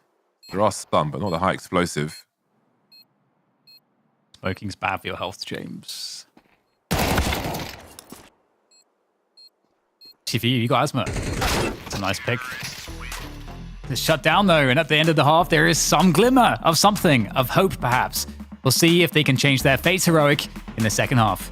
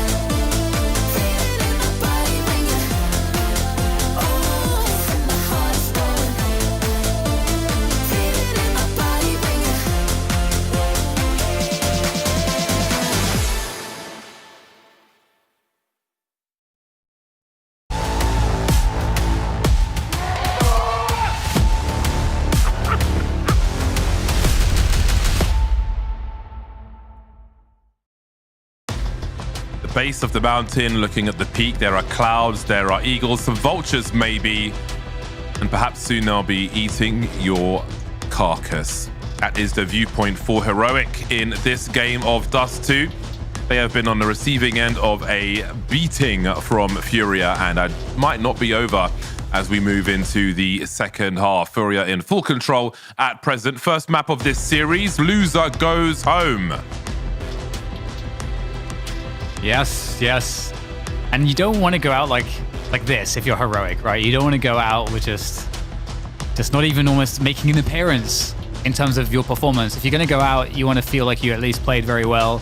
Of course, there are a lot of VRS points on the line for Heroic. If they win this series, they would make, I think, 37 VRS points, which is pretty massive. And that would be a loss of 25 for FURIA. So FURIA have a lot of motivations to not allow this game to slip out of their hands, beyond even just being eliminated. So we're back into it. And again, the last time these guys faced, it was a 13-2 for FURIA, or 13-3, sorry, for FURIA on Dust 2. So couple more rounds and Heroic can at least improve on that.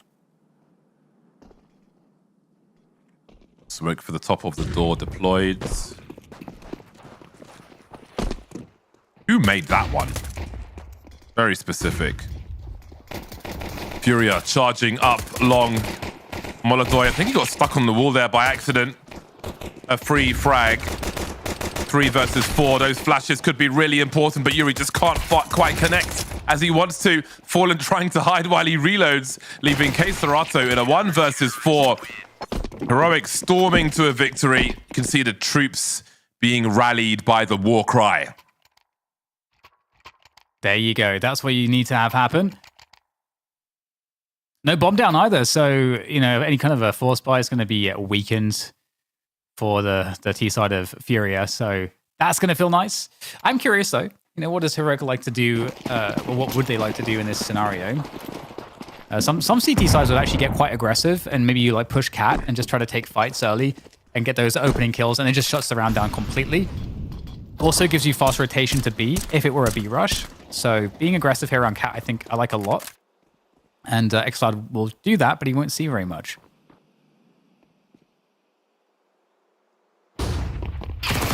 He's ahead of the flash. Beautiful position. Oh, great support as well. Very well done. Simple stuff, done well. Leads to a prompt round for Heroic, and the team start to smile again. Momentum is finally felt in the series for Heroic. It has been relatively one-sided in that respect. Feels nice. Now, key in these rounds is to deny bomb plants for Heroic as they look to catch up. Will really weaken the round between the full buys and make life a lot easier for them on paper at the very least. On Papyrus. Ooh.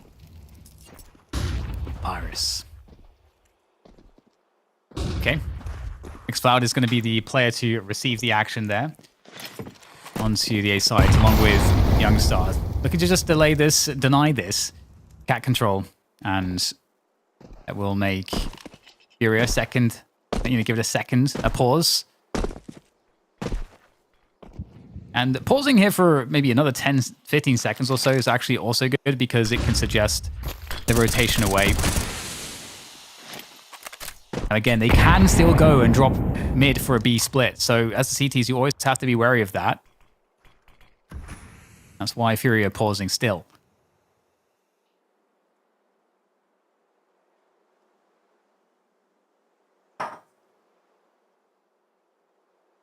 Prison is still holding a smoke on long.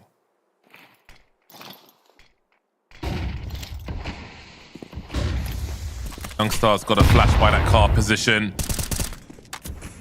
xCloud in CT spawn. The Heroic will fall back towards long to play for the retake because it is very awkward to defend from those spots. Yekindar looking for that rotation in a classic position.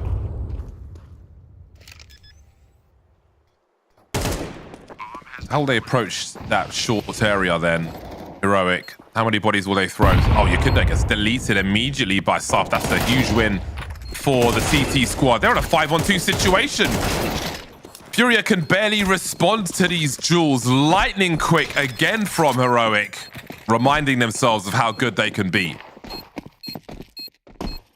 That's the start you need. Okay, so we are starting to build something here, Heroic. They're laying the foundation for a CT side. Man, what a CT side it has to be too. Oh, that's just gorgeous. Beautiful. Nice. President's getting hype. He is getting hype. Okay. 5-10 here for Heroic. And we've got the Tech 9s, the Mac 10s. Or a Mac 10. These rounds can be dangerous too. And we might just see a B-pop from FURIA. Yeah, they don't need to be correct too many times. That's the problem. Oh, darts are being thrown through the smoke by Heroic. And this could be another very profitable round for the CT side. Queserato barely breaking ground onto B. Deleted again. They're catching up quickly. Again, denying the bomb plant is fantastic for them. FURIA are having no mileage in these rounds. I think now it's all about how they play. Go on. Oh, sorry, James. Yeah, now it's about how they play this this T round. I think the B pops. It's actually interesting, James, because we saw with the matchup that FURIA had on Dust 2 against 3D Max, which was a great game. You should really check it out if you missed that one. We saw both teams trying B pops like that over and over again, and it works like 1 of 6 times if you combine all the times each team did it. So FURIA, you know, they got to throw the B pop in there, James. Yeah. Both teams ran into brick walls on a number of occasions as far as the B bomb site was concerned. But yeah, I mean, the lead is being reduced too promptly. But now we've got the full buy for the most part, ignoring Yuri's 1 grenade. He may have dropped some on the floor earlier. They do that sometimes, FURIA. Have some nades in T-spawn. Someone to go back and collect, depending on their position. But anyway.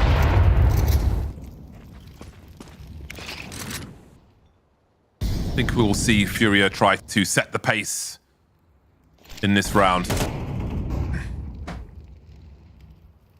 Open both sides. Ikinda having a look towards B.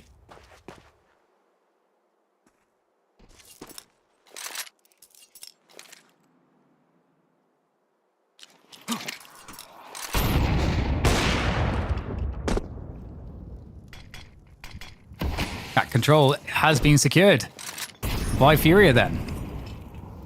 Around the 1 minute mark there, and we've got xCloud, who is likely to receive a smoke here in CT at some point. 3 smokes remaining for FURIA to work with. There it is. And we get a second one here. So is it a B split? We got a fake, basically. It's the Pinocchio. Heard about this in that interview. Ikinda making his way up to B, and still though, Youngstar, cognizant of the walk-up cat, gets to peel away 1 player, but look at Queserato and Ikinda go. They're making openings here for FURIA. It's a 2v3 though for them, so it is going to be rough, but it's a cat plant to work with. Prison rotating over towards that short position.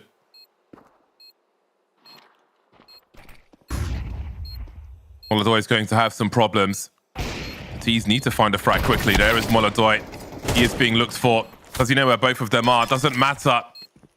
CT side come in for another retake. They are quick, they are swift, they are decisive on these retakes on the CT side. Like, if you just tuned in, you would think maybe this was mostly a close game. But it's perhaps a tale of 2 CT sides here on Dust 2. But again, it's been such a fast comeback for Heroic.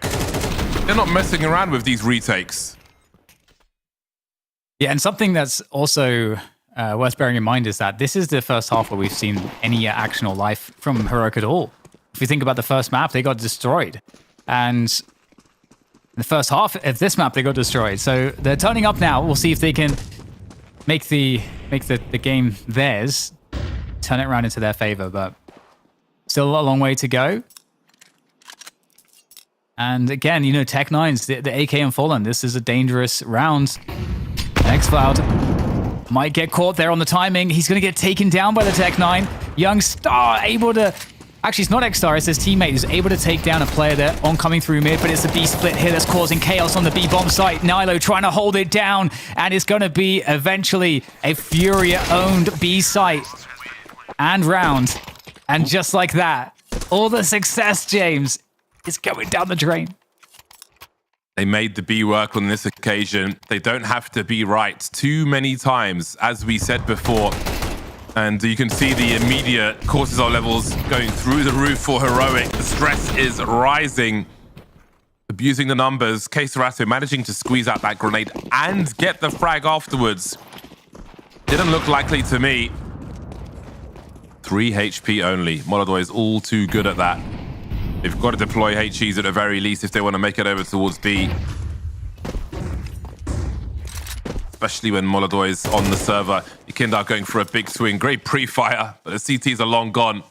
So is their map control of long.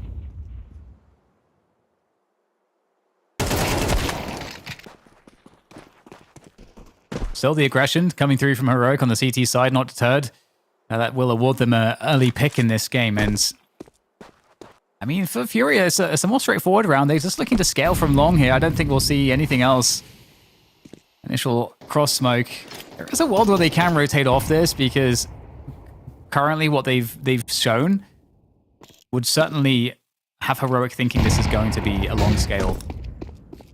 And then are they faking it?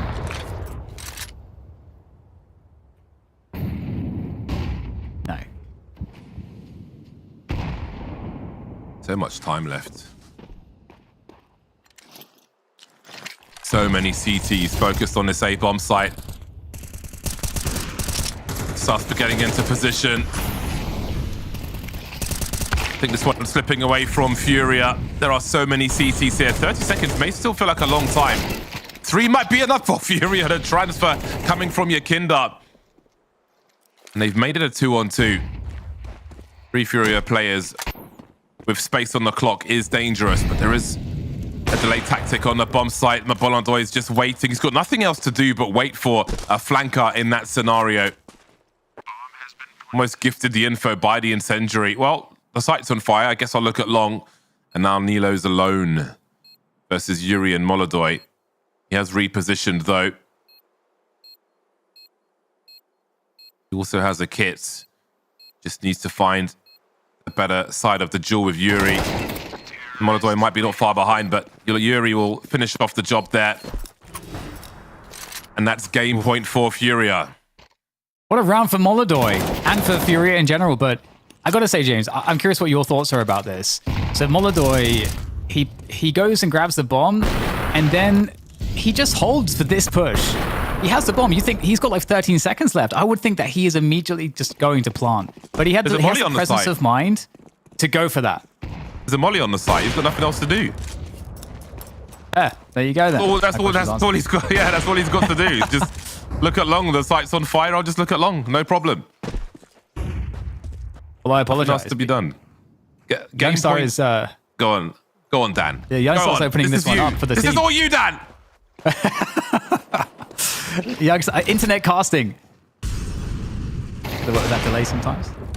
Ooh, Youngstar is going to be surviving this one, but they still have this 5v4 advantage. Heroic, they've got to be feeling the pressure right now. Again, this is elimination for Heroic. If they lose one round, they are gone. You know, James. How far does xCloud go? Once this smoke is gone, Youngstar has the AWP. Oh, he's just got to go in. Relatively dry. Bomb spotted. Yuri's shadow will give them everything they need. But there's 45 seconds on the clock. queserato and Yekindar, they've got information with the utility as to where some of these CTs are. And with that, they're going to try and make it happen. Of course, Youngstar has got a very good angle. There is a flash for queserato. And the CTs are rotating in on this delay. Now there are 4. And there's only one Yakinda with 20 seconds and the bomb. Is this an AWP save? Maybe. There was one on short, which I don't think Fallen picked up, so it should be to his left here. Indeed it is. Smoke's still up. Needs to get away quickly, though. Ding dong from Susp, and that will be denied. Heroic doing it. I love it. I love to see it. Youngstar with that opening pick. Here it is. Nice little micro flick there. And just keeping the aggression on top of FURIA prevents them from really getting into their round. And again, when your back is against the wall to elimination, not just losing a map or a series, but just being eliminated, obviously that's a really nice thing to be able to still be confident to do. To be aggressive on the CT side of Dust 2. And 4 more rounds is what they have to go for now. And again, you know, we do tend to have a tradition of daily overtimes on the B stream, and we haven't had one yet. So just, you know, throwing that out there.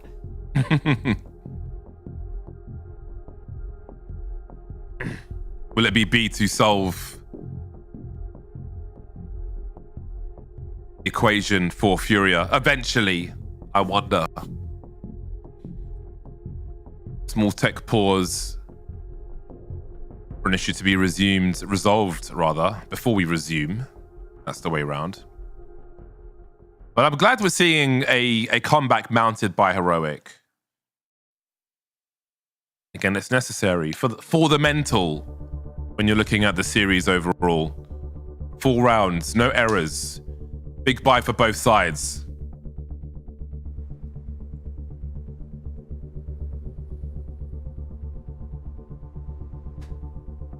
That is a giant bottle. Is that a giant bottle or a very small man?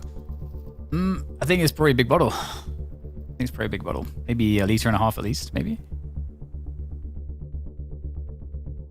Yeah, it's to be honest, that's the move, I think. For me, it has to be a big bottle. Otherwise, I will just shrivel up and die. I just don't remember to keep refilling my water. I've made a point of chugging water on these long days of commentating. But you can never, for me, you can never chug enough water. You will always need more than you chug. Anyway. I don't know how they escaped unscathed in that scenario, but more power to Heroic to continue their comeback. 10 still standing after long is taken by the whole FURIA squad. They have 1:30 though, so let's see what they choose to do. It seems that Keiserato will be the first to go exploring. He's got his compass out. Wanting to understand what the CTs might be up to. Yeah, they've got all the info now. That's the thing though with this long position, is that even if the CTs know it's coming, you still are able to just slowly scale. There's definitely variance to it, but it still works as a legitimate round. Ooh. All the way down to 30. And in mids, we've got Keiserato, who is the mid-like. Oh, okay, he's trying to make it look like a rotate out, and that they're going for cat control. And the one thing, though, is that the CTs have catwalks, so they know that nobody's going cat, most likely. And Susp has gone very deep into B halls as well. Not really seen much, which is allowing Heroic to focus on this A bomb site. 30 seconds, and look at the util of the Heroic players. They can dump on this site if they want to. That's a great transfer from Chrism, though. Crippling FURIA in round 21. Heroic are closing the distance. The whole squad now. But look at the frags coming through from FURIA. How on earth? All of Heroic are here. And it's just down to Susp. How have they done this? I need a slow-mo of this entire round. I do not understand what just happened. They had all the info, all the rotation, all the CTs, and yet FURIA prevail.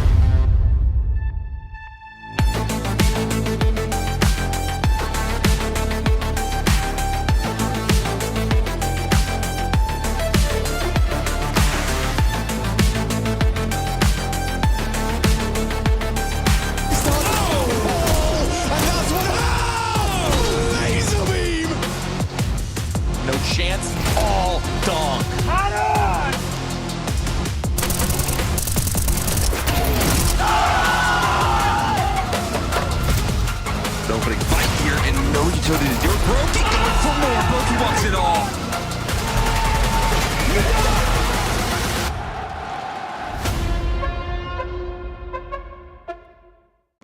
Damn, guys, we almost had this. Thank God that's over. Bored of endless matchmaking? Take your first steps towards EPL, experiencing real strategies against teams of your skill. Learn more at fce.gg/. Wants nothing to do with it. Gun out as Spirit move in. I mean, surely G2 should be able to have a decent chance here.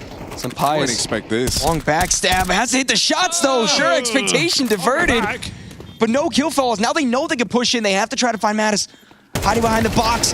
Jiggles can't land the spray. Surely the defuse just comes in. There's no way Sampaius can stop this. The Molotov tries to come out. Donk on low health, but it doesn't spread. The defuse comes in, and Sampaius maybe overplayed himself there with that backstab attempt. It's just kills at the end. It's also classic. It's like, I'm on a big flank. Can you live? And what does Mattis do? He just wide peeks out through cave. I know he caught a player side, turned, he whiffed, could have had that 1-for-1 tucked in, but it's like the only way you screw Sampaius over is by dying. Really awkward death for Mattis.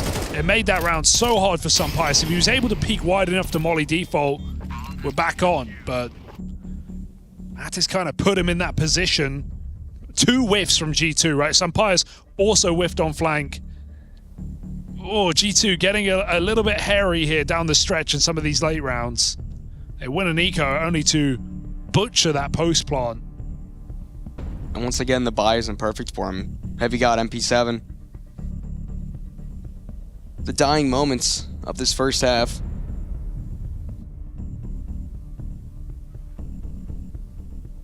I think G2 shouldn't have... G2 still should feel confident within this matchup. I don't think there's anything out of reach. A bit sloppiness does, you know, net them with a negative round total compared to Spirit, but there's still good things being shown right now, even if it is just kind of catching Spirit in awkward moments. A bit of a mid-clash about to happen. Flash through out in red, Hunter full blind, and Malb's trying to play it forward. They put Donk on the case. And so you've won the mid-fight again. It's often been the protocol for G2 when they can't get out through mid to just walk it into B. Tanir's missed the timing on this. Mattis has the drop on him. Nice. And that is a free kill on the entry. Yeah, but Magic's unknown. Surely they have to swing them together. Donk gets killed in the back line as well. So Sampaius, a clutch from him already, but another one needed to tie the scoreline. Bomb goes down. Shiro and Donk surely just have to play this together. Sampaius repositions in towards the cave. Back behind the box that failed Mattis last round. 6 bullets on Donk. Donk is kit, so if Sampaius doesn't peek, it's down to Shiro to cover on the AWP. He's good at that though. In the cave, how are you getting out? You can't. Fight Spirit's running out of time too. They got to go for the fight. They have a very good idea of the position. Shiro completely locked on the sideline, and he doesn't drop those type of kills. Shiro doesn't lose to a jiggle. That's what I'll say. Shiro, if you're going to jiggle Shiro, you're done for. You're dead. So Donk straight on the defuse, back turn. Shiro's got him lights out here for G2. Another post plant picked up by Spirit. These are difficult rounds that Spirit are winning. Keep in mind, we may be isolating mistakes from G2, but Spirit are still capitalizing well. Oh, and he saw the barrel as well right before the wide. So Spirit in a great position at the moment. Can they sweeten the deal on the half? Fast out mid here for Malb's MD. Actually gets control of mid this time around as well. No gunfights to make G2 go down a player early on. This is good. But the same type of lane control coming out. Flash setup, presumably for Jaguar. Magic's tucked in the corner. Does get caught out by Hunter. G2 in the best state early on that we've seen so far. A bit hairy through the wall spray. Oh, tapping back and forth. Sampaius won it. He got more damage off. Guess he'll take the trade. He's been efficient there. Donk's just tapped a player out of middle. Of course he has. They're coming up right through this smoke of the ramp. Yeah, hearing something. Deals with Sampaius, and there's no one near to trade. They even block cave. 3 on 4, and the door is shut in your face. Seeing Donk in the red room probably makes you a bit nervous as well. The idea that he might have begun this rotate early. And it's given G2 just a moment of pause here to reconsider. G2 hesitant. Gonna go quiet. Maybe you just, well, not that quiet. Heavy God spam. Gonna flash in for Tanir. Doesn't spot anyone out, but there are 2 players on the backside of that corner. Might peek into him. Tanir, information gathered. That's the best thing you could have. Molotov goes down to block out the push. 20 seconds left. Oh, G2 in a world of hurt. They have to come in now. They have to try to deal with 2 players as well before they even think about getting the bomb planted. 1 is good. Shiro there to reply. And Tanir, good sideline towards ramp. Heavy God tries to plant behind that pillar. Tagged through the wall. Pistol comes out. It's all converted. Spirit 7 up. This game started 3-0 for G2, and like, think about how costly those early rounds were. We were sounding the alarm bells. Do you think that stealing is okay? What? OMG, that's huge. Like your mom? Seriously, how do you recover from this? I don't know, man. Looks like a long run. We need a quick reset. Need to take how to cucumber and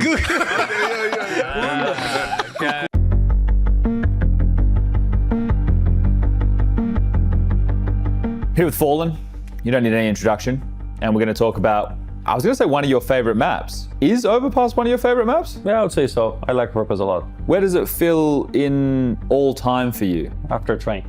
Train Overpass. Okay, I should have done train with you then. Yeah, Overpass. Well, we're on Overpass now. This is where, on the CT side, are you just letting the players call the openings based off of the flow of the game once you get past the opening game plan? Yeah, so I would say that this role here for the rifle on A, I think at least on CSGO, it was the position with the most opportunity for higher ratings on every single position in the game. Sure. Like the A rifling position is one that really can do a lot on the map, and it gives you opportunities to be playing well. And I would say that his job is literally knowing how to play effectively in different areas. So there will be rounds where you want this rifling to be effective on this area, like he's going to be aggressive, he's going to have some plays. Sometimes as 2, sometimes as 3, even as 4 sometimes. Spirit will bring 4 players here if they know the other team's not going to play a big game. He needs some options, being aggressive on Fountain, aggressive on Playground.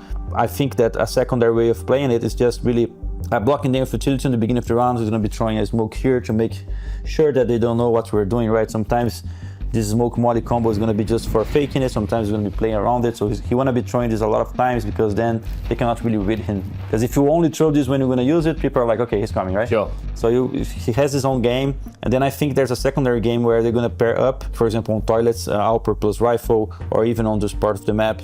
But I think that most of the time, it's all about this rifling, understanding which kind of pressure the other team wants to apply and which kind of things that he can punish, for example. Okay. So, for example, I know that Yekindar is going to be looking for what our opponents are doing when they go A, and he's going to be trying to understand where he can have impact, where he can punish something. And then everything that's happening here, sometimes is going to bring Yuri back to A.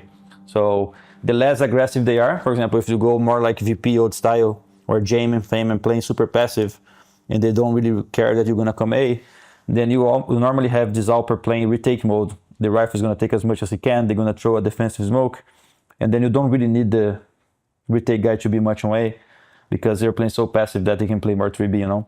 So this rifling position, when he's playing more passive or playing, for example, here on long passive, it gives you indication from when this guy has to come up to A. Or sometimes you can also think like, I think they're going to take out this map and go back to B, so Yuri stay B. So we don't really have only 2 players on B, you know? Okay. Yeah. Let's say you're doing a more passive setup like this. Is this the type of thing that you are happy to turtle up across the map? Kind of like Nuke, where you're giving a lot of map space. Or is this the type of thing where we want to, in this scenario, have short control so that we can flank up connector behind? I personally think that the passive game on Overpass is more suitable, but there are teams, and I think that on tier 2 even more, they're much more challenging, right? They're going to be taking space. This duo is going to be taking short together, looking for kills. And I mean, it's great if we're catching the lurker off guard and we're getting a 5v4, then of course it's worth it. But I also think that if the other team is playing at a high level, you're going to get punished a lot doing those things. And then that's where I think turtling up is a little bit better. But eventually, I think a best case scenario, you know how to play both. But I think teams should be playing passively first, because otherwise, you're not gonna get there. No fundamentals if you don't have the passive stuff down. Yeah. 5v4, T-side overpass. How confident are you in a round win then? Because it's still a very CT-sided map.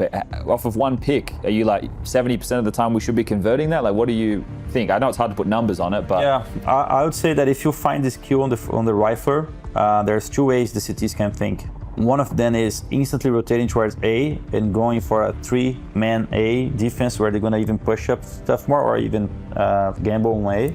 But that's gonna be not played too much in my opinion anymore because the CTs already know that the pressure has been applied on A and they know that the T's know that you're rotating A. So sometimes people are just gonna say, I'm gonna solo with the loop A, you guys stay 3B, hope for them to go B.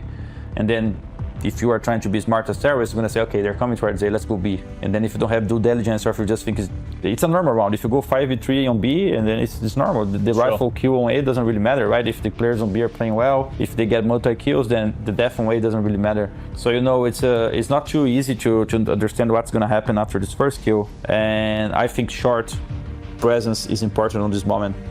So the same way that sometimes you are capturing some control over A and you wanna have lockers, you wanna have long, on some situations, you want to take a look on short. You want to make sure that you have it. I think nowadays on CS2, CTs doesn't really stay here much because the positions that you can stay here are not too strong anymore. Back on the days, you could stay on top of this rail here, right? You were watching Monster, like I call this TV position. This position is not so great anymore in this game because of the high of the Oh, really? rail. Okay. Yeah, it's not as good as it was before. So, you know, nowadays I'm still checking for this short area to give me more reasons to go B or open up the map. But I feel like it's already giving up to you anyway. But still, I think it's crucial for UST. Okay, I got a kill on A. I open up short again, so they have to be scared of B. And then you can think around game. And then it's pretty much like all the other maps and all these gambling decisions that the cities can take. But yeah, Overpass. You can't really do much of fakes as well. I don't feel like this map is too great to be faking, go back faking. It's hard to play like that too. I feel like one of the things that is good for though is like the seesaw. So not like a full on like let's throw nades and then we'll just rotate B because they're obviously going to beat you on rotation. But it's just about like putting the pressure and then taking space, putting the pressure and taking space because like if you do have all con control, short control and bathrooms on the T side. Just like having short on this too. It's over. Great. You have everything you want. Yeah. So like you can, as you're pressuring A, you can have a guy searching short to either catch rotations or see if the site's empty, right? That's one of the things in the modern game that super key is your lurks knowing when to be active enough. Yeah, that's very micro decisions, that micro timings, micro understandings where they might have gone for a 3A, have to check it. It's worth to go for this 1v1 or 2v1. But yeah, it's we have a word in our team that we call it Pinocchio. Pinocchio? Yeah, and basically we're trying to sell a lie, you know? So for example, if we kill this guy on A and I know that there's a chance they can go be rotated to A, sometimes I'm gonna tell the A players we're closer to Pinocchio A, so they understand like I have to apply a little bit more pressure, however I can, in order for them to be a little bit more convinced that it's A, and then this is the micro timing for the B players, you know, because they are doing the lie, they're selling the lie on the other side, and then the lurkers have to capitalize. Okay, this is all they can do, you know. So they're gonna communicate. I'm done. Like this is all I can do, and then you have this opportunity to be going for those kills. It's an important keyword. Interesting. Perhaps something like that, yeah. Yeah, okay. Well, cool. Thank you for giving us some of your thoughts on Overpass. That's it. It's a good map. Hard to play on pugs though, but it's a good map competitively. Yeah, just don't play it on pugs. It's hard. Problem solved. It's hard. Casting.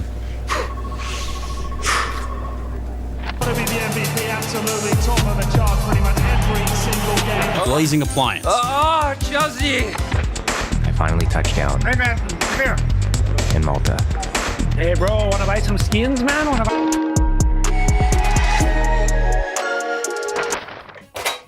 Oh, that's an extra point. Window no scope from Senzo! No way! It's a perfect end! What is this Counter-Strike? This is madness!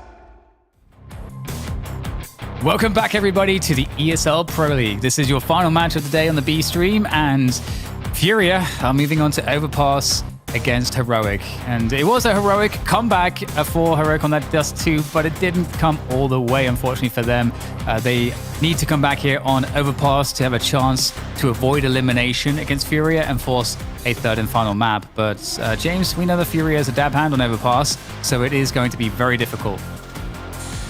Heroic will 100% beat FURIA, by the way. Anyone who watched their last few games knows Fallen is arse, Yuri is arse, Molodoy is arse, it's over, GG. An actual comment from HRTV. I do love me some HRTV comments. I guess that guy is currently not so correct. A solid first map from FURIA, and again, Overpass is dangerous waters, man. It's like being in the wilderness and you know there's a lion somewhere, but you just don't know where. And even if you did, what you're gonna do? Probably not much. Let's see if Heroic can do things the hard way now after getting beaten up on that first map, going into an Overpass where FURIA, they just lurk like predators. It's gonna be a tall order to find a solution on this map in particular. But hey, looking at the, I mean, the sample size for Heroic is small on Overpass. 25% from 4 maps played. They beat Passion UA 13-5 on Overpass. They lost to Astralis 10-13, 5-13 versus FaZe, and 7-13 versus Gamer Legion. All matches this year. Then plenty of lessons to learn from those ones. And let's see. I mean, they probably would have expected this going into today. And there's plenty of data from this week to absorb from FURIA on Overpass. So it's not like they're going in blind. Maybe they will be blind though as they start on the CT side. And FURIA have at least one flash on the T side. Keserato and Fallen, the grenade men for the squad. Molodoy raid boss with the P250. All right, FURIA. Moving through the playgrounds. And Overpass is kind of like their playgrounds, for the most part. 3D Max, the only team giving them trouble of the recent matches. And passive from the CTs. So it's really just going to be about when the spot comes through, Snilo, who is going to be trying to spot from the bank area. And has he spotted them just yet? No. No CTs are moving on the map just yet.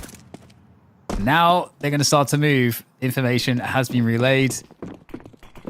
And it's going to be tough here to hold the site. It's going to be a guaranteed plant. Yeah, they're abandoning the site, and the Heroic, I did think it was interesting. They had no intention of heading towards CT or going through Connector to basically squeeze the site from both ends. Keserato will be lurking on long, and maybe a flank will be on the way. But let's see what the CTs are able to do. 4 remain now as they look to close in on that bomb site. A one tap from Molodoy, confident with the P250 up close. Heroic going to their demise. Into the blender they go as all are standing for Heroic at the moment. Look at them charge sus. He'll get one frag at the very least, but it's FURIA who are standing at the end of the pistol. Side pistol. There we go. The old contact A-long. Now, Heroic, let's see if they'll do a force buy or a save. I feel like the saves are much rarer. We saw Astralis opting to do it quite a bit earlier. Yeah, we'll get the force buy instead from Heroic. Youngstar's got 600 though. I do want to mention that because a scenario like this, you've got to have your AWP on the buy round, and he's keeping that money in the hole so he can afford it later on, and that's really key because not every team does that, and it just hurts when they don't. Yeah, urgency is high.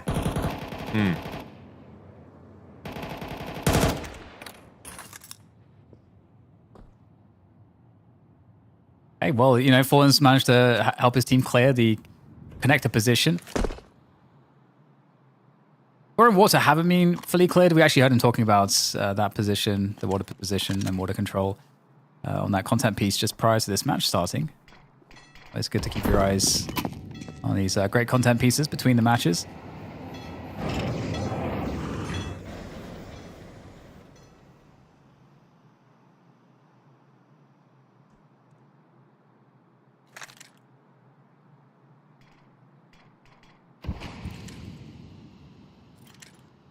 Guess you might have to wait a little longer, Mr. Fallen.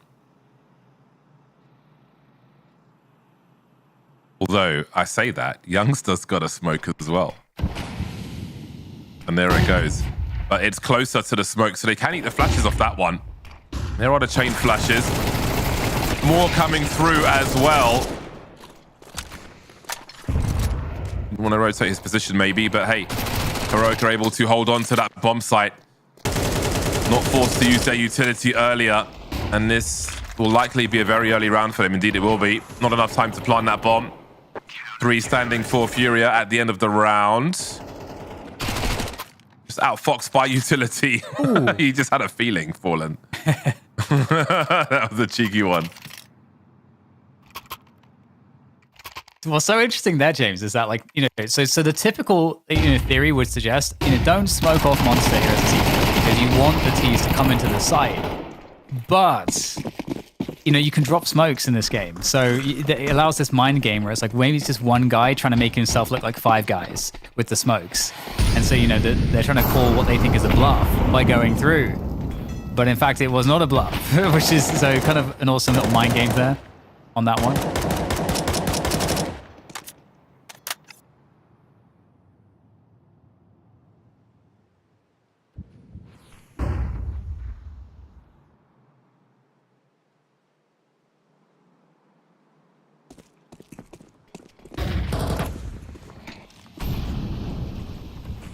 Closing the distance on the A-bomb sites.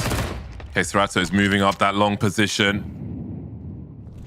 Prison from the back will kind of freeze FURIA and make things very awkward for them. I like what I'm seeing from Heroic so far.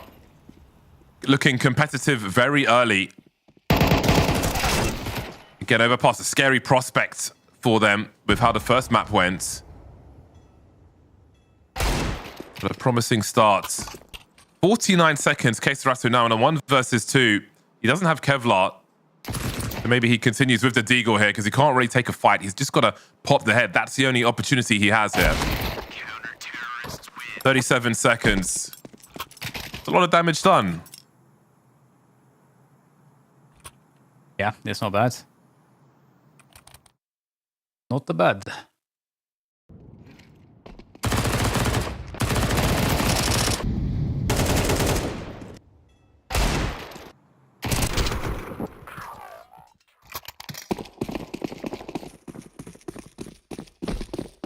Ooh, full Glock save and a flashbang. Where are we going? Where are we going?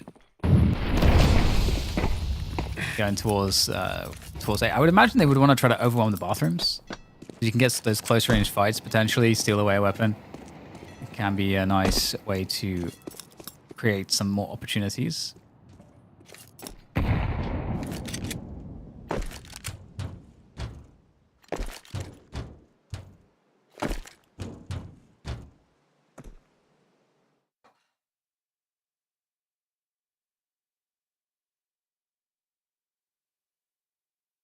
Closer to the bathrooms now. With a tic-tac-toe on the way. I think it's the spot. Can the T's close the distance? FURIA trying to get close. They are being held at arm's length and punched in the face.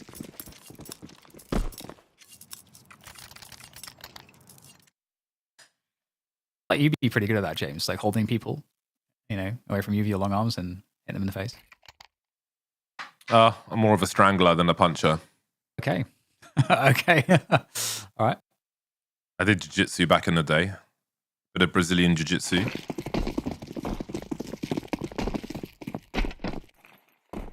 Let's see how this round goes then. FURIA will be well equipped in round 5.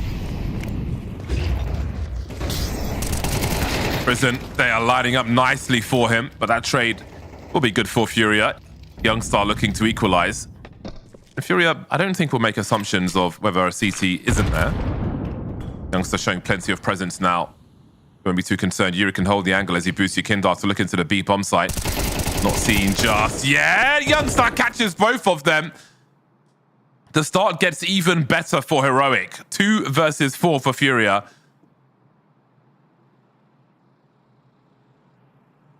These guys have to get damaged. They need to keep that economy honest. It's starting to grow quite a lot. It's already very healthy. Couple kills. It's all in case Horizon to do that. He's got 3 players on this site, ready to attack. 8 health now. Getting whittled down piece by piece. And Nilo is the next man to find. Queserato hitting on the corner. He might get a look in on this, but no, the denial is through. Nilo's ready and waiting. And indeed, yeah, Heroic having a good start to their CT side here on Overpass. Odoy looks tired. Thinking of better days. Tired of losing rounds, tired of not having an AWP. That's crazy. I thought the guy at the bottom would be looking at connector. Where else can he look from there? That's like the only... right? It looks like, I mean, he seemed to be looking towards shorts. I suppose in case of a push. Maybe he was holding down 2 jobs. That's interesting because Youngstar had just HE'd and smoked connector too, so you know the CT presence is around there too, as well. So that's surprising. Well, we got a bunch of Tech 9s. Throw him out of sight and see what happens.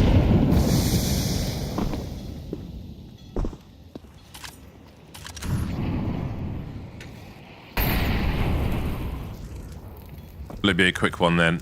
All in position with the 1 flashbang, ready to send the team in.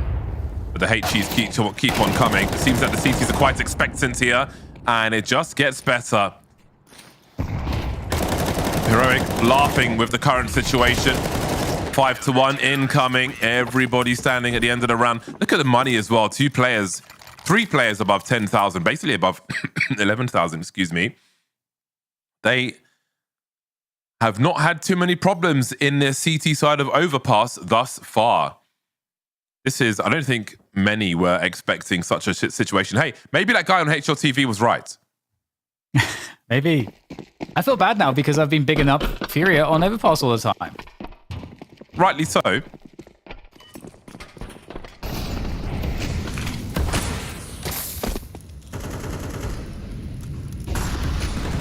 Molodoy with the AWP again, so we'll see if the fortune can change for FURIA now.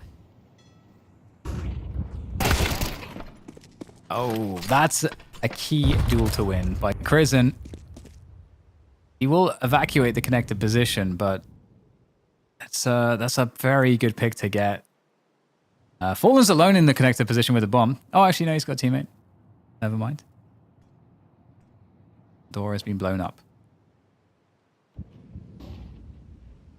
You can just chill with the 5v4 now. Nilo's 7 for 1 at the moment versus FURIA on Overpass. Speaking of Nilo, he's going all the way. A-long, he's going to walk around the back.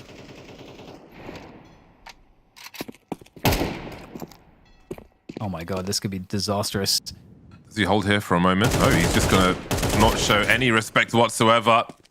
They have to deal with him now. There are 40 seconds, and they're being pushed from both sides. That's crazy, but they've both been dropped. 3-on-3. It is still the CTs with the map control, though. X-Flat heading towards the A-bomb site. He's got plenty of util. No one's close enough to connect us to hear this rotation. Suspect a side of B. Playing near the tunnel. X-Flat able to rotate over and run distraction. Then there was one. Queserato deleted by Heroic as well. 2 standing at the end of that one. But again, they've got plenty of money and the rounds keep rolling in for Heroic. The timeout coming through here for FURIA now. Ooh, that was almost a backfire there for Nilo on his team, because that situation, I think you're expected to get at least 2, because you can kind of set one up and then insta-flick to the next player with advantage. But it still worked out. And what's amazing about that push from Nilo as well is that FURIA were just still kind of beginning to execute the next stage of their default, going for bathrooms control after securing the connector control. So to catch them here before they've gotten to really execute their round, it prevents FURIA from doing the thing that we heard Fallen talking about, the content pieces that we've recognized that they do very well, which is controlling the information and seesawing the CTs, making it seem kind of impossible to know if it's A or B or not. And that's what FURIA were trying to set up, but they got caught before they could conclude their setup.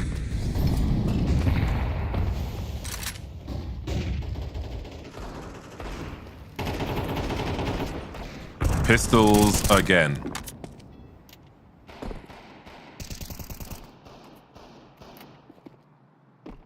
Aside from the pistol round, I'm not sure if we've seen a bomb plant from FURIA.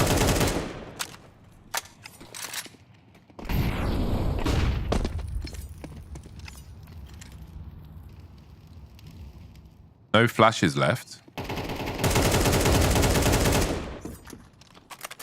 Put a few smokes in a molly.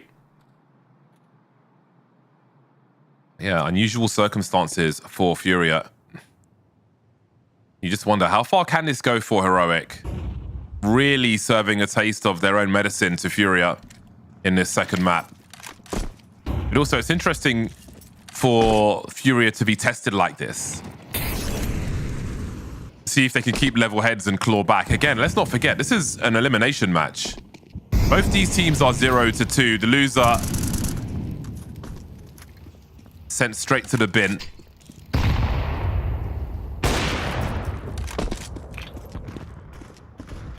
"25 seconds. All of FURIA still standing, closing the distance, and they still got smokes, which may create some variance for Heroic." Yeah, it's looking a little bit chaotic on the site. CT's holding, though. 3 very, very weakened players. Prison on the back. That's in a great position to lock it in. And locked it will be. Away from the T's, at least. Damn, Heroic are just, they're doing it back. They're doing it back to FURIA.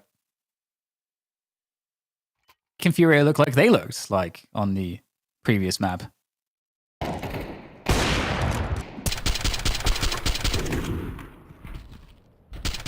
Yeah, this is great stuff. Everything being shut down.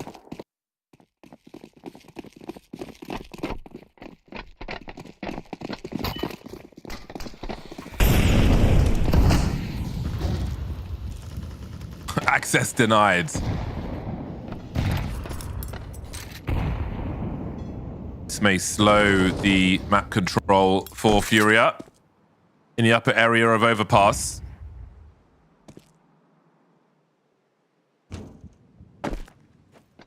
It's not much really going successfully for FURIA just yet. Nobody with many kills or anything. Round 9, 1 from 8. CT's looking to get cheeky. The monster tunnel. It's tough to re-pick that when there are 2 CTs standing there. A brazen play from Heroic.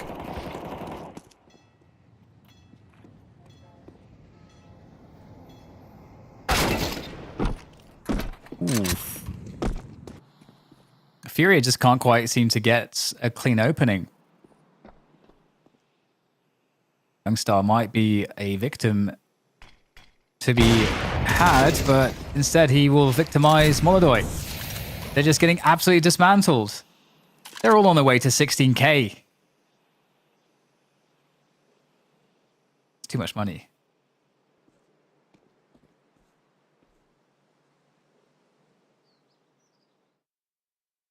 Yeah, this is a nothing half for FURIA so far.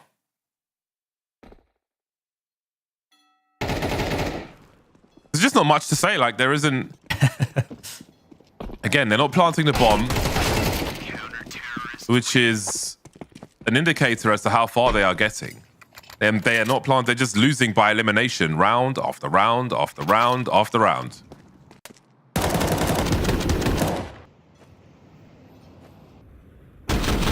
It's crazy, yeah, it really is. They just can't find any openings in any of these rounds. I mean, it's... And in some of the rounds where, you know, they're trying to play slower and maybe build into something, they'll get kind of just... Either they'll lose the duel or they'll get disrupted in another way. So, I guess it's only up from here, I suppose. It's 4 rounds that are possible for FURIA, if they can find any kind of success. Again, these sprays from around the boost position have been problematic. Youngstar, he's feeling ready to go. He's going to fall back to Dice to sight. Give it a longer look in. Make sure they're not getting split on A just yet. But FURIA have their setup, James. They've got the water control, got a player there for pivots, and now they've got front bath as well. So this is the point where FURIA can try to work the info game and try to create an opening. Lots of util also. Heroic still keeping 3 towards B though. Fair amount of util on Heroic again. Not going to nervously dump it. Oh, spotted one. X-Floud. Oh, he turned away for the flash to come through, but Fallen is just sending it in there. He's such a useful tool for the squad. The risk taker to get the information, allow the rest of the team to clean up, and on this occasion, it has offered a huge advantage. Finally, an opportunity for FURIA, a chance at around, well, around more or less.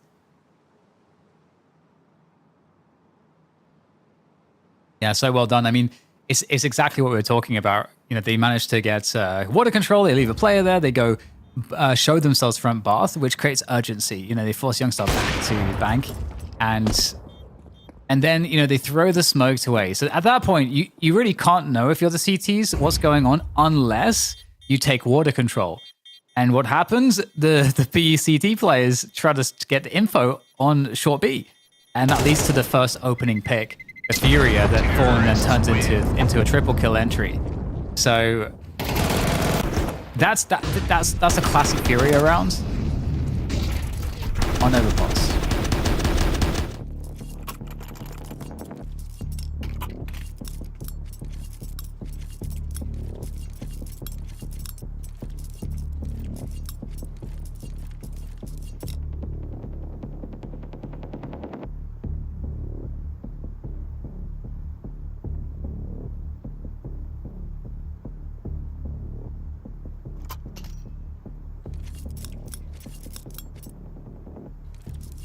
Every round counts now for FURIA.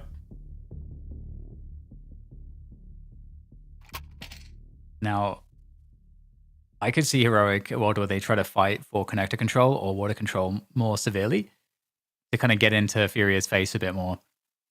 To just prevent that scenario from that end state where FURIA can kind of just like force you to gamble on the site.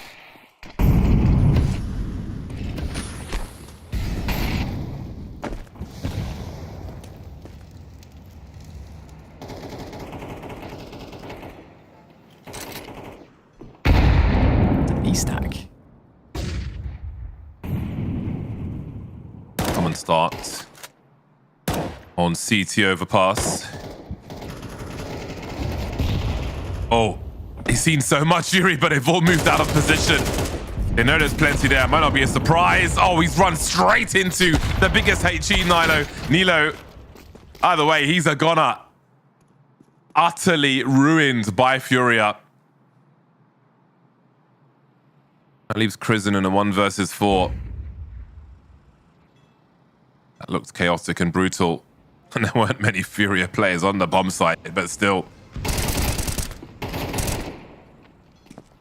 Down to 16. Molodoy and Yuri unable to stop that last man. He's got the bomb now.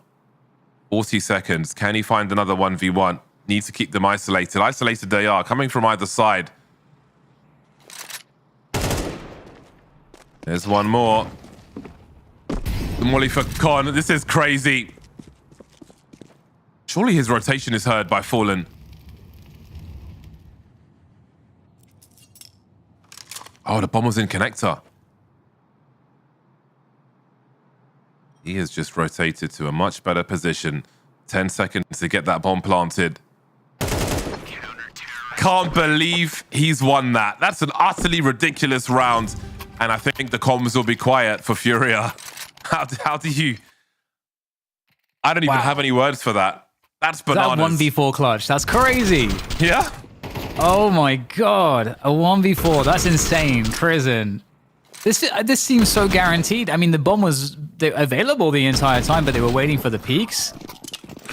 Oh my god. The 2 players dying water. That was everything. Now, oh my god. Panic sets in.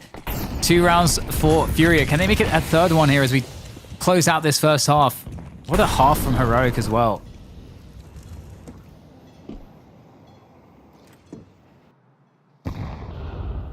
It's when you thought they had CTE from that first game. They have come out of the corner swinging. All the haymakers landing in Overpass. 1 versus 4, unbelievable. How does that round get away from them?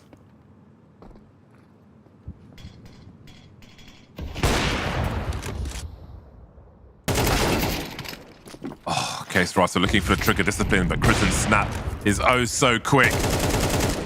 And then there were 3.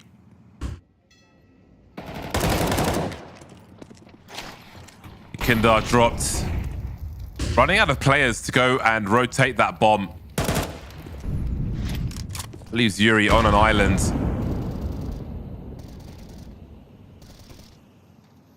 "40 seconds. Sus playing retake on the B bomb site. So they're essentially walking into the stack on A. Yuri being tagged. I think they might have heard it. Down he goes. Molodoy with Diorp. 1v4. Not enough seconds to really play out a clutch here.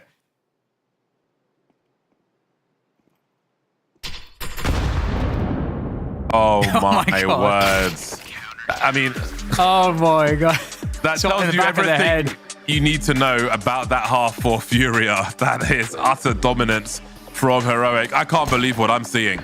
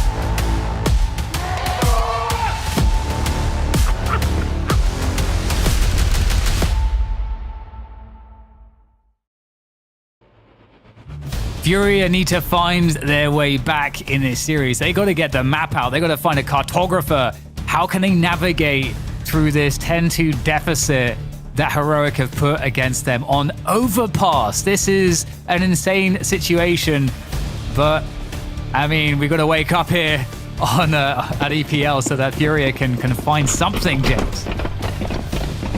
Yeah, let's see if they've got anything to offer us on this particular Overpass, because that was... Anyway, well, no time to talk about it, because the Heroic are charging into the B bomb site. Now, can they abuse these numbers? Fallen running out of bullets. Kesrato Molodoi will finish off the job. Rush B, they tried, and FURIA won. I don't know what more comment there is for that round. A quick one. Guess that's one way to describe it. Pretty simple. Bish bash bosh. I like those. I like a fast, fun pistol round. And we're going to have another one because there's a lot of pistols in this round. Tech 9s. It looks like they're going to send it to the B side. They just want to just crush FURIA with their ruthless aggression. And there you go. Entries had. This is a great take from Heroic. Just said, do it again. Do it again! And the bomb site has been cleared. Bomb needs to be planted quickly.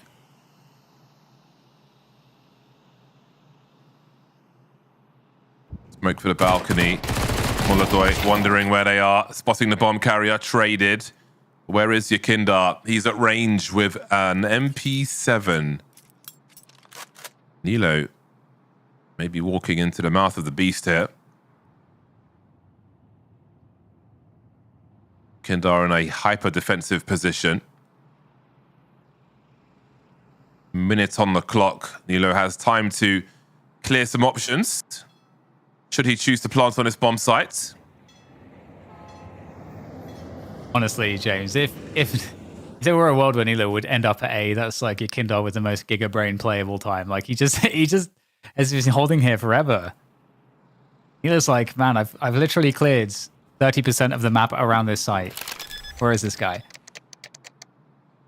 Yeah, maybe some team comms there, because it looked like he was headed towards A for a moment, but perhaps he was just clearing part of the B bomb site. Again, good use of the time there.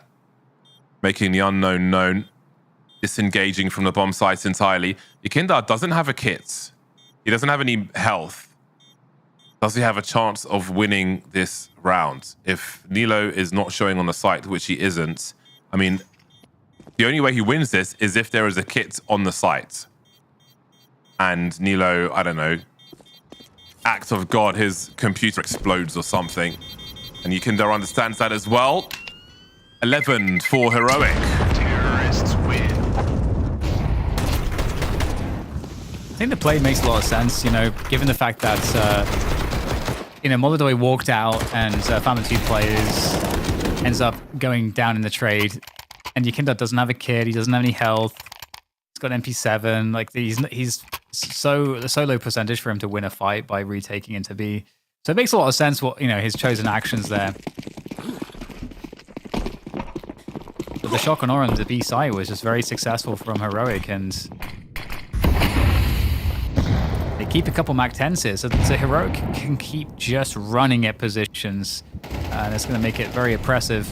We only have 3 helmets, so those Mac 10s will be particularly devastating against Kesrato and Fallen, who are helmetless.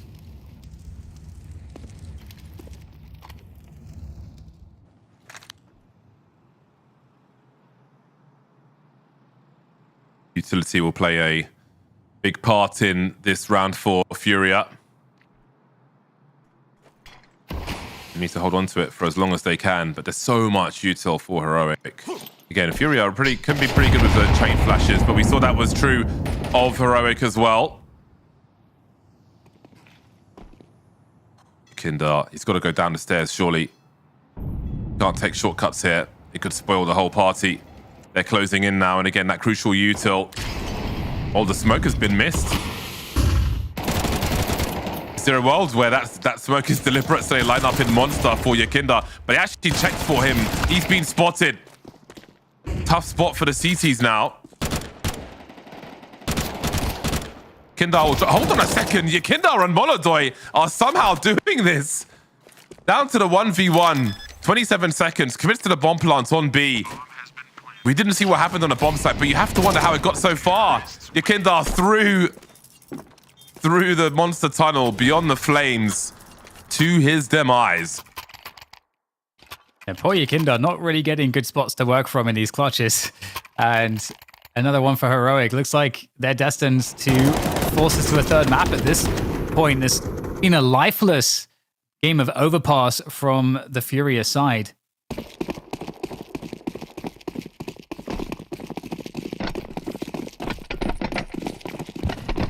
Where's the energy? Where's the vitality? The vitals are ringing alarm bells, or maybe even flatlining, really.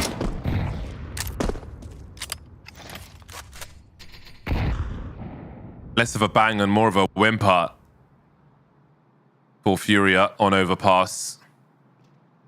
I think many were expecting a smash. We kind of built it in such a fashion, but Heroic took offense, took it personally.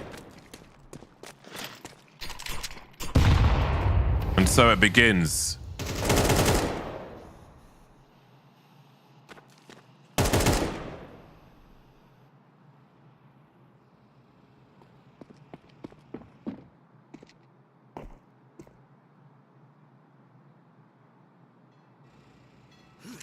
A long way back. Kindar ready. Oh, the great timing off the flash. Nice little pop flash. Kindar just keeps on jiggling.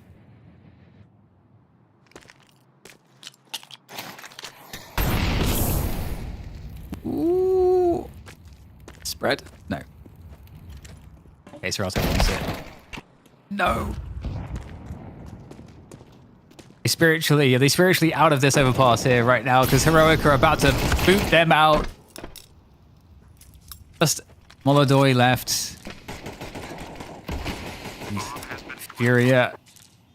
It's like the ghost of FURIA. Yeah, it is. Not even FURIA. It's just a ghost of FURIA. It's just an apparition, poltergeist, pushing over mugs and doing not much else in this game of Overpass. Totally agree. It doesn't look like there's energy behind the plays, you know, or at least, yeah, just like not caring at this point almost. And there you go, a 13-3. They're going to have to care for the next map or they will be eliminated. Heroic on the way up.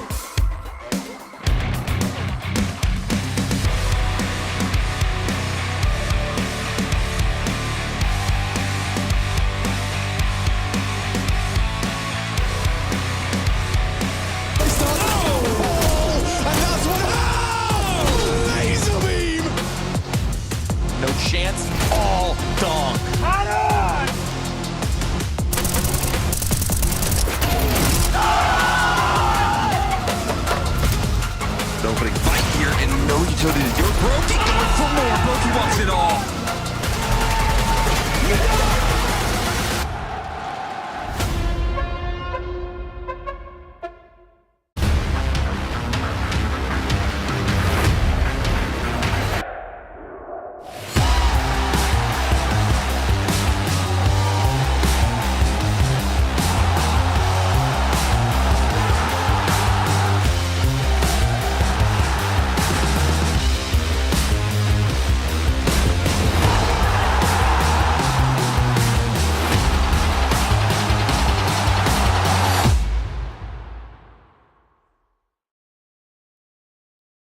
Bucket. Now, you need to do Formula 1 neck training, I think. So Oh, that's the only way you're going to get more buckets on that head.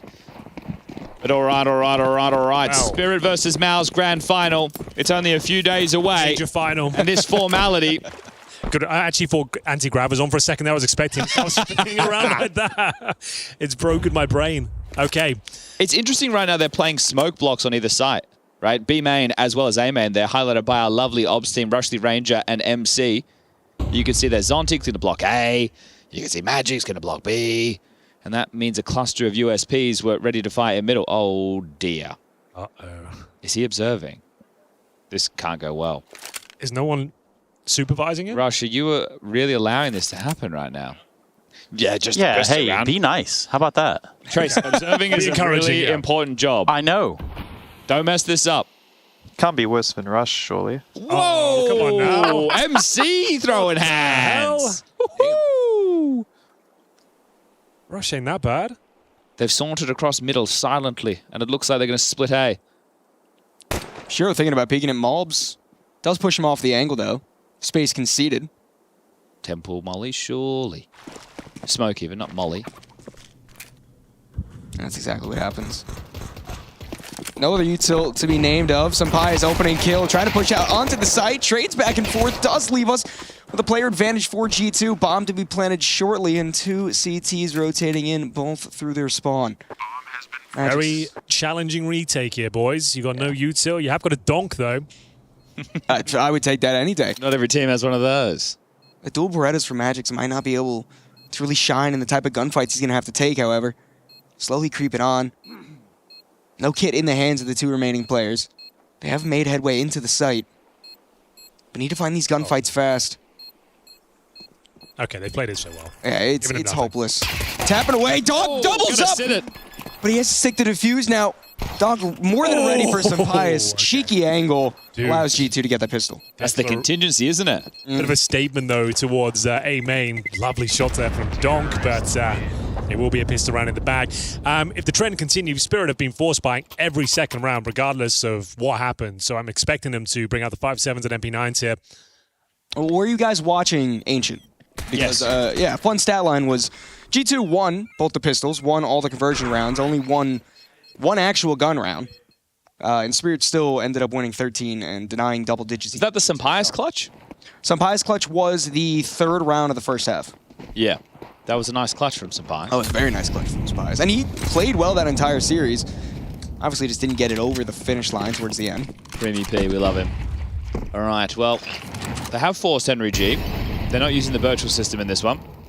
I've seen it a few times this tournament. 4 main control early, so Basket's mollied. The main vision denied. This is one of those massive rounds. You really do need to convert this if you're G2. Just feeding out the map right now, waiting for any initial aggression, presented with nothing. Exploring options towards middle, but Tanir, happy to give it to them, just peeking his head around the corner. Lurk smoke feels threatening. Tanir's about to get bonked. Unless the timing timing could actually be insane, but he jumps. Down he goes.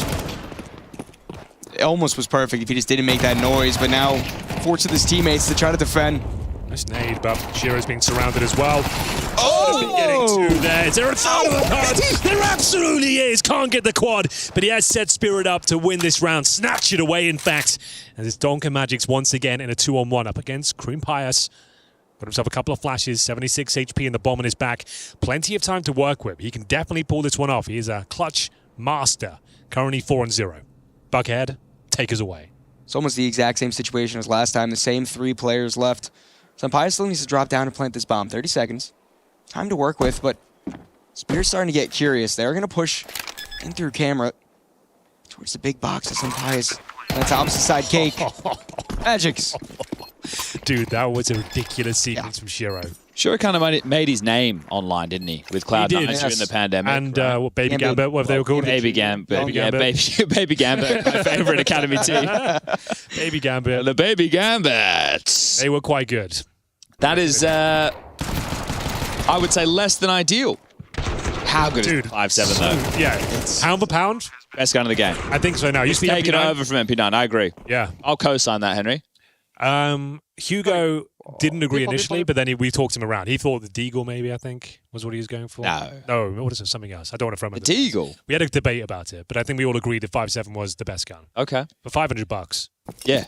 You can't argue with that, can you? Pocket AK. We saw a CZ so earlier. much. Yeah, I couldn't believe that. Was that Blitz? Yeah. What was he thinking? Got a lovely opening kill. We've got a run boost in there, but it's going to have to be the force fight in response here. The nightmare situation, a convincing pistol, mowed down by the 5-7s.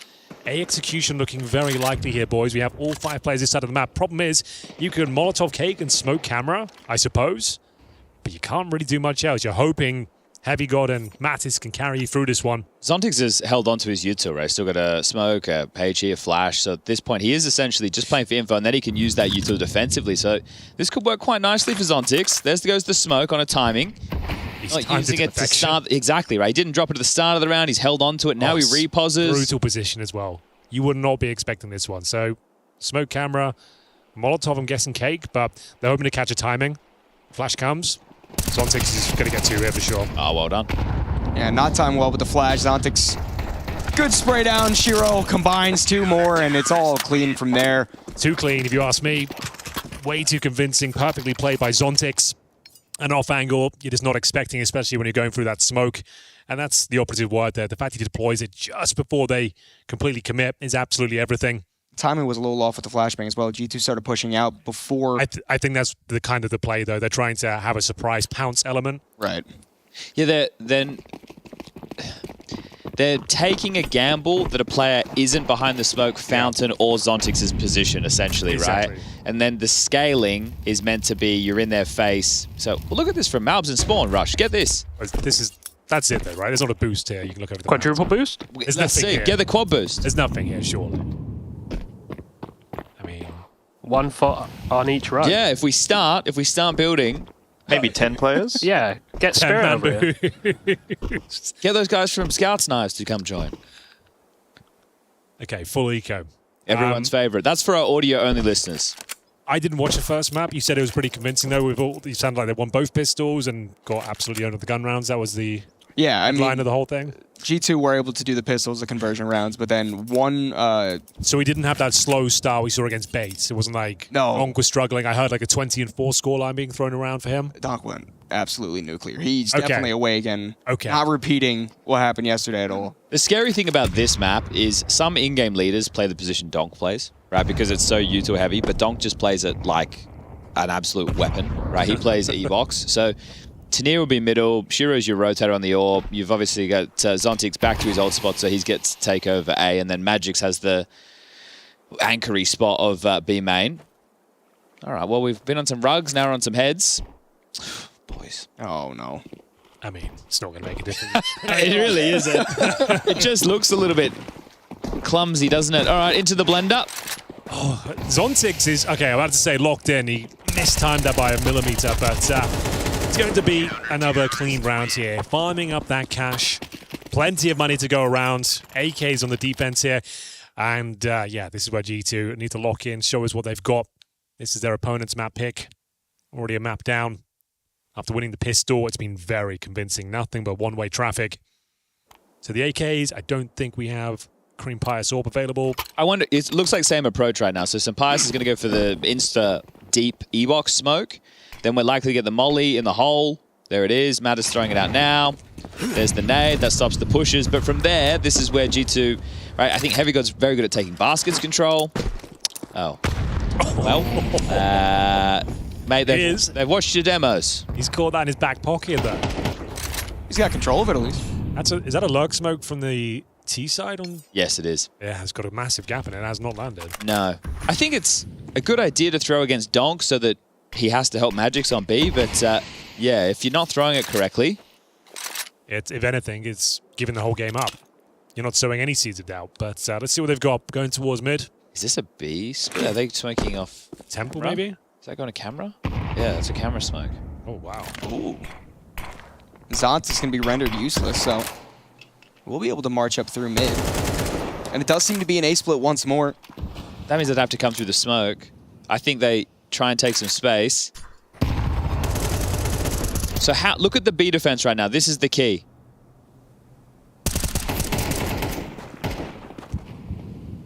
Trying to push through the temple. Tanir. Good spray, the transfer. Wow, dude. Can't beat it. Well, hasn't he?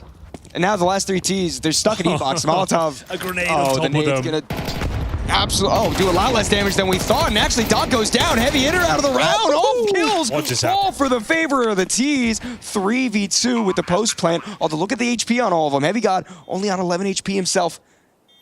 Everyone is low. Certainly possible here. Kit available for Zontix. He'll be joined by Shiro as well. Only a couple of flashbangs between the two of them.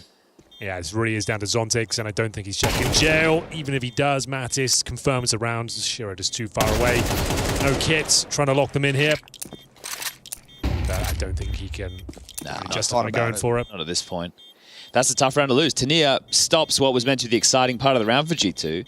Coming through Temple, behind. Yeah, he's definitely considered the possibility and absolutely owned it. And then from there, the 3B players just get run over. So a little bit disappointing from the B defense there of Spirit, but 3-2. T-side map ever so. Kind of a tactical timeout by the bug on screen. Yeah, Hunter's out the server right now. Okay, so is it a false tack or a tech? I think it's a bit of both. I think it's just a happy coincidence the timeout happened as the tech issue occurred. Yeah, so Spirit called the timeout, but at the same time, Hunter also has to restart his PC. Okay. A whole PC operation. Okay, that's going to take some time. Well, mate, if you have to get out of your chair to restart your PC... It's not a good sign. No. Or it's a supercomputer and it has its own room. It's got one of those computers from like the 1970s. Poor Hunter, man. We'll get him up to date with something new. Well, if you're just joining us, last game of the evening. Could be one of the games of the day. He's back. And he's already back. That computer's on. He looks much banged right now. Screen is bright too. Yeah, that's the Windows login screen right there. Malps. How did Malps play in the first map? I mean, basically got shut out. You know, a lot of the times that he was dying. Malps versus Donk. It wasn't even Malps' fault per se most of the time. He was getting sprayed through smokes, getting sprayed through the wall.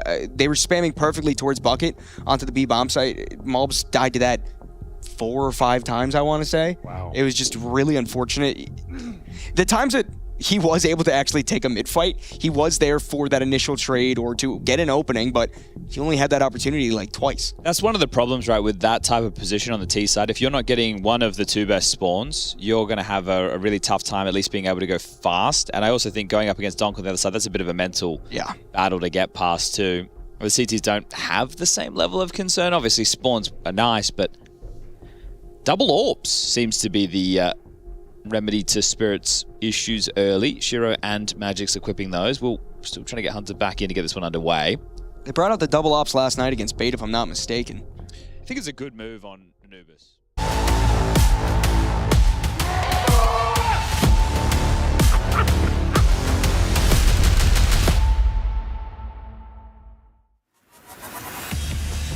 I think we were all expecting an exciting game of Overpass from the FURIA perspective. That was not what we got. Here's hoping for a close game of Inferno now. Heroic winning the knife round. They'll get to choose what side they start on.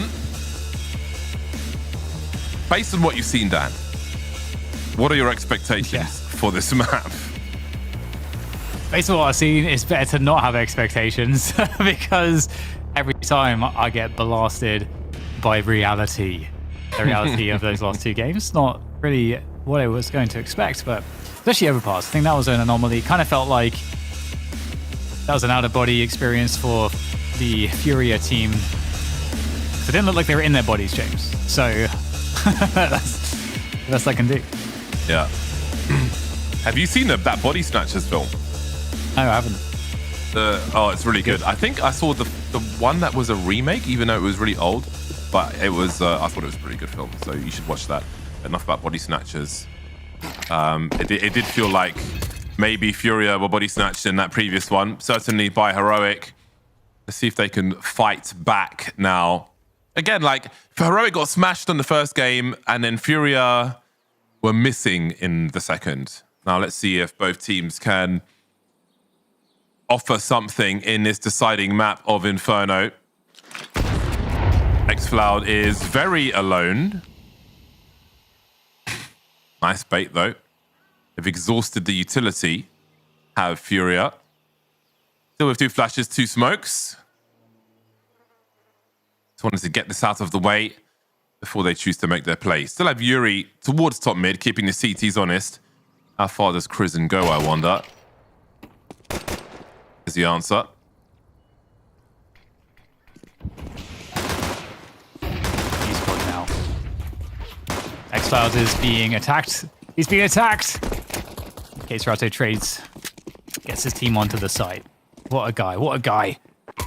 And that's the bomb down now. He retake utility? Not really. It's got to be the USP headshots. That's what's got to do it here for the heroic side. Yuri's going to be coming in from... Oh, hang on. The double pull setup. Still alive here. Serato is running distracting a little bit for Yuri. A hard kill to find at range, but Suspon, 8 HP, is going to get nailed to the wall. And that's a clean, pretty clean B round from FURIA. Quite straightforward, I should say. Yeah. Baited the util out. Once it was gone, in you go. Very simple. Close towards the end. Last CT didn't know which way to look. Took the wrong option. But if he got that frag, it may have been time. It would have been a close one. Not entirely sure, but there may have been time. Either way, that is in the past. We focus on the future. Force buy from the CT squad. Mostly a force buy. X-Flat has left 400 in the bank. But there's a lot of junk that Heroic have to throw at FURIA. But the same could be also said for FURIA. And hey, let's not forget we have these recent changes to Inferno. The graveyard is now off limits. So perhaps we will see more late post-plant action on this map.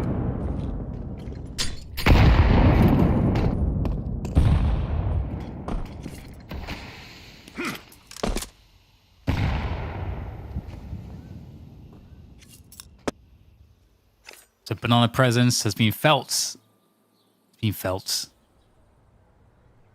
Heroic, though, not all too urgent, or feeling that it's too urgent of a feeling, though, and they will be floating X-Cloud back towards a top mid's being taken and no players left on banana by FURIA. So that would suggest we are going straight through Arch here, wrapping into the site. Ooh, that's a find, though, from X-Cloud. Before they can come in, that might actually deter FURIA from committing to this play onto A. Crizzen threw some junk from the CT spawn area. We had your Kindar wondering, but they are seeming to move into the stack, and the FURIA fans will be in tears once again, as after one round, bit of deja vu on the previous map, some early struggles for FURIA. I think FURIA are losing, James. I think they're getting eliminated. Yeah, it feels like Heroic are firing on all cylinders in this matchup at the moment. And you question if there will be an answer for FURIA.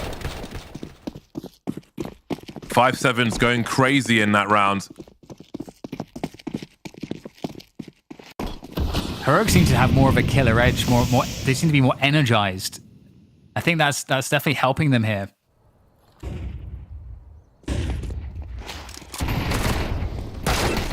Incendiary is going to isolate this quad position. And now Sus into pit. He's got to deliver a pretty good recovery here for his team. Gets one. There's definitely more to be had, though. Still able to hold on to pit. That's actually a really big win. And Dibri is now taken back by X-Cloud. Although he's lost his teammate there on pit, so can't have to fear Graveyard anymore. Doesn't matter. FURIA, they win one right back. And maybe showing a bit more life here on Inferno early on as we go back and forth. Yeah, frustration for all. Some important frags around the library position for the T side. By the time X-Flat was able to trade it, he was the last man standing. It was always going to be difficult from that point, and indeed it was. Scrappy one then. Maybe the back and forth will continue. Wasn't so for the previous two maps, if you will.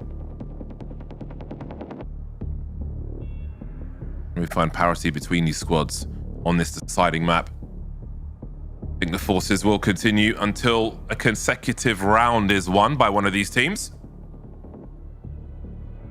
Again, 0-2. It has been a horror story for both.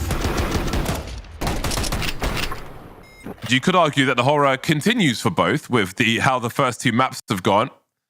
Both teams have suffered. Again, if you're joining us late, it hasn't been great.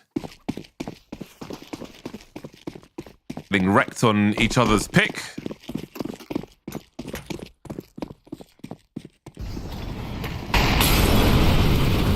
Now it's backs to the wall. So the 5-7's out again, as well as some rifles for Heroic, offering some initial map control towards Banana. Top mid take comes through here. Momodoy looks pretty ready. That's Nilo in that position to spring after contact made by Youngstar. He's going to drop though. Knows he's about to be isolated by the numbers. Nilo gets caught with some damage and the push comes on through. A re-hit from the T side of FURIA. And they're able to take down Sus, but they don't have banana control, so Heroic are going to definitely feel like this is a committed play to A. Oh, Youngstar could find some timing. Got stuck falling back, but all is well. Prison waiting over towards B. T's looking to wrap. On the smoke is gone. He has no idea. There's no one on long. I can see that there's not a consideration for him at the moment. And that may mark the end of this round. Remaining 3 surely want to save and have another go. Not much left to pursue in this particular one. So FURIA move to 3. But the next round will continue to be dangerous. Yeah, it's very interesting they didn't they didn't sort of consider that possibility. But hey, I mean, FURIA did get into a really good position there, winning top mid. And there'll be, as you said, there will be another go here for Heroic.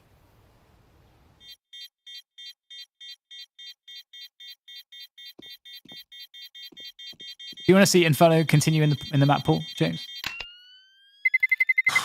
I mean, it partly depends on if there's something else on offer and what that is. Again, we saw the comments from Art earlier who said that he would like to see something new in the map pool, which is a good shout. We've seen new maps experimented with in casual modes, but then not make it to the actual map pool.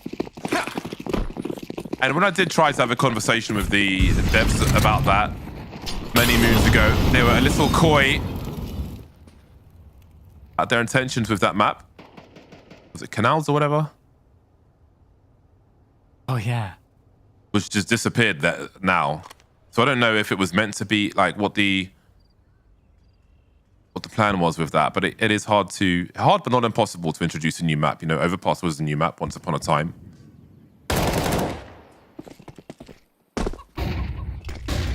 Start with almost a hero rifle for Heroic. Prison running distraction, allowing a space for xFloud to make them hurt a little more. Oh, the trigger discipline is so good from Yuri. He sees the USP, he's like, nah, I know what this is. That is so key. That's experience. That's a difference maker. Yeah, no chance now, it feels like, for the remainder of Heroic walking on through, just getting toyed with. Getting all the bullets. Just needs one more bullet. There you go. Yeah, that was pretty crazy that you're not checking logs there. I get it though.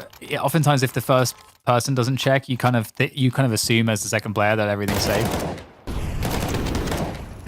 But yeah, FURIA, in a position where they can kind of start to stabilize and continue this momentum, because they haven't built too much money just yet.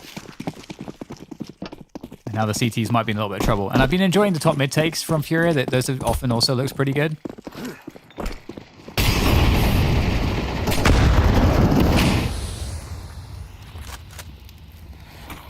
Overpass is just not the map anymore as it once was for FURIA. I don't know.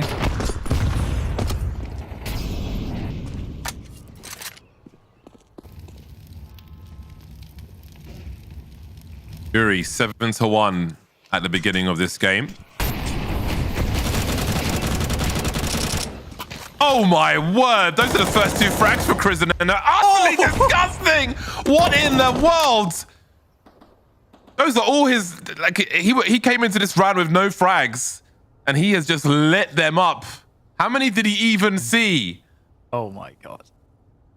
I was just thinking, James. I literally was just thinking about that one before Crizzen had on the first map. And because I was thinking, like, you know, this guy, they've got some really dangerous players. That's how they managed to spank FURIA so badly on Overpass. And oh my days. What do you say about that one? What the hell, man? What is that? Like, what do you do with that? GG go next, I guess. Yeah. I mean, there is money for FURIA, so they'll be happy about that, because like, what is going on? Where's the report button? Oh, you can hear like they're just desperately trying to run away, like, no, run away! Denied. It was mental. Counter-terrorists win. He saw one of the 4 people? One. I didn't get it. He's got good sound settings. See, you copy those sound settings. If you haven't solved your sound yet in CS2, copy his settings. Yeah, it's not a bad shout. That's not a bad shout. Okay, well, I guess we just move on. I guess we all just move on from that. Like it's just, you know, like it's normal.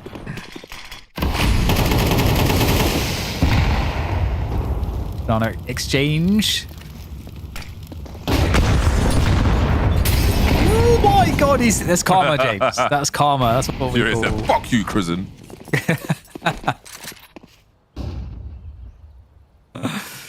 Yeah, but he has got 3 HP though. So this he can still do damage. He can still shoot through smokes, James. Yeah, he can.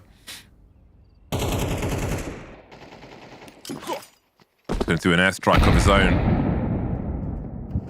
It's still early though.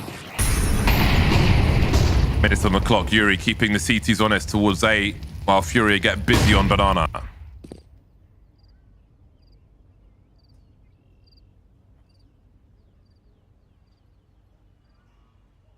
mean, typically at this timing, FURIA would have taken top mid, so I think for Heroic, you're really feeling the B play at this point. Although we are going to get the fake. Showing presence, showing footsteps, and now we're going straight into the A side of the map. They're hoping that there's 2 players on the A site. I mean, that is exactly what they're looking at having to attack into. How good is the setup for this? They've got 1 player in the apartments. Absolute key player.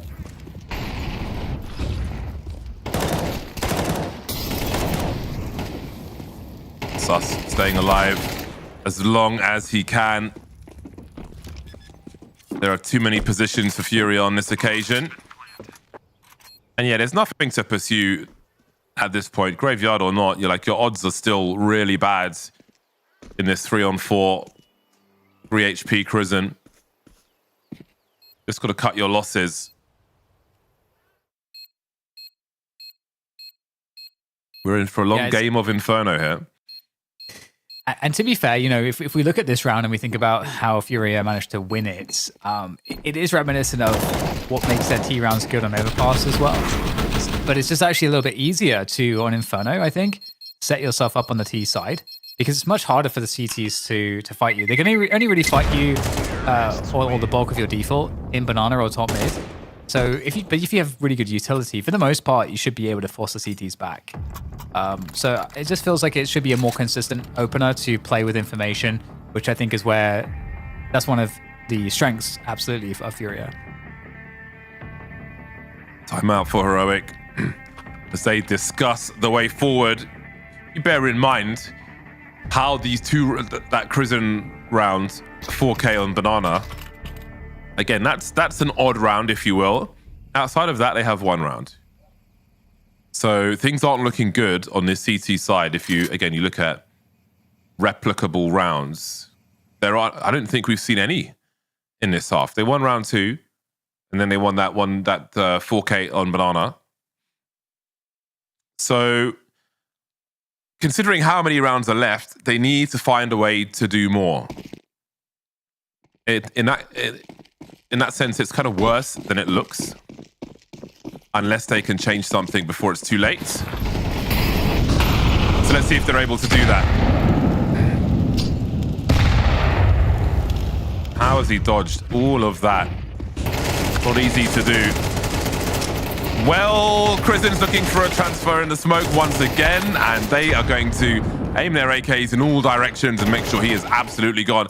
X-Floud not far behind, zipped up as well. Nilo quietly falling back. I'm not sure if help will get there in time if it is on the way. It's us trying to understand what is happening towards top mid. And they'll expect that FURIA will still have good control of the map elsewhere. They'll still have options open. Asking questions of the B bomb sites after those 2 frags. Youngstar holding util for his teammate, now moving into position in the smoke. Is he just going to go for a dry swing here? Grenades coming through. Nilo trying to look away from these flashes, but he can't escape Yakindar. And they are ready for that smoke push as well. Just no good options left on the B bomb site for Heroic at that point. A nice round from FURIA. Ready to fight on Banana, and you know, Heroic really wanted to put their commitment on that part of the map too. And you know, that's one way to try to disrupt the T side is, you know, get a couple picks by just going super aggressive, get the deep Banana smoke, you know, push it. It comes to this.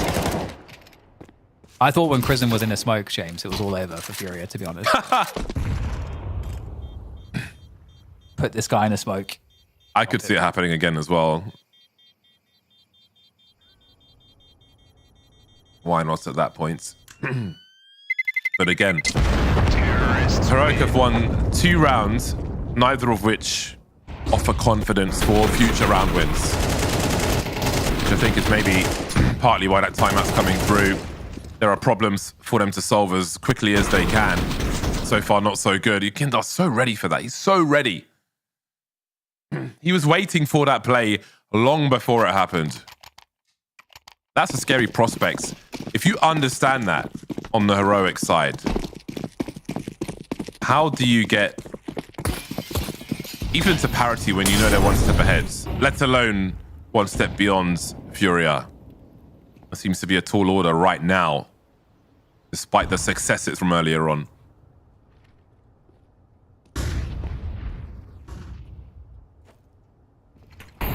But now Banana controls free.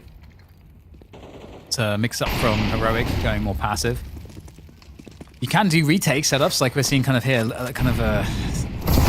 it's pretty early timing to kind of re-hit that position, but hey, they're going to get a pick from that because FURIA also moving quite slow at the start of this round. FURIA do not yet have top mid control. Oops. So Heroic they know what's going on at the moment. But Heroic actually preemptively pulling a player towards Arch side because that did get smoked. Worried about maybe someone walking through the smoke. 50 seconds to go and FURIA still hanging out at Banana.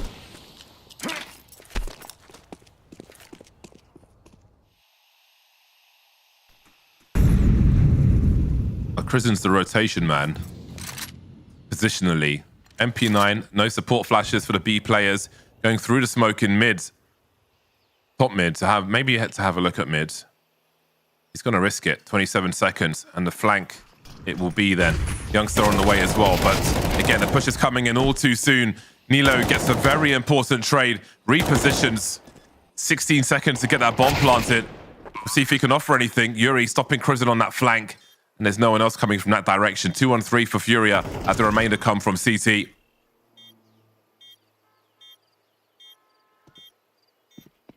He's got a flash, but I don't think there's application for it here. Molodoi And needs to hold on to this position. Backside, there's the first one. Knows the trade's coming. And Yuri holds it down as well. Brilliant stuff. 2 versus 3 for FURIA. And this T side is really looking so much better than Overpass. I still don't know what we saw in Overpass. Agree. I'm trying to forget. But this is a really big clutch. Showing big strength now. Peeking into the CTs. As CS2 often demands. Not just holding your position. And it will be a struggle of around 4 heroic. The 5-7s. Some smokes. An MP9. Sus with full util over towards A. With a pistol stack on B.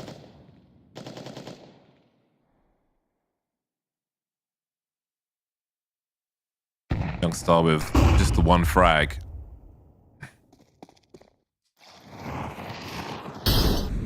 Damn, it's getting called out.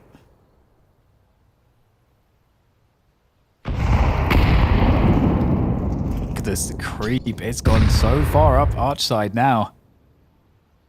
This is problematic. Hello. Goodbye. And that's a bomb site for free, pretty much. For FURIA, they've worked out. They've worked out what's going on. They've done the Sudoku, they've done the puzzles. They figured out where the empty bomb site was.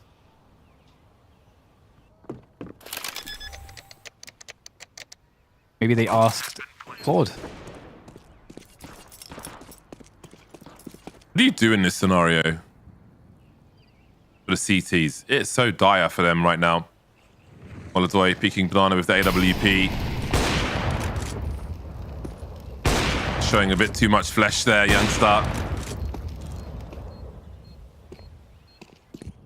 But yeah, 8-2. FURIA enacting revenge for a dismal Overpass. And I can't see a way into even a mild recovery in this half for heroic. You never know though. We've been surprised before in this series, but it just looks very difficult. It's kind of back to normal for FURIA, making life hellish for the opposition.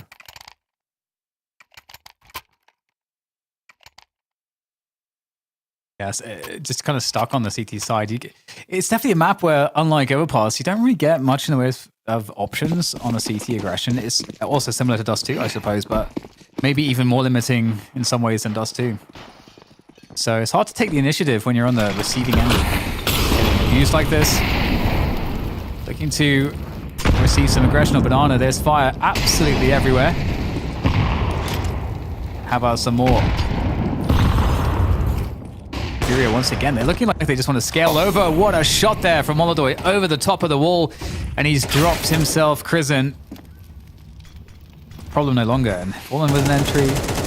It's just going too well for FURIA. Util usage is really, really solid for them. The timing of the flashes. When they decide to peek. Just so strong. And Fallen goes in as the expendable person, but clears the bomb sites. A great power to have. His roles are really exciting. And I think, you know, as the guy in the flashpoint, with his experience, it's so strong for his squad to have that split decision making with a guy as storied as Fallen, who often delivers. Man, Molodoy's just turned God mode on for that peak. Oh no. You are not holding onto that AWP, sir. It's unlikely at least. Oh, there we go. He will actually take down Kindar, but there's more players coming. They're coming for him. They got so much money. The hunt begins. Oh, it's a good flick attempt, but the AWP is gone. And with it, also the chances dwindle for an extra round at the end of the first half here for Heroic.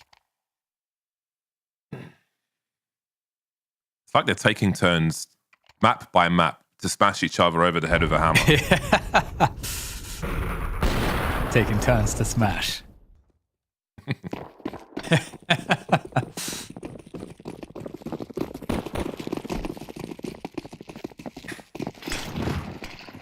So yeah, we have two unlikely rounds for Heroic. And that's it. Right. Oof, yeah, one of them was FURIA, the prison round boys. where he shoots 4 in the smoke. Yeah.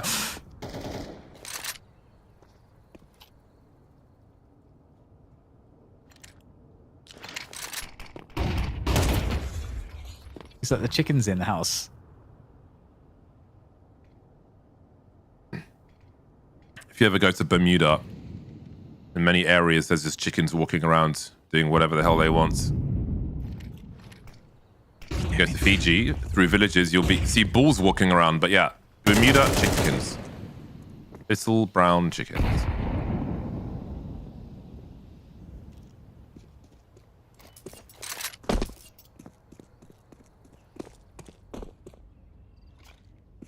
Back to Banana we go for some pressure.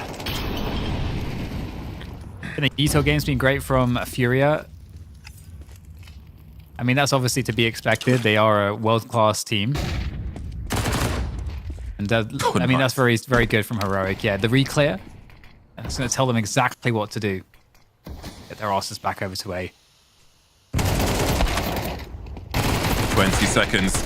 Jules being lost by FURIA. A desperate third round on the cards here for Heroic. As Queserato finds himself in a 1 versus 4. So there'll be something at the very end for Heroic, but it's less espresso, more depresso, ultimately, in most of that half.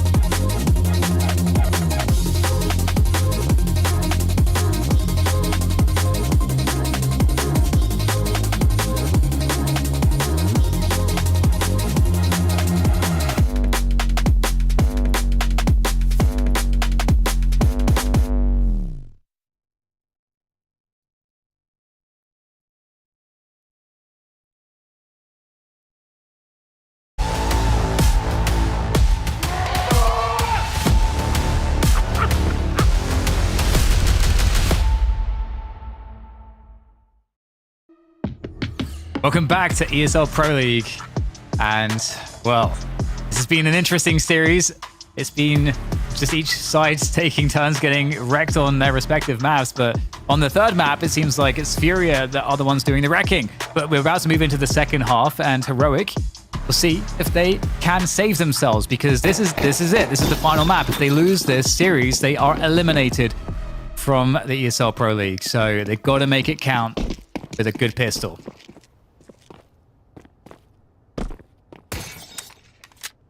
Yuri having a sticky beak.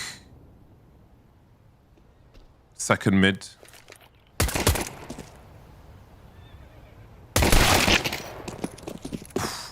Good timing there on the peaks from Heroic. Looking to mount a comeback after a stifling half. Again, once that second half begins, it doesn't really matter the nature of the rounds you won in the first, as long as you won them and win them. They did just a few. Give them a lifeline going into the second. But it looks terminal in the pistol with those frags from FURIA. Trying to make their way through CT spawn, but the CTs had all the angles. Yeah, they definitely did. They got some nice headshots in that round, and there's no bomb down either for that T-side money. So that's going to feel uncomfortable. I mean, given how far behind they are, you almost want to force buy every single round to have a good chance at coming back in this one, especially to have something to show for yourself before the CT economy can get started. But yeah, without the bomb plant, maybe it's a hard call, and they decide to go for a full save. So just Glocks. Molodoy, he's hungry. You don't have to do it, Molodoy. You don't have to do it.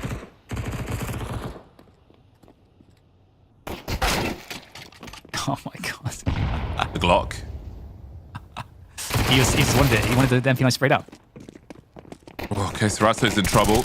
Okay, bait-in switch might work out. Yuri repositioning. Help is on the way. Press the emergency button. The ambulance came and ran over Heroic.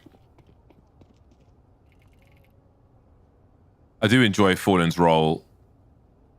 The freedom he has to play this role on the squad is really fun to watch. Just all the things, again, he just gets to like use the big brain plays, but it's lots of tiny things he's doing. It's quite unique. I'm quite enjoying what I'm seeing. Even in that scenario there, just running around, baiting, jiggling, drawing attention, just like, but again, it's not so simple because you've got a lot of roles. If you look at say Nitro, we've seen him play a lot recently. You know, if someone's got to take the crap weapon, you'll take the crap weapon, right? But Fallen's, there are many layers to peel on Fallen's onion, and they all taste great for FURIA. It's the onions, caramelized, perhaps. Yeah, Fallen is a caramelized onion for FURIA. A jar of caramelized onion. And the lid is nowhere to be seen. He's overflowing. Early pick onto Yekindar, though. That's certainly a good start for Heroic on this gun round. Fallen taking his onions elsewhere. Don't talk to me on my onions ever again.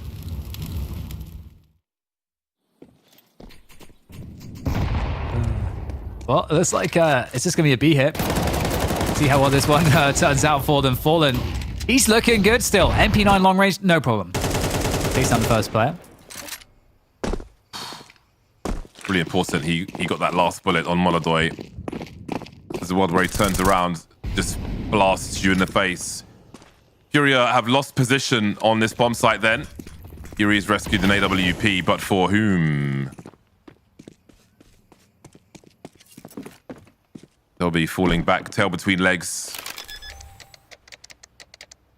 It's so important to keep 3 alive, specifically, if you are on that save. Yeah, totally. Difference between your economy stalling or wait, difference between your economy growing versus not having the ability to actually buy. That's all. Also, I guess, James, FURIA just need 2 rounds. So they just need to have as many gun rounds as possible, and that will increase the chance of those 2 rounds happening. So maybe boring for them to not run into their deaths, but Yeah, I feel like it's exceedingly rare to not convert a lead such as this. I was just thinking about your earlier question. Would I like to see Inferno replaced? Maybe with the right map, there's probably more Counter-Strike to enjoy, where there's less saving. So I think that's probably where the pool would need to go with a minus Inferno. I just can't imagine Inferno being missing for long, but I mean, we'll see. If you get the right map, that gives a similar feel with a different layout. And who knows?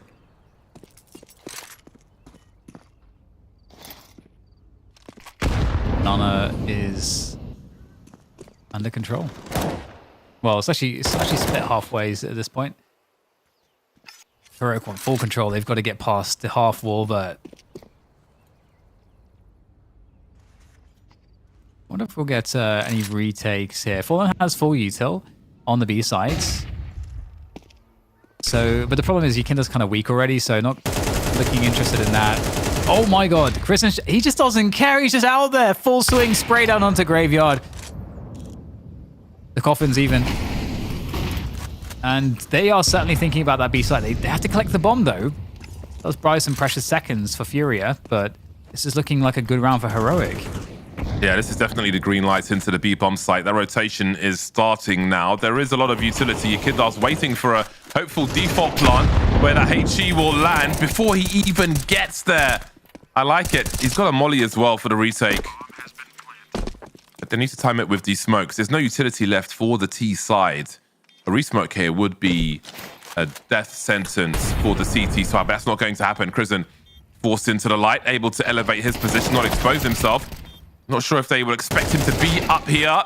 Yuri will deal with it regardless. 2 frags for him. Youngster and Susp remain in a 2 versus 3. Molodoi carefully moving up Banana, but that bomb is ticking quickly. And only Yuri's got the kit here. They need to keep aware of that. Youngster on Banana. Doesn't need to do much else. A nice frag from Molodoi. But he will not be able to get there in time. Terrorists win. All at the back of that Krisen opening, just wide swing spray down of the coffins. They're catching. Is it fallen off guard? No. Yes, it is fallen off guard. How many more times can they do that, though? How many more times?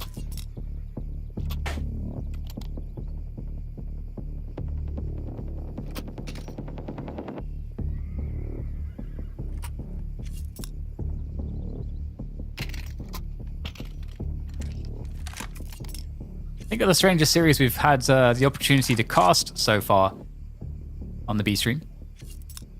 Yes, it has been very different to all the other ones, for sure.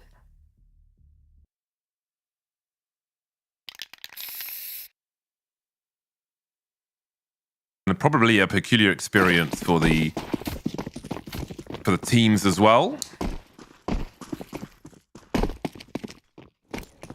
Sometimes you're going to have an odd game. Sometimes things are going to go wrong. Molodoi with a hero AWP, moving through the apartments.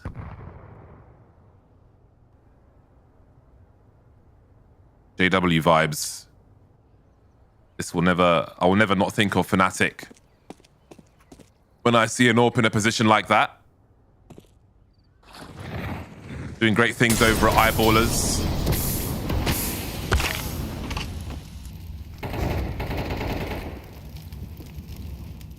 Aggression working out again on Banana. Look at him go into the smoke. Fallen's like, I'll have a go. With the PT50. That is dangerous from Fallen. Ooh. Strafe cancelling while moving backwards is one of the more difficult ways to find a frag. Nilo showing some skin. Molotov not firing. What do they make of that? Heading back towards the B bomb site then. There is not much defense to be offered here. Big swing from Fallen to no avail. And now I think it's time to save that AWP once again.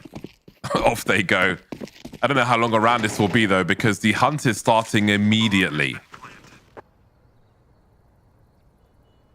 Yeah, their money's not amazing though. They might keep it relatively chill.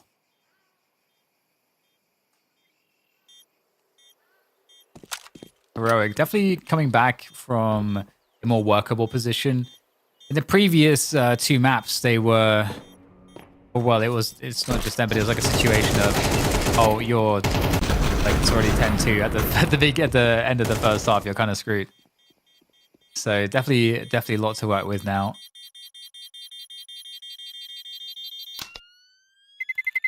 Terrorists win.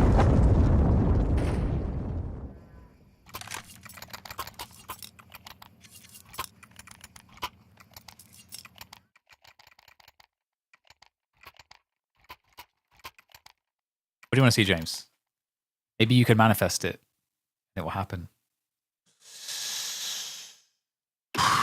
I'm not sure what I want to see. I want to see more of a comeback from Heroic. That's what I want to see, actually. I want to see a close scoreline.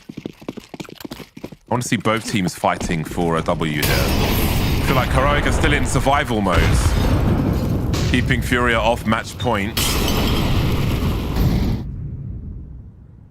And FURIA just waiting for that right round to win.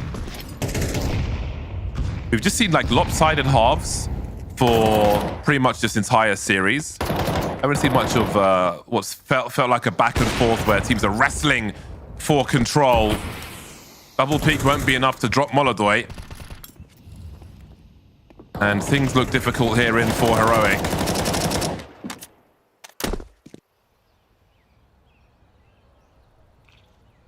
This time they chose the right options, FURIA. Open aggressive angles. Delivering the goods with the first 2 frags. Can still be turned around for Heroic, as unlikely as it may seem. A second player heading over towards B, though. For FURIA. Will still leave A well defended. And they know Molodoi is lurking somewhere. The bomb has been shown on Banana. Eserato moving into CT. Are they going for the wrap onto B? Well, Eserato will deal with that. Now they need to decide where to go. Nilo doesn't have time to hold rotation.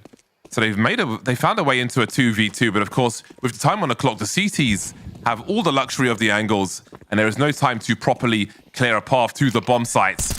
As Fallen waits for that bomb to get planted. Oh, just about getting there, but not in time. Does Nilo have a chance? No. That was a stubborn, stubborn one.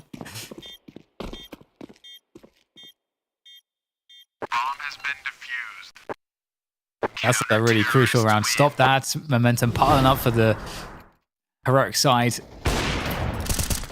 Gosh.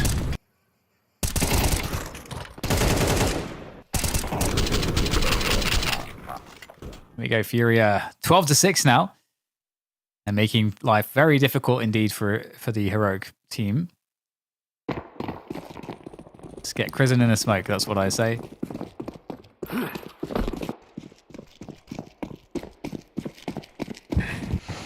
No smoke, top mid smoke. Ooh, Eserato taking a quick little peek there. Trying to get some bullets down to T-ramp, but nothing left to do but back away. 4 players working on Banana from Heroic. And Yukindo's on the other end of this. Fallen with support util over the top. Flash, Yukindo. Playing the half wall here. Fallen's cut off by the Molotovs. He can't help him. This B bomb site is really under a lot of trouble. Fallen getting in front of the smoke here. It might be devastation. It is. Krisen takes him out.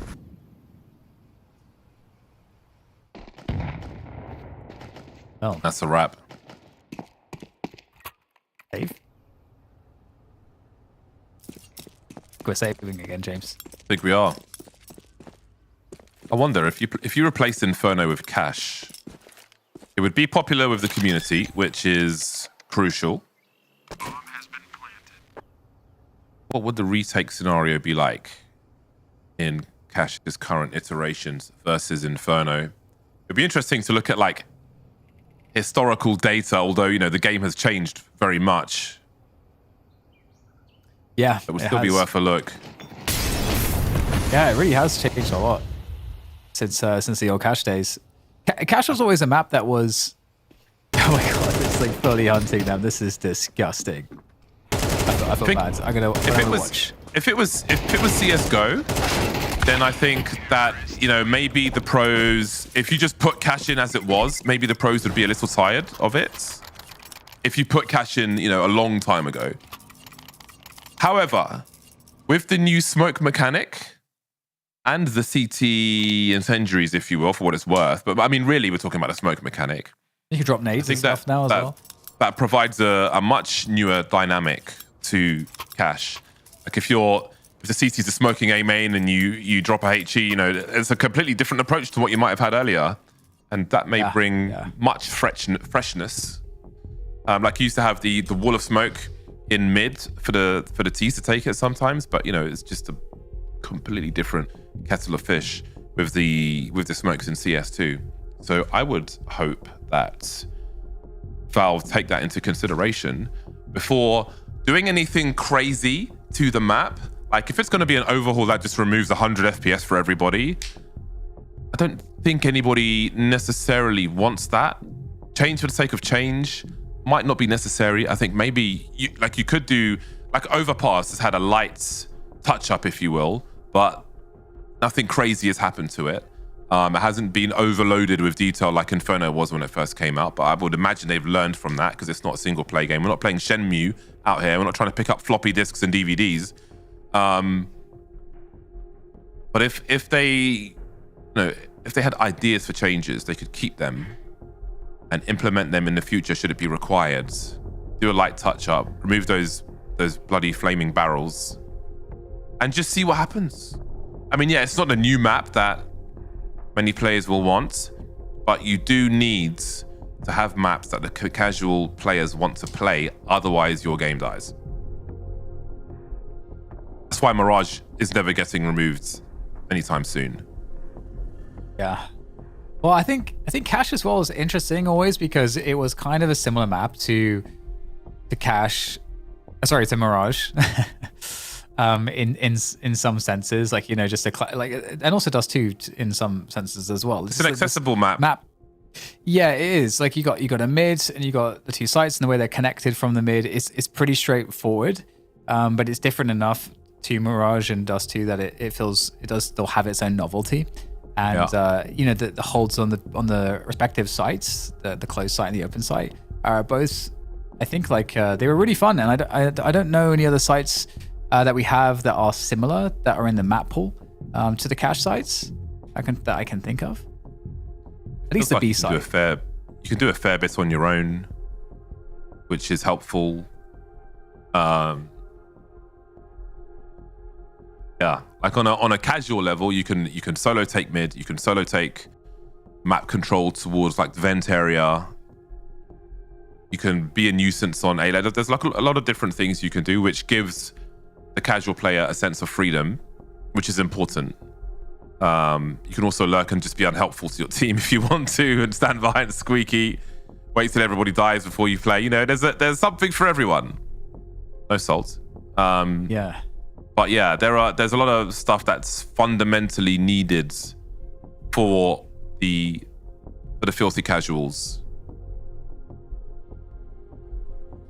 I remember a map. I remember the worst game of Cash we've ever cast, and was that in Asia? Yes. Oh yes, it was a regional qualifier for a major.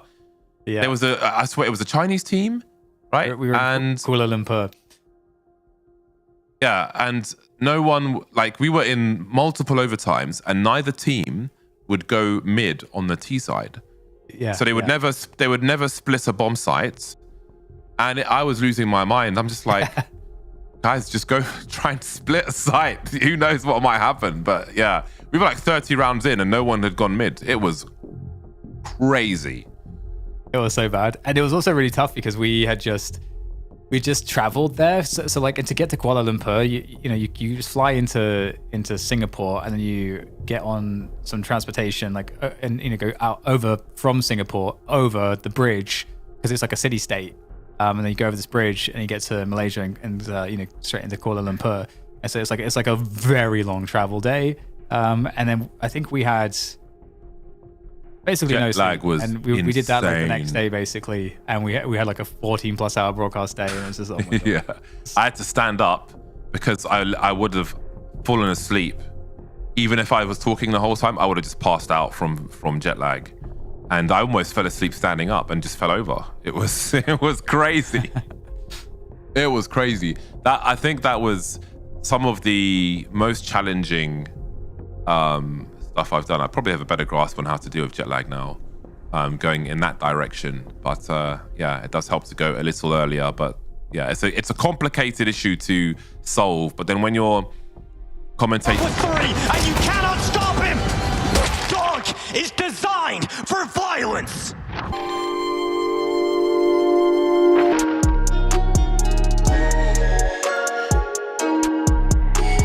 Smiley face. Beans. Smiley face.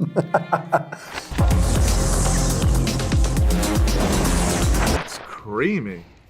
Hey, did somebody call me? No. Now let me guess. Your mates betrayed you, and literally nobody has faith in you anymore. What? Tam skłóć do mnie baszli sobie. Wait, you can? Yeah. He's very bendy. Do you want to see? No, I'm just kidding. Oh my God, my putain de clavier. we were waiting for a camera to be charged and be operational again, and hey ho, it is charged and operational again. So we continue. Let's go. Pistols for FURIA. They are at match point now. But these rounds are proving difficult for them. Heroic are mounting a comeback. They only need to be right once to FURIA. But that might prove a little difficult in the short term. And that's all that Heroic needs to focus on for now.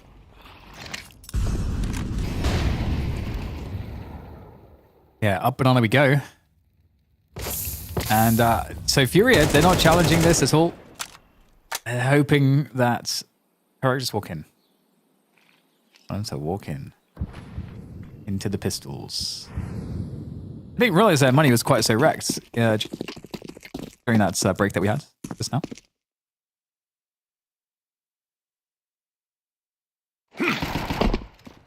Presents opportunity 5 rounds in a row. Okay. Oh, AK collected. Yuri's found a present. There are flashes for the CTs. I mean, they the flashes are smoked off. Maybe they could go over the top. They were stuck in CT. And there's the AK once again. The USP. Not like this, surely. Yuri's still standing. There's 20 seconds. What are their options with the bomb? That is such a key frag. The Julies, no less. Molodoy with a Desert Eagle. 1 versus 2. Is he going to peek this angle? Because he's going to be... Oh, the timing! Oh, dear. So close and yet so far. You made it hurt, at least. You made it hurt. That's all you got to do, really. In a round like that, just make it painful. And I don't know if I could rock pink headphones. I don't know if it's really my look.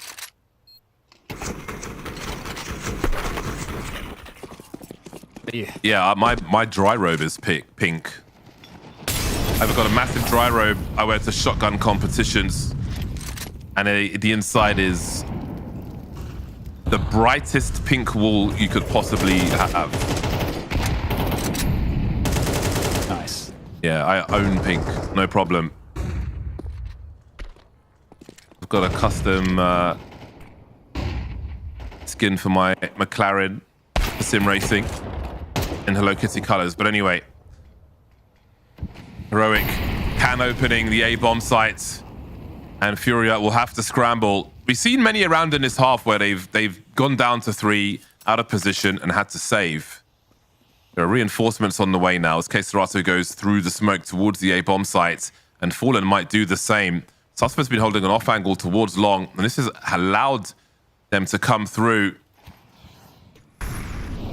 Kindar alone towards B, offering a smoke.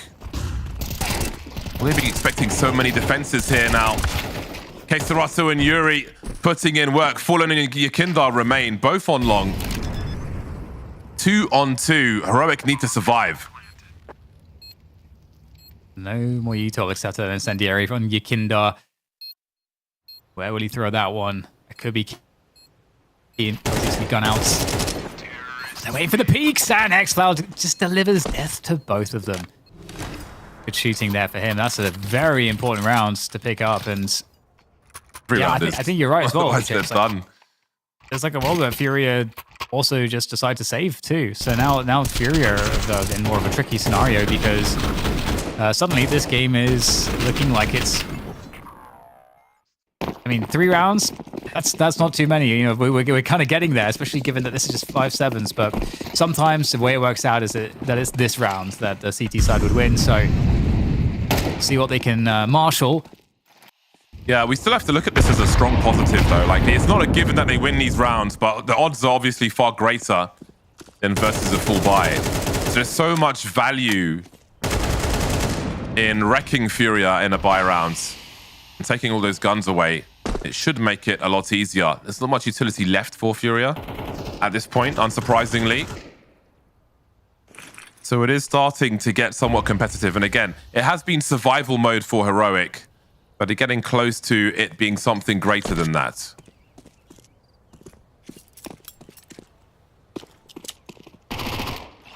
Already quite a bit of damage on 3 players too. That does make a difference in these rounds. Ooh, Youngstar. Oh, he whipped the first shot and gets dropped. Okay, now they're spotted on the flank, and suddenly 4 versus 3. The bomb is rapidly picked up, but if they run into the B site, there might still be problems because Yakindar's here with a 5-7. There they go through the smoke. They know the CTs are desperately rotating. Yakindar just staying alive for the time being. Oh, there's no one checking! He almost got a second one! There's only 2 of them left.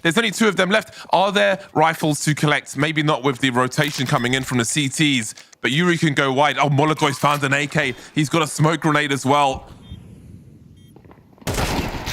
This could be it.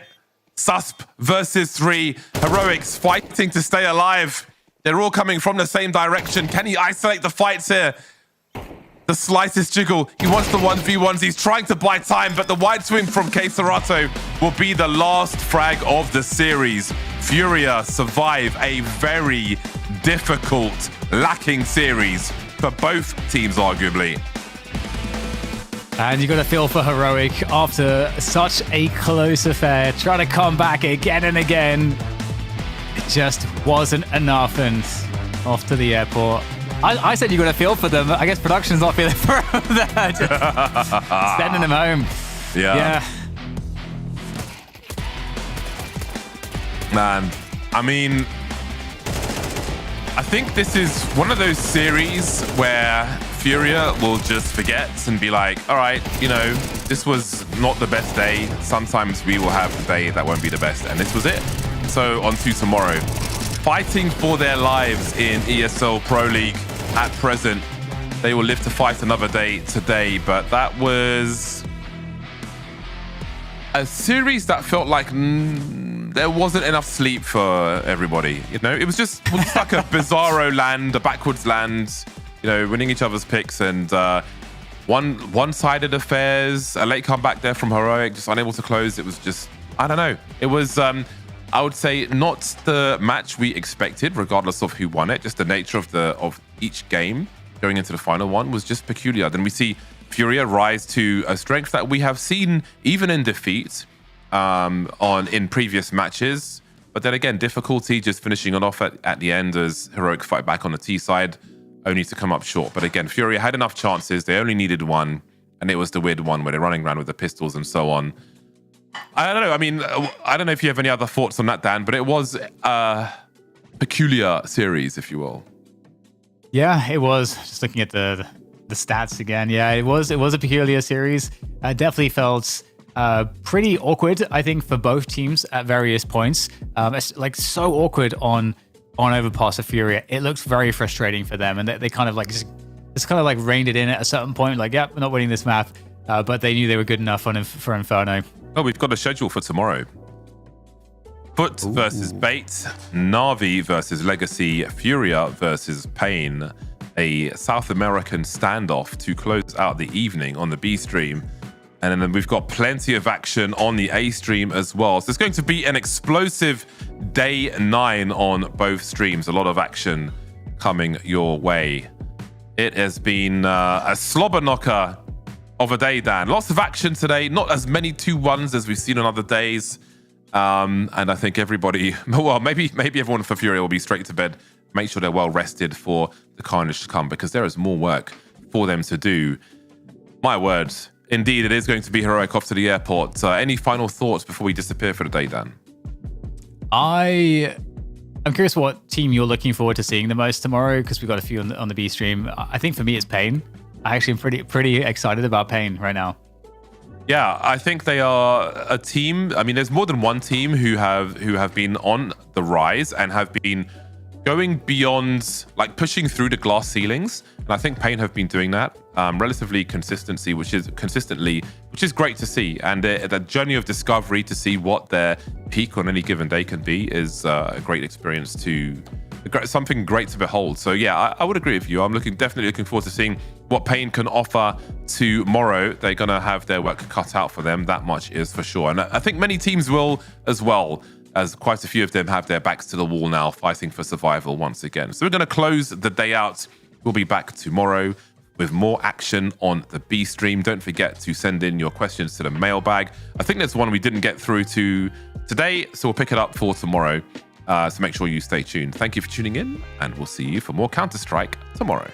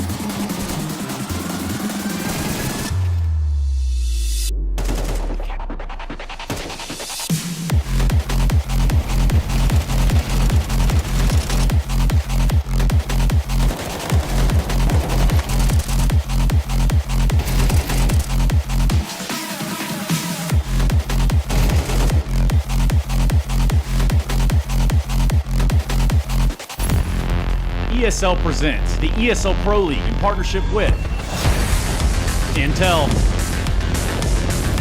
Acer Predator,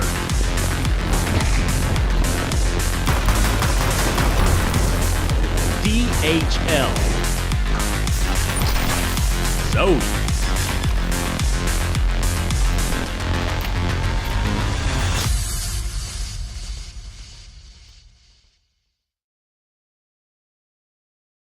Alright, let's do this.